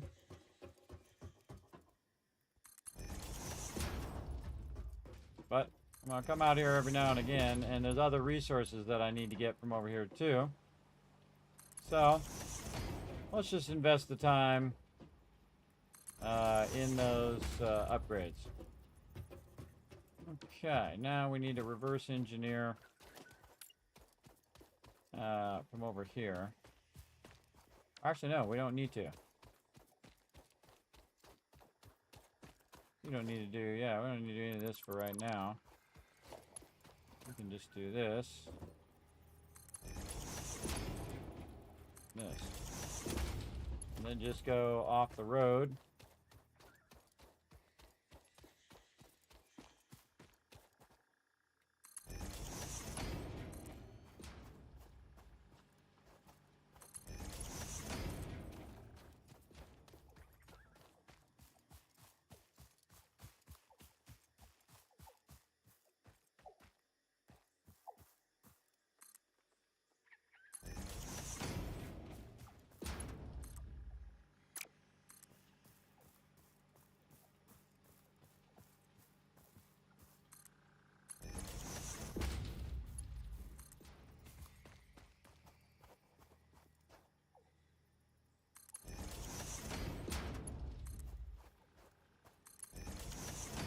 Cool.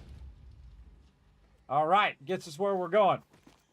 Now we want to go ahead and take our extractor over here. And we want to think about what we're going to be doing here. We go here, or do we want to just run it down to the water? Let's just run it down to the water. I think it was better the other way. Let's just take it to the water instead of bringing the water to it. That sounds like a smarter plan to me. All right, we'll have to run some power on our way back as well. Let's just go ahead and run some power that way. And we're just going to run this to base level.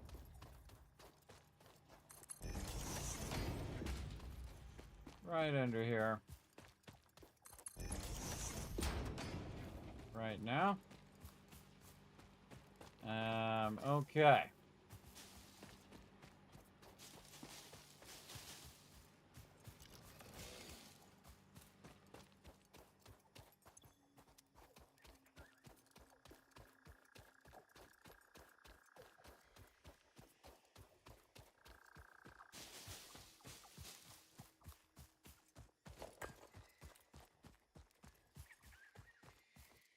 Nobody?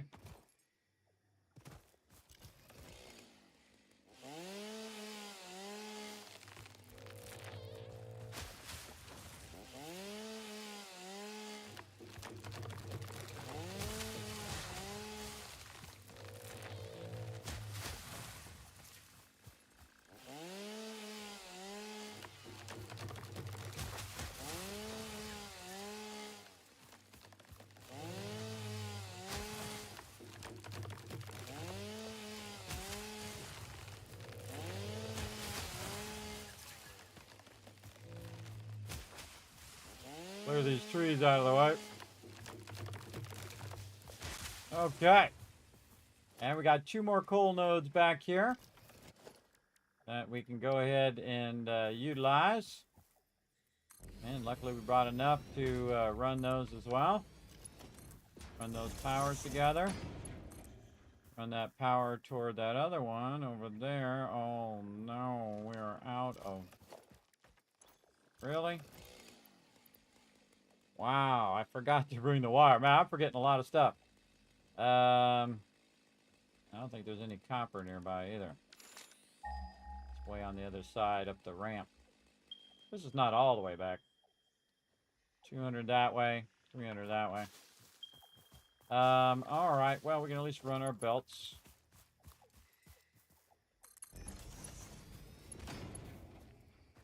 And this is 60. So, yeah, we'll just keep running dual 60 belts. Let's just go ahead and stack them.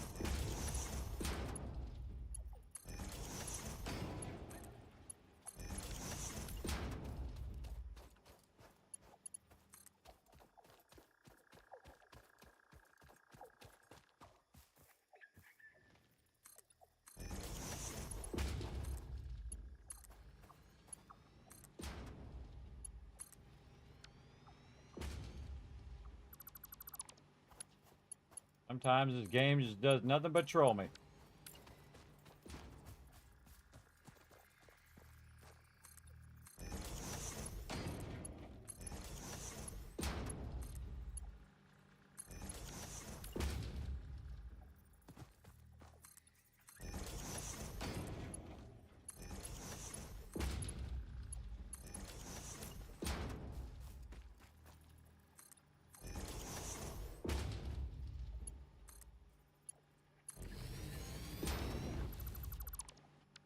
Right when I click, that's when it decides it wants to flip the belt around the other way.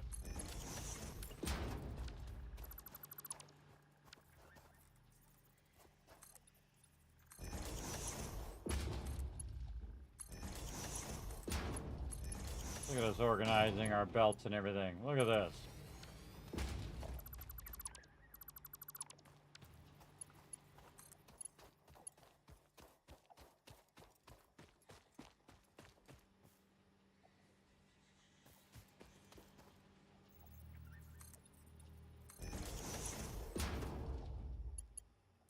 top belt first. Gonna make it way easier if you start with the top belt so the other belts aren't in your way.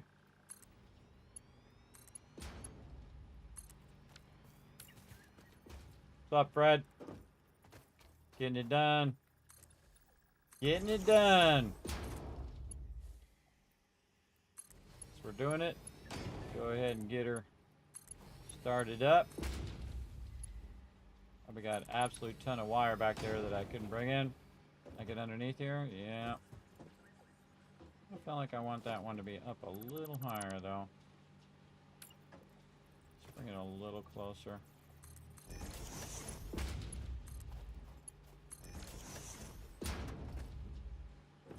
Oh.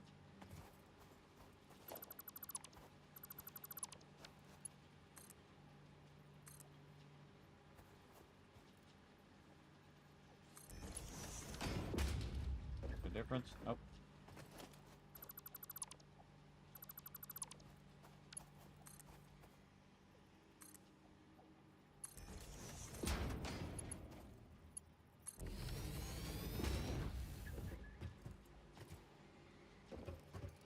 Might as well accommodate us going in and out underneath there. Typically like my travel to be on top too, by the way. Very useful. Now again, I could just run this all the way back to my base, which I've done many times. But what we're going to do is we're going to utilize our spot here, not only as a transport, but also as a way of doing our water here as well. We're going to go ahead and just extend this out and get this going over here.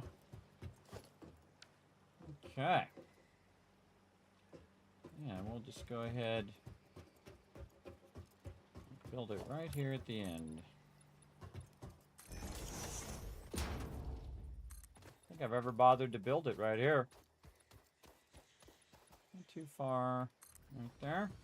Let's see how much distance we can get here. Let's take a look at our coal plants.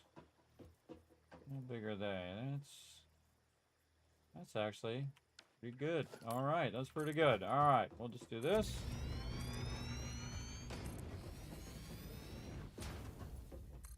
One of these mess there is gonna have trouble on that side.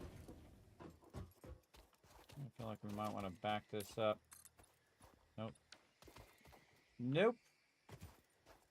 Well, let's see what happens. Put these really far forward.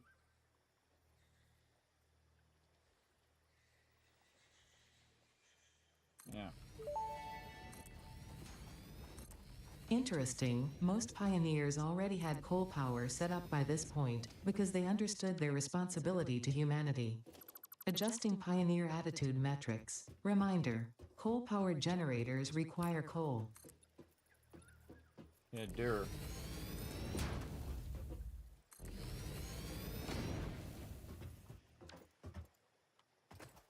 Or box right.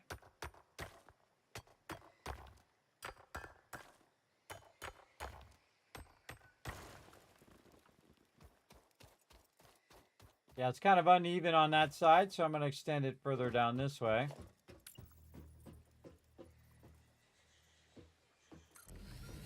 We're going to try to get 6 of these going.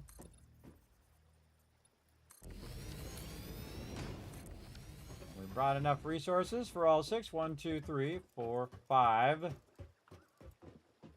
2, 3, 4, 5.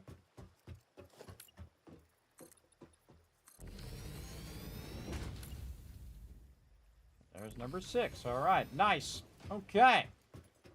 Now, normally I put the input resources at the top and then the fluids at the bottom. But I've learned that, one, fluids is probably the hardest thing in the game.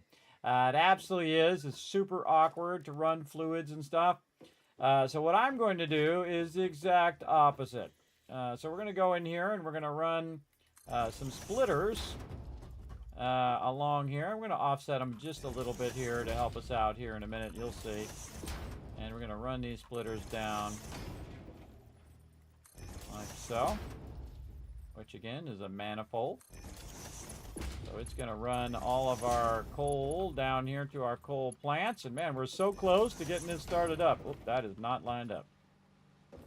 That is not lined up, even though I thought that it said that it was. Let's go. All right, again.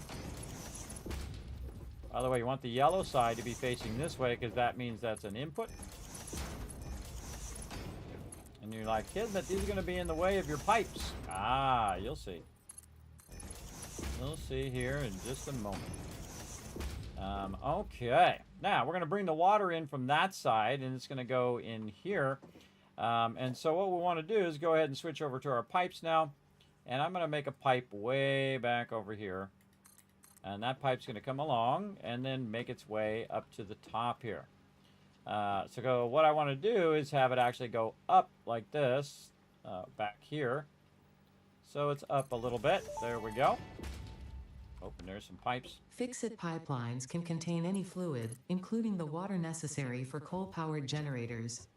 Note, water does not flow upwards by itself. While water extractors provide some lift, to truly defy gravity, consider the use of pipeline pumps. I'm on it.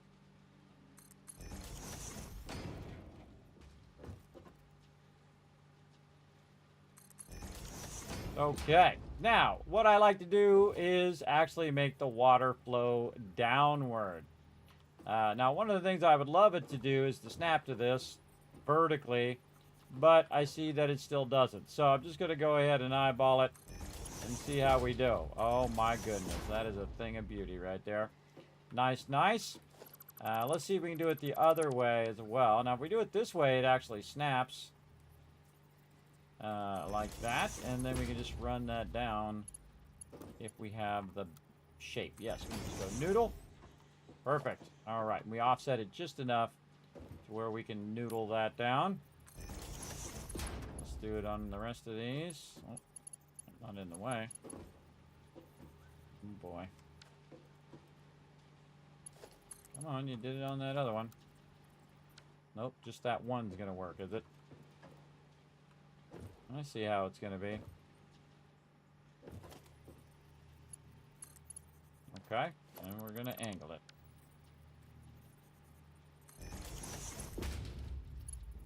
There we go. We'll just angle this one too, because that's cool looking. And oh, I forgot to snap it too. We can snap it while it's angled. We just can't snap it while it's vertical, which is weird because you'd think you could. That would be like super useful.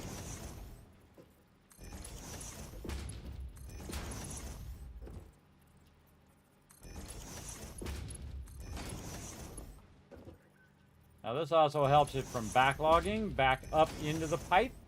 So it's going to come down into the units here and run all that in there. Now each of these uses 15 of the coal, and the coal that we have extracting right now is a bunch of individual lines that are normal lines. Let's go back and double check this one over here. I think this one is a normal, if I remember correctly. Let's take a look. Yes, a normal node because it is 60. So this is 60, 60, and 60. This is 120, or 180, I mean. 60, 60 would be 120. And we need 15 times 6. So we go 15 times 6. That's 90. So we have more than enough coal to make it happen. In fact, we could probably just use 2 of them to run and then have some excess in there as well. So let's go ahead and run this in a much nicer way. We need our stackable pole here. Get that to there. And then we're going to run this down.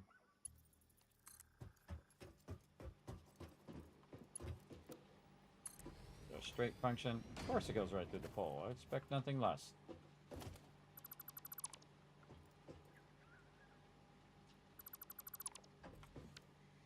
just in case. We're going to reconnect that back down to there. All right, there we go. So we got that going there. Let's see if we can go ahead and take all this out.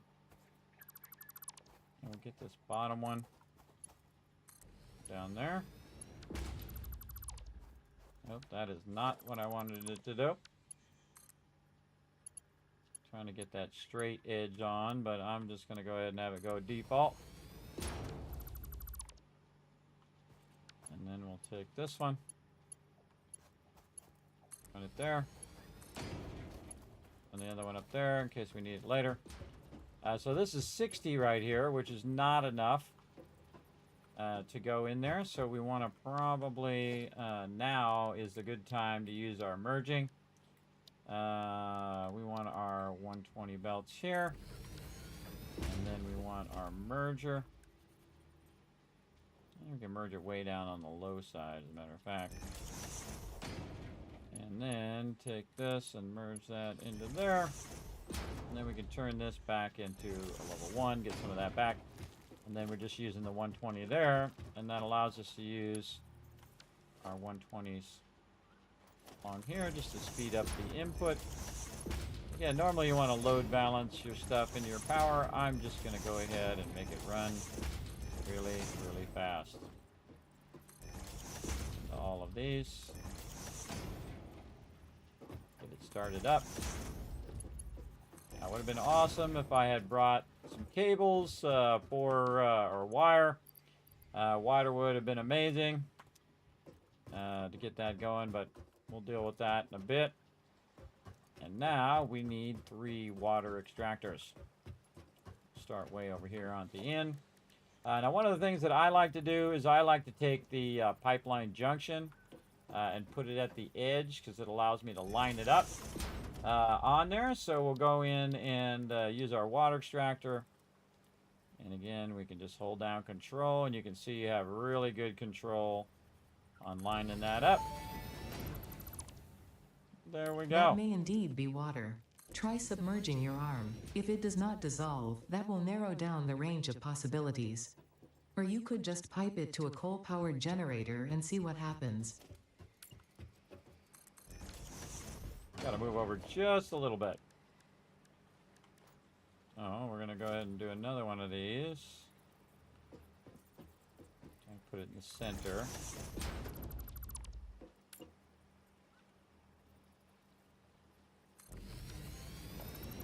And once you have one down, then you can use it as a reference. Hold down control. Put all those down. Easy peasy. Okay. We're gonna come out. Oh, I forgot they added the straight function. Oh, very excited. You're like, Kismet, what are you talking about? They added the straight function to the pipes. I forgot I was in 1.1, everybody. Look at that. Oh. Make a grown man cry right there, everybody. That is beautiful. Beautiful. All right. I totally forgot that was a thing until that very moment, everybody. Very awesome. There we go. Get that in there. I like to jump up on the pipes when I'm going ahead and connecting them and holding down control to snap in these pipeline junctions. Get all these together. Go on, get in there. And then, of course, we want our pump at the end going in the right direction this way so it doesn't backlog that way. And I would run a power pole, but we don't have any wires, so not good. Hey, Fred, do you mind, bro? You're like right in the way. If you don't mind, if you could just, you know, sorry, I'm going to have to give you a little zip. Fred! Come on! Come on, dude, you're in the way. You know you're in the way. Now go on. Get out of there. Am I going to have to lift you up out of there? Is that what I'm going to have to do? Am I going to have to take this all down just so you can move out of the way? Go ahead. Fred, get.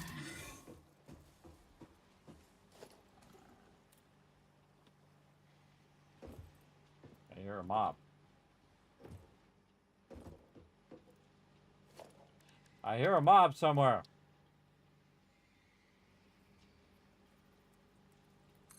Sorry, Fred. I had to do what I had to do. Did I use a 4 or did I use I used a lesser one. I did use a 4. Alright. Fred tripping me up. Yeah.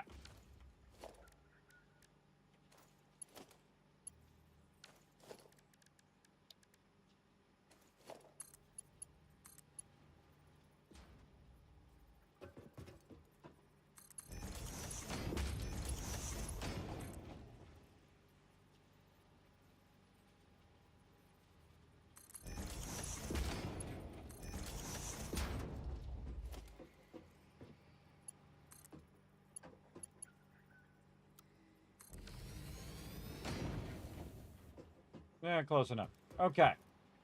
Again, we don't have any power, so we can't start this up. And we're going to need a lot of power to start this up, too. So we need some copper. Now, we added ourselves a little transport system here, which allows me to go ahead and run a little faster than if I was just running, especially when you're going up slopes and whatnot. It does go a bit faster. Now, it just so happens that right over here, there's some copper. And so, we go ahead and let it go. Now, by the way, everybody, you can just hit E and walk away from your computer, and that'll sit and do that for a really, really long time. Because, you know, if you're trying to collect some, it'll just keep going and going. I think it'll actually fill your inventory. I've never tried it where I just kind of let it run. I'm a little tempted to do it next time we take a break. But actually, we're kind of getting close here where we need to finish up our power here and get that going. So there we go. All right, so we got that little bit of copper there. Let's go ahead and add ourselves a nice little ramp that we could use. Want to get up and out of here like this, and then use our thing to go back.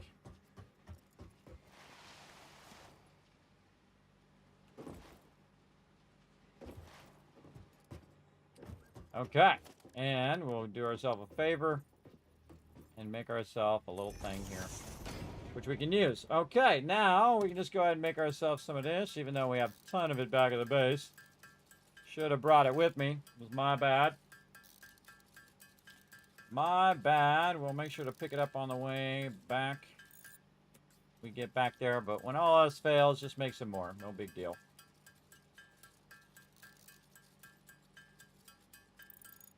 Okay, now we can go ahead and do all of our power stuff over here. I should probably gonna have to run this on the ground.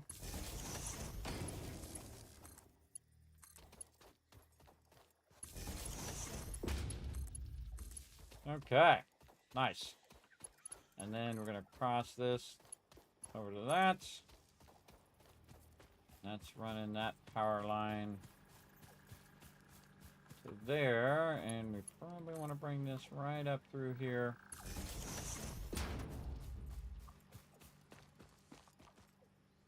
And all the way. Can we make it? Not quite. Let's put it right here. And then again, when we connect it on the other end, it will start to pump all of that stuff where we want it to go. And again, this is purely for transport, these ones. And since I'm playing a solo game where I'm not just going to let it run on the server, this is going to save me a lot of time getting all this stuff set up. Okay, so we got that going. Now we're going to need another line off of this line. So we're going to go ahead and grab our pole here. We're going to divert this line over here. Very nice. And then other power. Just going to dip down in here so we can power all of this.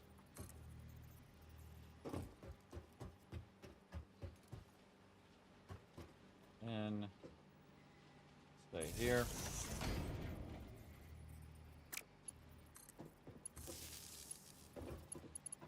And we got all three of those powered up, right? 1, 2, 3. Kind of weird going all the way across like that. Let's just run it right here. All right, so that looks good to me. We got that power there. Now what we need to do is take this power and run it back the other way. So we'll put it awkwardly in the wrong spot. Okay. A little awkward there. I'm in the way. And close enough. Oh, and we need more wire. Again, improvising as we go along when we forget stuff. Now later on, it's going to make it way easier for you to do these resources. But let's just grab a whole bunch. So if we get like halfway back and we don't have enough, we'll have a bunch. And again, that's why I brought this down by this resource, because we'll actually utilize this resource later as well.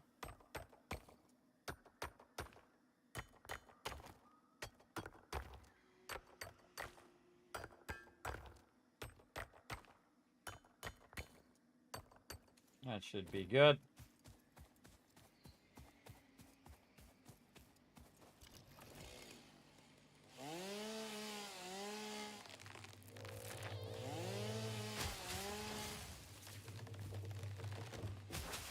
Take those trees out. Nice little spot. Crafting bench. Right there. All right. More wire.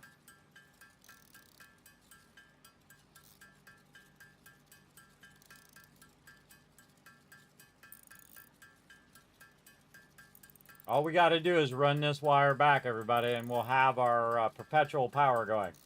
This electric wire is the only thing that's stopping us. And again, we have 1,000 wire back at the base. And again, I could run all the way back there and run it this way. But what I want to do is run all the way this way. And then the second I plug that into the power we currently have, it should turn on. And then our power should jump. And I don't have to come back out here if we did it right. We'll see. All right, and let's go ahead and make a bunch of wire, hopefully enough to get us all the way back. Let's see.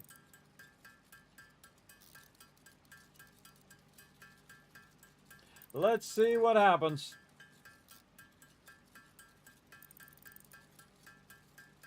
Of all the things to have to make, wire is one of the easiest. So, of all the things to forget, that's the easier one to forget. Okay, and then we'll take this out in case we need to make another one of these. And here we go. We're just going to run this power along the edge. That's not actually going to work because this is weirdly inset. We should just run it down the middle. Like this. Yeah. All right, running it down the middle.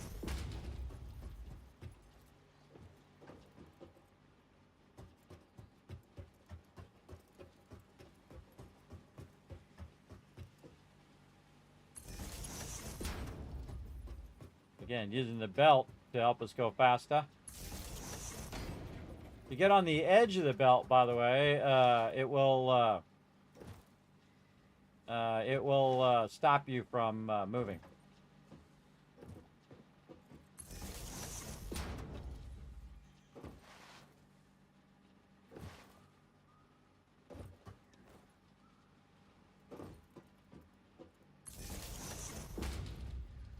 I've done it this way in a very long time.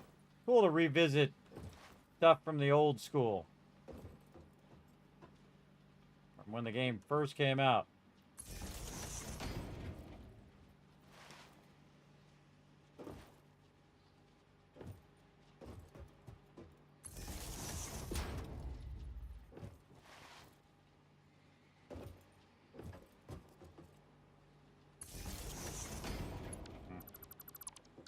Not centered.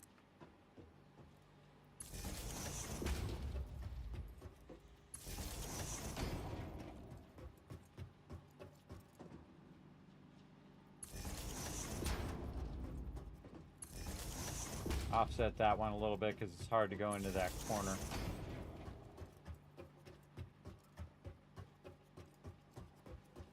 A lot of curves here, so better just to stay at the ground level. Oop.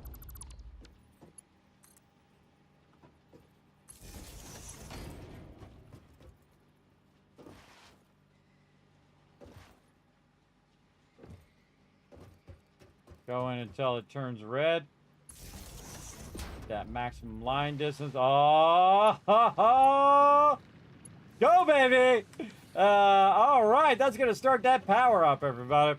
If we don't trip the power first. So let's see. Oh, look at that. Our max cons have gone way up. Ooh, our production is riding right at our capacity, too. Oh, man. We're going to see. Now, what it's doing is it's starting up. Oh, man, it is right on the edge there. It's starting up those water purifiers, and it's starting up the other stuff. Now, if we want to keep that from doing it, everybody, from tripping, we can turn this off. That'll save us 15 power right there. And then I would go to these here. Again, the things that take the most power. Just flip those off temporarily. And then in a minute, we're going to have plenty of power. But I'm just going to go ahead and just turn those off. So I can watch my power kick in. See, look at that. Look how far I dropped it down. Now, again, it just ramped up the power, what we need for extraction. But it takes a minute. It's going to take it a while to extract all of the coal, to get the water extracted, and hopefully I didn't screw anything up. If I did, then that's not going to start up. So let's go ahead and get ourselves a lot of this time so we don't forget. Anything else that we need? We've got rods. We got a little bit of everything there. All right, I think we look okay. And so again, it's going to take a minute. Now, if this product capacity line goes up, we know we did it right. But we can also go ahead and run back just in case. Now that we've got plenty of wire, and I'm sure there was something else I've forgotten along the way. But again, using this for skipping around is awesome. Getting there just a little faster. Jump around the... Whoop, didn't mean to go under. I was trying to jump on.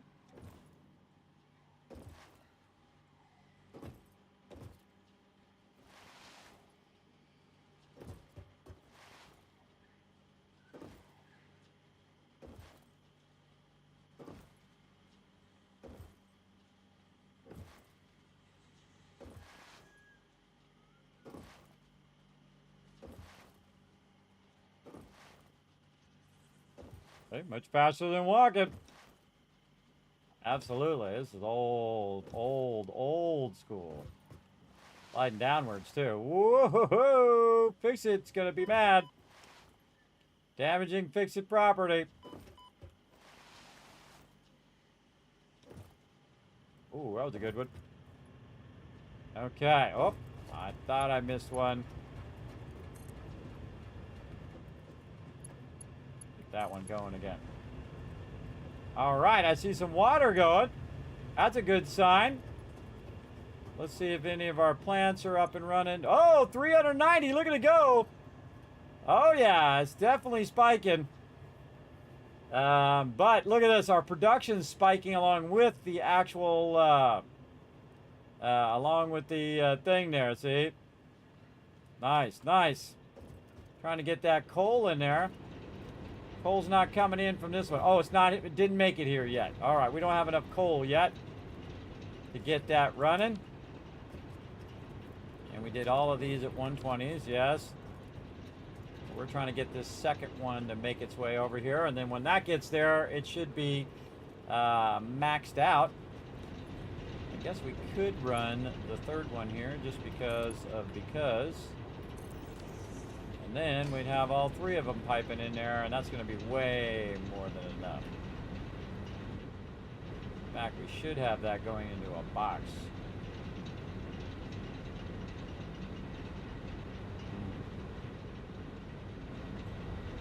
Yeah.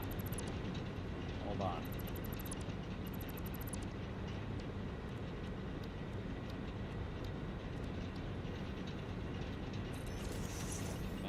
to use our 120 belt here.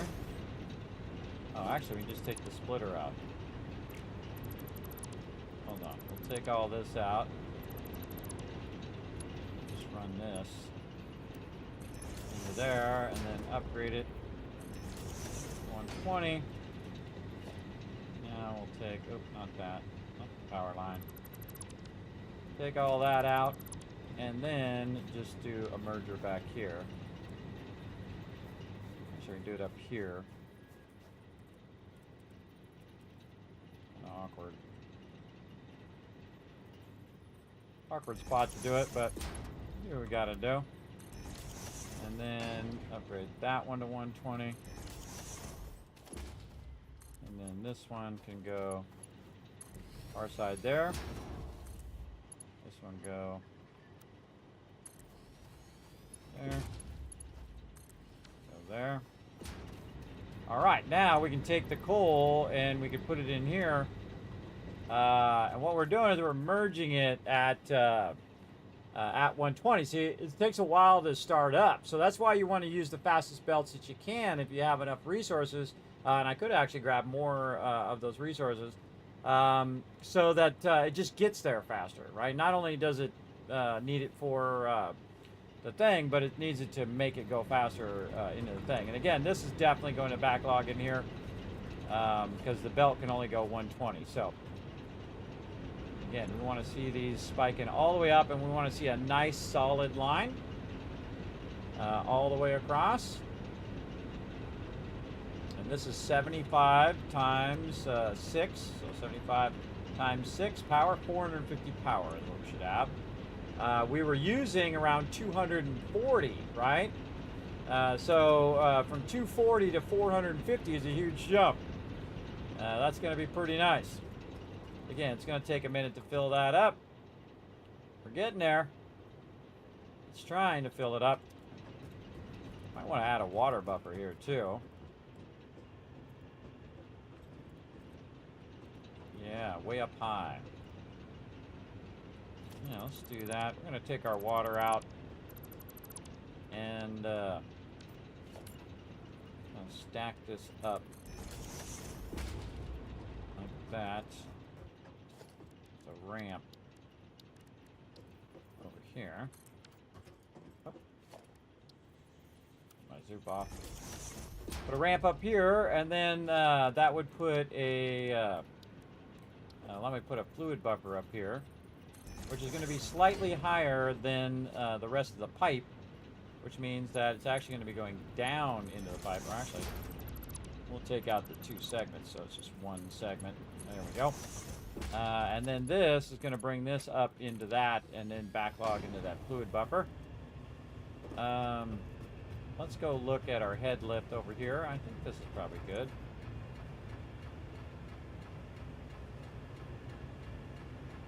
All right, right around 910 head lift. Not too bad. That's actually going to make more water than it needs to.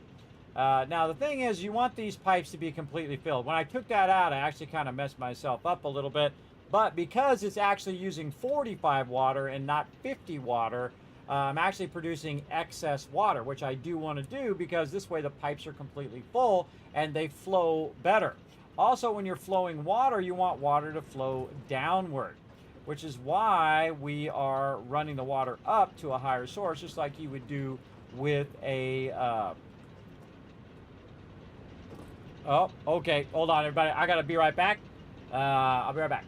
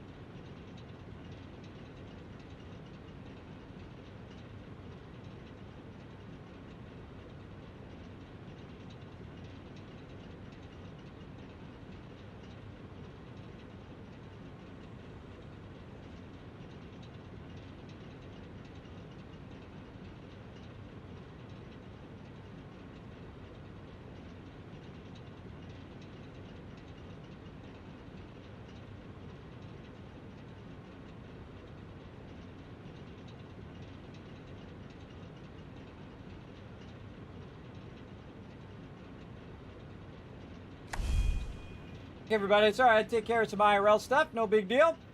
I am ready to rock and roll here. Let's get back up this ladder and see how our water is flowing. Yeah, fill that up.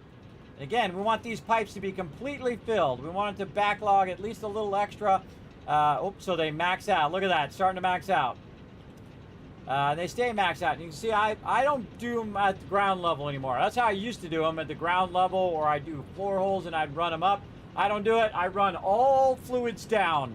So I run it up first and then I run it down again like a water tower. It is an incredibly awesome way of doing that. And you always have some positive flow.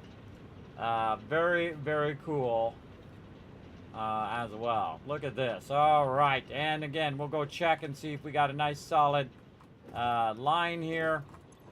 Oh, it's getting there. Getting there. Yeah, it's the one at the end, no doubt, is still struggling. And I just take the excess out of here and run it to the one all the way at the end. Because it's still trying to start up. See?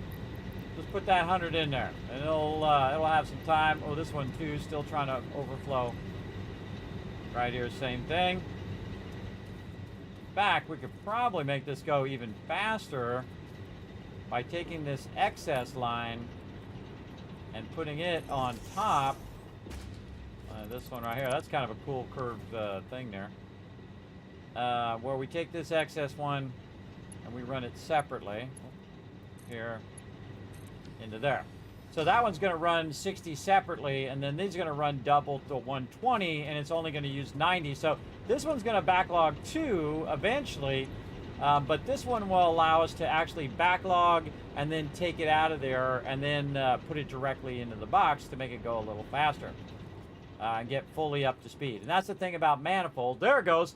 The thing about manifolds is it takes time for it to overflow on each of them. Let's go take a look and see if we're full. Yes, full that one.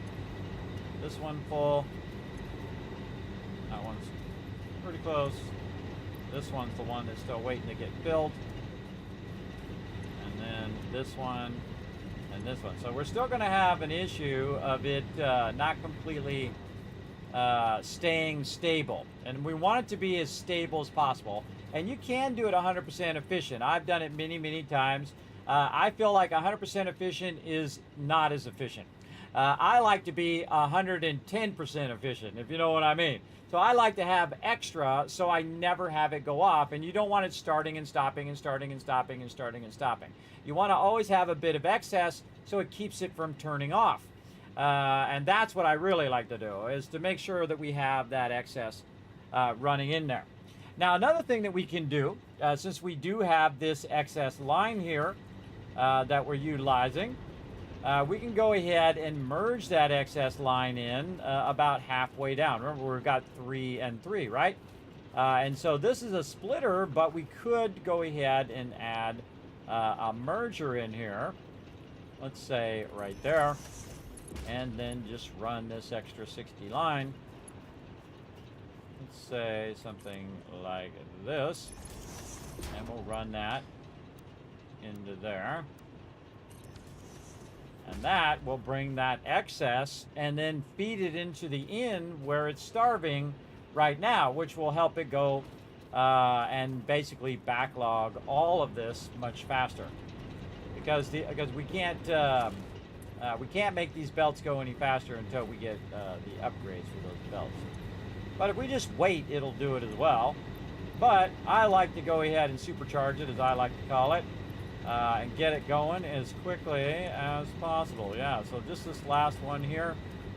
And again, I can just take this out, half of this, take half of this, put that in there, and then put this in there, and then this, and this one, and then that one's 20 away. And that'll fill up very, very quickly as well. By the way, we don't want to have that.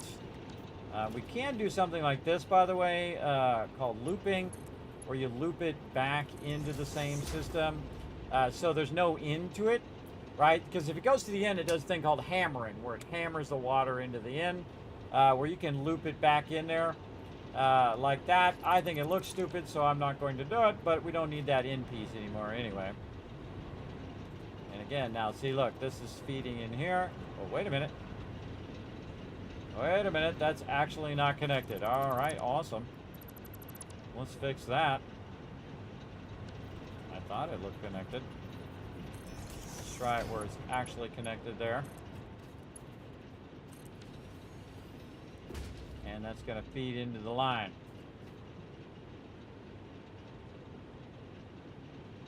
And again, so it gets that extra feed on the last three. Because this is going to go 120, and then it's going to go 60-60, and then it's going to go 30-30, and then 15-15, so on and so forth.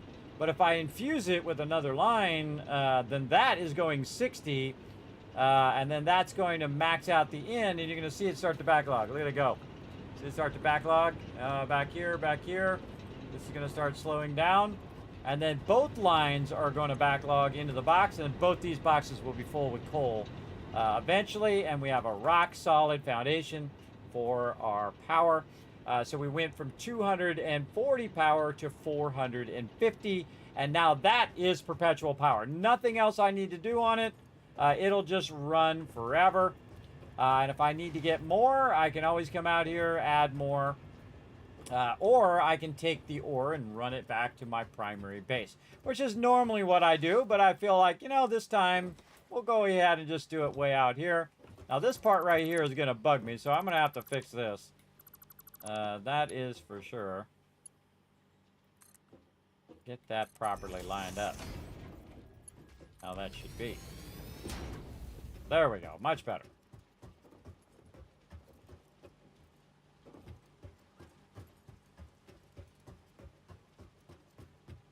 Another thing I can do is just AFK and just let my character go along those belts, right?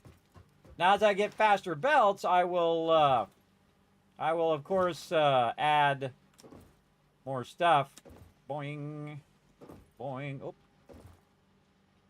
boing. Again, this is a little slide jump, slide jump. If you do it just to the right point, it makes you go a bit faster. There we go. See, I get in there. It is. Whoa, accelerating into the corner. Probably not the best idea.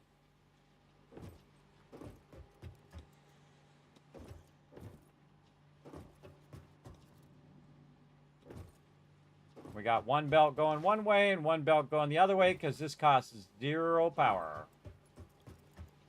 One thing you can't do is you can't run power along your conveyor belts. That would be awesome as well. Using your conveyor belts as power conduits would be amazing. Okay, now the next thing we want to do is immediately run over here and disable our biofuel. Why do we want to do that? In case we need it later, we'll have a bunch already backlogged for us to use. All right, so you're going to see our power line going down. You can see it going down right there. And that's going to go ahead and decrease all of this. Like this. Now another thing, just so you know that your max cons have gone down over here, and again we'll look at our max cons right now. Our max con right now is 291.5, and if we go in here and we turn this off, and look at it again, it's still 291.5. And why is that? That's because it calculates it whether it's on or off. It doesn't really matter to the calculation. It wants to know how many machines, and then it calculates it based on how many machines you have. Now we're going to go ahead and burn up the rest of this raw materials and put that in there just so we have a backlog of those materials, which I think we still do. Yeah, we have a still backlog. And then when that's done, it'll just automatically turn itself off, and it just won't use that particular power. Even though we have the max cons at 291.5, we actually have 450 power now. And we could add more coal power, but right now we just want to make sure that we were very diligent in turning this off. And if at any point somehow our coal power goes off, we cut a line, we did something that made it go off, we can always use our biomass to get it started back up again, which is why I would keep these until you're really, really ready And again, I would backlog a bunch of coal. I would backlog a bunch of water, so that at any time you can say, oh, wait, something went wrong. And then you have a backlog of those things to start that back up again. Absolutely, which is why I put that fluid buffer there, so it'll fill all the way up with that excess water, and at any time I need it, do it. I also sometimes add a second fluid buffer, and I'll run water up to the second one, and then I'll disconnect it, and it'll be full of water. So if, say, the bottom one empties out, and it empties out the whole thing of water, and I need to start back up again, I can just go ahead and run a pipe, and that water will come out of there naturally, again, like a water tower, and run in there and start that up, and then allow us to get the whole thing started back up again. Very, very useful to have that kind of backup. But there we go. We did it, everybody. How long did it take us? It took us about 10 hours, though we took some extra time there. We could have probably done it in like 4. But we took some extra time there to really scale up on this particular playthrough, really massively scale up our reinforced iron plates early game, and then also make ourselves a ton of rotors over here. What else are we waiting on here? We are waiting on turning this back on again. Now we got a bunch of extra rods and extra screws. And then we'll turn this back on over here. It still calculates it as, again, part of the max cons. It's just not on. All right, so as I turn these back on, you're going to see that the production's going up. But my consumption right now is really low. It's around 219. But even if I had every single thing on, it's 291 right here. And my power being produced is way up here. It's 450. So I could build everything that I've already built again, roughly, right? So if it's, 225 power, roughly what I'm using right now, I could build every single thing again. That means all of this and all the other stuff that I did earlier, we can basically double our production now. Double that up. Double mint gum, which is, you know what we're going to do. Absolutely. And now we can just let this run, and it will just run forever. We could literally just walk away from the computer right now, come back, let this run for 12 hours, and then come back, and I would have massive sums of just about every single resource out of there. And that's normally what I would do in the server. I like to get to this point on the server and then set this running, though I wouldn't have built that whole big thing there because, again, if you have the power of time, you just let it run when you're not in there. Then you wouldn't need such a large thing of screws and all of that. But this will eventually backlog. This will eventually fill up with rotors and fill up with all this other stuff that we need as well. Look at that, everybody. We got tons of these. Again, we can upgrade all of the belts now. All of the belts everywhere. And I feel like that's something we should do. Let's go ahead and upgrade everything because now we've earned it. And then we'll upgrade our lifters as well. Any belts, get the upgrade. Let's go. Well, any belts that are being used in production. So that's already a Mark II. Already got these. These are Mark 1s. Let's go Mark 2s. Let's go. Anything we can upgrade, we're going to upgrade. We're going to let it rock. Went out faster.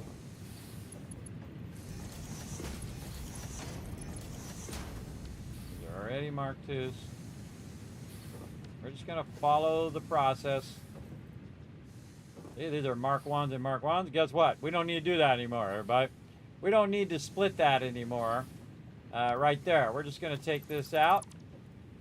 We're going to pick one of these lines. Let's pick the bottom one here. We're going to pick this bottom one. I'm going to go ahead and reconnect this.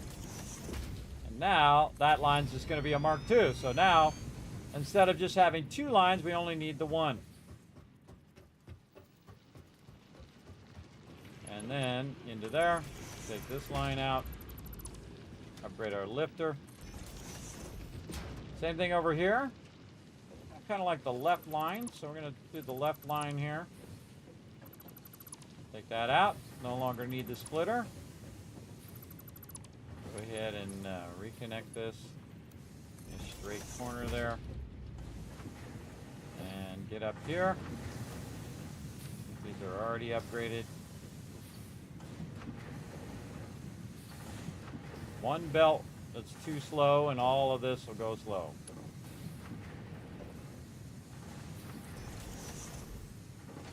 And I like to run along the belt and just update it while I'm running along. Again, take out all this unnecessary stuff. I feel like we could also fine-tune this one a bit. Get that up a little higher so we can run underneath it. Actually, so we're taking this line out.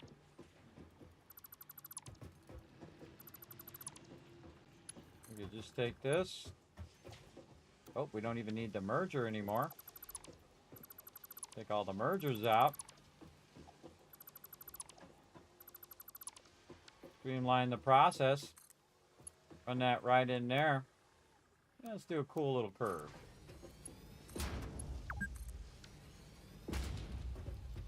And there we go.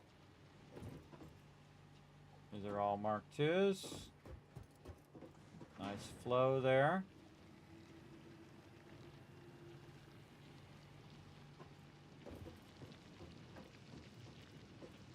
Mark II, Mark II, Mark II.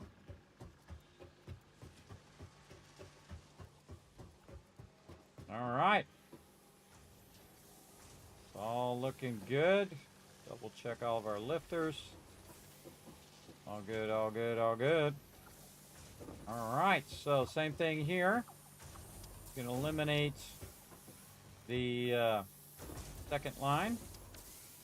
I actually kind of like the second line. I'm going to leave it in there.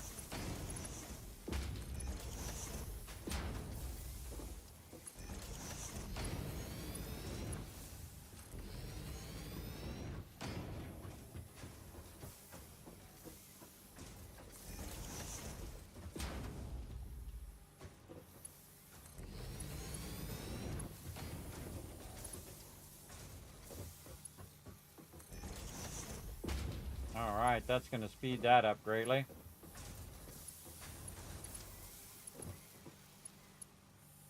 Roll over those. Now this is running at 120, two separate 120 lines that are going to use up the excess that's in there. And eventually these will be those will be really easy to run. Again, all these other lines now we're going to upgrade. They're all Mark IIs, Mark IIs. Every line needs an upgrade.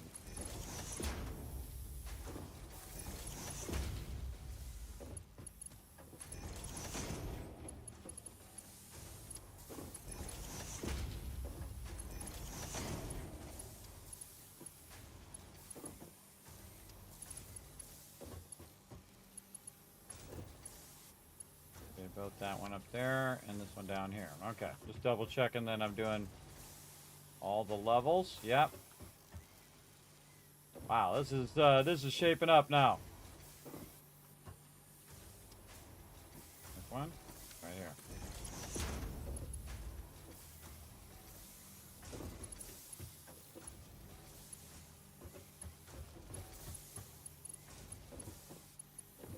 And if it doesn't highlight, it's usually telling you that it's Mark II, or you can just go ahead and highlight it like this.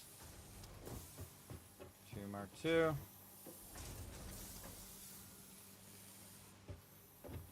All seem to be good.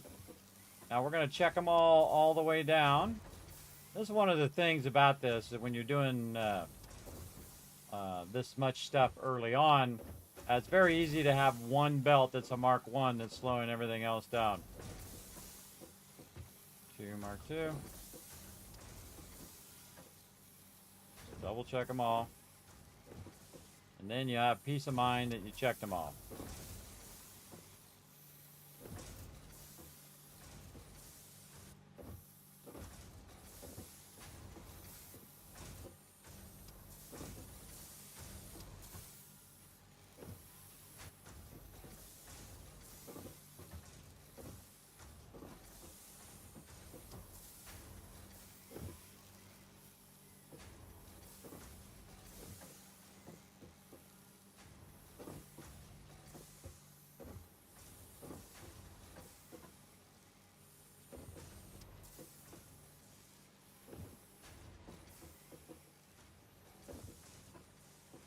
Okay, Mark II lifter. All right, that whole thing, Mark II now. How many more we got left? 280 still to go. Wow, look at that cool kind of belt under and over stuff. Very cool. All right, we'll get even faster belts later on. Right now, we just want to get that going. How about over here on our iron? We can go ahead and get that going a little faster. Get up there, bro. What's blocking me? Something is blocking me from getting up on top of there. Let's go around this way. Belt. There's a belt there.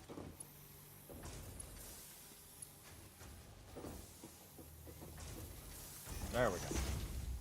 This is a Mark II. Get you there. Okay.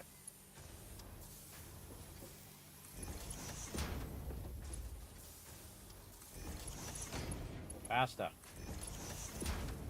More faster.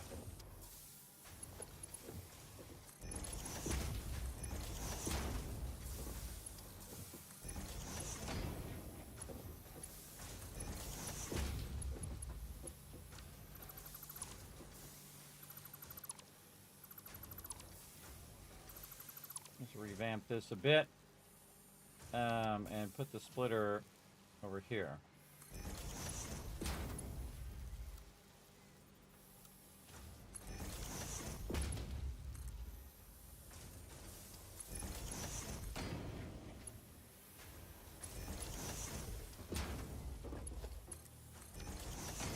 And then we can backlog some more plates in there. Oh, in the wrong one. I did it in the wrong one again. My bad. Did it again. The wrong one. Actually, I'll have to do it back here anyway. We're going to need to leave that one for our concrete to go in there.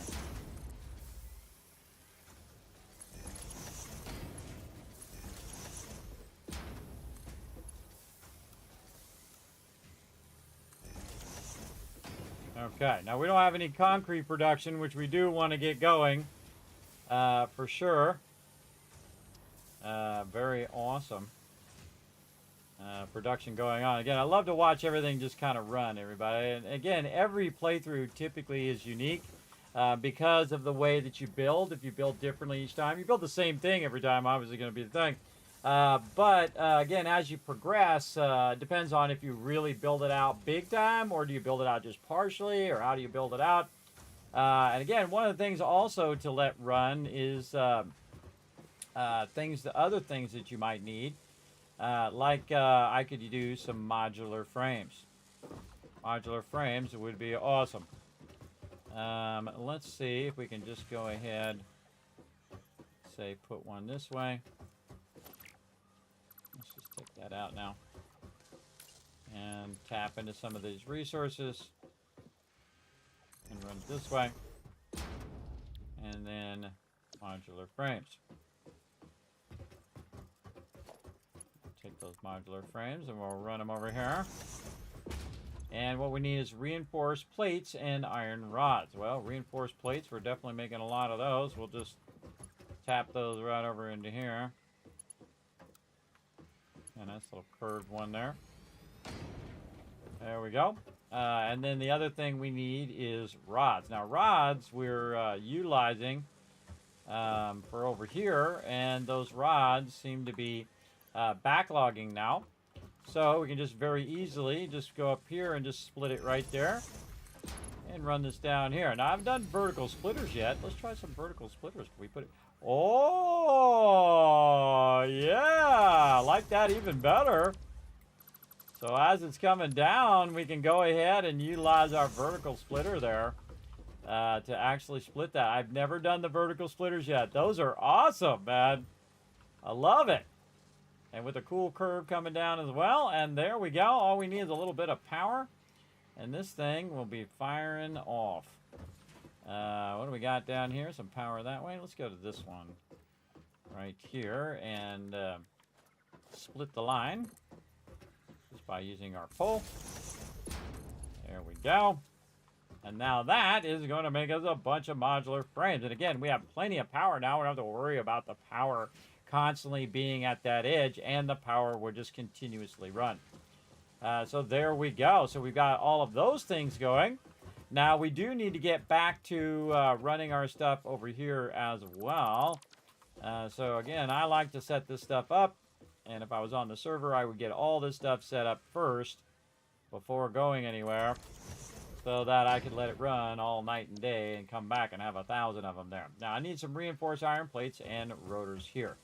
Now we know we're taking some of these reinforced iron plates here, so again we can just go ahead, put ourselves a nice little splitter on this line maybe. Too sharp. Oh, you know what we should do? I know a great idea.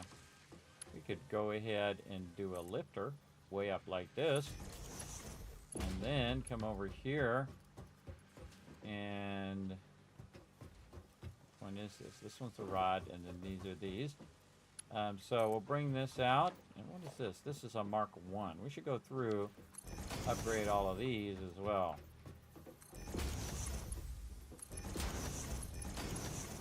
That's a Mark 2. Yeah, so that should be going faster now. Let's upgrade that belt. Make that go faster. This is a Mark 2. Mark 2, Mark 2. Okay, all that looking good. Oh yeah, definitely going faster now. You want to update all these small segments.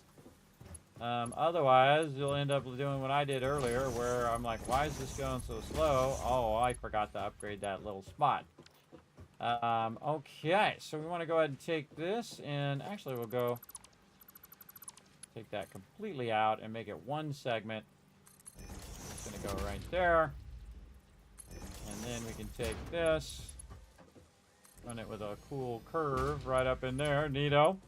And then use our vertical splitter here to go ahead and run it. Oh, okay. There, okay, don't like that at all. Apparently, you can split these in different directions. Ah, okay. I'm learning stuff. A wire right through it, but we'll do what we gotta do. Okay, so now it's siphoning off some of that from over here, and again, we're gonna need some more power. Make ourselves another segment there. Run that there. And now we have our reinforced plates coming in. Nice. All right. And again, now we're making some more spaghetti here. We do what we got to do. And we'll just run this nicely under here with a nice straight curve. And we'll start working vertically. Oops. Start working vertically where we can keep this up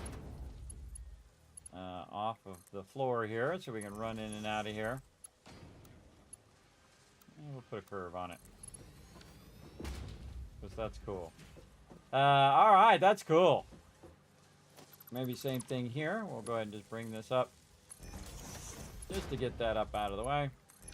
Now we can run through there without that being in the way. Again, I love the curve, and I especially love the vertical splitters. That is awesome.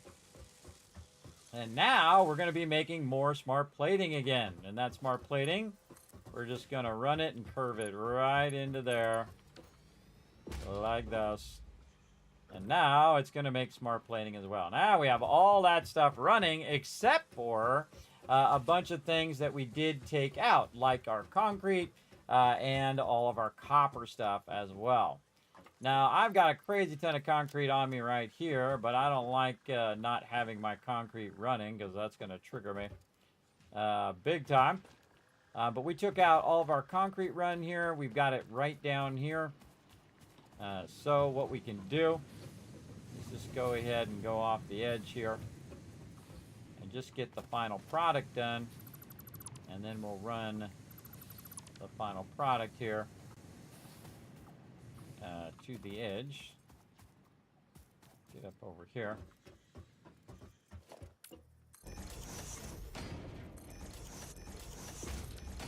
Okay. Take Take all this out. Probably run this power up above now.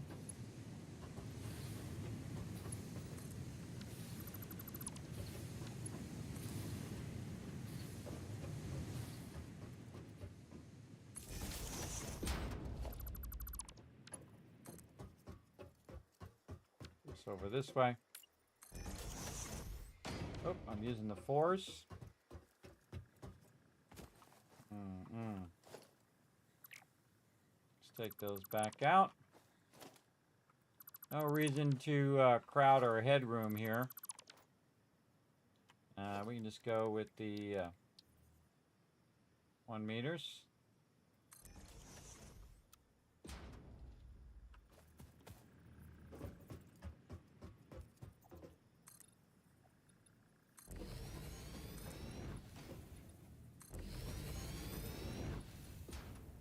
Again, moving this production over by the node.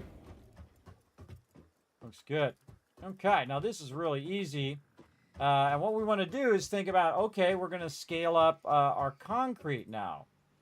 And our concrete has been coming out at 60. But now that we have the ability to run our line faster, we can go ahead and run that out. Now, this has got a bunch of extra concrete in here. I'm actually going to bypass this concrete right here. Because again, now we can make really long 120 lines where we don't even need any of that stuff over there or any of this over here. You can take all of that out like so. And then we can also use this for getting up here, right? It's a little high there. So let's go down first, flatten it out a little bit, and then up, actually up even higher, up as high as we can go. There we go. So this gives us a little jump off point where we can just go ahead and jump up here and then go ahead and run across this. And then we'll want this to end up there like that. Take the power out down there. And we'll take this and run this to here. And just try to square this power off a bit. Look at that, everybody. I haven't even tapped into that one yet. We'll get to it. But again, don't like my concrete not to run. So now we're running at 120. Now the interesting thing, 120 divided by 45 is 2.6. So it's not quite perfect. It's not quite where we're going to get 3 of them. But remember, we were just trying to do half of 2 of them earlier, right? Or doing 2 of them earlier because we're doing 30 and 30 instead of doing 45 and 45, which is what the input. So now we're actually going to double our concrete again. So concrete's really easy, though, because all you got to do is get the constructor here. Now I'm going to go ahead and bring the backlog of the resources up here to the top like this, and we'll go ahead and make that default for now. Now it's going to go ahead and start the backlog in there, and then all we got to do is put down our constructors, and this time we'll need 3 of them. 1, 2, 3. Yeah, hope you don't mind me speeding up. I think you guys got the gist of this.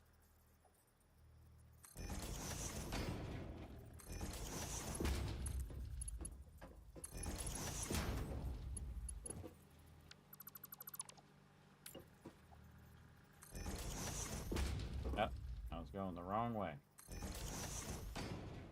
Wrong way, I can tell because of the side that's yellow. And then also the arrows are not correct. Alright, this into here, that already in there.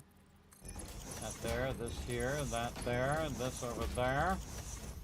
As well. Okay, and then put our power. Here, here, there. Then we'll tap into this other power pole. All 3 of those should be looking good. Let's go ahead and say concrete, concrete, concrete. Okay, now we also have another box of resources. And so what we're going to do is add another little merger here at the end for this last one to burn up some of this excess that we have as well. So if we have any excess, we want to put it in this second box so it can infuse it right at the end. Because otherwise what it'll do is it'll fill these two, and that one at the end won't have enough to keep going. Now you actually don't need this splitter at the end here. You can go ahead and just make this more efficient by just running that right in there like that. Very efficient. So very nice over there. Now we're going to also take a moment, put a box over here, jump over this way, drop all that stuff in the box. And if we're really good, we can run along the edge without having it push us back. On the later belt, it's much worse, but we can go ahead and just grab that excess from down there and then use this to get ourselves back up here, and then infuse that with a ton of excess resources right over there. So now it's going to burn all those resources up as well as make a massive amount of concrete. Now we can go ahead and fill in the rest of this now. That's funny. I don't have any concrete. Which is funny because I have a bunch of it in this box, but also that's currently what I'm making. Okay. So now we want to merge all this concrete together and we want to run it. Now the concrete on the output is going to be 15, so 15, 15, and 15 is 45, so plenty of ability to run that. And we want that to end up there in a box. So we're going to go ahead and start to, again, work on our verticality. This stuff off of our ground level here. Let's just grab all that. And then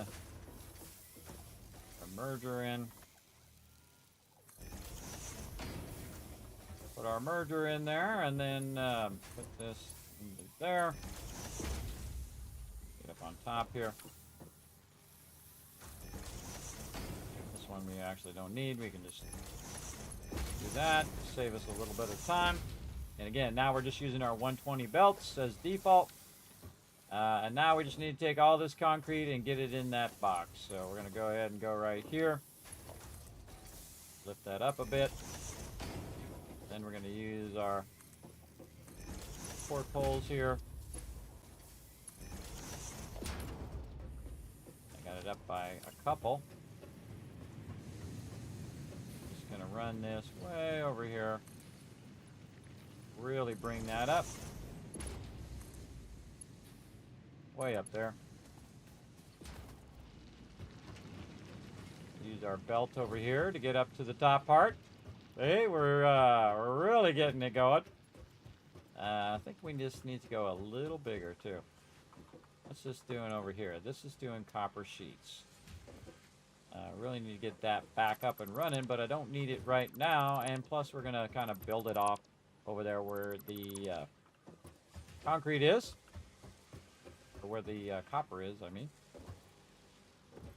Okay, we got to get our concrete. Go right there. I think that's totally doable. We just need to line it up right here. Like this. I'm going to put that way up there. Let's see if it reaches. Yes, it does. All right. Put that in the box. And there we go, tripling up our concrete. And look how quick that was, everybody. Again, we know what the input number is. We could very quickly reproduce that. And this is a massive sum of resources, especially at the early game. And we also have perpetual power. So this will nonstop run every one of these resources. We did all the resources that we can do at this stage, including already putting some stuff in the space elevator for the next stage. So we can go in here and we can see all of our achievements we've done so far. We've got our tier 0 going, and we did all of this stuff here, including the space elevator and the biomass burners. We did some base building, which we did a bunch of that, our conveyors and conveyor lifts. We've done our MAM. We did our object scanner. We didn't use our personal box. We looked at the map. Close enough. We did our parts assemblies for making rotors and modular frames and smart plating, as well as copper sheets. We also did our obstacle clearing, which we jumped ahead and did that. We didn't do that yet. We can go ahead and select this one as our next milestone because we definitely want to get our awesome shop going as well. Then we also got our coal power going. Now we also have our particular transport, but we need a lot of our modular frames, rotors. We need all that stuff to start backlogging. The same thing with our steel production. And then this one actually is a really good one to get going as quick as possible because this one does a lot more damage than the other one. So usually I skip ahead and also do that one.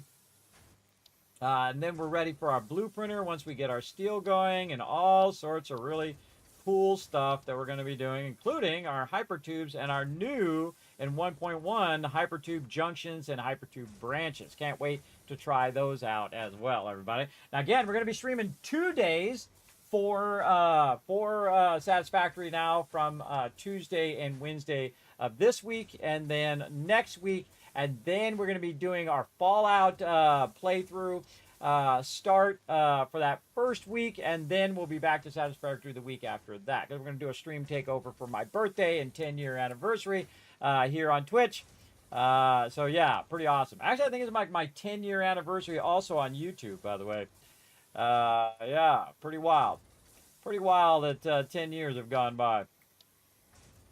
So again, we'll come back and we'll do all of those. But what we really want to do is backlog a ton of resources, right? And this would be a perfect time, once you have all of this going, is to go exploring. To just say, okay, I got that running. It's all running. I'll let it backlog for a while. I'm going to go get a bunch of Mercer spheres, or I'm going to go try to find some SAM ore, and so on and so forth. That would be the perfect thing to do right this moment. And if you make yourself your car, you can actually go out and travel around, and they don't attack you if you're in the car. The second you get out of the car, they will attack you. But if you're in the car, most of the time, most of the mobs do not attack you. I'm not going to tell you which ones do, but it's pretty cool. Pretty cool. You can also use that for transferring resources at this stage as well. Again, usually I jump ahead, so I'm not really using that stuff. But in this playthrough, we're going to do all the stuff. So let's go ahead and get this one going, because we know we got a bunch of this laying around, right? You think? You think we got a little bit of that going? Let's see. We've got that. We've got a bit of this. Need a little bit more. We definitely have our plates. Probably rods the toughest thing out of all of those. And right now, see, it's taking it directly out of the box. But, man, we got a whole bunch of rods there that we can go ahead and pop right in here. Oh, I meant to get some more wire. And again, we don't have any of our wire production going as well, so we're going to need to work on that. But you can see that just from what I made in the beginning, I got crazy tons of it. Don't even need it right now. Again, if you don't need it, why do it?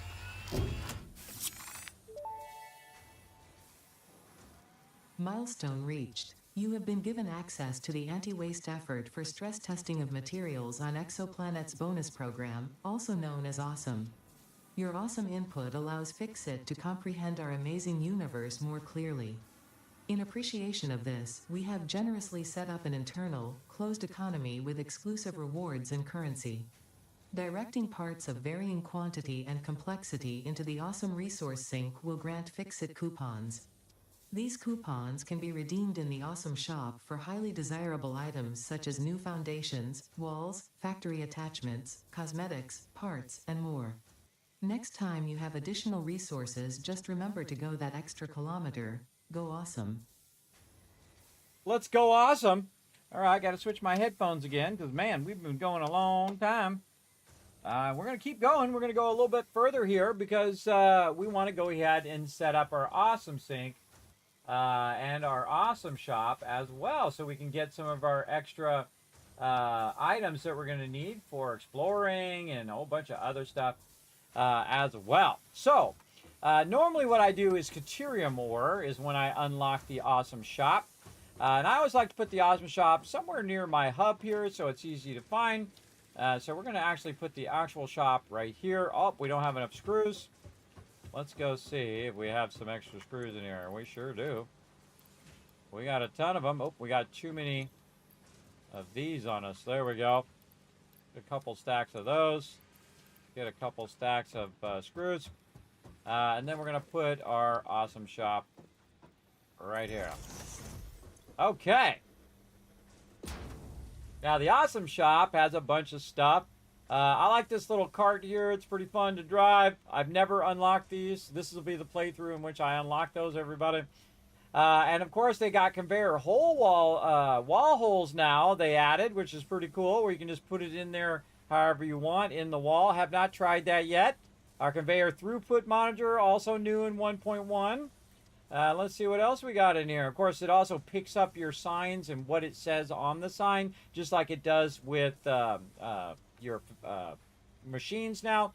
So if you have your constructor and you got it set to plates and you pick it up with your middle mouse button, you make another one, bam, it's already set to plates, which is awesome. Very awesome. Basic shelf units in there as well. Very neat stuff. Good there. And I can't remember what else in here. I think they added some more architecture items. Yes, the elevator right over there. Very cool. Structural cable pack. That one looks new. The beam expansion. Ventilation stuff. A lot of that stuff I haven't fooled with yet. We're going to play with it in this playthrough. Also, we can get a bunch of parts in here, too, if we want. I like to make them myself. I'm just old school in that way. But the things I really like are the typically these things here. The wall holes and that kind of stuff. The pipeline attachments. I hope they fix the floor hole, because that sucker's really not great. Really not great for the pipes, so I'm hoping they fix that as well. So we'll get to all of that later on, but for right now, we just want to go ahead and start getting ourselves some tickets. Now, it just so happens that we have an extra line of resources, and you're like, Kismet, what's this extra line that you got? Well, if we get in between this little spaghetti here, this bottom line of screws is currently not being used. And so what we can do is just kind of pop over here and make ourselves a little spot for our awesome sink. So we're going to go ahead and put our awesome sink here. And again, usually Caterium is really great for this, and eventually we'll get that going. But right now, we want to go ahead, do a little bit of that, and then a little bit of this. And that's going to bring those excess screws right in here. Now, remember, this thing takes a lot of power, everybody. So if you start this sucker up, keep that in mind, that this thing is a power hog. It's 30. It's the most power-hungry thing that you're going to turn on. But remember, perpetual power, not even close to tripping the power of having too much power. So we're just going to run some screws in there, though I always find quick wire is pretty great. We actually have some quick wire out here somewhere. I think it's right over in this area, some Caterium that we could use. But we don't even have our copper, and copper is something we'll definitely use next time. We've already got 43 of our items that we need 1,000 of for the next stage. And so we'll let that run. And then that gives us something to do. Actually, we could go in here and fix this a little nicer. Felt too steep. What are you talking about?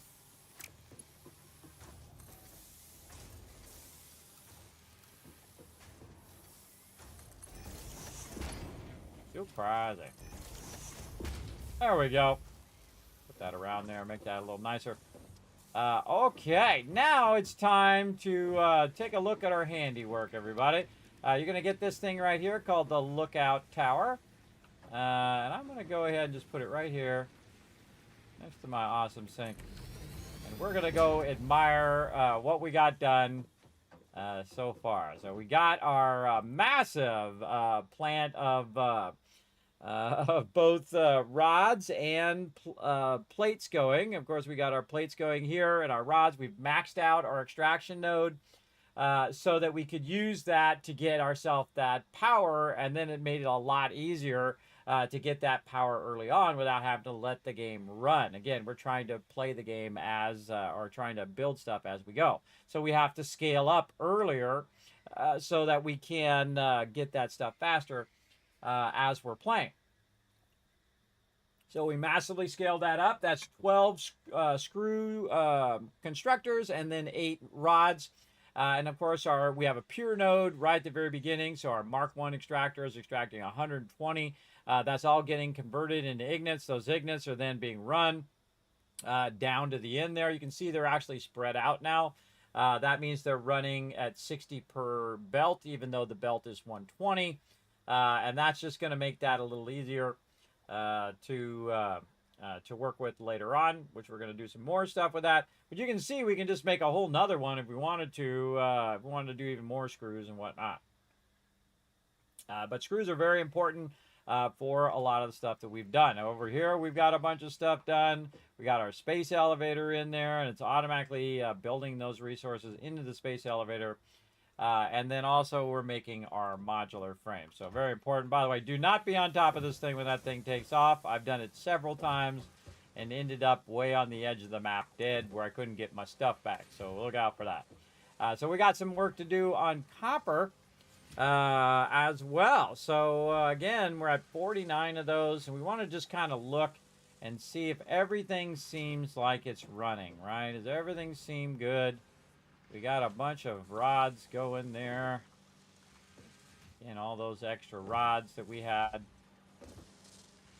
that we'd made. This going in here. This all looks good. Is this backlogged in here? It is. Oh, okay. Well, then let's go ahead and see what we got over here for help with that. Right here. We get another one of our friends. We sure did. All right, now that we have all this extra power, let's utilize it. Let's get it going. Now, later on, we want to use summer sloops with our guys, but really is no big deal, everybody. There's so many of those, you don't really even need to double those up. But we're going to go ahead and make this go faster because we got to do 1,000 of this. Go! So instead of making 2, it's going to make 5 per minute, which doesn't seem like that much faster, but it totally is. And again, we have a lot of extra rotors and reinforced iron plates. We want to just burn those up as fast as possible because that takes a really long time to make 1,000 of those. But if I was running on the server, what do I care? If it runs for 500 hours, it'd definitely be done by then. All right, and again, we're going to do this again and scale it up again when we get to that next stage where we can scale all that up big time. Special Cage coming in. Hey, Kismet, I love watching you play this game. Are you going to build a mega base different from the last one? Yes, this one's going to be very different because this is a local playthrough, so it's not on the server. We don't have the power of time. That's what I was just talking about. We don't have the power of time to just let it run, so this one's going to be very different. And also, I'm going to be building this one down below, so we're going to be kind of navigating around natural formations and things. Different from our other playthrough where we built up really high and then we didn't have anything in the way, which is also very fun to do. What I call the terrain level, but we're building at the low level here and we're going to be working our way through the terrain. It's going to be super fun. And again, we want to get into steel production. What else? Logistics over here so that we have our industrial container. Again, we got to get our steel going. Over here as well. We'll get our miner going there again after we have our steel going, and we'll just want to scale. Then when we get to phase 5 and 6, that's when we really get a lot of power, and it just so happens that I'm really close to where that's at. We just kind of peek off the side here. Oh, can we get around here without falling off? Yes, we can. Right over there, everybody. Right over there is our oil power, right? So we already got the next power nearby. That's why this spot is so awesome, again, because it has a pure nodes. It's fairly close to where the coal is and very close to where the oil is. So when you're transitioning between those different stages, this place is awesome for that, for sure. And again, we scaled it way up because, again, we don't have that let it run. And I'm not going to let it run off stream. I'm just going to only play it while I'm on stream. And we're going to do it as we go, and thus we'll have to scale our power and scale our production and all of that fun stuff. Can't wait to get to the first blueprinter because we're going to do a lot of blueprinting in the early stages to utilize those blueprints also in the middle stage and in the later stage as well. And then I can also take some of my blueprints I've already done and actually scale them down to the previous ones as well. So I can scale them down and take them and put them in the smaller blueprinters. Now you can't just load it in the smaller blueprinter, but you can take it and put it down in the blueprinter if it's small enough to fit in that blueprinter. And I actually have a brilliant idea that I had, and I was like, oh yeah, I can do that in any blueprinter. So yeah, very cool. We're definitely going to mess with that as well when we get to blueprinting and so on. So we'll go ahead and let this run, and we'll get up on top of this. And these are all off right now. Should not be running, not be burning anything over there. Nope. And that finished doing all of that extra leaves and things that we did. And we good. That's it. We do have some boxrite. Where do we put our MAM? I think we might have taken it out and not put it back in again. I feel like it deserves to be right back here. By where we have all this other random stuff. Alright, let's see if we can go ahead and do some quartz, which we did. Man, we got to get our quartz going on so we can get our blade runners as well. Man, we got to get a whole bunch of stuff going on so we can do a whole bunch of stuff later on. And look, we're getting our rotors there too so we can get our yellow power shards going. We got our Marsilia as well. We can go ahead and do a bit of that. I think we put that in here. Now let's just go ahead and take this stuff and move it to this box in the back now. Along with this, a little bit of extra resources in case we need that stuff. I keep a little bit of that stuff just in case I need it for whatever reason. That we can keep on me. And then again, all of our MAM stuff we can transfer. Now we got a bunch of steel beams, which hopefully I remember to utilize. We might want to take those out of there so we'll have them when we actually need them. All right, what else we got? Nothing else in there. We'll take our Marsilia out of here because we did find that by cutting down a tree. And go ahead and run research.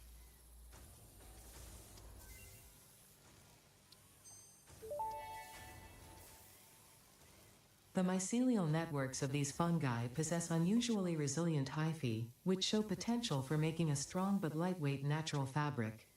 Additionally, it has similar medicinal and pest control applications to mycelia on Earth. Cool. Ah, look at this. Toxic cellular modification. Things that go boom.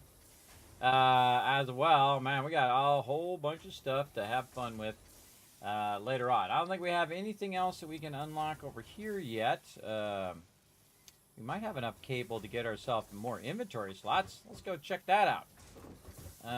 Actually, we can go like this. And click this and say add to... Oh, well, actually, we need to clear our to-do list first. Clear it. Go here. Add it to our to-do list, and then we'll tell us what we need. Alien protein, which we got some of those in here. We got those, and now we just need a lot of cable. We stopped our cable production, but we might have enough backlogged in here. Nope, not enough. 527. Well, guess we're going to come back to that one. Get our copper going. Yeah, we're going to work on that next time. Okay, so we'll come back to all of that. We got more MAM stuff to do. We got so much more stuff to do as well. And I like to leave my character up on the little pedestal here. And just let him do his thing. All right. And then, again, really fun to sit here and watch all the little components just go from here to there and everywhere. Not too much spaghetti there, everybody. Again, we'll go in and organize these. Now, you notice that instead of when I didn't have the stackers, I used the splitters and the mergers as a way of stacking it and running those lines. That does help a lot. Again, making multiple lines where you can run them. You can totally do that with your stackers early on. And then, of course, once you have your actual pole stackers there, or with your splitters, and then when you have your pole stackers there, later on, you can really organize it, which is your stackable conveyor pole. And this is, again, one of the first playthroughs where I didn't run the coal back to me. I just left it over there. And again, we'll just let that run. That's so cool, bro. So cool. We'll let that run while we're playing. I think that deserves a save. Let's save that game right here. Crushing it. Crushing. Amazing. Start. Right there. There we go. Saved. Awesome. All right. I think that's good right there, everybody. 10.5 hour stream. I'm going to go do a little Throne of Liberty stuff. I got to go do that. So I'm going to kind of do that for about an hour or so. And normally I do that on stream, everybody, but I'll just do it off stream. This way, if I have to take a break or walk away from the machine for IRL reasons, I don't have to stop and start or go AFK on the stream. So we're going to go ahead and do that right now. Let's go ahead and go to the Kismet Love Trade. Roll on out of here.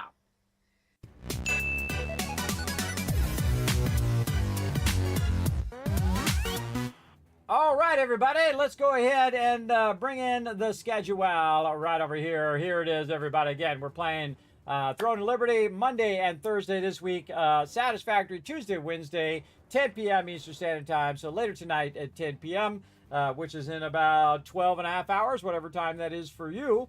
I'll be back, and we're going to continue the next part of that mega playthrough, which is then to make even more power, and then accelerate that power by, of course, extracting more resources, getting to our steel resources. Steel is one of those ones you also want to scale up massively. Maybe even get to our blueprinter and work with our blueprinter and revamp all of the stuff that we've already done. Revamp it all again. And we're going to be revamping it a whole bunch of times along the way to improve it and improve that efficiency of each and everything that we're working on. Going to be super fun. Then, of course, this weekend, Streamer Weekend on Friday, Saturday, and Sunday at 10 p.m. Eastern Standard Time with my crew. And then again, it comes out live, the experimental version for all of you on Monday. So very excited about that as well. So going to go rest up for all of that as well. And then we'll be back again, 10 p.m. Eastern Standard Time. Now, you can't help out the stream tremendously by just taking a quick moment, popping over to those links right there, youtube.com/KismetBP. Unless you're already there, hit that subscribe button, hit that like button, and leave a comment. Check out twitter.com/KismetBP. Hit the follow button over there. The more you guys do that, the more giveaways and other cool stuff I get to do here on stream. Also can check out the Discord, the website, and become a patron over on patreon.com/Kismet, where you get exclusive content over there, as well as sneak peeks and early access to stuff like they just got today as well, or yesterday. Early access to a bunch of cool stuff I'm working on for the stream that's coming up. So very cool. Again, all that Patreon support, remember, goes right back in the stream in the form of giveaways and other things, other projects that we do here in the stream.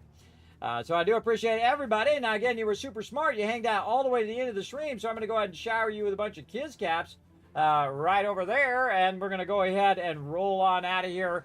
Rest up, come back, do it all over again. Probably another 10, 12-hour stream, 11-hour stream today. 10, 11, 12-hour stream tomorrow, having some more fun in Satisfactory. And again, we're going to get you going even faster and scaling up even more. So it's going to be super fun. I'll see you all again tonight, 10 p.m. Eastern Standard Time. Bye, everybody.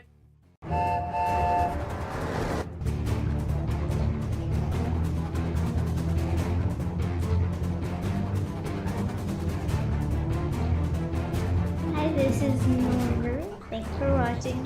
Hit the subscribe button. I'll see you on